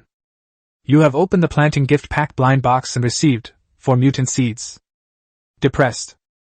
Raymond Lamb was extremely frustrated. I was hoping to find some weapons in the blind boxes that I could use to fight the ghost monsters, but all I got were useless ones. After stuffing the obtained items into his backpack, Lin Feng threw out 2 more ghost fragments to buy time. At this moment, the blind box system, which was not yet closed, issued a notification. A new day has begun. Shall we draw a blind box? Smoke! This is the last chance. If he still can't draw a weapon to deal with spirits this time, he'll probably lose all his remaining ghost fragments. Successfully won the weekly Super Blind Box giveaway. 7 to 7. Obtain Classic War Gift Pack Blind Box X1. Classic War Pack? Cool! There's finally hope. Lin Feng quickly checked the blind box description, filled with anticipation. Classic War Gift Pack Blind Box. Tier Epic. Description: 24% chance of obtaining a 100% accurate revolver, 24% chance of obtaining a silent rapid-fire crossbow, 24% chance of obtaining a smoke grenade, 24% chance of obtaining a fragmentation grenade, 4% chance of obtaining a high-powered torpedo. Extract! Lin Feng didn't care which one he drew. Having a powerful weapon was better than being empty-handed. You have opened the Classic War Gift Pack blind box and received 1x accurate shot revolver. Finally, a weapon dropped. Lin Feng threw out 2 more ghost fragments to lure the monster away, and immediately checked the item description. A revolver that never misses. Introduction: within 100 meters you have a 100% chance of hitting the target, but where the bullet will hit the target is a mystery. The advantage is that you don't need to practice aiming, but the disadvantage is that it's useless to practice. Faced with such an introduction, Lin Feng was speechless. He pointed his revolver directly at the ghostly monster and pulled the trigger. Click! The firing pin made a sharp sound, but nothing came out. There aren't even any bullets yet. Lin Feng was speechless. What good is a gun if you only have one? Etc. Silver bullets. He suddenly remembered the silver bullets he had captured earlier. Those things were extremely lethal to spirits. Lin Feng quickly took out the silver bullets and hurriedly stuffed them into the magazine. In that instant, the ghostly monster had already rushed to within 20 meters of the raft. You delicious, living people can't escape now. Go to hell! Lin Feng suddenly pulled the trigger, without even having time to aim. Bang! A loud bang followed, and smoke billowed out. The silver bullet was fired instantly, striking the massive body of the ghost monster with a loud bang. In an instant, a burst of silver light erupted. The ghostly monster let out a scream and instantly burst into flames, its massive body shattering into countless fragments that fell onto the sea. You really don't need to aim, it hits the target every time. Lin Feng breathed a sigh of relief, turned around to look at Song Xingling, whose eyes were tightly closed, and patted her on the shoulder. It's all right. The problem is solved. Song Xingling nodded tremblingly, and after a while, she nervously opened her eyes. By this time, the sea had calmed down, and in the place where the monster had died, there were scattered fragments of ghostly light that shimmered with green light. Lin Feng maneuvered the raft closer to salvage the object. Obtained, Ghost Fragment X1. Obtained, Ghost Fragment X3. Obtained, 1 skull of the deceased. Huh! There's such a thing? Lin Feng looked at the skull in his hand, which reeked of decay, and felt nauseous. Even so, he still patiently checked the item description. The skull of the deceased.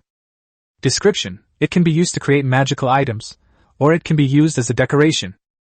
Decorative items? Lin Feng stared at the skull's 2 sunken eye sockets and tossed it into his backpack without hesitation. This thing might be very useful, and it would be a pity to throw it away, but he didn't want to hang it aside as a decoration and have it stared at by those 2 dark eye sockets every day. After the battle, Lin Feng lost more than a dozen ghost fragments, but after killing the monster, he got another 30 ghost fragments, so it wasn't a complete loss. However, after a night of fear and anxiety, I couldn't fall asleep. Lin Feng brought over 2 bottles of Red Bull, drank one himself, and gave the other to Song Xingling. Next, after lighting a fire, Lin Feng began to settle the goods he had purchased from the Doomsday Mall. He first took out the space compression safe and placed it in the corner of the stone house. This thing isn't very big, about the size of a wooden storage box, but it's made entirely of metal and has a lever that can be turned. Lin Feng had just finished setting the device up when he received a notification. Please set a 4-digit password. 1234. Setup complete. Since there were no thieves around, Lin Feng became more relaxed. After setting the password, he started rummaging through the safe to find supplies. He stuffed everything from the 2 wooden storage boxes into the safe, leaving only some food for easy access. Next came the supplies piled up like a small mountain on the raft. After calming down, Song Xingling also came to help. The 2 of them worked until the next morning before they managed to put all the supplies into the safe. The raft looks much neater. Next, Lin Feng opened the manufacturing workshop to check the gunpowder manufacturing principle diagrams he had bought the night before. Gunpowder, charcoal, 0 to 1, saltpeter 0 to 1. Description: it can be used to manufacture many kinds of weapons. Lin Feng nodded. Charcoal was easy to obtain, but he had never seen saltpeter before. Never mind, no rush. Chapter 70 Monster, you're here again. After shutting down the manufacturing workshop, Lin Feng checked the 2 items that had appeared in the blind box last night. An indestructible war drum. Description: Allied personnel within the drum's range will have their combat power increased, and the faster the drum is played, the greater the increase in combat power. Lin Feng looked back at the mentally challenged number 2. He could definitely handle knocking this thing. The speed of idiot number 2 is absolutely unmatched. Seeds with gene mutations. Note: after planting, all sorts of strange and unusual things may grow. Please use with caution. Could it be that a monster could grow out of it? Lin Feng put away the seeds and decided to plant them and the mechanical seeds as soon as possible. At this moment, Song Xinling had already grilled 4 octopuses and brought the food over. Let's eat something first. I'm really hungry. Lin Feng picked up a grilled octopus and began to wolf it down. Seeing how much he enjoyed his food, the girl smiled slightly and took something out of her backpack. I just caught something great while fishing, come and take a look. Lin Feng looked up and was immediately stunned. Is this a compass? Lin Feng finished his food in a few bites and then took the metal compass to examine it. Treasure hunting compass. Description: the treasure hunting compass is constantly spinning, but if there is treasure in the nearby sea, its pointer will stop in the direction of the treasure. At this moment, the compass needle was spinning continuously on the dial, clearly indicating that there was no treasure nearby. However, having this thing might come in very handy in the future. You might even find treasure in the vast ocean someday. Lin Feng placed this thing on the safe so he could observe the rotation of the dial from time to time. After dinner, Lin Feng still had things to do. He had nowhere to plant the harvested seeds, so he needed to build 2 more large farms. After preparing the materials and choosing a location, Lin Feng began construction. Before long, the 2 large farms were completed. Next, he planted the mechanical seeds and the genetically mutated seeds in 2 large farms, watered them, and then used metal sheets to fertilize the mechanical seeds. Soon, the mechanical seeds sprouted. However, this thing doesn't look like a plant at all. What grows out are clearly metal vines. Lin Feng looked to the other side. The genetically mutated seed had also sprouted, but what is this thing that's growing out? 4 identical seeds sprouted and grew into 4 completely different seedlings. One was hunched over, another was completely black, and 2 others were very thick and short, but they didn't seem to be the same species. Let's see in a few days. Who knows what kind of weird stuff will grow out. After finishing these tasks, Lin Feng picked some tomatoes and cotton that he had planted earlier before returning to the stone house, intending to take a good rest. When Lin Feng opened his eyes after falling asleep, it was already dark. He yawned, smelled the aroma of food, and looked to the side to see Song Xinling cooking stir-fried tomatoes. This scene was originally incredibly pleasant, but just then, the ghost radio started playing that familiar sound again. A wonderfully sizzling taste! Upon hearing the sound, Song Xinling, who was cooking, immediately stopped what she was doing and stared nervously outside. Could it be one of those terrifying monsters outside again? No way! Lin Feng defeated that terrifying ghost monster yesterday using silver bullets. But he only has 1 silver bullet left. What if the monster reappears? Peeking out, Lin Feng felt a sense of despair. What? It's this thing again! A gigantic monster with 7 or 8 tentacles is rapidly approaching the raft. If they don't come up with something, they're definitely going to die today. It's it again? What do we do? What do we do? Fight? The odds of winning are too low. Running away? You can't outrun it. Lin Feng stared at the monster with a sense of unease, while a terrifying voice came from the ghost radio. The taste of a living person. Don't run! I'm going to eat you all! At this moment, Lin Feng did not start the engine, but instead opened the trading channel. Deceased Skull X1, traded for 5 gold coins. Note, rare item, only 1 available. Seeing Lin Feng standing there in a daze, Song Xinling was astonished. Lin Feng, think of something quick! The next moment, Lin Feng received a transaction notification. Transaction successful. You have earned 5 gold coins. Someone actually bought it. Upon receiving the gold coins, Lin Feng instantly felt much more confident. Let's go! Go? Where to? Doomsday Mall! The girl paused for a moment, then instantly relaxed. Yes! We can take refuge in the Doomsday Mall! Behind the raft, the ghostly monster sped up, and its arrogant voice came from the ghostly radio. Got it! A delicious, live person is finally here! Let me eat you all! Just as the ghostly monster was about to pounce on the raft, a burst of white light erupted from the entire raft. Then, it vanished into thin air. The ghostly monster looked around in astonishment and confusion. Where is my food? At this moment, Lin Feng had already appeared in the Doomsday shop. He had just traded 5 gold coins for the skull of the deceased, spent 2 gold coins to pay the teleportation fee, and had 102 gold coins left. The premium VIP membership is back. However, Lin Feng didn't rush into the mall. Instead, he grabbed a passing NPC and asked, "Where is number 008? He's in a meeting." Lin Feng was speechless. What were these NPCs doing having nothing better to do than hold a meeting? Shaking his head helplessly, he first entered the buffet restaurant through the VIP channel, eating while waiting for number 008 to return. He has something he wants to ask number 008. A moment later, number 008 appeared. He bowed and politely asked, "Mr. Lin Feng, you wanted to see me? Why do you guys keep having meetings all the time?" Lin Feng asked impatiently. "Because the supermarket didn't have a revolver on the shelves yet, they took one from the warehouse." "What?" Lin Feng has confirmed that the blind box system is stealing resources from the Doomsday Mall. This time it's confirmed. There's another issue. Player 092 accepted bribes from players and leaked important game information. NPCs can accept bribes? Lin Feng glanced at number 008 and strongly suspected that the other party was hinting at something to him. However, if one could accept bribes. Lin Feng took out a gold coin and waved it in front of 008. "I want to ask you something. It's my pleasure to serve you." Number 008 reached out and grabbed the gold coins with remarkable ease, but Lin Feng quickly stuffed them back into his backpack. "Answer my question first. Why does this tentacle-covered ghost monster keep bothering me?" Chapter 71 The Belated 50% Off Card. Number 008 hesitated for a moment. "There's a hidden condition in the game that I can't tell you about in principle."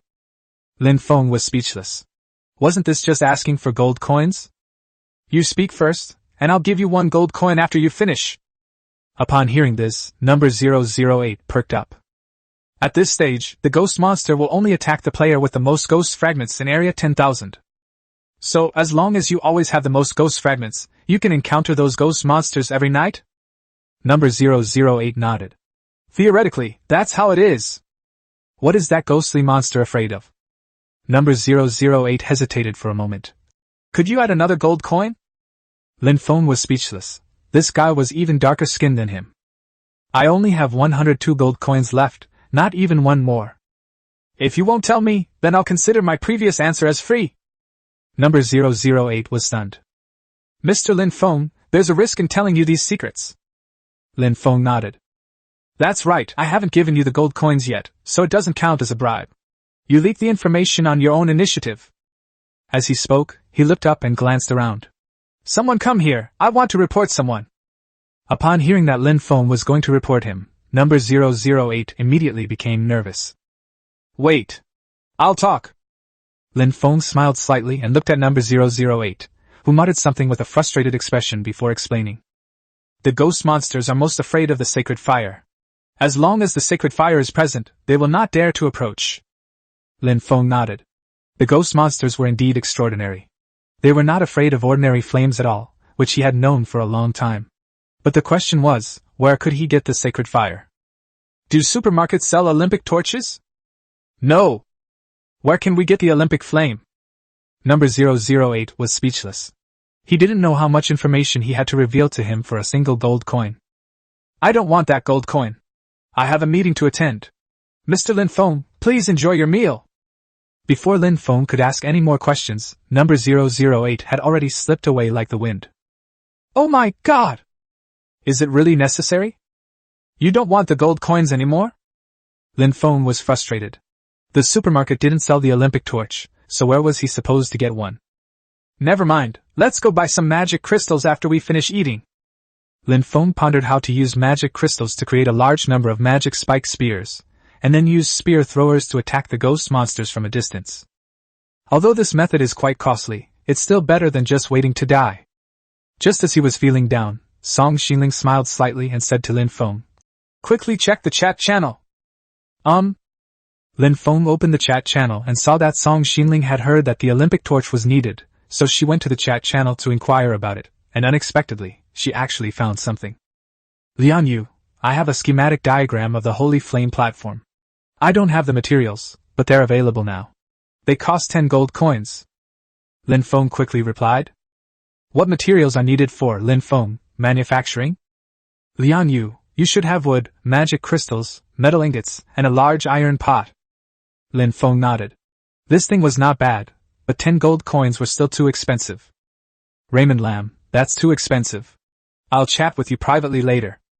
He turned off the communication channel, thinking that number 008 said the supermarket didn't sell the Olympic torch, but didn't say the supermarket didn't sell the schematic diagram of the Olympic torch stand. He decided to go in and take a look first. Lin Feng finished the last bite of food and pulled Song Xinling into the supermarket. He had a clear purpose. He went straight to the supplies area to look for magic energy crystals. Product, Magic Crystal X5. Price, 2 gold coins. Lin Feng found the price a bit hard to accept. Using this thing to make magic spike spears and throwing them around like they were free was just too much of a loss. Unfortunately, survival was the priority. Lin Feng bought 5 boxes, totaling 25 magic energy crystals, which cost 10 gold coins. Next, Lin Feng went to the schematic diagram area and searched for a while before finally finding the schematic diagram for the manufacture of the Sacred Flame platform. Product, Manufacturing Principle Diagram of the Sacred Flame platform. Price, 15 gold coins. Description, it can be used to dispel all spirits. It requires the addition of magic energy crystals as fuel. Each magic energy crystal can burn for 1 hour. As long as it is within the range of the holy fire's light, no spirit can approach. 15 gold coins, that's more expensive than the player's bid. Lin Feng decisively gave up and pushed the shopping cart to the checkout. 10 gold coins will be yours, just right. Lin Feng shook his head in pain. His high-level VIP status had been downgraded again. No, we have to make more money! Back in the Doomsday Mall lobby, Lin Feng didn't rush to leave, planning to go back after dawn. While waiting, he opened the chat channel and sent a private message to the seller he had just met. Lin Feng, would you sell for 5 gold coins? Lian Yu? Lin Feng, your offer is too high. This schematic diagram is not worth the price at all. Lian Yu was frustrated. He figured he had no use for the schematic diagram and was thinking of selling it to earn more gold coins, but Lin Feng immediately cut the price in half. Lin Feng, this thing of yours is too expensive for anyone else to buy. Give it to me for 5 gold coins, at least you won't be stuck with it. Lian Yu, minimum 8 gold coins. Lin Feng, maximum 6 gold coins. Lian Yu, 7 gold coins, absolutely no less. Lin Feng, sold. The next moment, Lin Feng readily paid 7 gold coins. Lian Yu, what? Why are you suddenly so agreeable? Lin Feng, thank you. Lin Feng was secretly pleased as he closed the private messaging interface. It's a good deal to pay 7 gold coins. You'd have to pay 15 gold coins if you bought it from the supermarket. This is equivalent to a 50% discount. I wonder if Lian Yu will hate me when he finds out the supermarket's price. After spending a while longer in the Doomsday Mall, Lin Feng teleported Song Xinling back to the sea. He didn't eat, mainly because he had dropped to the basic VIP level, and it would be embarrassing if he couldn't eat lobster. By this time, it was already light, and the ghostly monster had disappeared. However, after learning the information from number 008, Lin Feng was certain that he would encounter it again tonight. Let's open a blind box first, then eat, and after eating, we'll make lots of other things. While Song Xinling was cooking, he activated the blind box system. Daily blind box giveaway successful. 1 to 7. You will receive 1 blind box with a discount card from the online store. Mall discount card? Why didn't you come sooner? Lin Feng checked the blind box description. Blind boxes with discount cards from online stores. Grade Premium. Description: 40% chance of getting a 1 gold coin discount card, 30% chance of getting a 2 gold coin discount card, 20% chance of getting an 80% off card, and 10% chance of getting a 50% off card. Extract! Instantly, the blind box was opened. Lin Feng now held 3 golden cards in his hand. You have opened the online store discount card blind box and received 3 by 50% off cards. What? This is great! Chapter 72. I'm going on a shopping spree, you just wait. Lin Feng wouldn't use a 50% off card carelessly. He'd be losing out if he used it to buy cheap items. With the same 50% discount, You save 5 gold coins on a 10 gold coin item and 50 gold coins on a 100 gold coin item. He smiled slightly, turned around, and saw that Song Xinling had already prepared breakfast. After wolfing down his food, Lin Feng opened the manufacturing workshop, preparing to create the Sacred Flame platform. Sacred Flame altar, magic energy crystals, 5-5, large iron pot, 1-1, metal ingots 2-2, wood 8-8. All materials are complete. Lin Feng went behind the stone house, found an open space, and chose to manufacture. 10 minutes later, the cauldron with a wooden base was completed. Above the sacred fire platform was an empty iron pot, but it looked like it had been transformed into a large brazier. Lin Feng didn't add any fuel. One magic crystal can only burn for 1 hour, so he mustn't waste it. After completing the sacred flame altar, Lin Feng also created 10 magical spike spears for use with the spear-throwing machine. Lin Feng could have killed the ghost monster with the spear-throwing machine, but that thing was too fast, and without a safety measure, the risk was too great. Now that he has the sacred flame platform, Lin Feng is determined to kill that monster. Having done all that, he opened the chat channel, finally having some free time to check out the players' conversations. The weather has been getting colder and colder lately, and I really wish I could live in the Doomsday Mall forever. I have no money. I have cotton, but I can't make a sewing machine. What should I do? Yes, we don't have clothes to keep warm. Fire pits are no longer effective, and clothes in supermarkets are so expensive. Looking at everyone's messages, Lin Feng suddenly remembered that it was time to harvest cotton. He had a sewing machine, so harvesting cotton now would be a great way to make a fortune. With this in mind, Lin Feng decided to post information about buying cotton. But just then, a player got there first. Zhao Yi buy cotton. Trade 5 units of basic materials for 1 unit of cotton. Buy cotton and sell it for clothes. If you want clothes, quickly sell your cotton to me. What? My lines got stolen? This scene is so similar, it's as if that bastard Zhou Hai is still alive. At this moment, players in the chat channel started clamoring for a price increase. Cotton wasn't this price before. Zhao Yi, you're so damn ruthless. That's right. That's right. Zhao Yi, how much cotton did all the players in the world have back then? And now? Scarcity drives up the price, so this is the price I pay for cotton. Lin Feng was delighted. Zhao Yi had already said all the offensive things, so all he had to do was raise the price slightly. Lin Feng directly copied Zhao Yi's information and adjusted the quantity of basic supplies from 5 to 6. Lin Feng buy cotton. 6 units of basic materials for 1 unit of cotton. Buy cotton and sell it for clothes. If you want clothes, quickly sell your cotton to me. Zhao Yi, you're copying me. Lin Feng, thank you. Zhao Yi, there's so much cotton now, and you're disrupting the market by raising prices. Lin Feng, are you from the Market Supervision Administration? This is my price. Zhao Yi, okay. You go first, I don't believe you can collect all the cotton. Lin Feng smiled slightly, ignored him, and casually copied more than 100 transaction records and sent them to the transaction channel. We have plenty of supplies, why would we be worried about not having enough cotton to buy? As soon as Lin Feng posted the transaction details, he received a large number of transaction notifications. Transaction successful. You have received 1 cotton. Transaction successful. You have received 1 cotton.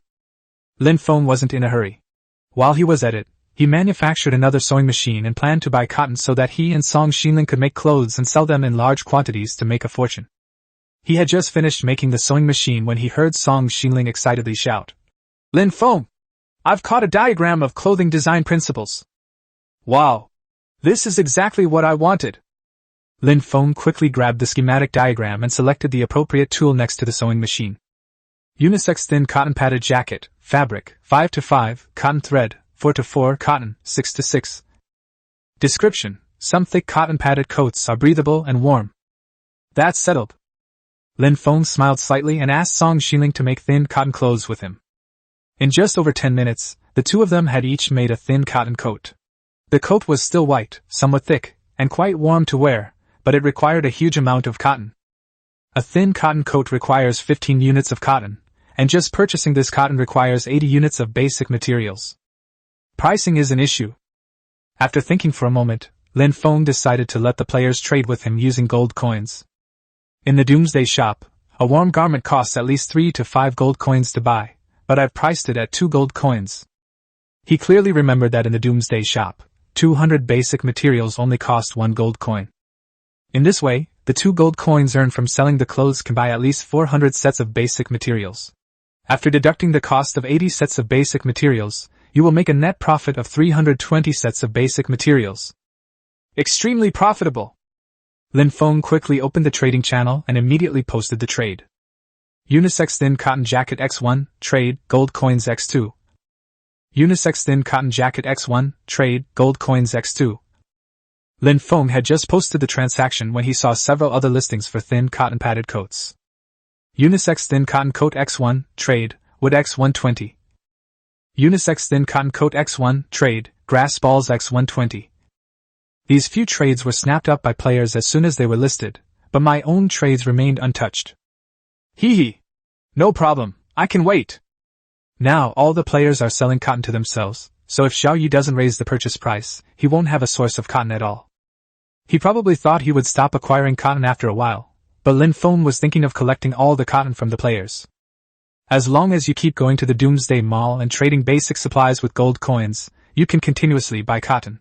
Once Xiao Yi runs out of cotton, the only thing left to buy in the trading channel is his own clothes. Sure enough, after the previous transaction of the thin cotton coat was completed, no new thin cotton coat transactions appeared for quite some time. At this point, players also started complaining in the chat channel. Why did the price of the thin cotton coat increase? It used to be traded for 120 basic supplies, but now it's suddenly increased to 2 gold coins. I don't know, it's too expensive. Although I have a few gold coins, this is too much of a rip-off, I can't bear to part with them. Xiao Yi, everyone saw it, right? Those 2 transactions were posted by Lin Feng. He manufactured clothes, but you can't afford them. You might as well trade all your cotton to me. My clothes are cheaper. Shaw. You'll raise the price just the same way then. Let's make sure we don't lose too much money on the cotton first. Lin Feng smiled slightly upon seeing everyone's messages.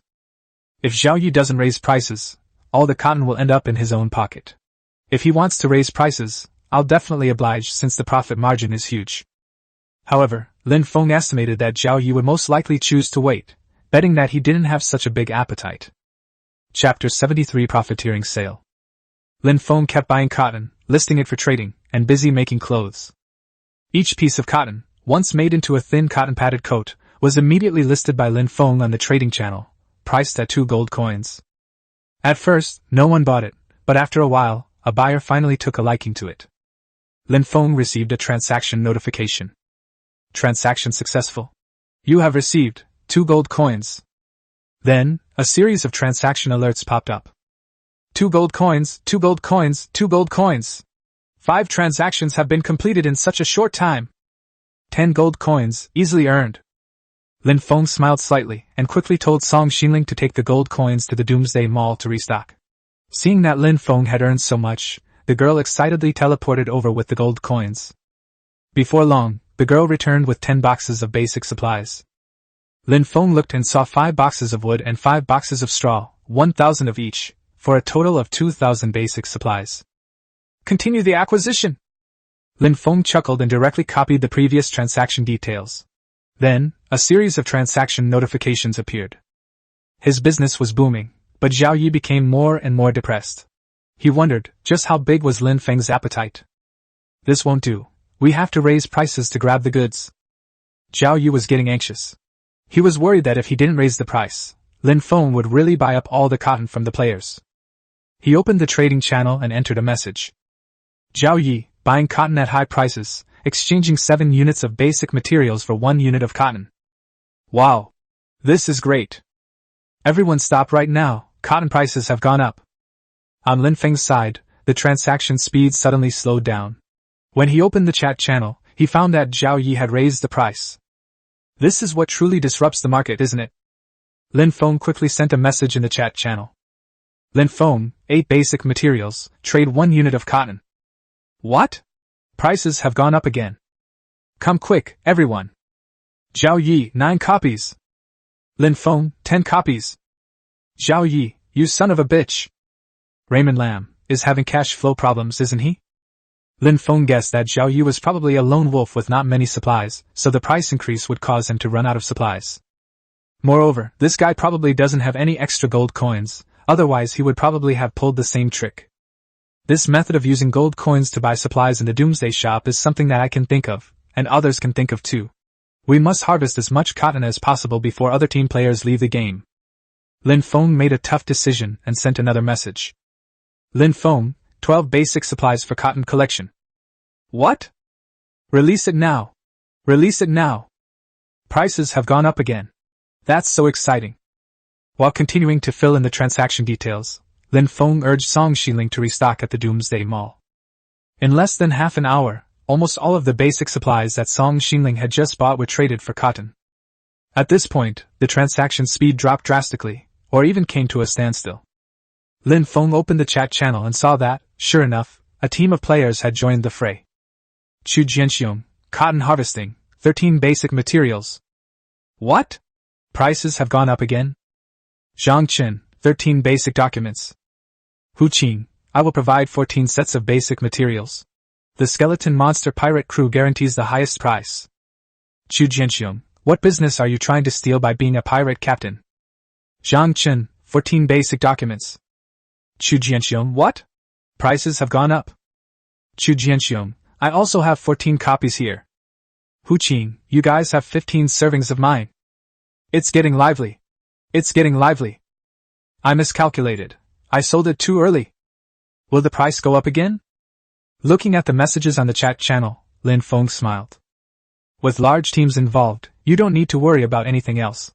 Anyway, you've harvested enough cotton, and as the price war continues, your profit margins will only get smaller and smaller. While other teams were busy bidding for cotton, I used this time to manufacture and sell the thin cotton-padded clothes. He and Song Xiling both drank Red Bull and took photos, which gave them a 400% boost in work efficiency. Thin cotton coats were quickly put up for sale in the trading channel, each still priced at 2 gold coins. Transaction successful. You have received 2 gold coins. Transaction successful. You have received 2 gold coins. Lin Feng watched as the gold coins fell into his pocket, feeling incredibly pleased with himself. Upon opening the chat channel, I discovered that the price of cotton had been driven up to 20 units of basic materials for every 1 unit traded. The profit margin is already quite small, and due to the large number of large teams involved, cotton is already in short supply. But it's not that they actually collected all the cotton from the players. Rather, most players would keep the cotton in their own hands. The amount of cotton circulating in the market right now is simply not enough for these large teams to divide up. It's like a big watermelon. Lin Feng made a big piece first, and although there was still a lot left, it had to be shared by dozens of people. In the end, no one was satisfied, and each person could only scoop out a spoonful at most. While everyone else was fighting tooth and nail, Raymond Lam had already started turning his thin cotton coat into cash. A few hours later, Lin Feng had sold a total of 70 thin cotton coats, earning 140 gold coins. After deducting the 22 gold coins spent on purchasing from the Doomsday Shop and teleporting twice, I made a net profit of 118 gold coins. With the gold coins I had left, I now have a total of 203 gold coins. What a lucrative opportunity! Lin Feng smiled with satisfaction and said to Song Xiling, "Tomorrow morning I'll take you shopping. Buy whatever you want." "Really?" "Of course. I'm a man with over 200 gold coins now." Lin Feng grinned smugly and was about to urge the girl to make dinner when he suddenly heard the ghost radio making a series of sounds. Sizzle. "Found it! Found it!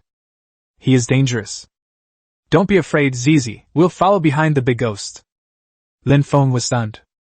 This sound is strange. It sounds like more than one ghost has arrived. In the dim night, Lin Feng glanced around.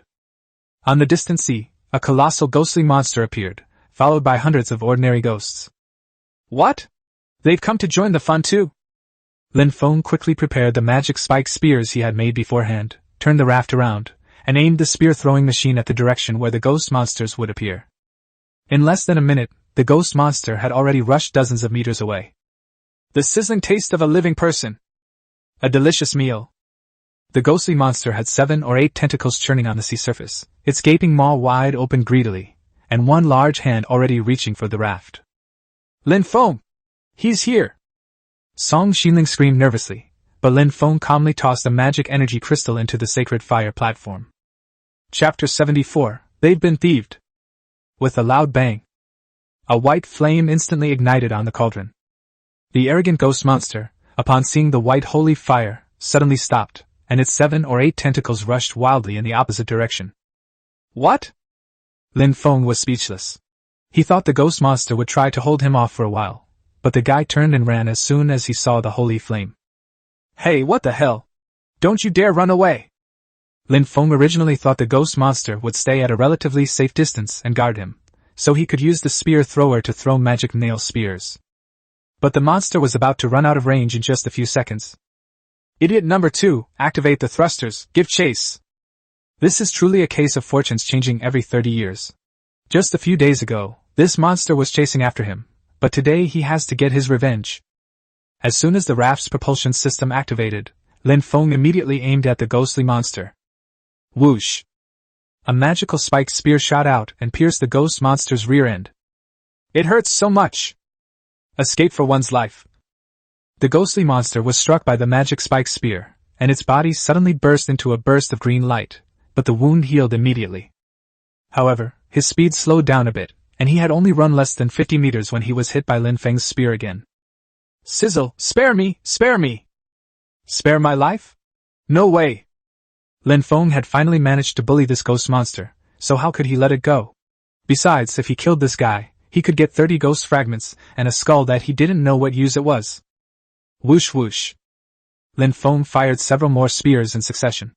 The ghostly monster tried to escape for its life, but each time it was hit, its speed would slow down for a moment.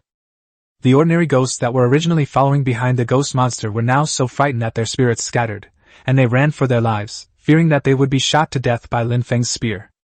But Lin Feng didn't care about them at all.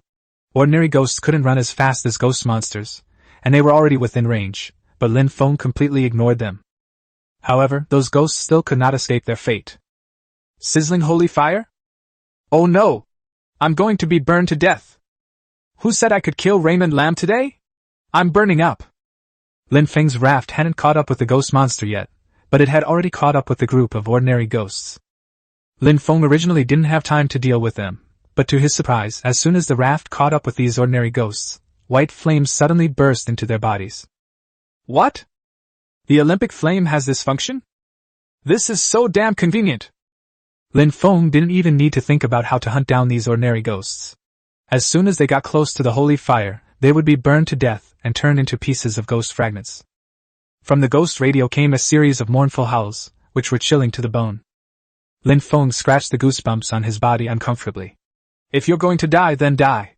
What's with all the yelling? Whoosh whoosh.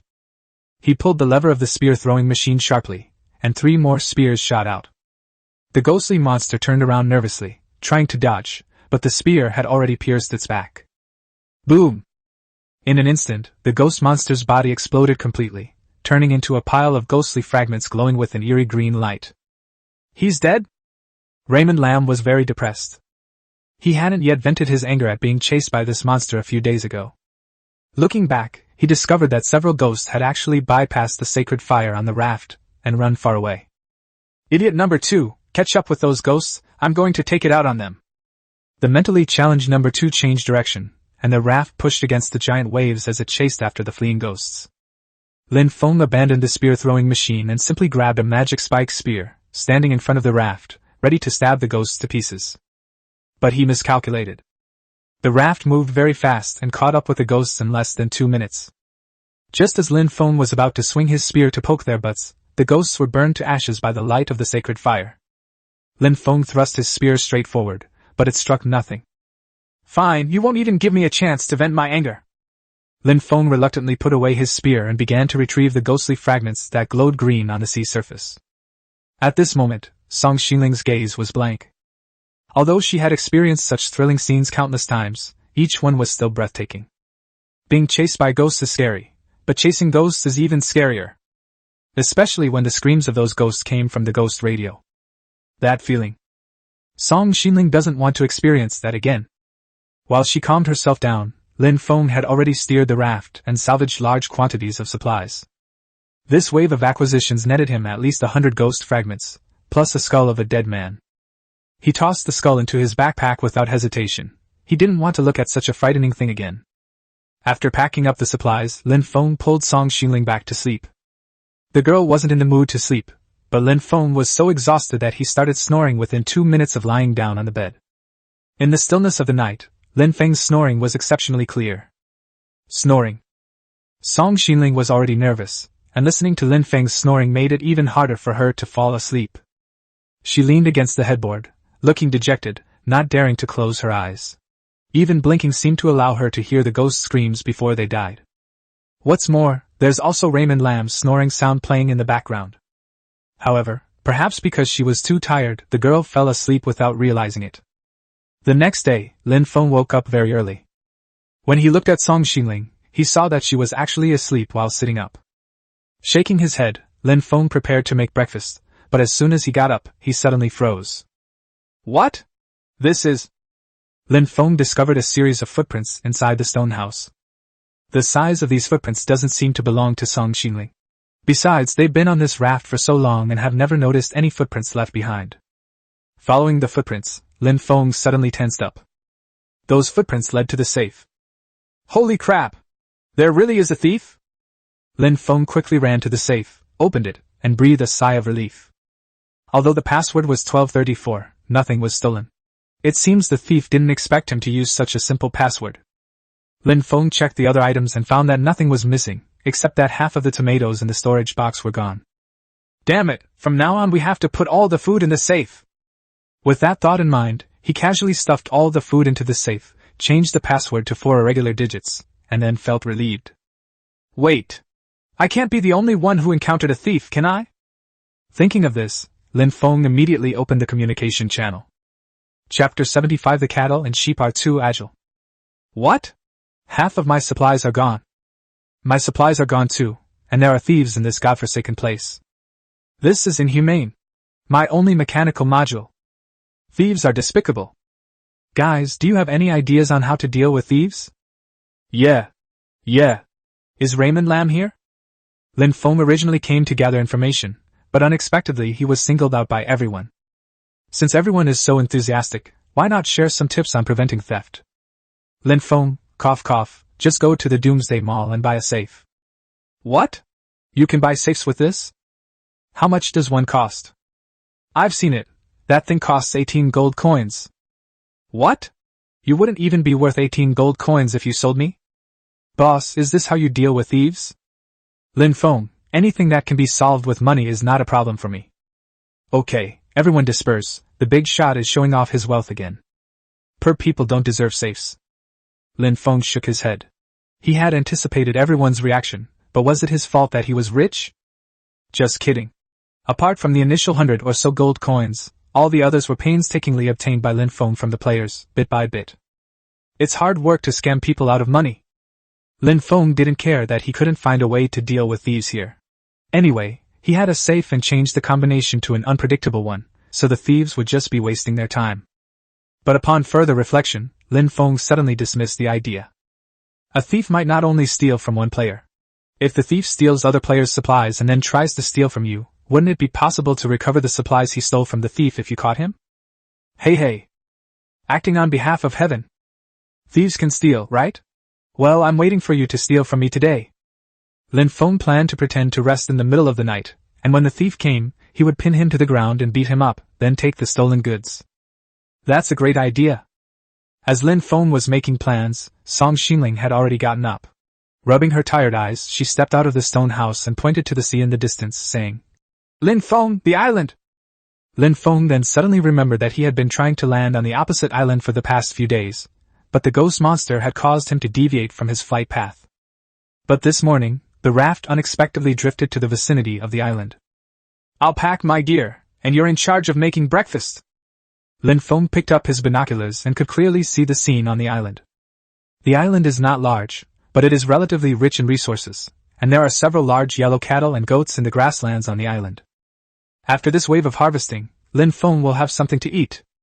He prepared his weapons and equipment, intending to use his spear to finish off his prey.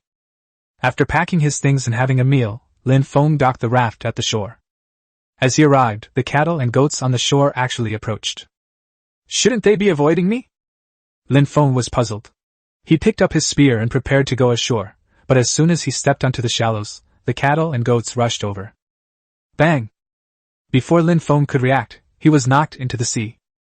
Looking down, I was shocked to see that the concrete spiked armor on my body had cracked open. Concrete spiked armor plate, 50% damage. What? 2 oxen rammed this thing and it was reduced to half blood.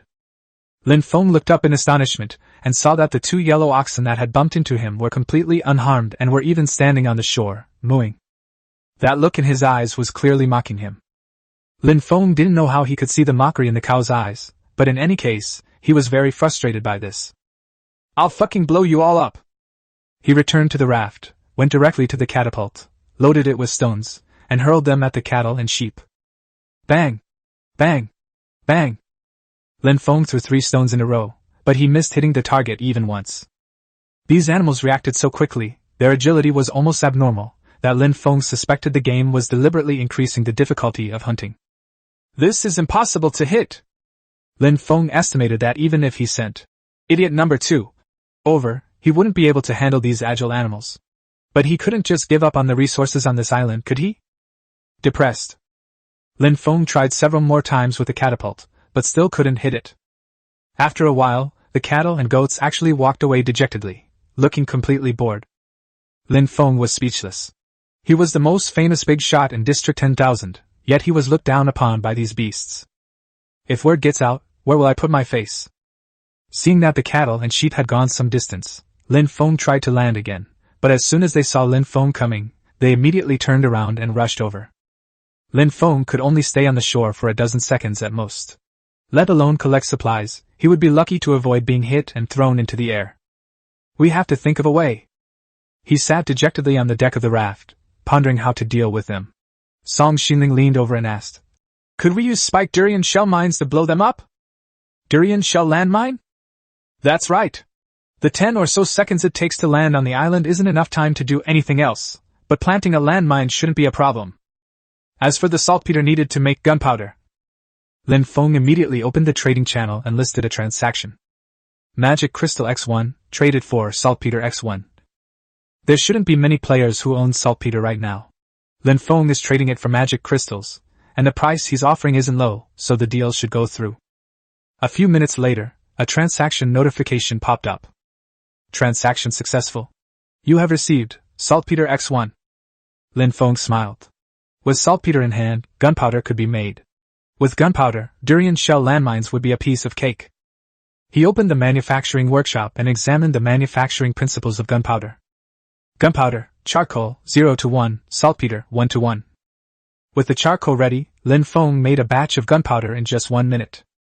Next, he explained the manufacturing principle of the spiked durian shell landmine. Spiked durian shell mine, durian shell, 1 to 1, gunpowder, 1 to 1. All materials are ready, let's start manufacturing immediately. With the materials in hand disappearing, a landmine covered in durian spikes was completed in less than 5 minutes.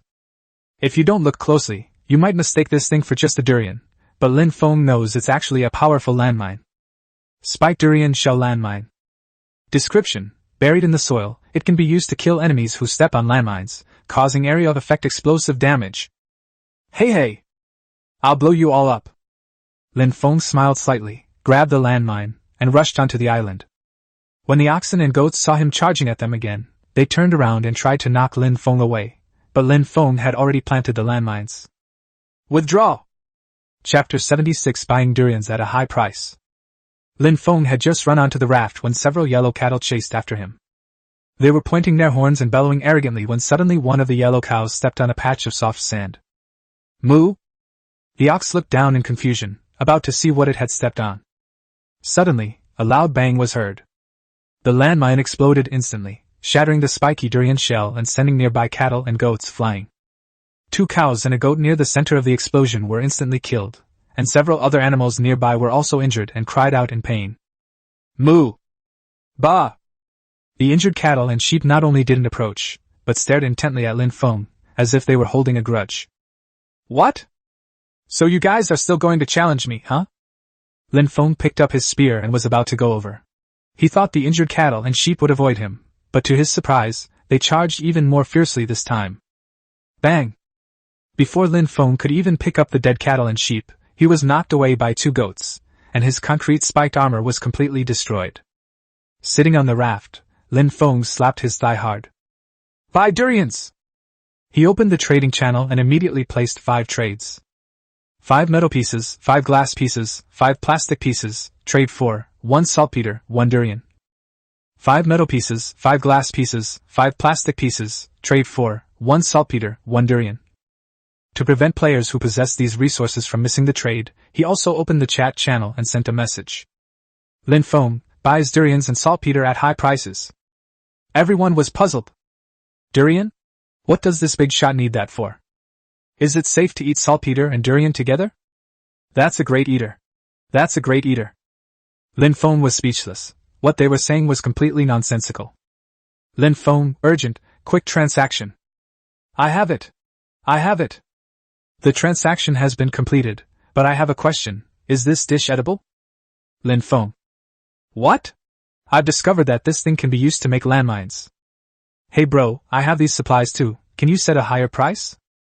Lin Feng, that's enough. What? It can make landmines? I sold it at a loss. The pros have been giving us newbies a hard time lately. Lin Feng didn't have time to pay attention to them.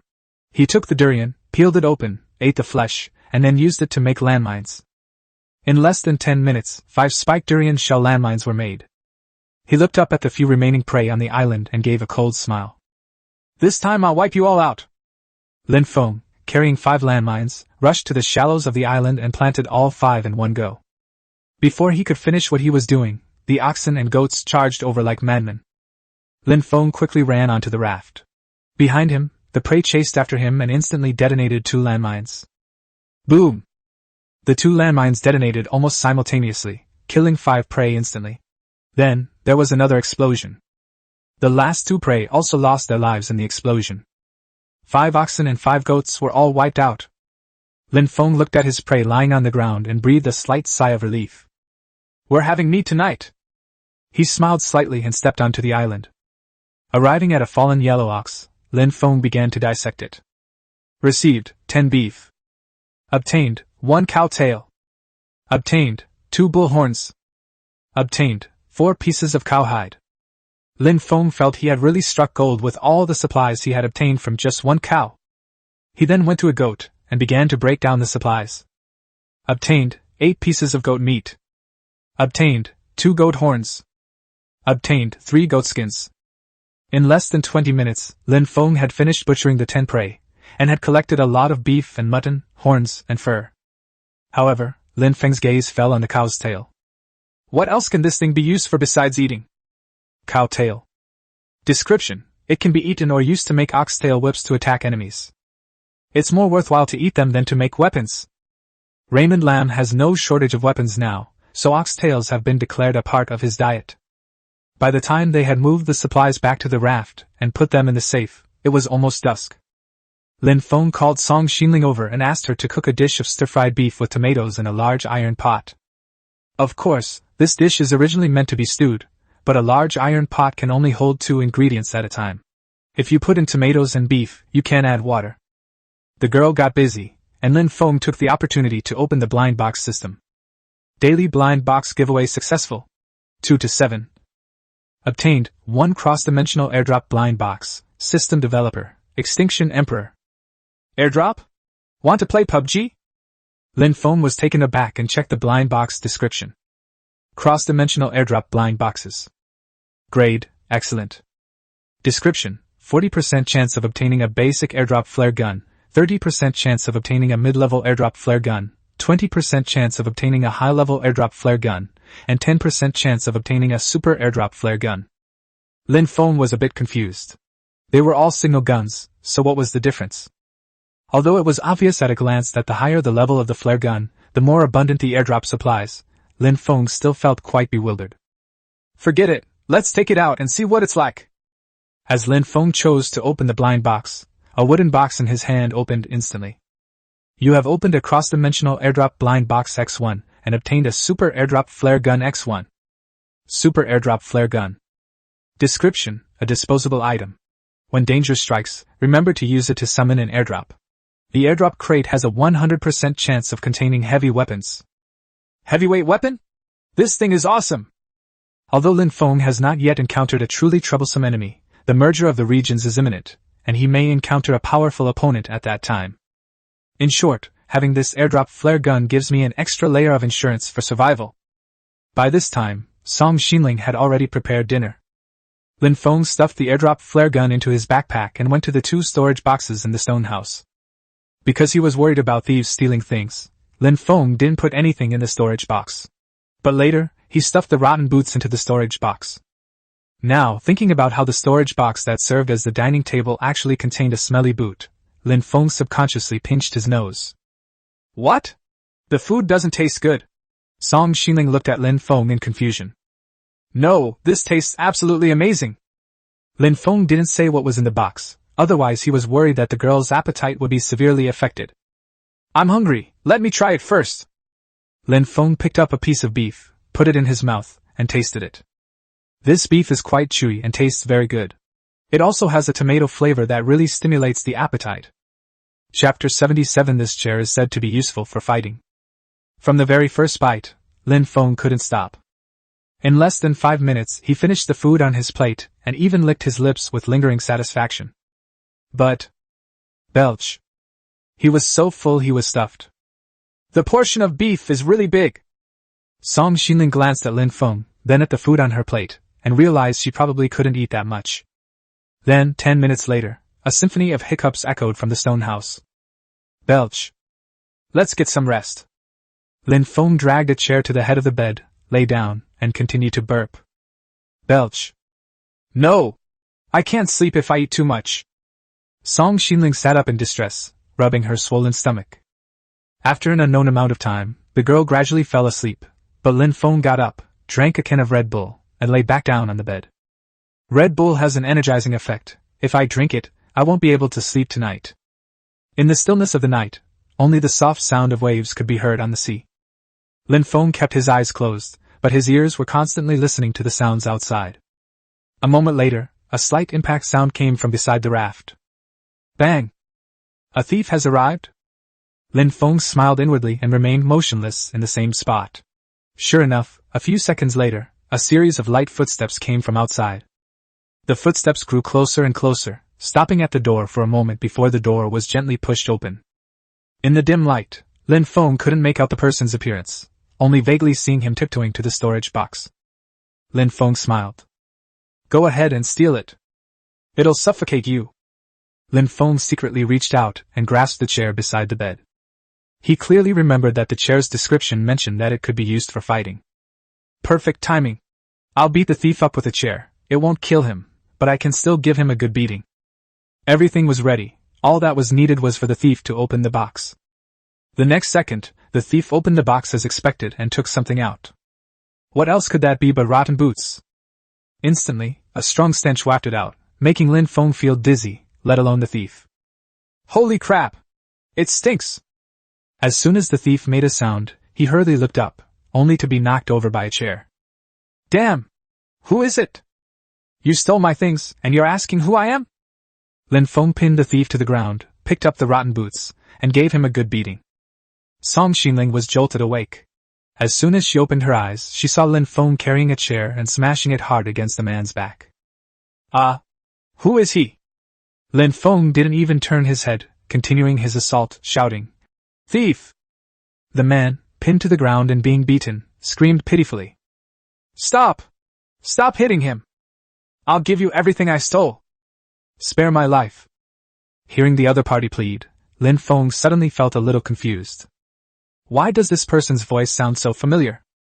Could he be number 008? Lin Feng stopped what he was doing and took a closer look.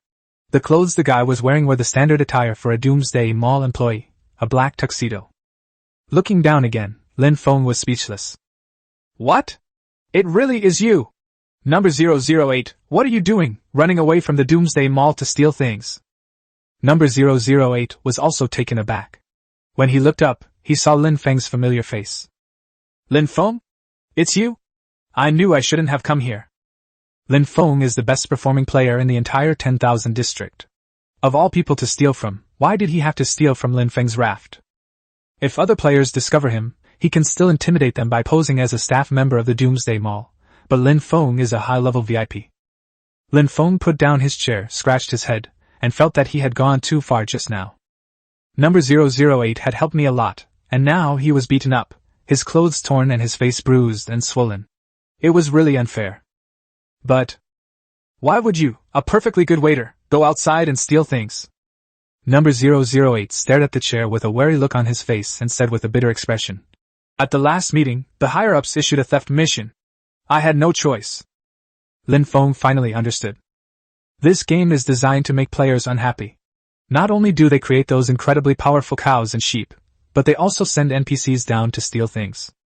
However, blaming number 008 for this is pointless, especially since he already got a good beating from him, so there's no need to make things difficult for him. Not making things difficult for him doesn't mean he won't be robbed. Robbing him doesn't count as making things difficult for him. Lin Feng nodded secretly, feeling that his idea was absolutely right. "Fine, I won't punish you this time, but..." Just as number 008 was about to secretly rejoice, he heard what followed. "Hand over everything you stole, and then my all-nighter won't have been in vain." "That won't do. We also have performance records to show."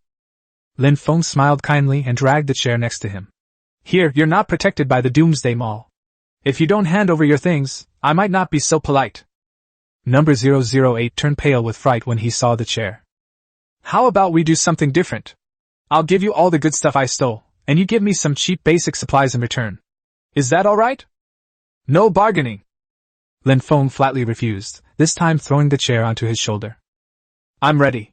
You can decide what to do next." "No, no, no! Don't resort to violence so easily. If I don't meet my targets, I'll be punished when I get back. You have to let me report back." Lin Feng didn't rush to make a move. After thinking for a moment, he suddenly smiled. "Do you have any more theft missions tomorrow? Why are you asking this? Just tell me if you have it or not." Number 008 glanced at the chair on Lin Feng's shoulder, then touched the bruises all over his body, and said honestly, "There are missions for today, tomorrow, and the day after tomorrow." Lin Feng nodded. "How about this, considering our past relationship, hand over the good stuff you stole, and I'll give you some basic materials to complete the task." "Real?" Number 008 was overjoyed, but the next moment, he was stunned. "However, in return, take me with you to steal things tomorrow and the day after." "What?" Number 008 was completely dumbfounded. "What does this mean? Isn't robbing yourself enough? Do they want long-term investment?" Lin Feng didn't care what number 008 thought, and asked cheerfully, "Just tell me if you agree or not." "Okay then." Number 008 nodded and turned to run away, but Lin Feng grabbed him back. "Hand over what you stole first, and I'll keep my word and give you the basic materials. But if you don't come to me by tomorrow night, I'll file a complaint against you on the Doomsday Mall. I'm a high-level VIP, so I have the right to file a complaint. I'll file a complaint against you every time I go there. You're being too mean if it's not Raymond Lam. I'm helping you boost your sales figures, so hurry up and bring me your backpack." Chapter 78. See you there. Lin Feng snatched backpack number 008 and searched it carefully. He found some really good stuff. Obtained, Mechanical Module X5. Obtained, Magic Crystal X2. You will receive 2 coconuts. Obtained 6 pistol bullets. Number 008 watched helplessly as Lin Feng took all the valuables from his backpack. But Lin Feng shook his head in dissatisfaction and said, "Tell me, did you steal only per people all night? How come you only have this little bit of stuff?" Number 008 said dejectedly, "I just saw someone doing well, but who knew it was you?" "All right." Lin Feng took a dozen or so pieces of wood and straw and hastily stuffed them into backpack number 008. "Take these things and hand them in." "That's all?" Lin Feng nodded. "This thing of yours isn't worth much." "How can you say that without any conscience?" Number 008, feeling utterly hopeless, took the backpack and decided to work overtime tonight to steal a few more tickets. Before leaving, he turned back and said, "Come to the Doomsday Mall tomorrow, buy some equipment, and then go steal things." "No problem." Lin Feng readily nodded, thinking that complaining was indeed a very effective tactic. After watching 008 leave in a small raft, Lin Feng returned to check the coconuts and pistol bullets he had just acquired. It goes without saying that coconuts are edible, but he guessed that the hard coconut shell could probably be used as a material. As for the pistol bullets, Lin Feng took out his unerring revolver, loaded the bullets into the magazine, And just right, 6 bullets filled the magazine. Although it's not a silver bullet and can't kill ghosts, it's quite useful against ordinary enemies. After loading the revolver, Lin Feng looked at Song Xiling, who was wide awake, and asked, "Or shall we eat coconuts?" The girl nodded. Since she couldn't sleep anyway, she ate the coconut and waited an hour or two until dawn. A moment later, Lin Feng processed the 2 coconuts into coconut juice, coconut meat, and coconut shells. The two shared the coconut juice and coconut meat, while Lin Feng picked up the coconut shell and began to think. What can this thing do? Coconut shell. Description: can be used to make coconut shells. Lin Feng nodded. Coconut cannonballs, that sounds really powerful. Upon opening the manufacturing principle interface, sure enough, after obtaining the coconut shell, he unlocked the manufacturing principle diagram for the coconut cannonball. Coconut shell, 1-to-1, gunpowder 0-2. Description: it can be launched by catapults or turrets. After hitting the target, it causes an area of effect explosion and has great power. The shells are good, but coconut shells and gunpowder are hard to come by. He seriously suspected that his development speed was too advanced, otherwise saltpeter should not be so rare. Saltpeter can only be obtained by trying to buy some, or simply by purchasing it from the Doomsday Mall. As for coconuts, if only we had some seeds. The two of them ate the coconut meat and drank the coconut juice. Although their stomachs were somewhat full, they were still not satisfied. It was still dark, and with nothing else in a hurry to do, Lin Feng decided to go shopping at the Doomsday Mall. Song Xiling was overjoyed to hear that they were going shopping, and she excitedly set off with Lin Feng. 2 flashes of white light appeared, and the 2 people appeared at the entrance of the Doomsday Mall. The first thing, of course, is to go through the VIP channel and have a buffet meal. The NPC in formal attire ran over respectfully with a menu. Lin Feng looked up and, noticing it wasn't number 008, asked, "Where's number 008? The NPC politely replied, "Number 008 is away on a business trip. If you need to summon him, I will call him to see you as soon as he returns." Lin Feng frowned, thinking that this guy had probably pulled off a few more heists before dawn. After ordering, the two began to eat heartily, but they had only eaten half of the meal when number 008 arrived. "Mr. Lin Feng, you wanted to see me?" Despite having been thoroughly beaten up by himself, number 008 still bowed politely, but when he raised his head, Lin Feng was stunned. "Oh my God! Why is your face so swollen?" At this moment, number 008 had changed into a new suit, but the bruises on his face had not only not decreased, but had actually increased. Although Lin Feng was a bit ruthless, he didn't really slap his face. Number 008 looked depressed. "After I left your raft, I went to steal things from other players, but I was in soreness from your attack and my movements were clumsy. I accidentally bumped into something and got caught." Lin Feng was stunned. "And then you got beaten up again?" Number 008 nodded, giving Lin Feng a bitter and resentful look. "Look at you, you're all injured like this, and you still went to steal things. Take me with you tonight, even if we get caught I'll keep you safe." Number 008 is depressed. "Otherwise, you might as well not come with me." Lin Feng patted number 008 on the shoulder like a good buddy. "How can I do that? I've beaten you up like this, how can I not help you improve your performance?" "Help me? You're the one who's trying to get the benefits." Number 008 secretly complained, but didn't dare to say it out loud, lest he anger Lin Feng, who complained every day that he couldn't take it anymore. "If you absolutely have to go, you must buy one piece of equipment." "What equipment?" "Black Knight Cloak." Upon hearing this, Lin Feng felt that the name sounded somewhat familiar. Song Xiling, standing next to Lin Feng, gave him a disdainful look. "That's the outfit I picked out for you last time." "Ahem, your taste is absolutely amazing. It was a huge mistake not to listen to you and buy it last time." Last time, Lin Feng almost had his ear pulled in public just because he didn't buy this piece of clothing. He was absolutely impressed. If it weren't for the ghost monster coming to the rescue, they probably would have gotten into serious trouble. Seeing that Lin Feng had nothing else to do, number 008 said, "Mr. Lin Feng, if there's nothing else, I'll head back now. The higher-ups are waiting for me to deliver the supplies.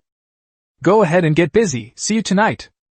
Number 008 nodded helplessly, then turned and slipped away. Lin Feng sighed, thinking that with so little stuff in his backpack, he was probably going to get a severe scolding from his superiors.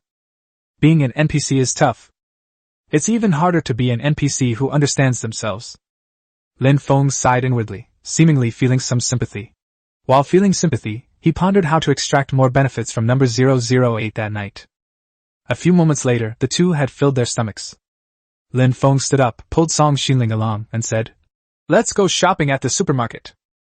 "Just that cloak? Take a look around some more. I have 3 50% off discount cards. I can help you pick out a new outfit today." "Really?"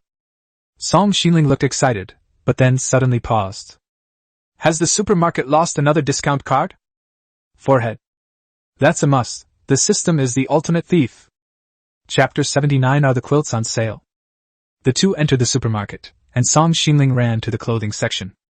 Lin Feng pushed the shopping cart and slowly browsed the shop from the beginning. He originally wanted to see if there was any saltpeter in the materials section, but he searched for a long time without finding any.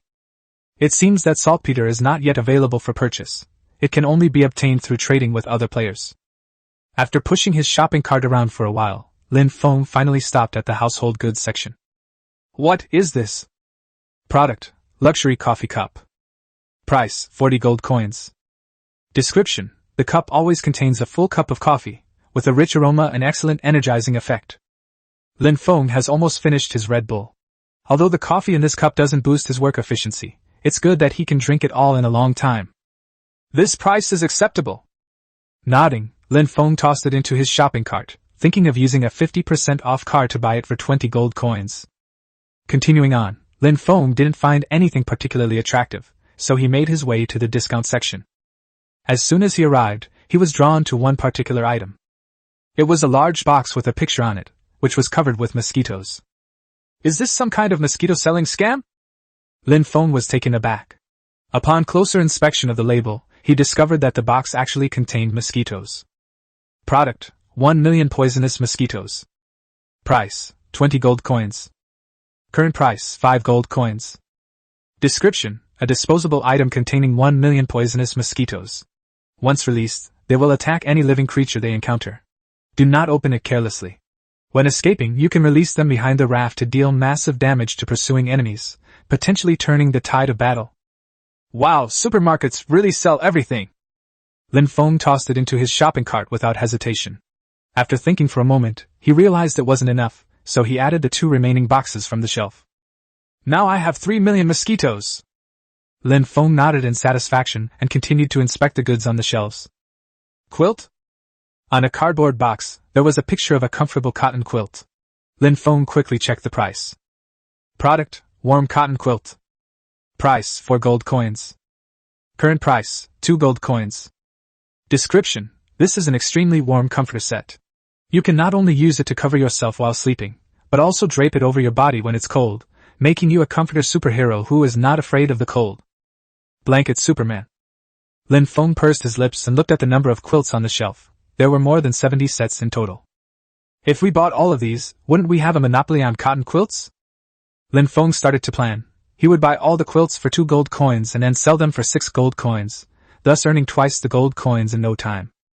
Moreover, if you buy up all the blankets in the supermarket, even if the players know they're being scammed, there's nothing they can do. The only problem is how often the quilts will be restocked. If you buy them all today, they'll be restocked tomorrow, and all your efforts will be wasted. You might even have to sell them at a loss. Thinking of this, Lin Feng quickly pushed the shopping cart to the checkout counter.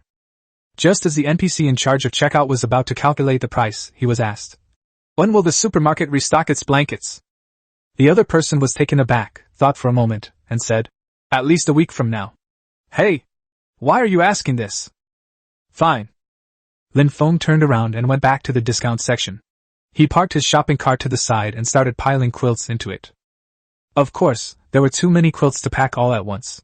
Lin Feng pushed the shopping cart back to the checkout counter, threw the quilts on the counter, and then pushed the empty shopping cart to continue packing quilts and sending them to the checkout counter. After 4 or 5 trips, I finally managed to empty the shelves of quilts. At this moment, 2 players came to the discount section and were immediately attracted by the price tags on the quilts on the shelves. "What? The quilt is on sale, only 2 gold coins." "Wait. Why are the shelves empty?" "Look over there." One of the players saw a small mountain of quilts piled up in front of the checkout counter and stared in astonishment, his mouth agape. "What? They're all booked? Does he really need so many quilts?" "Oh no! This guy's hoarding it to drive up the price. Who is he? He's absolutely despicable. As the two were feeling down, Song Xinling hurriedly passed by carrying a packaging box. She turned around and saw the empty shelves as well. Huh! Quilts? They're all sold out? Looking at the checkout counter, the girl immediately understood. She could tell from Lin Feng's beaming smile that he had no good intentions. But it looks like they're about to make a fortune. The girl smiled slightly, ran over and threw the black cloak in front of the checkout counter. The two players recognized Song Xinling almost simultaneously. It's her? Is that man Raymond Lam? What? It's him again. He's going to scam people again. While the two were discussing, the NPC waiter was settling the bill. He glanced at Lin Feng, then at the 70-odd quilts in front of him, and his lips twitched. Please wait a moment. Next, the NPC quickly ran to another NPC and whispered. Quick! Put the purchase limit on all the discounted items. Ah? The NPC looked at Lin Feng with a puzzled expression, then instantly understood. I'll take care of it right away. A moment later, the NPC in charge of settling the bill returned. A total of 215 gold coins. Your balance is insufficient. You need to return some quilts. Return the comforter? No way. Lin Feng smiled slightly and took out a gold 50% off card. The NPC froze instantly. Why is it another discount card? Give me that coffee cup at half price. Okay, after the 50% discount, this cup will cost you 20 gold coins, for a total of 195 gold coins. Lin Feng paid with gold coins, leaving him with only 6 gold coins. Forget about being a high-level VIP, he wasn't even a basic VIP now. But that's alright, I have 75 quilts. I'll keep 2 and sell the remaining 73 quilts at 6 gold coins each, and I'll immediately earn 438 gold coins. We've made a killing this time. Lin Feng excitedly stuffed these things into his backpack and pulled Song Xinling away from the Doomsday Mall. Back on the raft, Lin Feng immediately hung the quilt in the trading channel. Warm blanket X1, trade, gold coins X6. Warm blanket X1, trade, gold coins X6. He copied the same transaction details more than 40 times in one go, then opened the chat channel and notified all the players. Lin Feng is selling warm cotton quilts for 6 gold coins. Only 73 are available, first come, first served. A quilt? I want one. Wait a minute? I remember it only costs 2 gold coins in the supermarket's special offer section, so why is Raymond Lam's quilt so expensive? What? The supermarket only sells it for 2 gold coins? I'm off to buy it right now. Chapter 80, A Super Eater? Lin Feng smiled when he saw someone going to the supermarket to buy a quilt. Lin Feng, I bought out all the cotton quilts in the supermarket, and I guarantee that they won't be restocked anytime soon. I don't believe it, I want to go to the supermarket and see for myself. No need to go, I saw him buy all the quilts on the shelf. What? No way? Raymond Lam, you're so despicable. They've started openly ripping us off. That's outrageous. The chat channel was buzzing with activity, everyone was criticizing Lin Feng. No matter how harshly you scold him, it's useless. Lin Feng has monopolized all the quilts, and scolding him won't solve the problem of keeping warm. Everyone was filled with righteous indignation and hurling insults, but they were caught off guard when they saw a message from Lin Feng. Lin Feng, there are only 30 quilts left. I won't bother you any longer, you guys continue. Who the hell bought it? Do you really enjoy being ripped off? Anyway, I bought it. You bunch of poor bastards, don't blame me if you can't afford it. What the heck? This is outrageous. We should all boycott Raymond Lam's monopolistic practices. Lin Feng, there are 20 more to go, you guys continue. Wait. I'll buy it. What? I want one too. Damn it, I can't afford it. While everyone was cursing in the chat channel, Lin Feng sat on the raft counting money. Transaction successful. You have received 6 gold coins. Transaction successful. You have received 6 gold coins. Before long, Lin Feng's 73 quilts were sold out. Looking at the gold coins he had, plus the 6 gold coins he had left, he now had a total of 444 gold coins. 444? Bad luck. Bad luck. I'll go shopping later. Oh right, I didn't buy her any new clothes. Lin Feng then remembered that he had promised to buy Song Xinling new clothes, but he hadn't been able to. Let's talk about it tomorrow. After putting away the gold coins, Lin Feng got ready to get busy with his day's tasks. On the nearby island, although he had taken care of the cattle and sheep, there were still many supplies that he had not collected. He took the mentally challenged number 2 with him, removed the 2 remaining landmines on the island's shore, and began collecting supplies. With the gathering gloves, the speed of gathering supplies is very fast. With the charging station, the mentally challenged number 2 no longer has to worry about running out of power. I help him carry supplies back and forth. At noon, mentally disabled number 2 even delivered the lunch that Song Xinling had prepared, becoming a thoughtful deliveryman. Lin Feng sat under a big tree, wolfing down his stir-fried beef with tomatoes while sipping his coffee. There were quite a few supplies on the island. Lin Feng spent the whole morning collecting only about a third of the supplies. However, to his disappointment, apart from basic resources like stones and wood, there was almost nothing else of value. After lunch, he continued working. When he reached the top of the island, Lin Feng was surprised to find a deep cave. Oh my God! So that's how it is. All the valuables must be in the cave. Lin Feng picked up his climbing axe and started climbing down the cave, but he had only climbed halfway down when he had to come back up. It was too dark inside, I couldn't see anything. And because I had to hold the climbing axe in both hands, I couldn't light a torch. Looks like I need a headlamp. I'll go to the supermarket tomorrow. Raymond Lam feels he's become lazy since he got rich, and he absolutely won't buy things he can afford. Helpless, he continued to plunder the island's surface for supplies, working until dusk, when he had practically stripped the island bare. Go back and have dinner! There's still an operation tonight, so we can't afford to waste time. Lin Feng quickly returned to the raft, and, while Song Xinling was making dinner, he opened today's blind box. Daily blind box giveaway successful. 3 to 7. Obtained, Super Eater Pet Blind Box, System Developer, Hall Master of the Heavenly Explosion Gang, Rujoji, X1. Can eat a lot? Does the system think I have too much food? Is the system developer deliberately trying to sabotage me? Lin Feng glanced at the blind box description speechlessly. Adorable pet blind boxes with huge appetites. Grade, excellent. Introduction, 30% chance of getting a schizophrenic husky, 30% chance of getting a goofy Alaskan Malamute, 30% chance of getting a silly Samoyed, 10% chance of getting a gluttonous golden orange cat. Wow, they really are all adorable pets. Lin Feng scratched his head, wondering what else these pets could do besides eat so much. By the way, I won't be home tonight, so having a cute pet keeps Song Xinling company isn't a bad idea. With that thought in mind, Lin Feng opened the packaging box in his hand. A husky? In an instant, a tiny puppy, less than an arm's length long, appeared. As soon as it was released, it wagged its tail vigorously. The black and white patterns on its face were quite beautiful, but this thing seemed to have no fighting ability at all. You have opened the Super Eater Cute Pet Blind Box X1 and received a Split Personality Husky X1. 2 personality huskies. Introduction, don't worry, it can eat anything, and it will grow up quickly. Mature split personality huskies are quite strong in combat, but their performance is extremely unstable, making them the most unpredictable factor on the battlefield. Lin Feng was relieved, he had indeed drawn a cute but useless pet that could eat a ton. Often woof woof woof. The husky seemed to sense Lin Feng's disdain and barked in dissatisfaction. Is this your street swearing skill? Woof? Woof woof woof woof. Lin Feng was annoyed, this husky had quite a temper. Hearing the husky's barking, Song Xinling ran over in confusion. As soon as she saw the husky on the deck, she happily approached it. A husky? Where did you get that? Found it in the ocean. Woof woof woof woof woof. The husky barked at Lin Feng a few more times in dissatisfaction, then obediently moved closer to Song Xinling and wagged its tail affectionately. What? So they've already started vying for favor? I actually drew a love rival. Woof woof woof woof woof.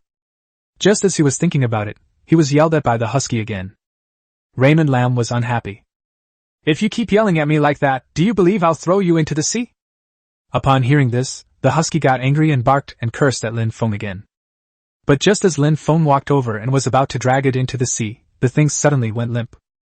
Oh whoa whoa! Lin Feng, you scared it! Oh no, I've fallen out of favor. What would you like to eat? How about stir-fried beef with tomatoes? Woof woof! As soon as the husky heard there was food, it immediately nodded and barked. Lin Feng was speechless. He seemed to have never received this kind of treatment before. Just as he was feeling down, a small raft drifted by in the distance. Upon closer inspection, Lin Feng realized that it was indeed number 008. Mr. Lin Feng, may I have a meal here? What's going on? 2 more mouths have appeared in just a few minutes, and another one is said to be a huge eater. Alright, 1 more of you won't make a difference. Chapter 81. They're almost fleecing the sheep bald. Song Xinling prepared some more food, and Lin Feng and number 0088 ate stir-fried beef with tomatoes together. Number 0088, while praising the food. I knew you'd find good food here. Lin Feng was puzzled. What was so great about stir-fried beef with tomatoes? Could it possibly be better than a lobster at a buffet? Number 008 clearly noticed Lin Feng's confusion, shook his head and said, We NPCs don't live like humans at all. The food we eat is, well, never mind, let's not talk about it. Raymond Lam was speechless. You're not even living a human life, are you? You weren't human to begin with. As Lin Feng watched as number 008 wolfed down a plate of stir-fried beef with tomatoes, he saw him snatch away the dog food that Song Xinling had just cooked. Woof woof woof woof woof. The husky was unhappy and snatched the food from the dog's mouth. That's so rude. Number 008 didn't care at all. While wolfing down his food, he said to Lin Feng, How about this? I won't eat your food for nothing. You pay for my dinner for 3 days, and I'll give you 3 good things. Upon hearing this, Lin Feng became interested and quickly glared at the husky to shut it up. What good stuff? 50% off discount card. What the heck? How come you have something like this? Lin Feng exclaimed in astonishment. Number 008 smiled smugly. Today, some discount cards were stolen from the supermarket warehouse. I was sent to investigate, and I found that 3 50% off cards were missing. I was going to report it, but I thought I might as well steal 3 more and secretly sell them to the players, saying that 6 50% off cards were missing from the warehouse. Upon hearing this, Lin Feng was stunned. Is this something an NPC would do? Isn't this embezzlement? Aren't you afraid someone will report you if you sell it? Number 008 nodded dejectedly. Later I was worried about being reported, so I let you have it. Lin Feng pursed his lips. You ate 3 whole servings of my tomato and beef stir-fry. You didn't lose out. He was speechless. Was this number 008 a starving ghost? 1 serving of food would make me feel incredibly full, but number 008 managed to eat 3 large servings.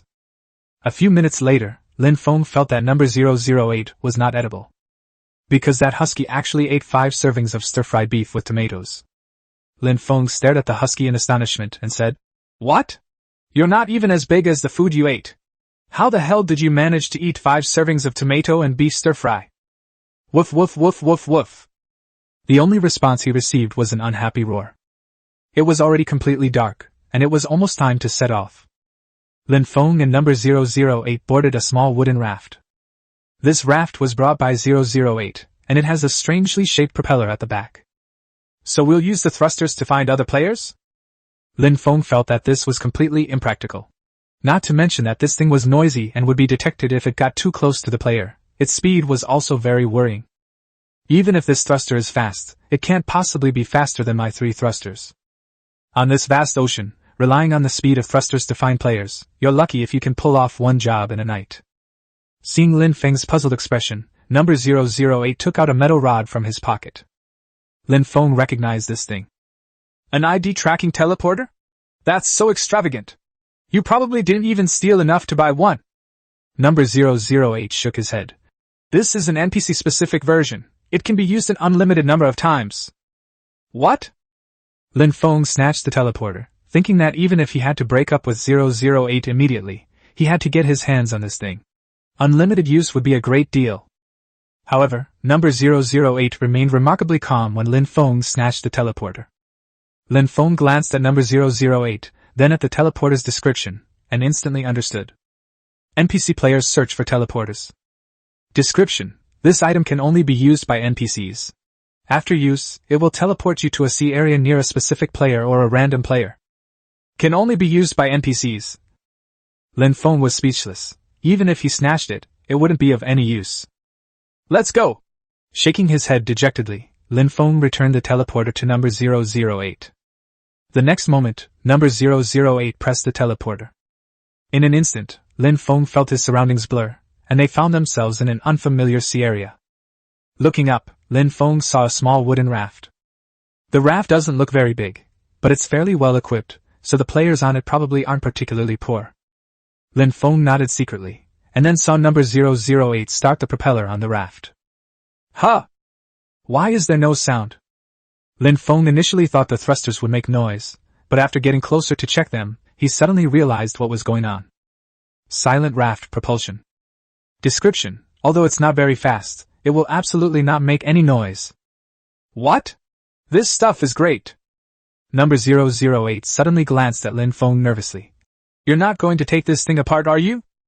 No. No. If we dismantle it, all that'll be left is a pile of materials. Number 008 was relieved and breathed a slight sigh of relief. Lin Feng, however, had already set his sights on the raft. Wait 3 days. This raft will be mine in 3 days.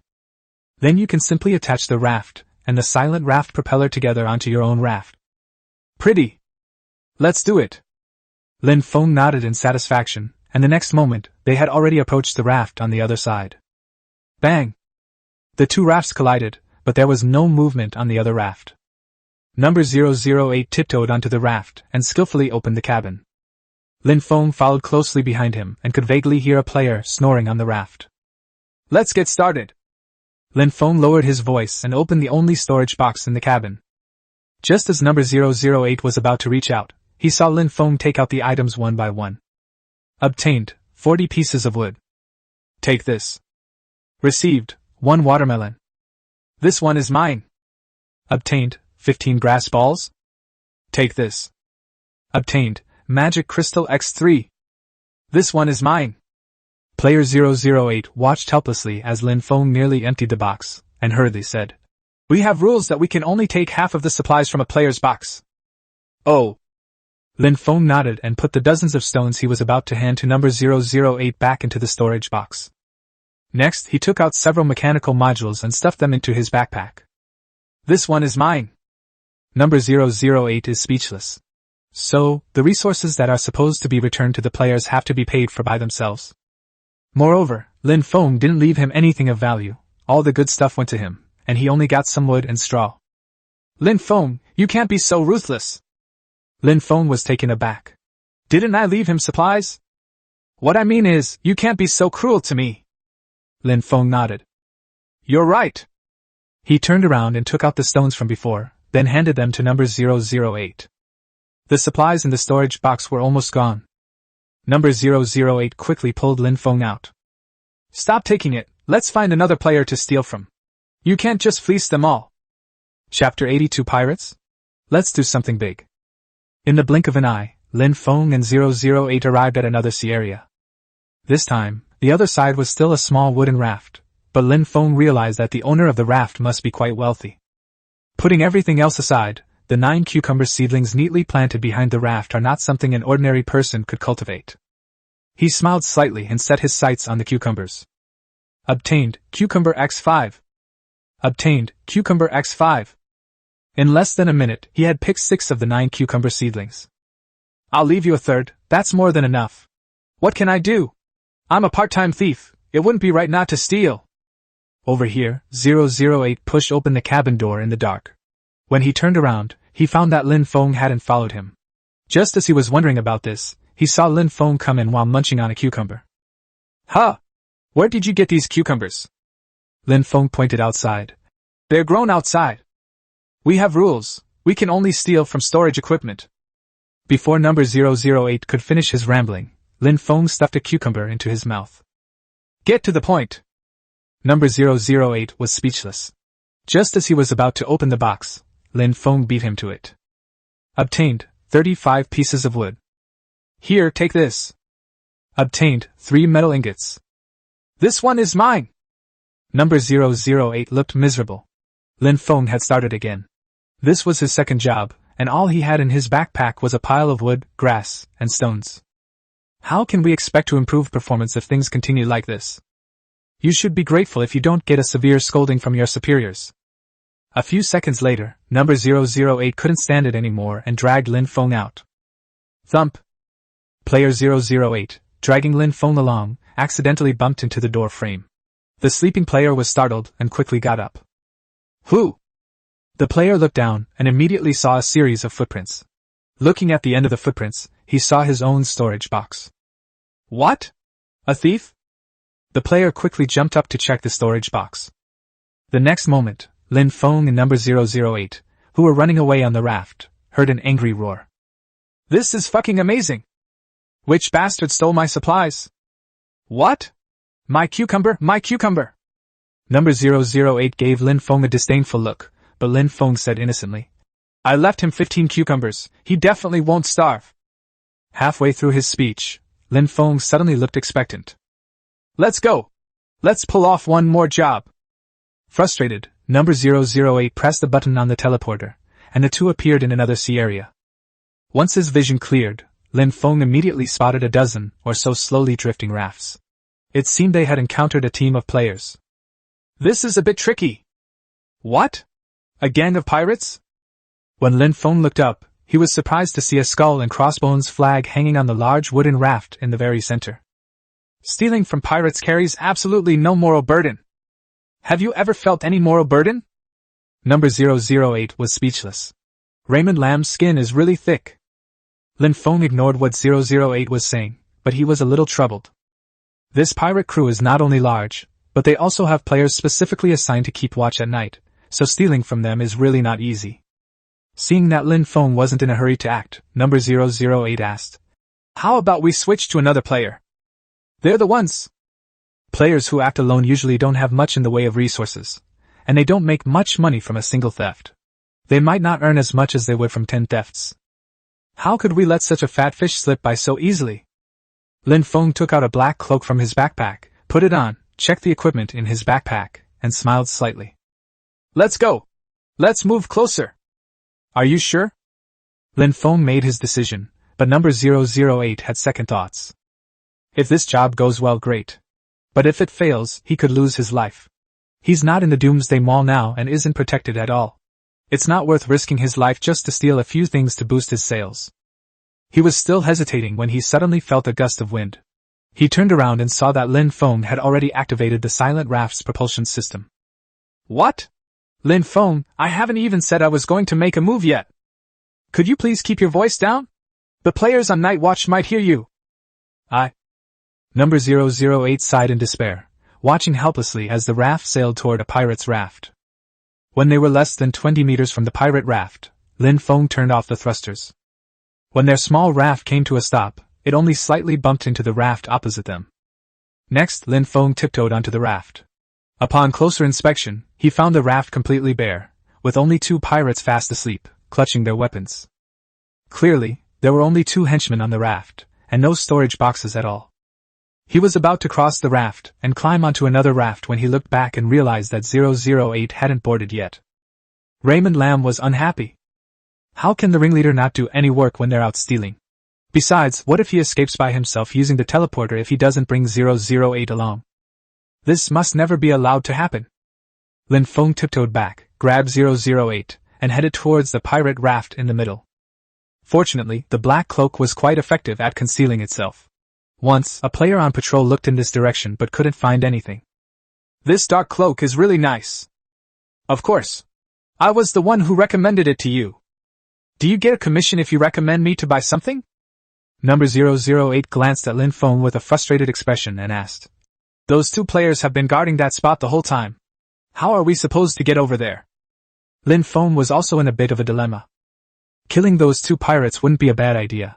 But the problem is that if it causes too much of a commotion and alerts the other pirates, I might not be able to steal anything. And they might even lose their lives here. Even if you are strong in combat, it's not convenient for you to fight more than 20 pirates by yourself. As for whether number 008 can help. Lin Feng shook his head. This guy basically has no fighting ability whatsoever. Lin Feng pondered for a moment, then suddenly smiled. I've got an idea. What method? Where is your teleporter? Here. Player 008 thought Lin Feng was going to target a different player, so he hurriedly took out the teleporter. But to everyone's surprise, Lin Feng snatched the teleporter away and said understandingly, Go get the raft and lure the pirates away. What? You want me to be the bait? Then what are you going to do with my teleporter? Lin Feng smiled slightly. With the teleporter in my hands, you won't abandon me and run away. Lin Feng, you're so damn despicable. Lin Feng shook his head and said seriously, this is called an insurance measure. Besides, your raft is completely silent, they won't be able to find you at all. This job is much safer than going in to steal things. Number 008 was helpless. The teleporter is in Lin Feng's hands. If I don't do as he says, I can forget about escaping. Okay, I'll go. Chapter 83 is so unprofessional. Number 008 dawdled back to the raft, and then he began to think. How can I lure the patrolling players over without being detected? This is a troublesome problem. Number 008 scratched his head in thought, while Lin Feng grew impatient. I've been waiting for 5 or 6 minutes, why hasn't number 008 made a move yet? Lin Feng was just thinking of looking in that direction when he suddenly heard a strange cry. Quack quack! Quack quack quack! Quack quack quack quack quack! What? Lin Feng was stunned. This number 008 is actually imitating a frog's croak. Where the hell did this frog come from in the ocean? That's so fake. On the raft, 2 patrolling players asked the same question. Hey! Did you hear that? It looks like a toad? Bullshit! Where would a toad come from in the ocean? Did you hear me wrong? As the 2 were pondering this, suddenly, the voice of number 008 came from not far away again. Quack quack! Quack quack quack! Quack quack quack! His shouts grew louder and louder, making Lin Feng's heart pound. Is this some kind of tactic to lure the enemy, or is it actually calling the police? If he had spoken any louder, all the pirates would have been woken up. Isn't this just sabotaging your teammates? Lin Feng was flustered, and the 2 patrolmen were even more flustered. What? It really is a toad. Hey! Where are you going? Get that damn toad away. It's keeping the boss awake, and we're definitely going to go hungry tomorrow. Yeah! Wait for me, this damn toad! The 2 pirates rushed over to 008, and Lin Feng finally breathed a sigh of relief. He groped his way up to the pirate captain's raft in the dark, but when he got to the cabin door, he found that the guy was using a security door. Password security door. Description: a 4-digit password can be set. The app cannot be opened if the password is incorrect. My goodness, they're being way too cautious. Arranging 2 players to patrol at night wasn't enough, they even installed a security door. Lin Feng was depressed. We've come all this way, only to be blocked by a broken door. Wait, if we can't get through the door, we can try through the window. Lin Feng looked up and suddenly smiled. The cabin only had 4 small wooden windows installed, which were not burglar-proof and could be opened with a gentle push. Without hesitation, Lin Feng climbed through the window and crept in. In less than 5 seconds, he found the 4 storage boxes in the corner of the room. Pretty! Lin Feng smiled inwardly and began to work. Open the first storage box. Obtained 20 mechanical modules. Obtained 10 magic crystals. Obtained 15 metal ingots. The box was full of all sorts of rare materials, and Lin Feng kept taking them out and stuffing them into his backpack. With number 008 not around, and no one to bother him while he worked, Lin Feng stole the entire storage box in less than 2 minutes. Looking up at the fast-sleeping pirate, Lin Feng nodded in satisfaction and continued working. Open the second storage box. It's full of food. You will receive 5 tomatoes. You will receive 2 watermelons. You will receive 3 apples. Obtained 5 bottles of herbwater. What? Herbwater? Lin Feng was stunned. These pirates actually had baijiu, Chinese liquor, to drink. I checked the information about herbwater. Herbwater. Description: this is a high-proof liquor. Drinking it has a certain probability of causing the user to act out, increasing their combat power by 300%. It can also be used to make Molotov cocktails when necessary. Holy crap, this is amazing! Lin Feng happily stuffed 5 bottles of herbwater, a type of Chinese liquor, into his backpack, but when he opened the third storage box, his backpack was already full. This? Lin Feng was frustrated. The things in his backpack were all things he had painstakingly stolen, and he absolutely couldn't lose them. But now there's no room left to store anything. Listening to the pirate captain snoring, Lin Feng's mind raced as he tried to think of a solution. Or should we steal another raft from them? No problem if your backpack can't hold everything, just get a raft and haul it all away. However, another problem arose. Which raft should we steal? Lin Feng looked outside and then back at the raft he was on. There are at least 2 or 3 players on the other rafts, but this raft only has the pirate captain left. Stealing this raft is definitely the most profitable thing to do. Besides, wouldn't that save me the trouble of carrying things back and forth? Only, we need to get rid of this pirate captain. Lin Feng smiled slightly, took out a gas mask from his backpack, carefully put it on, and then took out the ultimate biochemical weapon he had prepared in advance, the lazy sailor's laundry basket. The moment the laundry basket was taken out, an unbearable stench filled the cabin. The pirate captain was awakened by the fumes in less than 5 seconds. Cough cough. What? Who the hell did this? It stinks.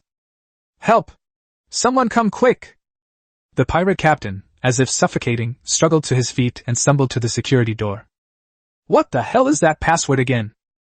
Lin Feng was standing right next to him, but thanks to the concealment effect of his black cloak, the pirate captain didn't even notice him. It stinks so badly. What's my brain's password again? It's 1357. The next moment, the pirate captain entered the password with trembling hands, and as soon as the security door opened, he staggered out. Someone come here! Someone is coming quickly! Not far away, 2 pirates were busy chasing away toads when they suddenly heard their leader shouting at them. Turning around, the 2 saw the eldest brother holding onto the raft and vomiting into the sea. But the next moment, a terrifying scene unfolded. They watched as a figure emerged from the cabin and kicked their boss in the backside. Thump!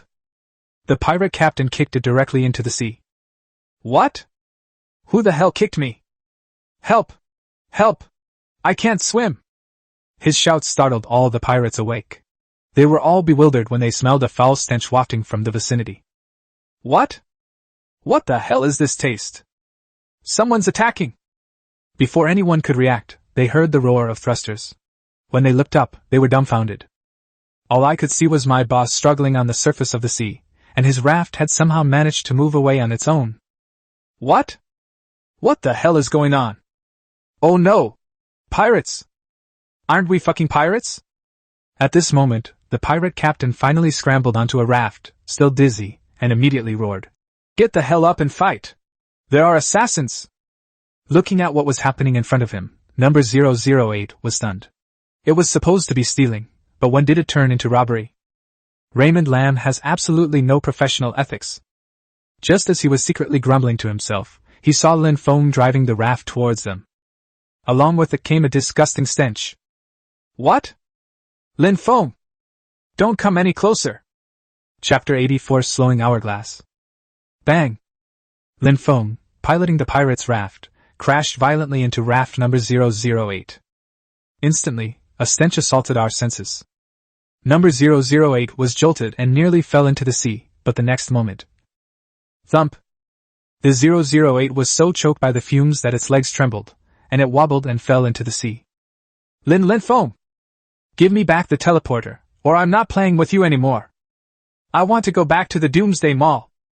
Hearing number 008's angry roar, Lin Feng realized that he hadn't put the laundry basket away yet. He quickly pulled 008 out of the sea, then ran into the cabin to collect the laundry basket. At this moment, number 008 finally came to his senses a bit, but as soon as he regained his senses, he stared wide-eyed at what was behind him and shouted, They're here!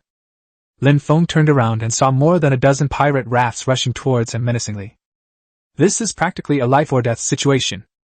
At this moment, Lin Feng's raft was still pushing raft number 008 forward, and the pirates wouldn't be able to catch up for several minutes. Lin Feng estimated that he had enough time, so he squatted down and began to build the raft deck, trying to piece the 2 rafts together. Number 008 was completely dumbfounded.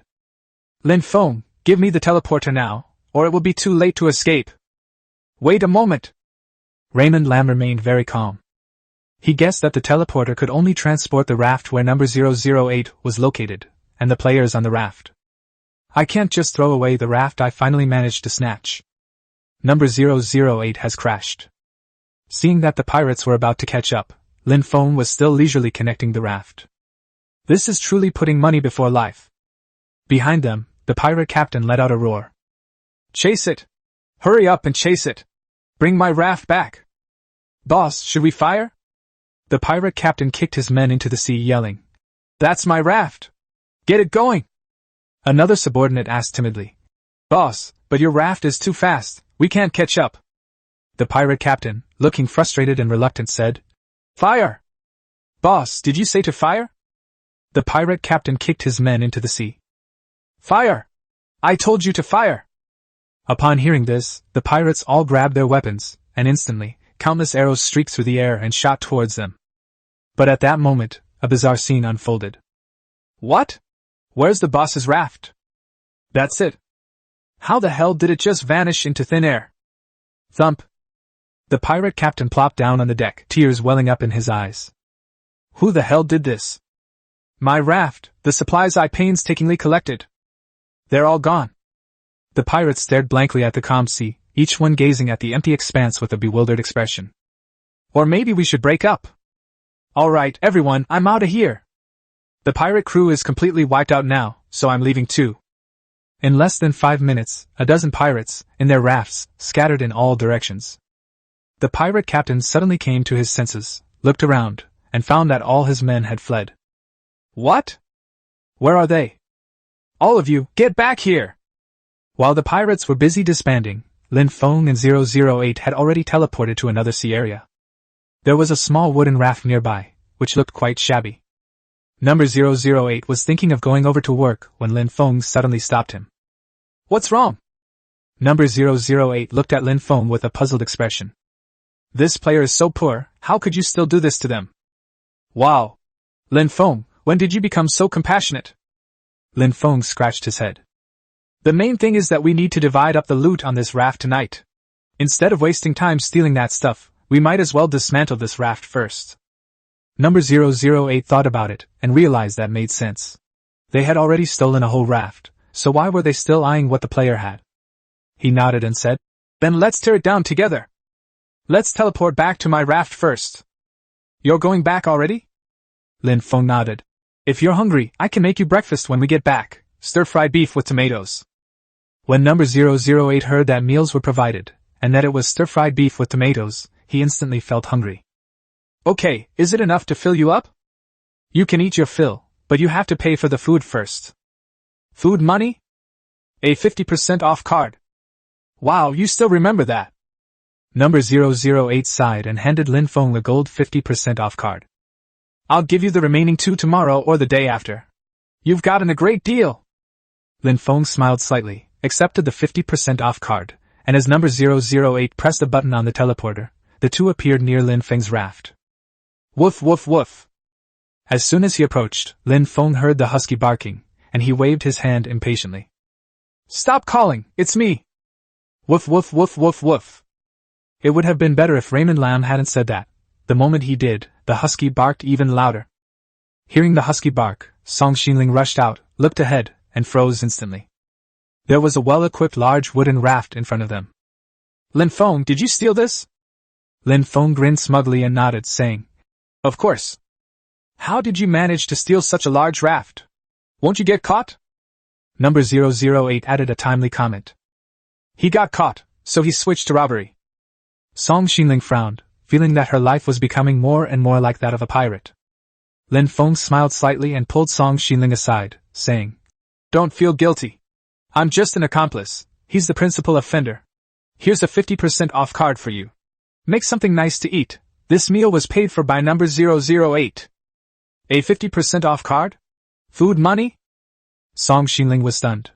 Such a precious item was actually used to pay for a few plates of stir-fried beef with tomatoes. This world must have gone mad. While the girl was busy cooking, Lin Feng began discussing the division of the spoils with number 008. Here's what we'll do, everything in the storage box is mine, and as for the rest, you can start unpacking now. As much as you can take out, it's all yours. What? Number 008 is dumbfounded. Is this what they call dividing the spoils?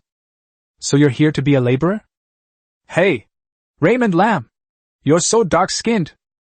Hurry up and demolish it, it's almost dawn! Lin Feng left with a remark and walked happily to the cabin door.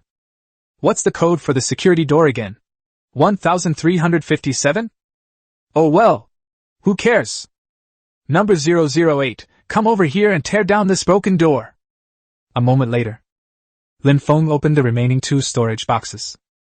Gold? What? 30 gold coins. This was such a profitable move. Lin Feng took out the gold coins, and then his gaze was drawn to a glass hourglass. Obtained, 1 slowing hourglass. Chapter 85 90% failure rate. Deceleration hourglass. Description: a disposable item. When used, it reduces the speed of all enemies within a 100-meter radius by 50% for 10 minutes. It can slow you down for 10 minutes, and the radius is 100 meters. This thing is a magical auxiliary tool. Lin Feng chuckled and accepted the speed-reducing hourglass. I searched through the storage box again, but there was nothing special inside. At this time, Song Xinling had already prepared breakfast. Although it was still dark, Lin Feng was hungry, so he called 008 over to eat. And of course, there's that husky that can eat like crazy. Song Xinling was very busy this morning. Lin Feng had 1 serving of food, Song Xinling had 1 serving of food, number 008 had 3 servings of food, and Era had 5 servings of food. During the meal, Lin Feng lost 20 portions of ingredients. Lin Feng ate, while staring at the husky with a frustrated expression. Number 008 was alright, it only came to freeload for 3 days, but this husky. I need to get this guy some cheap dog food. A dozen minutes later, it was almost dawn, and everyone had finished breakfast. Number 008 wiped his mouth and said with satisfaction, I'm going back to report now. You had a good haul tonight, didn't you? A great harvest. A great harvest. Although number 008 had been exploited by Lin Feng, he had managed to salvage a considerable amount of supplies from the pirates' raft this morning, including rare materials such as mechanical modules and metal ingots. Although I was a bit humiliated, I did make a fortune. I'll definitely be able to report back without any problems, and I might even get some praise from my superiors. Before he left, he even made a special appointment with Raymond Lam to meet again that evening. After seeing off number 008, Lin Feng looked at the raft in front of him, which was in terrible condition, shook his head, and continued to dismantle it. Upon arriving at the pirate's raft, Lin Feng looked up and noticed that the skull and crossbones pirate flag was still there, so he climbed up and took it down. Obtained, Skull Pirate Flag X1. Description: it can be hung on a raft, looks very impressive, and there are only 10 of them in the world. This thing doesn't seem to have any practical use, but there are only 10 in the whole world, so it's very rare. Lin Feng nodded in satisfaction. Or sell it? Lin Feng opened the chat channel, preparing to post a transaction message to attract more buyers. But as soon as he opened the channel entrance, he was bombarded with a series of messages. What? I've been robbed. There really is a thief. Half of my supplies are gone. Everyone should stay up these next few nights. Sigh, I can't afford a safe. I've noticed a pattern, thieves seem to only steal things from inside the boxes. Everyone should take all their supplies out and not leave them in the boxes. That seems to be the case. This should be a game mechanic. That's right. That's exactly it. I caught the thief last night. It turned out to be an NPC from the Doomsday Mall. He said himself that he could only steal supplies from the boxes. Suddenly, different voices appeared in the chat channel. Bullshit. All the cucumbers I planted outside were stolen. I'm so angry. What's this? I was sleeping soundly when I was suddenly woken up by the stench.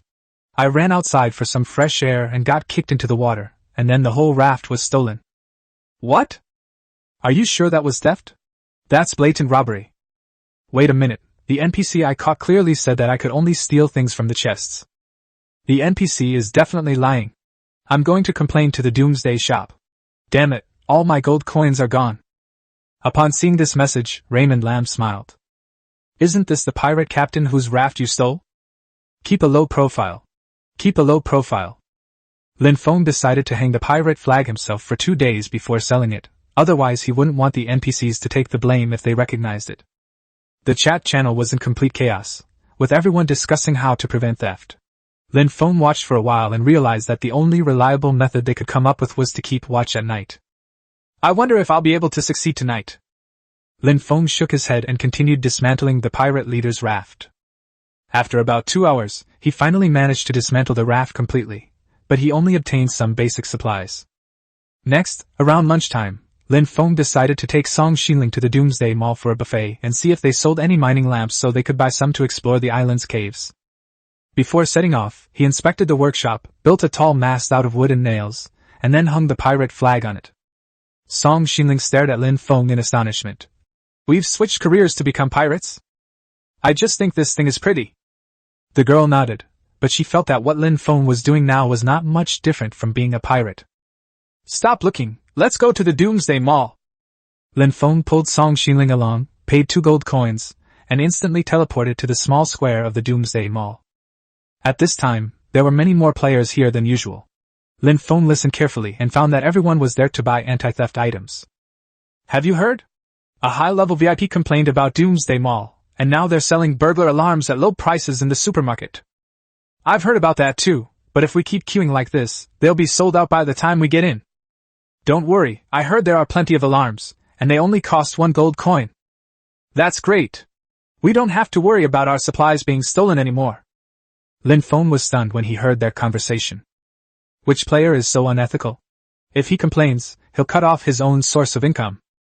He quickly grabbed an NPC and asked, "Is number 008 here? Number 008? I heard he did a good job and was granted 12 hours of leave. Have a holiday?" Lin Feng was speechless. He hadn't expected the NPC to be so humane.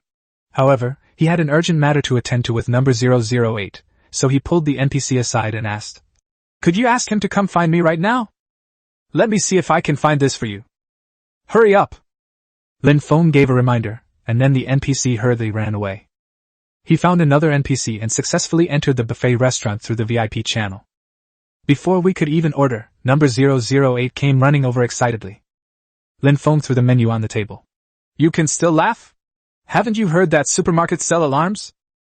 Upon hearing this, number 008 not only wasn't worried, but instead laughed leisurely. "Don't worry, that alarm has a 90% failure rate." 90%? Lin Feng was stunned. Isn't this just ripping off the players? Huh. Wrong. Why should I be angry if they cheated me? Lin Feng laughed. Then go on vacation, we'll continue tonight. Okay. Number 008 trotted away happily, humming a little tune as he went. Lin Feng frowned. He doesn't seem like an NPC at all to me. Chapter 86. The head is in danger. Lin Feng always felt that number 008 didn't seem like an NPC at all. If anyone said he was a player, Lin Feng would definitely believe it. Seeing Lin Feng's doubtful expression, Song Xinling speculated. Could the NPCs actually be another group of players, just with different survival missions than ours? That's possible. Lin Feng nodded and casually ordered the dishes. Let's eat first. 20 minutes later, the two finished eating and headed straight for the supermarket after leaving the buffet restaurant. As soon as they entered the supermarket, they saw a group of players queuing up next to a shelf. Without asking, they knew it must be selling burglar alarms. Lin Feng shook his head, feeling sorry for the players' empty pockets of gold coins. With a 90% failure rate, it seems pointless to buy it. Of course, Lin Feng guessed that the product description would definitely not mention this terrible failure rate. Song Xinling went to the clothing section as usual, and Lin Feng promised to let her pick out a new dress. He pushed the shopping cart himself all the way to the household goods section. After checking, he quickly found the product he needed. Product: head-mounted mining lamp. Price: 5 gold coins. Description: the brightness is good, but it requires batteries. Each battery can last for 10 hours. Lin Feng nodded. The miner's lamp was practical, but the need to constantly change the batteries was a bit of a hassle. His gaze shifted to the side and he saw another miner's lamp. Product: magic searchlight. Price: 10 gold coins. Description: a head-mounted searchlight powered by magic crystals, providing ample light. Each magic crystal can be used for 10 hours. Although this searchlight is a bit pricey, its advantage lies in the fact that it can be powered by magic crystals. This is much more cost-effective than buying batteries. I bought it! Without hesitation, Lin Feng immediately stuffed the magic searchlight into his shopping cart. He pushed the shopping cart a few more steps, and suddenly his eyes were drawn to an item. Product: premium nutritional dog food. Price: 28 gold coins. Description: this dog food produced by an unscrupulous merchant contains excessive amounts of growth hormones to make your dog grow quickly. 2 servings a day will last for 28 days. Lin Feng was about to put the dog food into his shopping cart when he suddenly realized that his husky was no ordinary pet. It ate way too much. This guy's appetite is definitely 5 times that of a normal pet. He ate 28 days worth of dog food in just 6 days. 28 gold coins in 6 days? That's fucking expensive. It also contains growth hormone. As huskies grow up, their appetites will inevitably increase dramatically. Will this amount of dog food last for 3 days? Lin Feng decisively gave up on the premium nutritional dog food, pushed the shopping cart around again, and found that there was nothing he particularly needed, so he went to the clothing section to find Song Xinling. As soon as he arrived, he saw the girl with a box in her left hand and a box in her right hand, muttering to herself. "They're all beautiful. Which one do you want?" Lin Feng leaned closer and saw that Song Xinling was holding 2 different colored loafers. When the girl saw him arrive, she said with a troubled expression, "Could you help me choose?" Lin Feng took the packaging box and examined it carefully. Product: Little Rabbit Bread Shoes. Price: 20 gold coins. Description: These cartoon bunny bread shoes are extremely warm, providing excellent insulation and preventing slipping on ice. Product: White velvet loafers. Price: 20 gold coins. Description: These are extremely warm white velvet loafers, providing excellent warmth and a 100% movement speed bonus. Both of these loafers look great and have special functional effects. A few days ago, Raymond Lamb would have really had to carefully choose, but now, why bother choosing? They're so cheap, I don't even need a 50% off card, I'll buy them all. Buy them all? Isn't that a bit too extravagant? Lin Feng grinned smugly and said, "Do you think I look like someone who's short of money?" As he spoke, he tossed 2 boxes into his shopping cart with a flourish. Seeing that Lin Feng was so agreeable, Song Xinling's face lit up with a happy smile. "I also saw something great that I can buy with a 50% off card." "What good stuff?" Song Xinling pulled Lin Feng along and ran all the way to the discount section. "What do you think of this?" Lin Feng looked down and saw the product Song Xinling had mentioned on the bottom shelf. Product: 1000T Magic Inflatable Hammer. Price: 300 gold coins. Current price: 150 gold coins. Description: This weapon was specially developed for female players. Normally, it's just an inflatable hammer that can be used to hit your boyfriend, but it has 10 chances to unleash a 1,000-ton blow. As long as the female player says the name of this product while using the hammer, she will be dealt a massive 1,000-ton blow. The product is really good, but this description. What does it mean to use this to discipline your boyfriend? Lin Feng subconsciously touched his head, feeling that this item was somewhat targeted at him. How about that? Isn't it amazing? With this, I can fight alongside you too. Lin Feng thought for a moment and nodded. Okay, although I have some issues with the product description, at least this thing is really amazing. Lin Feng sighed, stuffed the 1000T Magic Inflatable Hammer into the shopping cart, and then walked to the checkout counter with a solemn expression. The NPC cashier at the checkout counter checked the prices of the goods and said, "Total, 200 gold coins." Lin Feng took out a 50% off card and said to the NPC, "Give me another 50% off that hammer." Forehead. Clearly, the NPC was somewhat surprised that Lin Feng could always produce discount cards that had never actually been issued. After the discount, it costs 125 gold coins in total. Lin Feng paid the bill readily and left the Doomsday Mall with Song Xinling. 2 flashes of white light appeared, and the 2 returned to the side of the island. As soon as Song Xinling returned to the raft, she asked Lin Feng to bring out the 2 pairs of bread shoes and the inflatable hammer. The girl happily opened each box and tried on 2 pairs of loafers. She had to admit, the shoes were really nice. Lin Feng scratched his head, puzzled. He didn't think he had ever seen Song Xinling wear anything that didn't look good. Good foundation. Lin Feng secretly thought that Song Xinling looked even more fresh and youthful in her loafers. But the next moment, the scene suddenly changed. The girl opened the box of the inflatable hammer, then took a deflated black balloon and began to blow it up. Her delicate little face puffed up slightly red as she blew for quite a while before she finally managed to inflate the air hammer. Then, Lin Feng saw a beautiful young woman, who looked incredibly innocent, carrying a long-handled hammer with great confidence. The large black hammer was marked with the number 1000T. The girl smiled mischievously, glanced at the hammer, and then at Lin Feng's head. "Raymond Lamb, I really want to try it." "What?" Chapter 87. Let's go back and haggle slowly. Bang bang bang bang bang. In the end, Lin Feng's head could not escape its fate, but fortunately Song Xinling did not reveal the product name of this thing. Otherwise Raymond Lamb would probably have been turned into a meat pie on the spot. Finally, after more than 10 minutes, the girl had had enough. She put away the 1,000-ton inflatable hammer, suddenly ran up to Lin Feng, and out of the blue. "Pop!" The girl gently kissed Lin Feng on the cheek. "Comfortable. Awesome.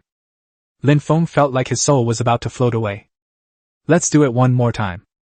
He felt himself melting with joy, but when he turned around, he found Song Xinling running away in a hurry. Huh? Why aren't you continuing? I'm going to make lunch. Huh? Didn't we just finish eating at a buffet? I'm not full. Lin Feng shook his head, and the next moment, he smiled slightly, savoring the sudden kiss. Feeling great. Feeling great. Lin Feng excitedly unpacked the searchlight, put in a magic crystal, and happily ran off to explore the caves on the island. Upon reaching the cave entrance, he turned on his headlamp, gripped his axe, and began to climb down little by little. The cave was dark and quite deep. It took Lin Feng more than 10 minutes to climb to the bottom. There's a passage here, damp and dark, but I didn't see any monsters. As he continued deeper into the cave, the path became wider and wider, and soon he arrived at a spacious underground palace. Lin Feng took out his unerring revolver and carefully surveyed the area, finding nothing but some stone statues around him. However, in the center of the underground palace, there was a platform with a black treasure chest on it. Only a broken box? As Lin Feng approached the treasure chest, a notification appeared. A ghost chest has been found. Should you open it? Open! Without hesitation, Lin Feng opened the treasure chest, but the expected reward notification did not appear. The moment the chest was opened, it released a series of faint green lights. What? A ghost? A semi-transparent head peeked out from inside the treasure chest. It was clearly a ghost. Lin Feng raised his gun to fire, but suddenly realized that there were no silver bullets in the magazine. But the next moment, the ghost didn't attack. Instead, it spoke. Lucky visitor, I am a great mage cursed by the devil. If you are willing to give me 18 magic crystals as an offering to free me, I will bestow upon you powerful magic. What? Lin Feng was stunned. He thought the ghost was a monster that had attacked him, but it turned out to be a magic seller. I can barely afford 18 magic crystals, but what if I can bargain down the price? 18 yuan is too much, I'll give you 3 yuan at most. What? The ghost hadn't expected to run into a bargain hunter, and the price was being negotiated down to a whopping 3 yuan. My magic is extremely powerful. Are you insulting me with 3 magic crystals? At least 9 magic crystals. Hey, there's a chance. Lin Feng thought to himself, as long as this ghost can bargain, anything is negotiable. 4 pieces? 9 yuan. 5 pieces? 9 yuan. 6 pieces? Minimum 9 yuan. Lin Feng gave up so much, yet this ghost still managed to bite off at least 9 magic energy crystals. It has to be 9 yuan? Can't you go for less? The ghost raised its chin sharply. Otherwise, there's no chance. Huh? Fine. You're not going to lower the price, huh? Huh? What are you going to do? Lin Feng suddenly slammed the lid of the treasure chest shut. Bang! Before the ghost could react, it was slammed shut by the box lid. I'll move you onto the raft, and then we can haggle over the price. Thinking of this, Lin Feng tried to lift the treasure chest, but after several attempts, he found that the treasure chest was as if it were embedded in the platform. Oh? It's quite sturdy. Lin Feng immediately made a pickaxe on the spot and began to carve the stone platform. Bang bang bang bang bang. With each swing of his pickaxe, the stone platform was chipped into pieces of rock, starting from the edge. In less than 10 minutes, the ghostly treasure chest fell off the stone platform. Click! The treasure chest lid was knocked open. The ghost peeked out and discovered that the treasure chest was tilted and had fallen to the ground. What exactly do you want? Shut up, I'm taking you home. Go home? Before the ghost could figure out what was going on, Lin Feng suddenly grabbed it back. Then, he tried to lift the treasure chest, and this time he was able to lift it. Go home! Lin Feng nodded in satisfaction. Just as he was about to put the thing into his backpack, he discovered that the ghost treasure chest could not be put into his backpack. Helpless, Lin Feng had no choice but to carry the treasure chest back, but when he arrived at the cave entrance, a problem arose. Carrying the treasure chest, he could only use one hand to wield the climbing axe, so he couldn't climb up. What should we do? Lin Feng thought for a while and realized there was only one way that would work, to make a rope and pull it up. After spending some time, Lin Feng made a rope, tied one end to the ghost treasure chest, and carried the other end himself, climbing up to the cave entrance. Next, he put in a lot of effort to pull the treasure chest up from below. Huh! This ghost needs to lose weight, it's fucking heavy! Lin Feng sat down at the cave entrance to rest, took a sip of coffee, and thought he should use this time to open today's blind box. Upon opening the blind box system, a prompt appears. Daily blind box giveaway successful.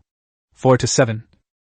Obtained, giant hunger-resistant food blind box, system developer, Undead Overture, X1. Ju Kong is hungry?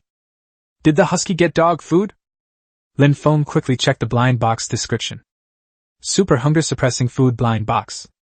Grade, excellent. Description, 40% chance of finding indestructible pet food, 30% chance of finding a large can of oil tea, 20% chance of finding armor-plated compressed biscuits, and 10% chance of finding a single chocolate bean that will keep you full for 3 days.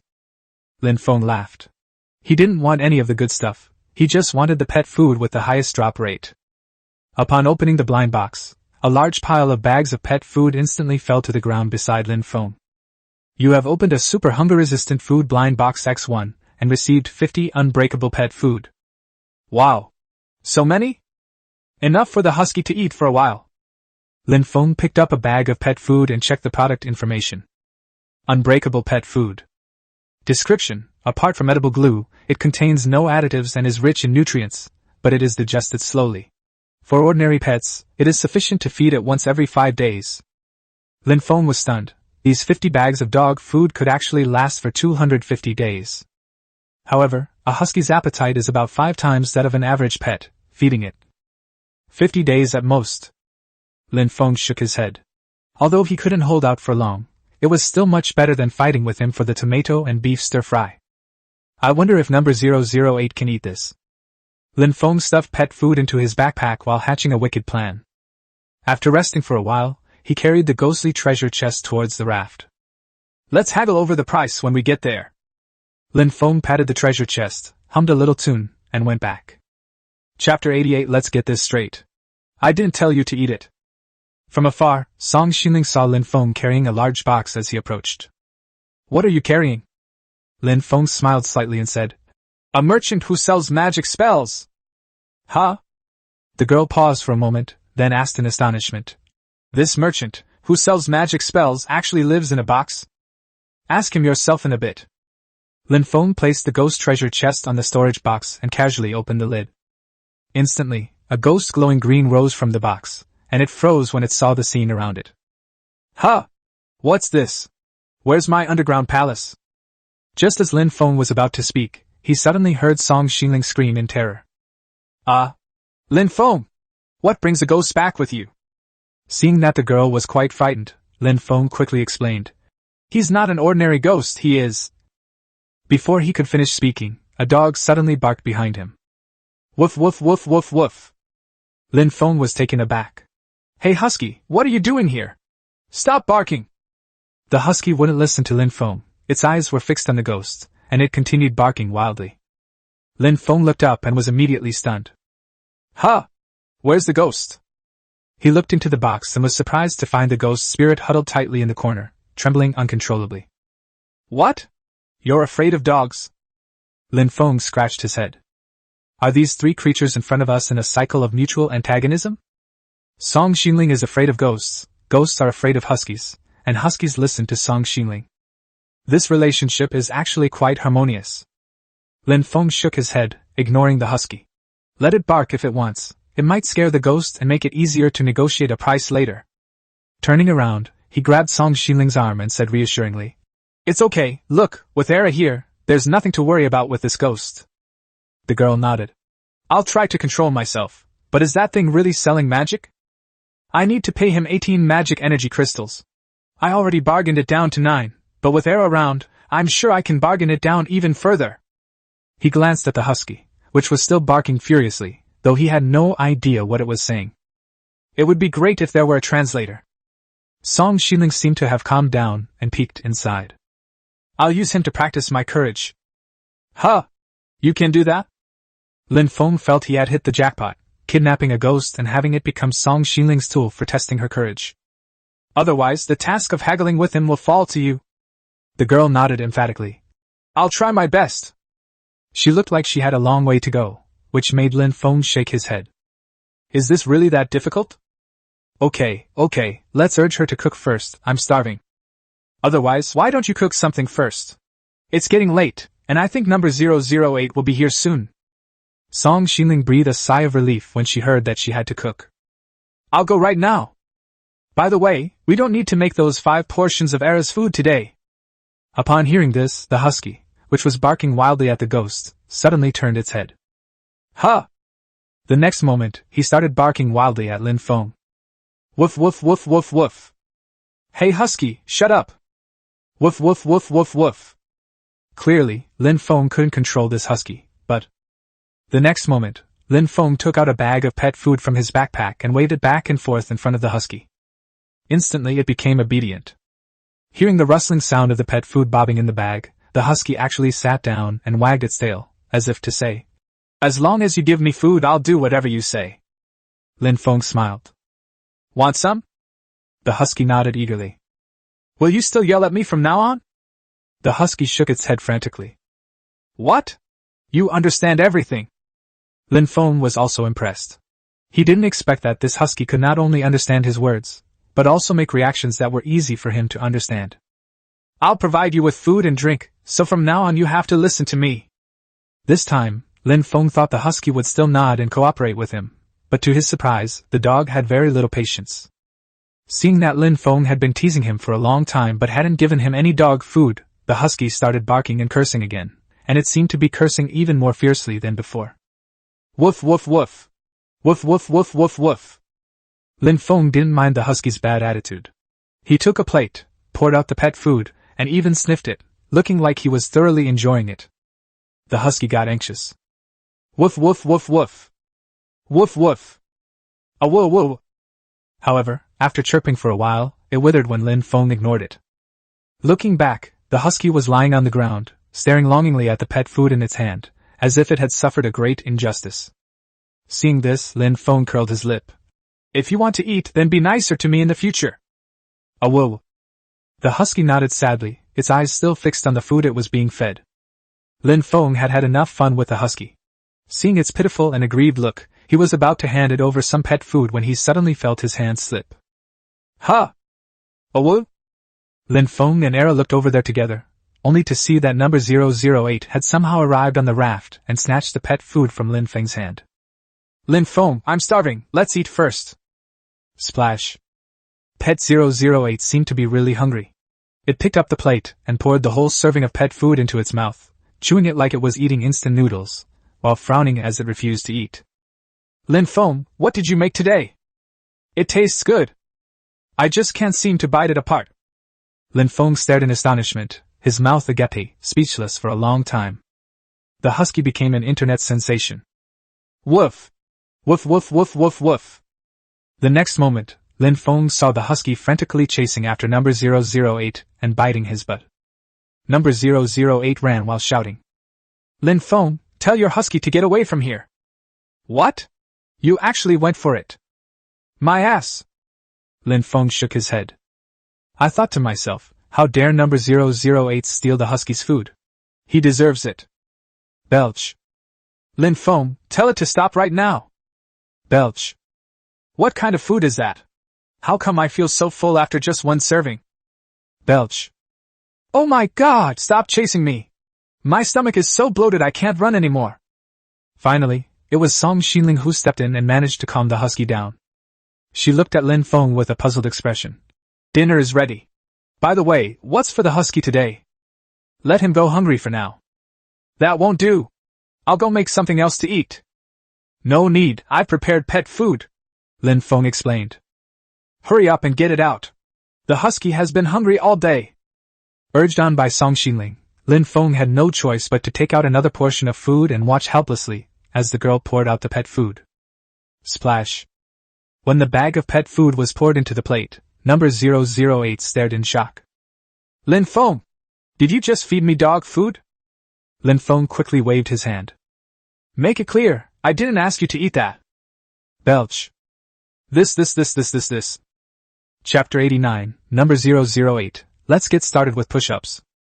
Watching Lin Feng happily devour a plate of stir-fried beef with tomatoes, number 008, burping contentedly and clutching his buttocks where the husky had bitten him, began his nighttime burglary. Number 008 pressed the transmitter button. The next moment, the two appeared in another sea area. Not far away, there was a fully equipped raft. The owner of the raft must be very wealthy.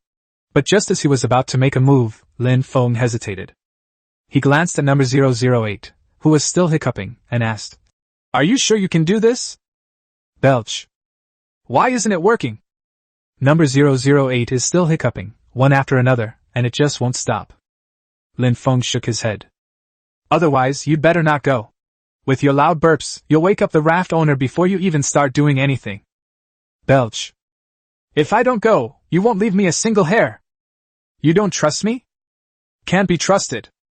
Number 008 was blurted out without even thinking. Lin Feng was speechless. This guy didn't even try to cover it up. It was really hurtful. "Alright, in that case, there's only one way." Number 008 was slightly taken aback. "What method?" "Speed up digestion, do push-ups." "What?" "Either do push-ups, or you wait and I'll go steal it myself." Lin Feng shrugged. "It's up to you to choose." This. A moment later, number 008 started hiccuping and began vigorous exercise. Lin Feng sat to one side, drinking coffee and counting, listening impatiently to number 008 burping. 1, 2, 3, 36, 37. Number 008, utterly despondent, did push-ups while hiccuping and his arms trembling. But he couldn't hold on for long before he reached 100. With a thud, number 008 fell to the ground and could no longer stand up. He raised his head, trembling as he wiped away his sweat, and asked, "Is there any other way?" Lin Feng shook his head. "Why don't you give up?" Belch. "No!" The next moment, number 008, supporting himself with trembling arms, began his vigorous exercise. Belch. "Ouch!" Belch. "I'm exhausted." Belch. "Dog food! Damn dog food!" Belch. "Why is it so hard to digest?" Lin Feng leisurely counted them, and smiled to himself. Dog food with glue added is obviously hard to digest. Let's see how long you can last. He wasn't trying to mess with number 008 on purpose, but the problem was that he wouldn't give up, and Lin Feng insisted on acting alone. What if this guy caused trouble? Let's get him under control first. A dozen minutes later, number 008 finally couldn't hold on any longer. With a thud, he lay sprawled on the raft, motionless like a dead dog. Belch. "Lin Feng, I can't take it anymore." Belch. "Go ahead, I'm not stealing tonight." Lin Feng smiled. "If you had said so earlier, none of this would have happened." Number 008 hiccuped in frustration, his body twitching. "How was I supposed to know the dog food you bought was so hard to digest? Wait, where did you buy this dog food?" "I'm leaving now." "You can rest, but don't cause any trouble." Lin Feng ignored him and, seeing that number 008 was completely exhausted, jumped into the sea and swam towards the raft on the other side. Belch. "Lin Feng, are you deliberately plotting against me?" Belch. "This is so damn unlucky." Lin Feng swam to the raft on the other side in no time. He crept onto the raft, and immediately set his sights on the fruit grown by the player. Watermelon, grapes. "What? Pineapples too? Does this player own an orchard?" If the farm had been growing vegetables, Lin Feng probably wouldn't have bothered with it, but it was growing a huge amount of fruit. He hadn't even tried grapes or pineapples since coming to this world. Without number 008 intervening, Lin Feng went even further this time. Not only did they pick all the fruit, but they also took out a small shovel and dug up 4 fruit seedlings. "You will receive 2 pineapple seedlings." Received 2 grape seedlings. Lin Feng stuffed the seedlings into his backpack, not forgetting to make a comment. "Grapes and pineapples grow from seedlings? This game has almost completely distorted common sense about the world." Having secured the supplies at the farm, Lin Feng made his way to the ship's cabin door. He gently pushed open the door and saw 2 storage boxes in the room, but just as he was about to go in, he saw the burglar alarm on the floor. The alarm looks like a smoke detector, but it emits a red laser beam from each of its 2 sides. At this moment, Lin Feng's foot had already been hit by the laser beam, but it did not trigger an alarm. "The failure rate is really high." Lin Feng shook his head and picked up the burglar alarm directly. Burglar alarm. Description: place the alarm at the entrance of the room. It emits 2 red laser beams that will sound an alarm if they hit an intruder. However, there is a certain chance that the device will malfunction. Sure enough, the introduction only mentioned a chance of malfunction, but didn't say the failure rate was as high as 90%. It's obviously a scam to rip off players. And this costs 1 gold coin each? Lin Feng felt sorry for the player, thinking that there was no use in keeping the item for him, so he stuffed it into his backpack without any hesitation. Next, let's unbox it. Lin Feng squatted down, opened the first storage box, and took out the items one by one. Obtained, 40 pieces of wood. Obtained, 40 grass balls. The box contained mostly basic supplies. Lin Feng took only a small portion before opening the second box. He wasn't being kind-hearted.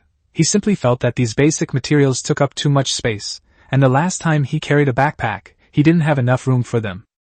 Lin Feng smiled as soon as he opened the second storage box. Wow! I didn't realize this guy had so many good stuff.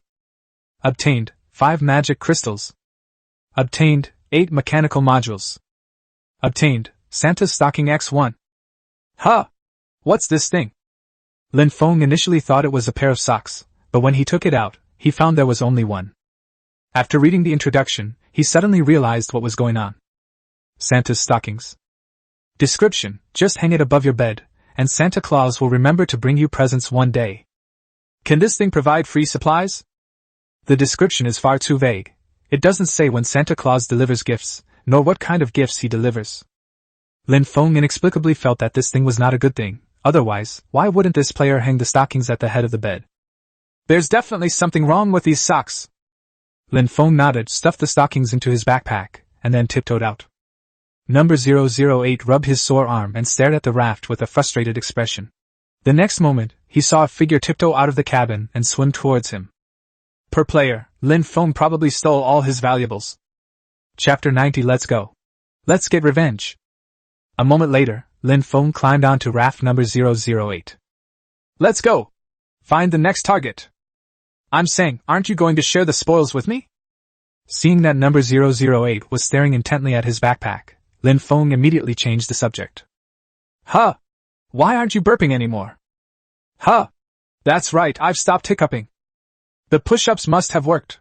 Let's not waste any more time, teleport now. Number 008 paused for a moment, then said, No, I meant the division of the spoils. Lin Feng waved his hand. You've stopped burping, go steal the next one yourself. Wow, you really are stingy. Frustrated, player 008 pressed the teleporter button, and yet another player was robbed. Over the next 3 hours, Lin Feng and number 008 stole 6 tickets, but these players were too poor, and Lin Feng didn't put anything in his backpack. Number 008 was overjoyed. These were rare basic materials that Lin Feng didn't even want, so he kept stuffing them into his backpack. But Lin Feng felt that he was wasting time, and every time he hadn't finished stealing them, Lin Feng would drag number 008 out of the player's cabin. Back on the raft, number 008 stared at Lin Feng with a sullen expression. I'm telling you, if you're not going to steal, then don't stop me. Don't you have any self-respect? These are just basic supplies, what's there to steal? Number 008 is wronged. Even if he steals from the richer players, Lin Feng still only gets these basic resources. What's the difference? He was still upset, and Lin Feng was not happy about it. I'm asking you, is there something wrong with your teleporter? Why do I keep teleporting to the vicinity of poor people today? Is this my fault too? Seeing that player 008 looked aggrieved, Lin Feng waved his hand and said, Never mind, let's quickly teleport to the vicinity of the next player. Number 008 pressed the teleportation button, and the two instantly appeared in another sea area. Lin Feng looked up and saw yet another pitiful little wooden raft. Just as he was feeling down, he suddenly received a private message notification. When I opened it, I was surprised to find that it was sent by Song Xingling. Is Raymond Lam working? Why are you looking for me in the middle of the night instead of sleeping? I found out that someone else has been put on the wanted list. Do you want to go take a look? An arrest warrant? As long as it's not me. No, it's not you. It's a pirate captain, the leader of the white-headed falcon pirate crew. I'll go check on it. You should go to sleep first, it's too late. Hee hee, I'm testing my courage, I'm haggling with that ghost. Lin Feng was stunned for a moment. In the middle of the night, Song Xingling is haggling with a ghost? This is too surreal. She developed her courage way too fast. Sharp. Lin Feng thought for a while and decided that sending this message was the most appropriate. Okay, I won't keep you from working any longer. I'll continue bargaining. Lin Feng felt that Song Xiling's mind seemed a bit off. Her change of heart was too fast. He shook his head and closed the private messaging interface. Seeing him standing there blankly without saying a word, number 008 asked in confusion. Are you coming? What are you busy with? Wait a minute, I'll go check the chat channel. Lin Feng waved his hand, opened the communication channel, and immediately saw the wanted poster at the top. Wanted by Yingjun. Initiator, Chenming. Number of investors, 299, maximum 300. Total investment, kill rewards glass shards x140, metal shards x130, grass balls x80, wood x30, mechanical modules x20, magic crystals x12. Time remaining, 7 days. What? Lin Feng immediately saw that there were 299 investors left, meaning there was only one investment spot available. He quickly opened the wanted poster interface and filled in the investment items as fast as he could. Midway through, number 008 asked him if he was coming, and he was slapped and pushed into the sea. Lin Feng finally breathed a sigh of relief after the investment was successful. Wow, I almost missed it! Lin Feng! You've gone too far. If you don't want to go, then don't go. Why are you pushing me? Lin Feng then realized what was happening. What? How did you fall into the sea? You must have done this on purpose. Wait a minute, I'm busy right now. Seeing that nothing serious had happened to number 008, Lin Feng checked the messages on the communication channel again. What? The last investment spot is gone? I was just hesitating about what to invest in. The wanted poster was put up in the middle of the night, and by the time I saw it, it was too late. Too slow, ha ha ha. This investment was fantastic. By the way, is this guy a pirate? I heard he's the leader of the white-headed falcon pirate crew. Just as everyone was having a good time, the person on the wanted poster arrived. Bai Yingjun, who the hell posted this wanted poster? Chenming? Who the hell do you think you are? Chenming, you despicable pirate, you robbed all my supplies yesterday. Bai Yingjun, what? It was you. I should have killed you yesterday. Chenming, let's get a big shot to take him down. This pirate leader is no ordinary man. He has 25 men under his command, all equipped with crossbows, and a total of 6 rafts, all equipped with catapults. In one breath, Chenming revealed almost everything about Bai Yingjun's family background. Everyone was astonished. What? You have a great memory. Perfect intelligence. That's incredible. A catapult? I've never even heard of one. Oh no, that's amazing. My investment is probably ruined. At first, Bai Yingjun was a little angry when Chenming revealed all his assets, but seeing that everyone had backed down, he suddenly became smug. Bai Yingjun, Chenming, thank you. You've revealed all my secrets. Now let's see who dares to come looking for trouble. Oh no, oh no, oh no. I was so reckless. I shouldn't have invested in so many things. Seeing this, Lin Feng also had a bit of a headache. This thing even has catapults, and it looks like there are at least 6 of them. It's quite powerful. It would be difficult to kill him even if I did it myself, let alone someone else. No way! I've already invested! This guy has to die! If Xiao Yingjun survives for more than 7 days, all my investments will be lost. I must find a way to get rid of him. Suddenly, Lin Feng slapped his forehead. Yes! Bai Yingjun is fat. Whether we kill him or not is another matter. Let's steal some kills from him today. Lin Feng smiled. He turned around and saw number 008 just climbing onto the raft. Walk. Go. Where to? Use the teleporter to find Bai Yingjun. Bai Yingjun? What? Isn't this person a pirate? Lin Feng was taken aback. You knew about this too? Number 008 looked worried. My colleague went to steal something from Bai Yingjun's raft last night, and ended up being severely injured.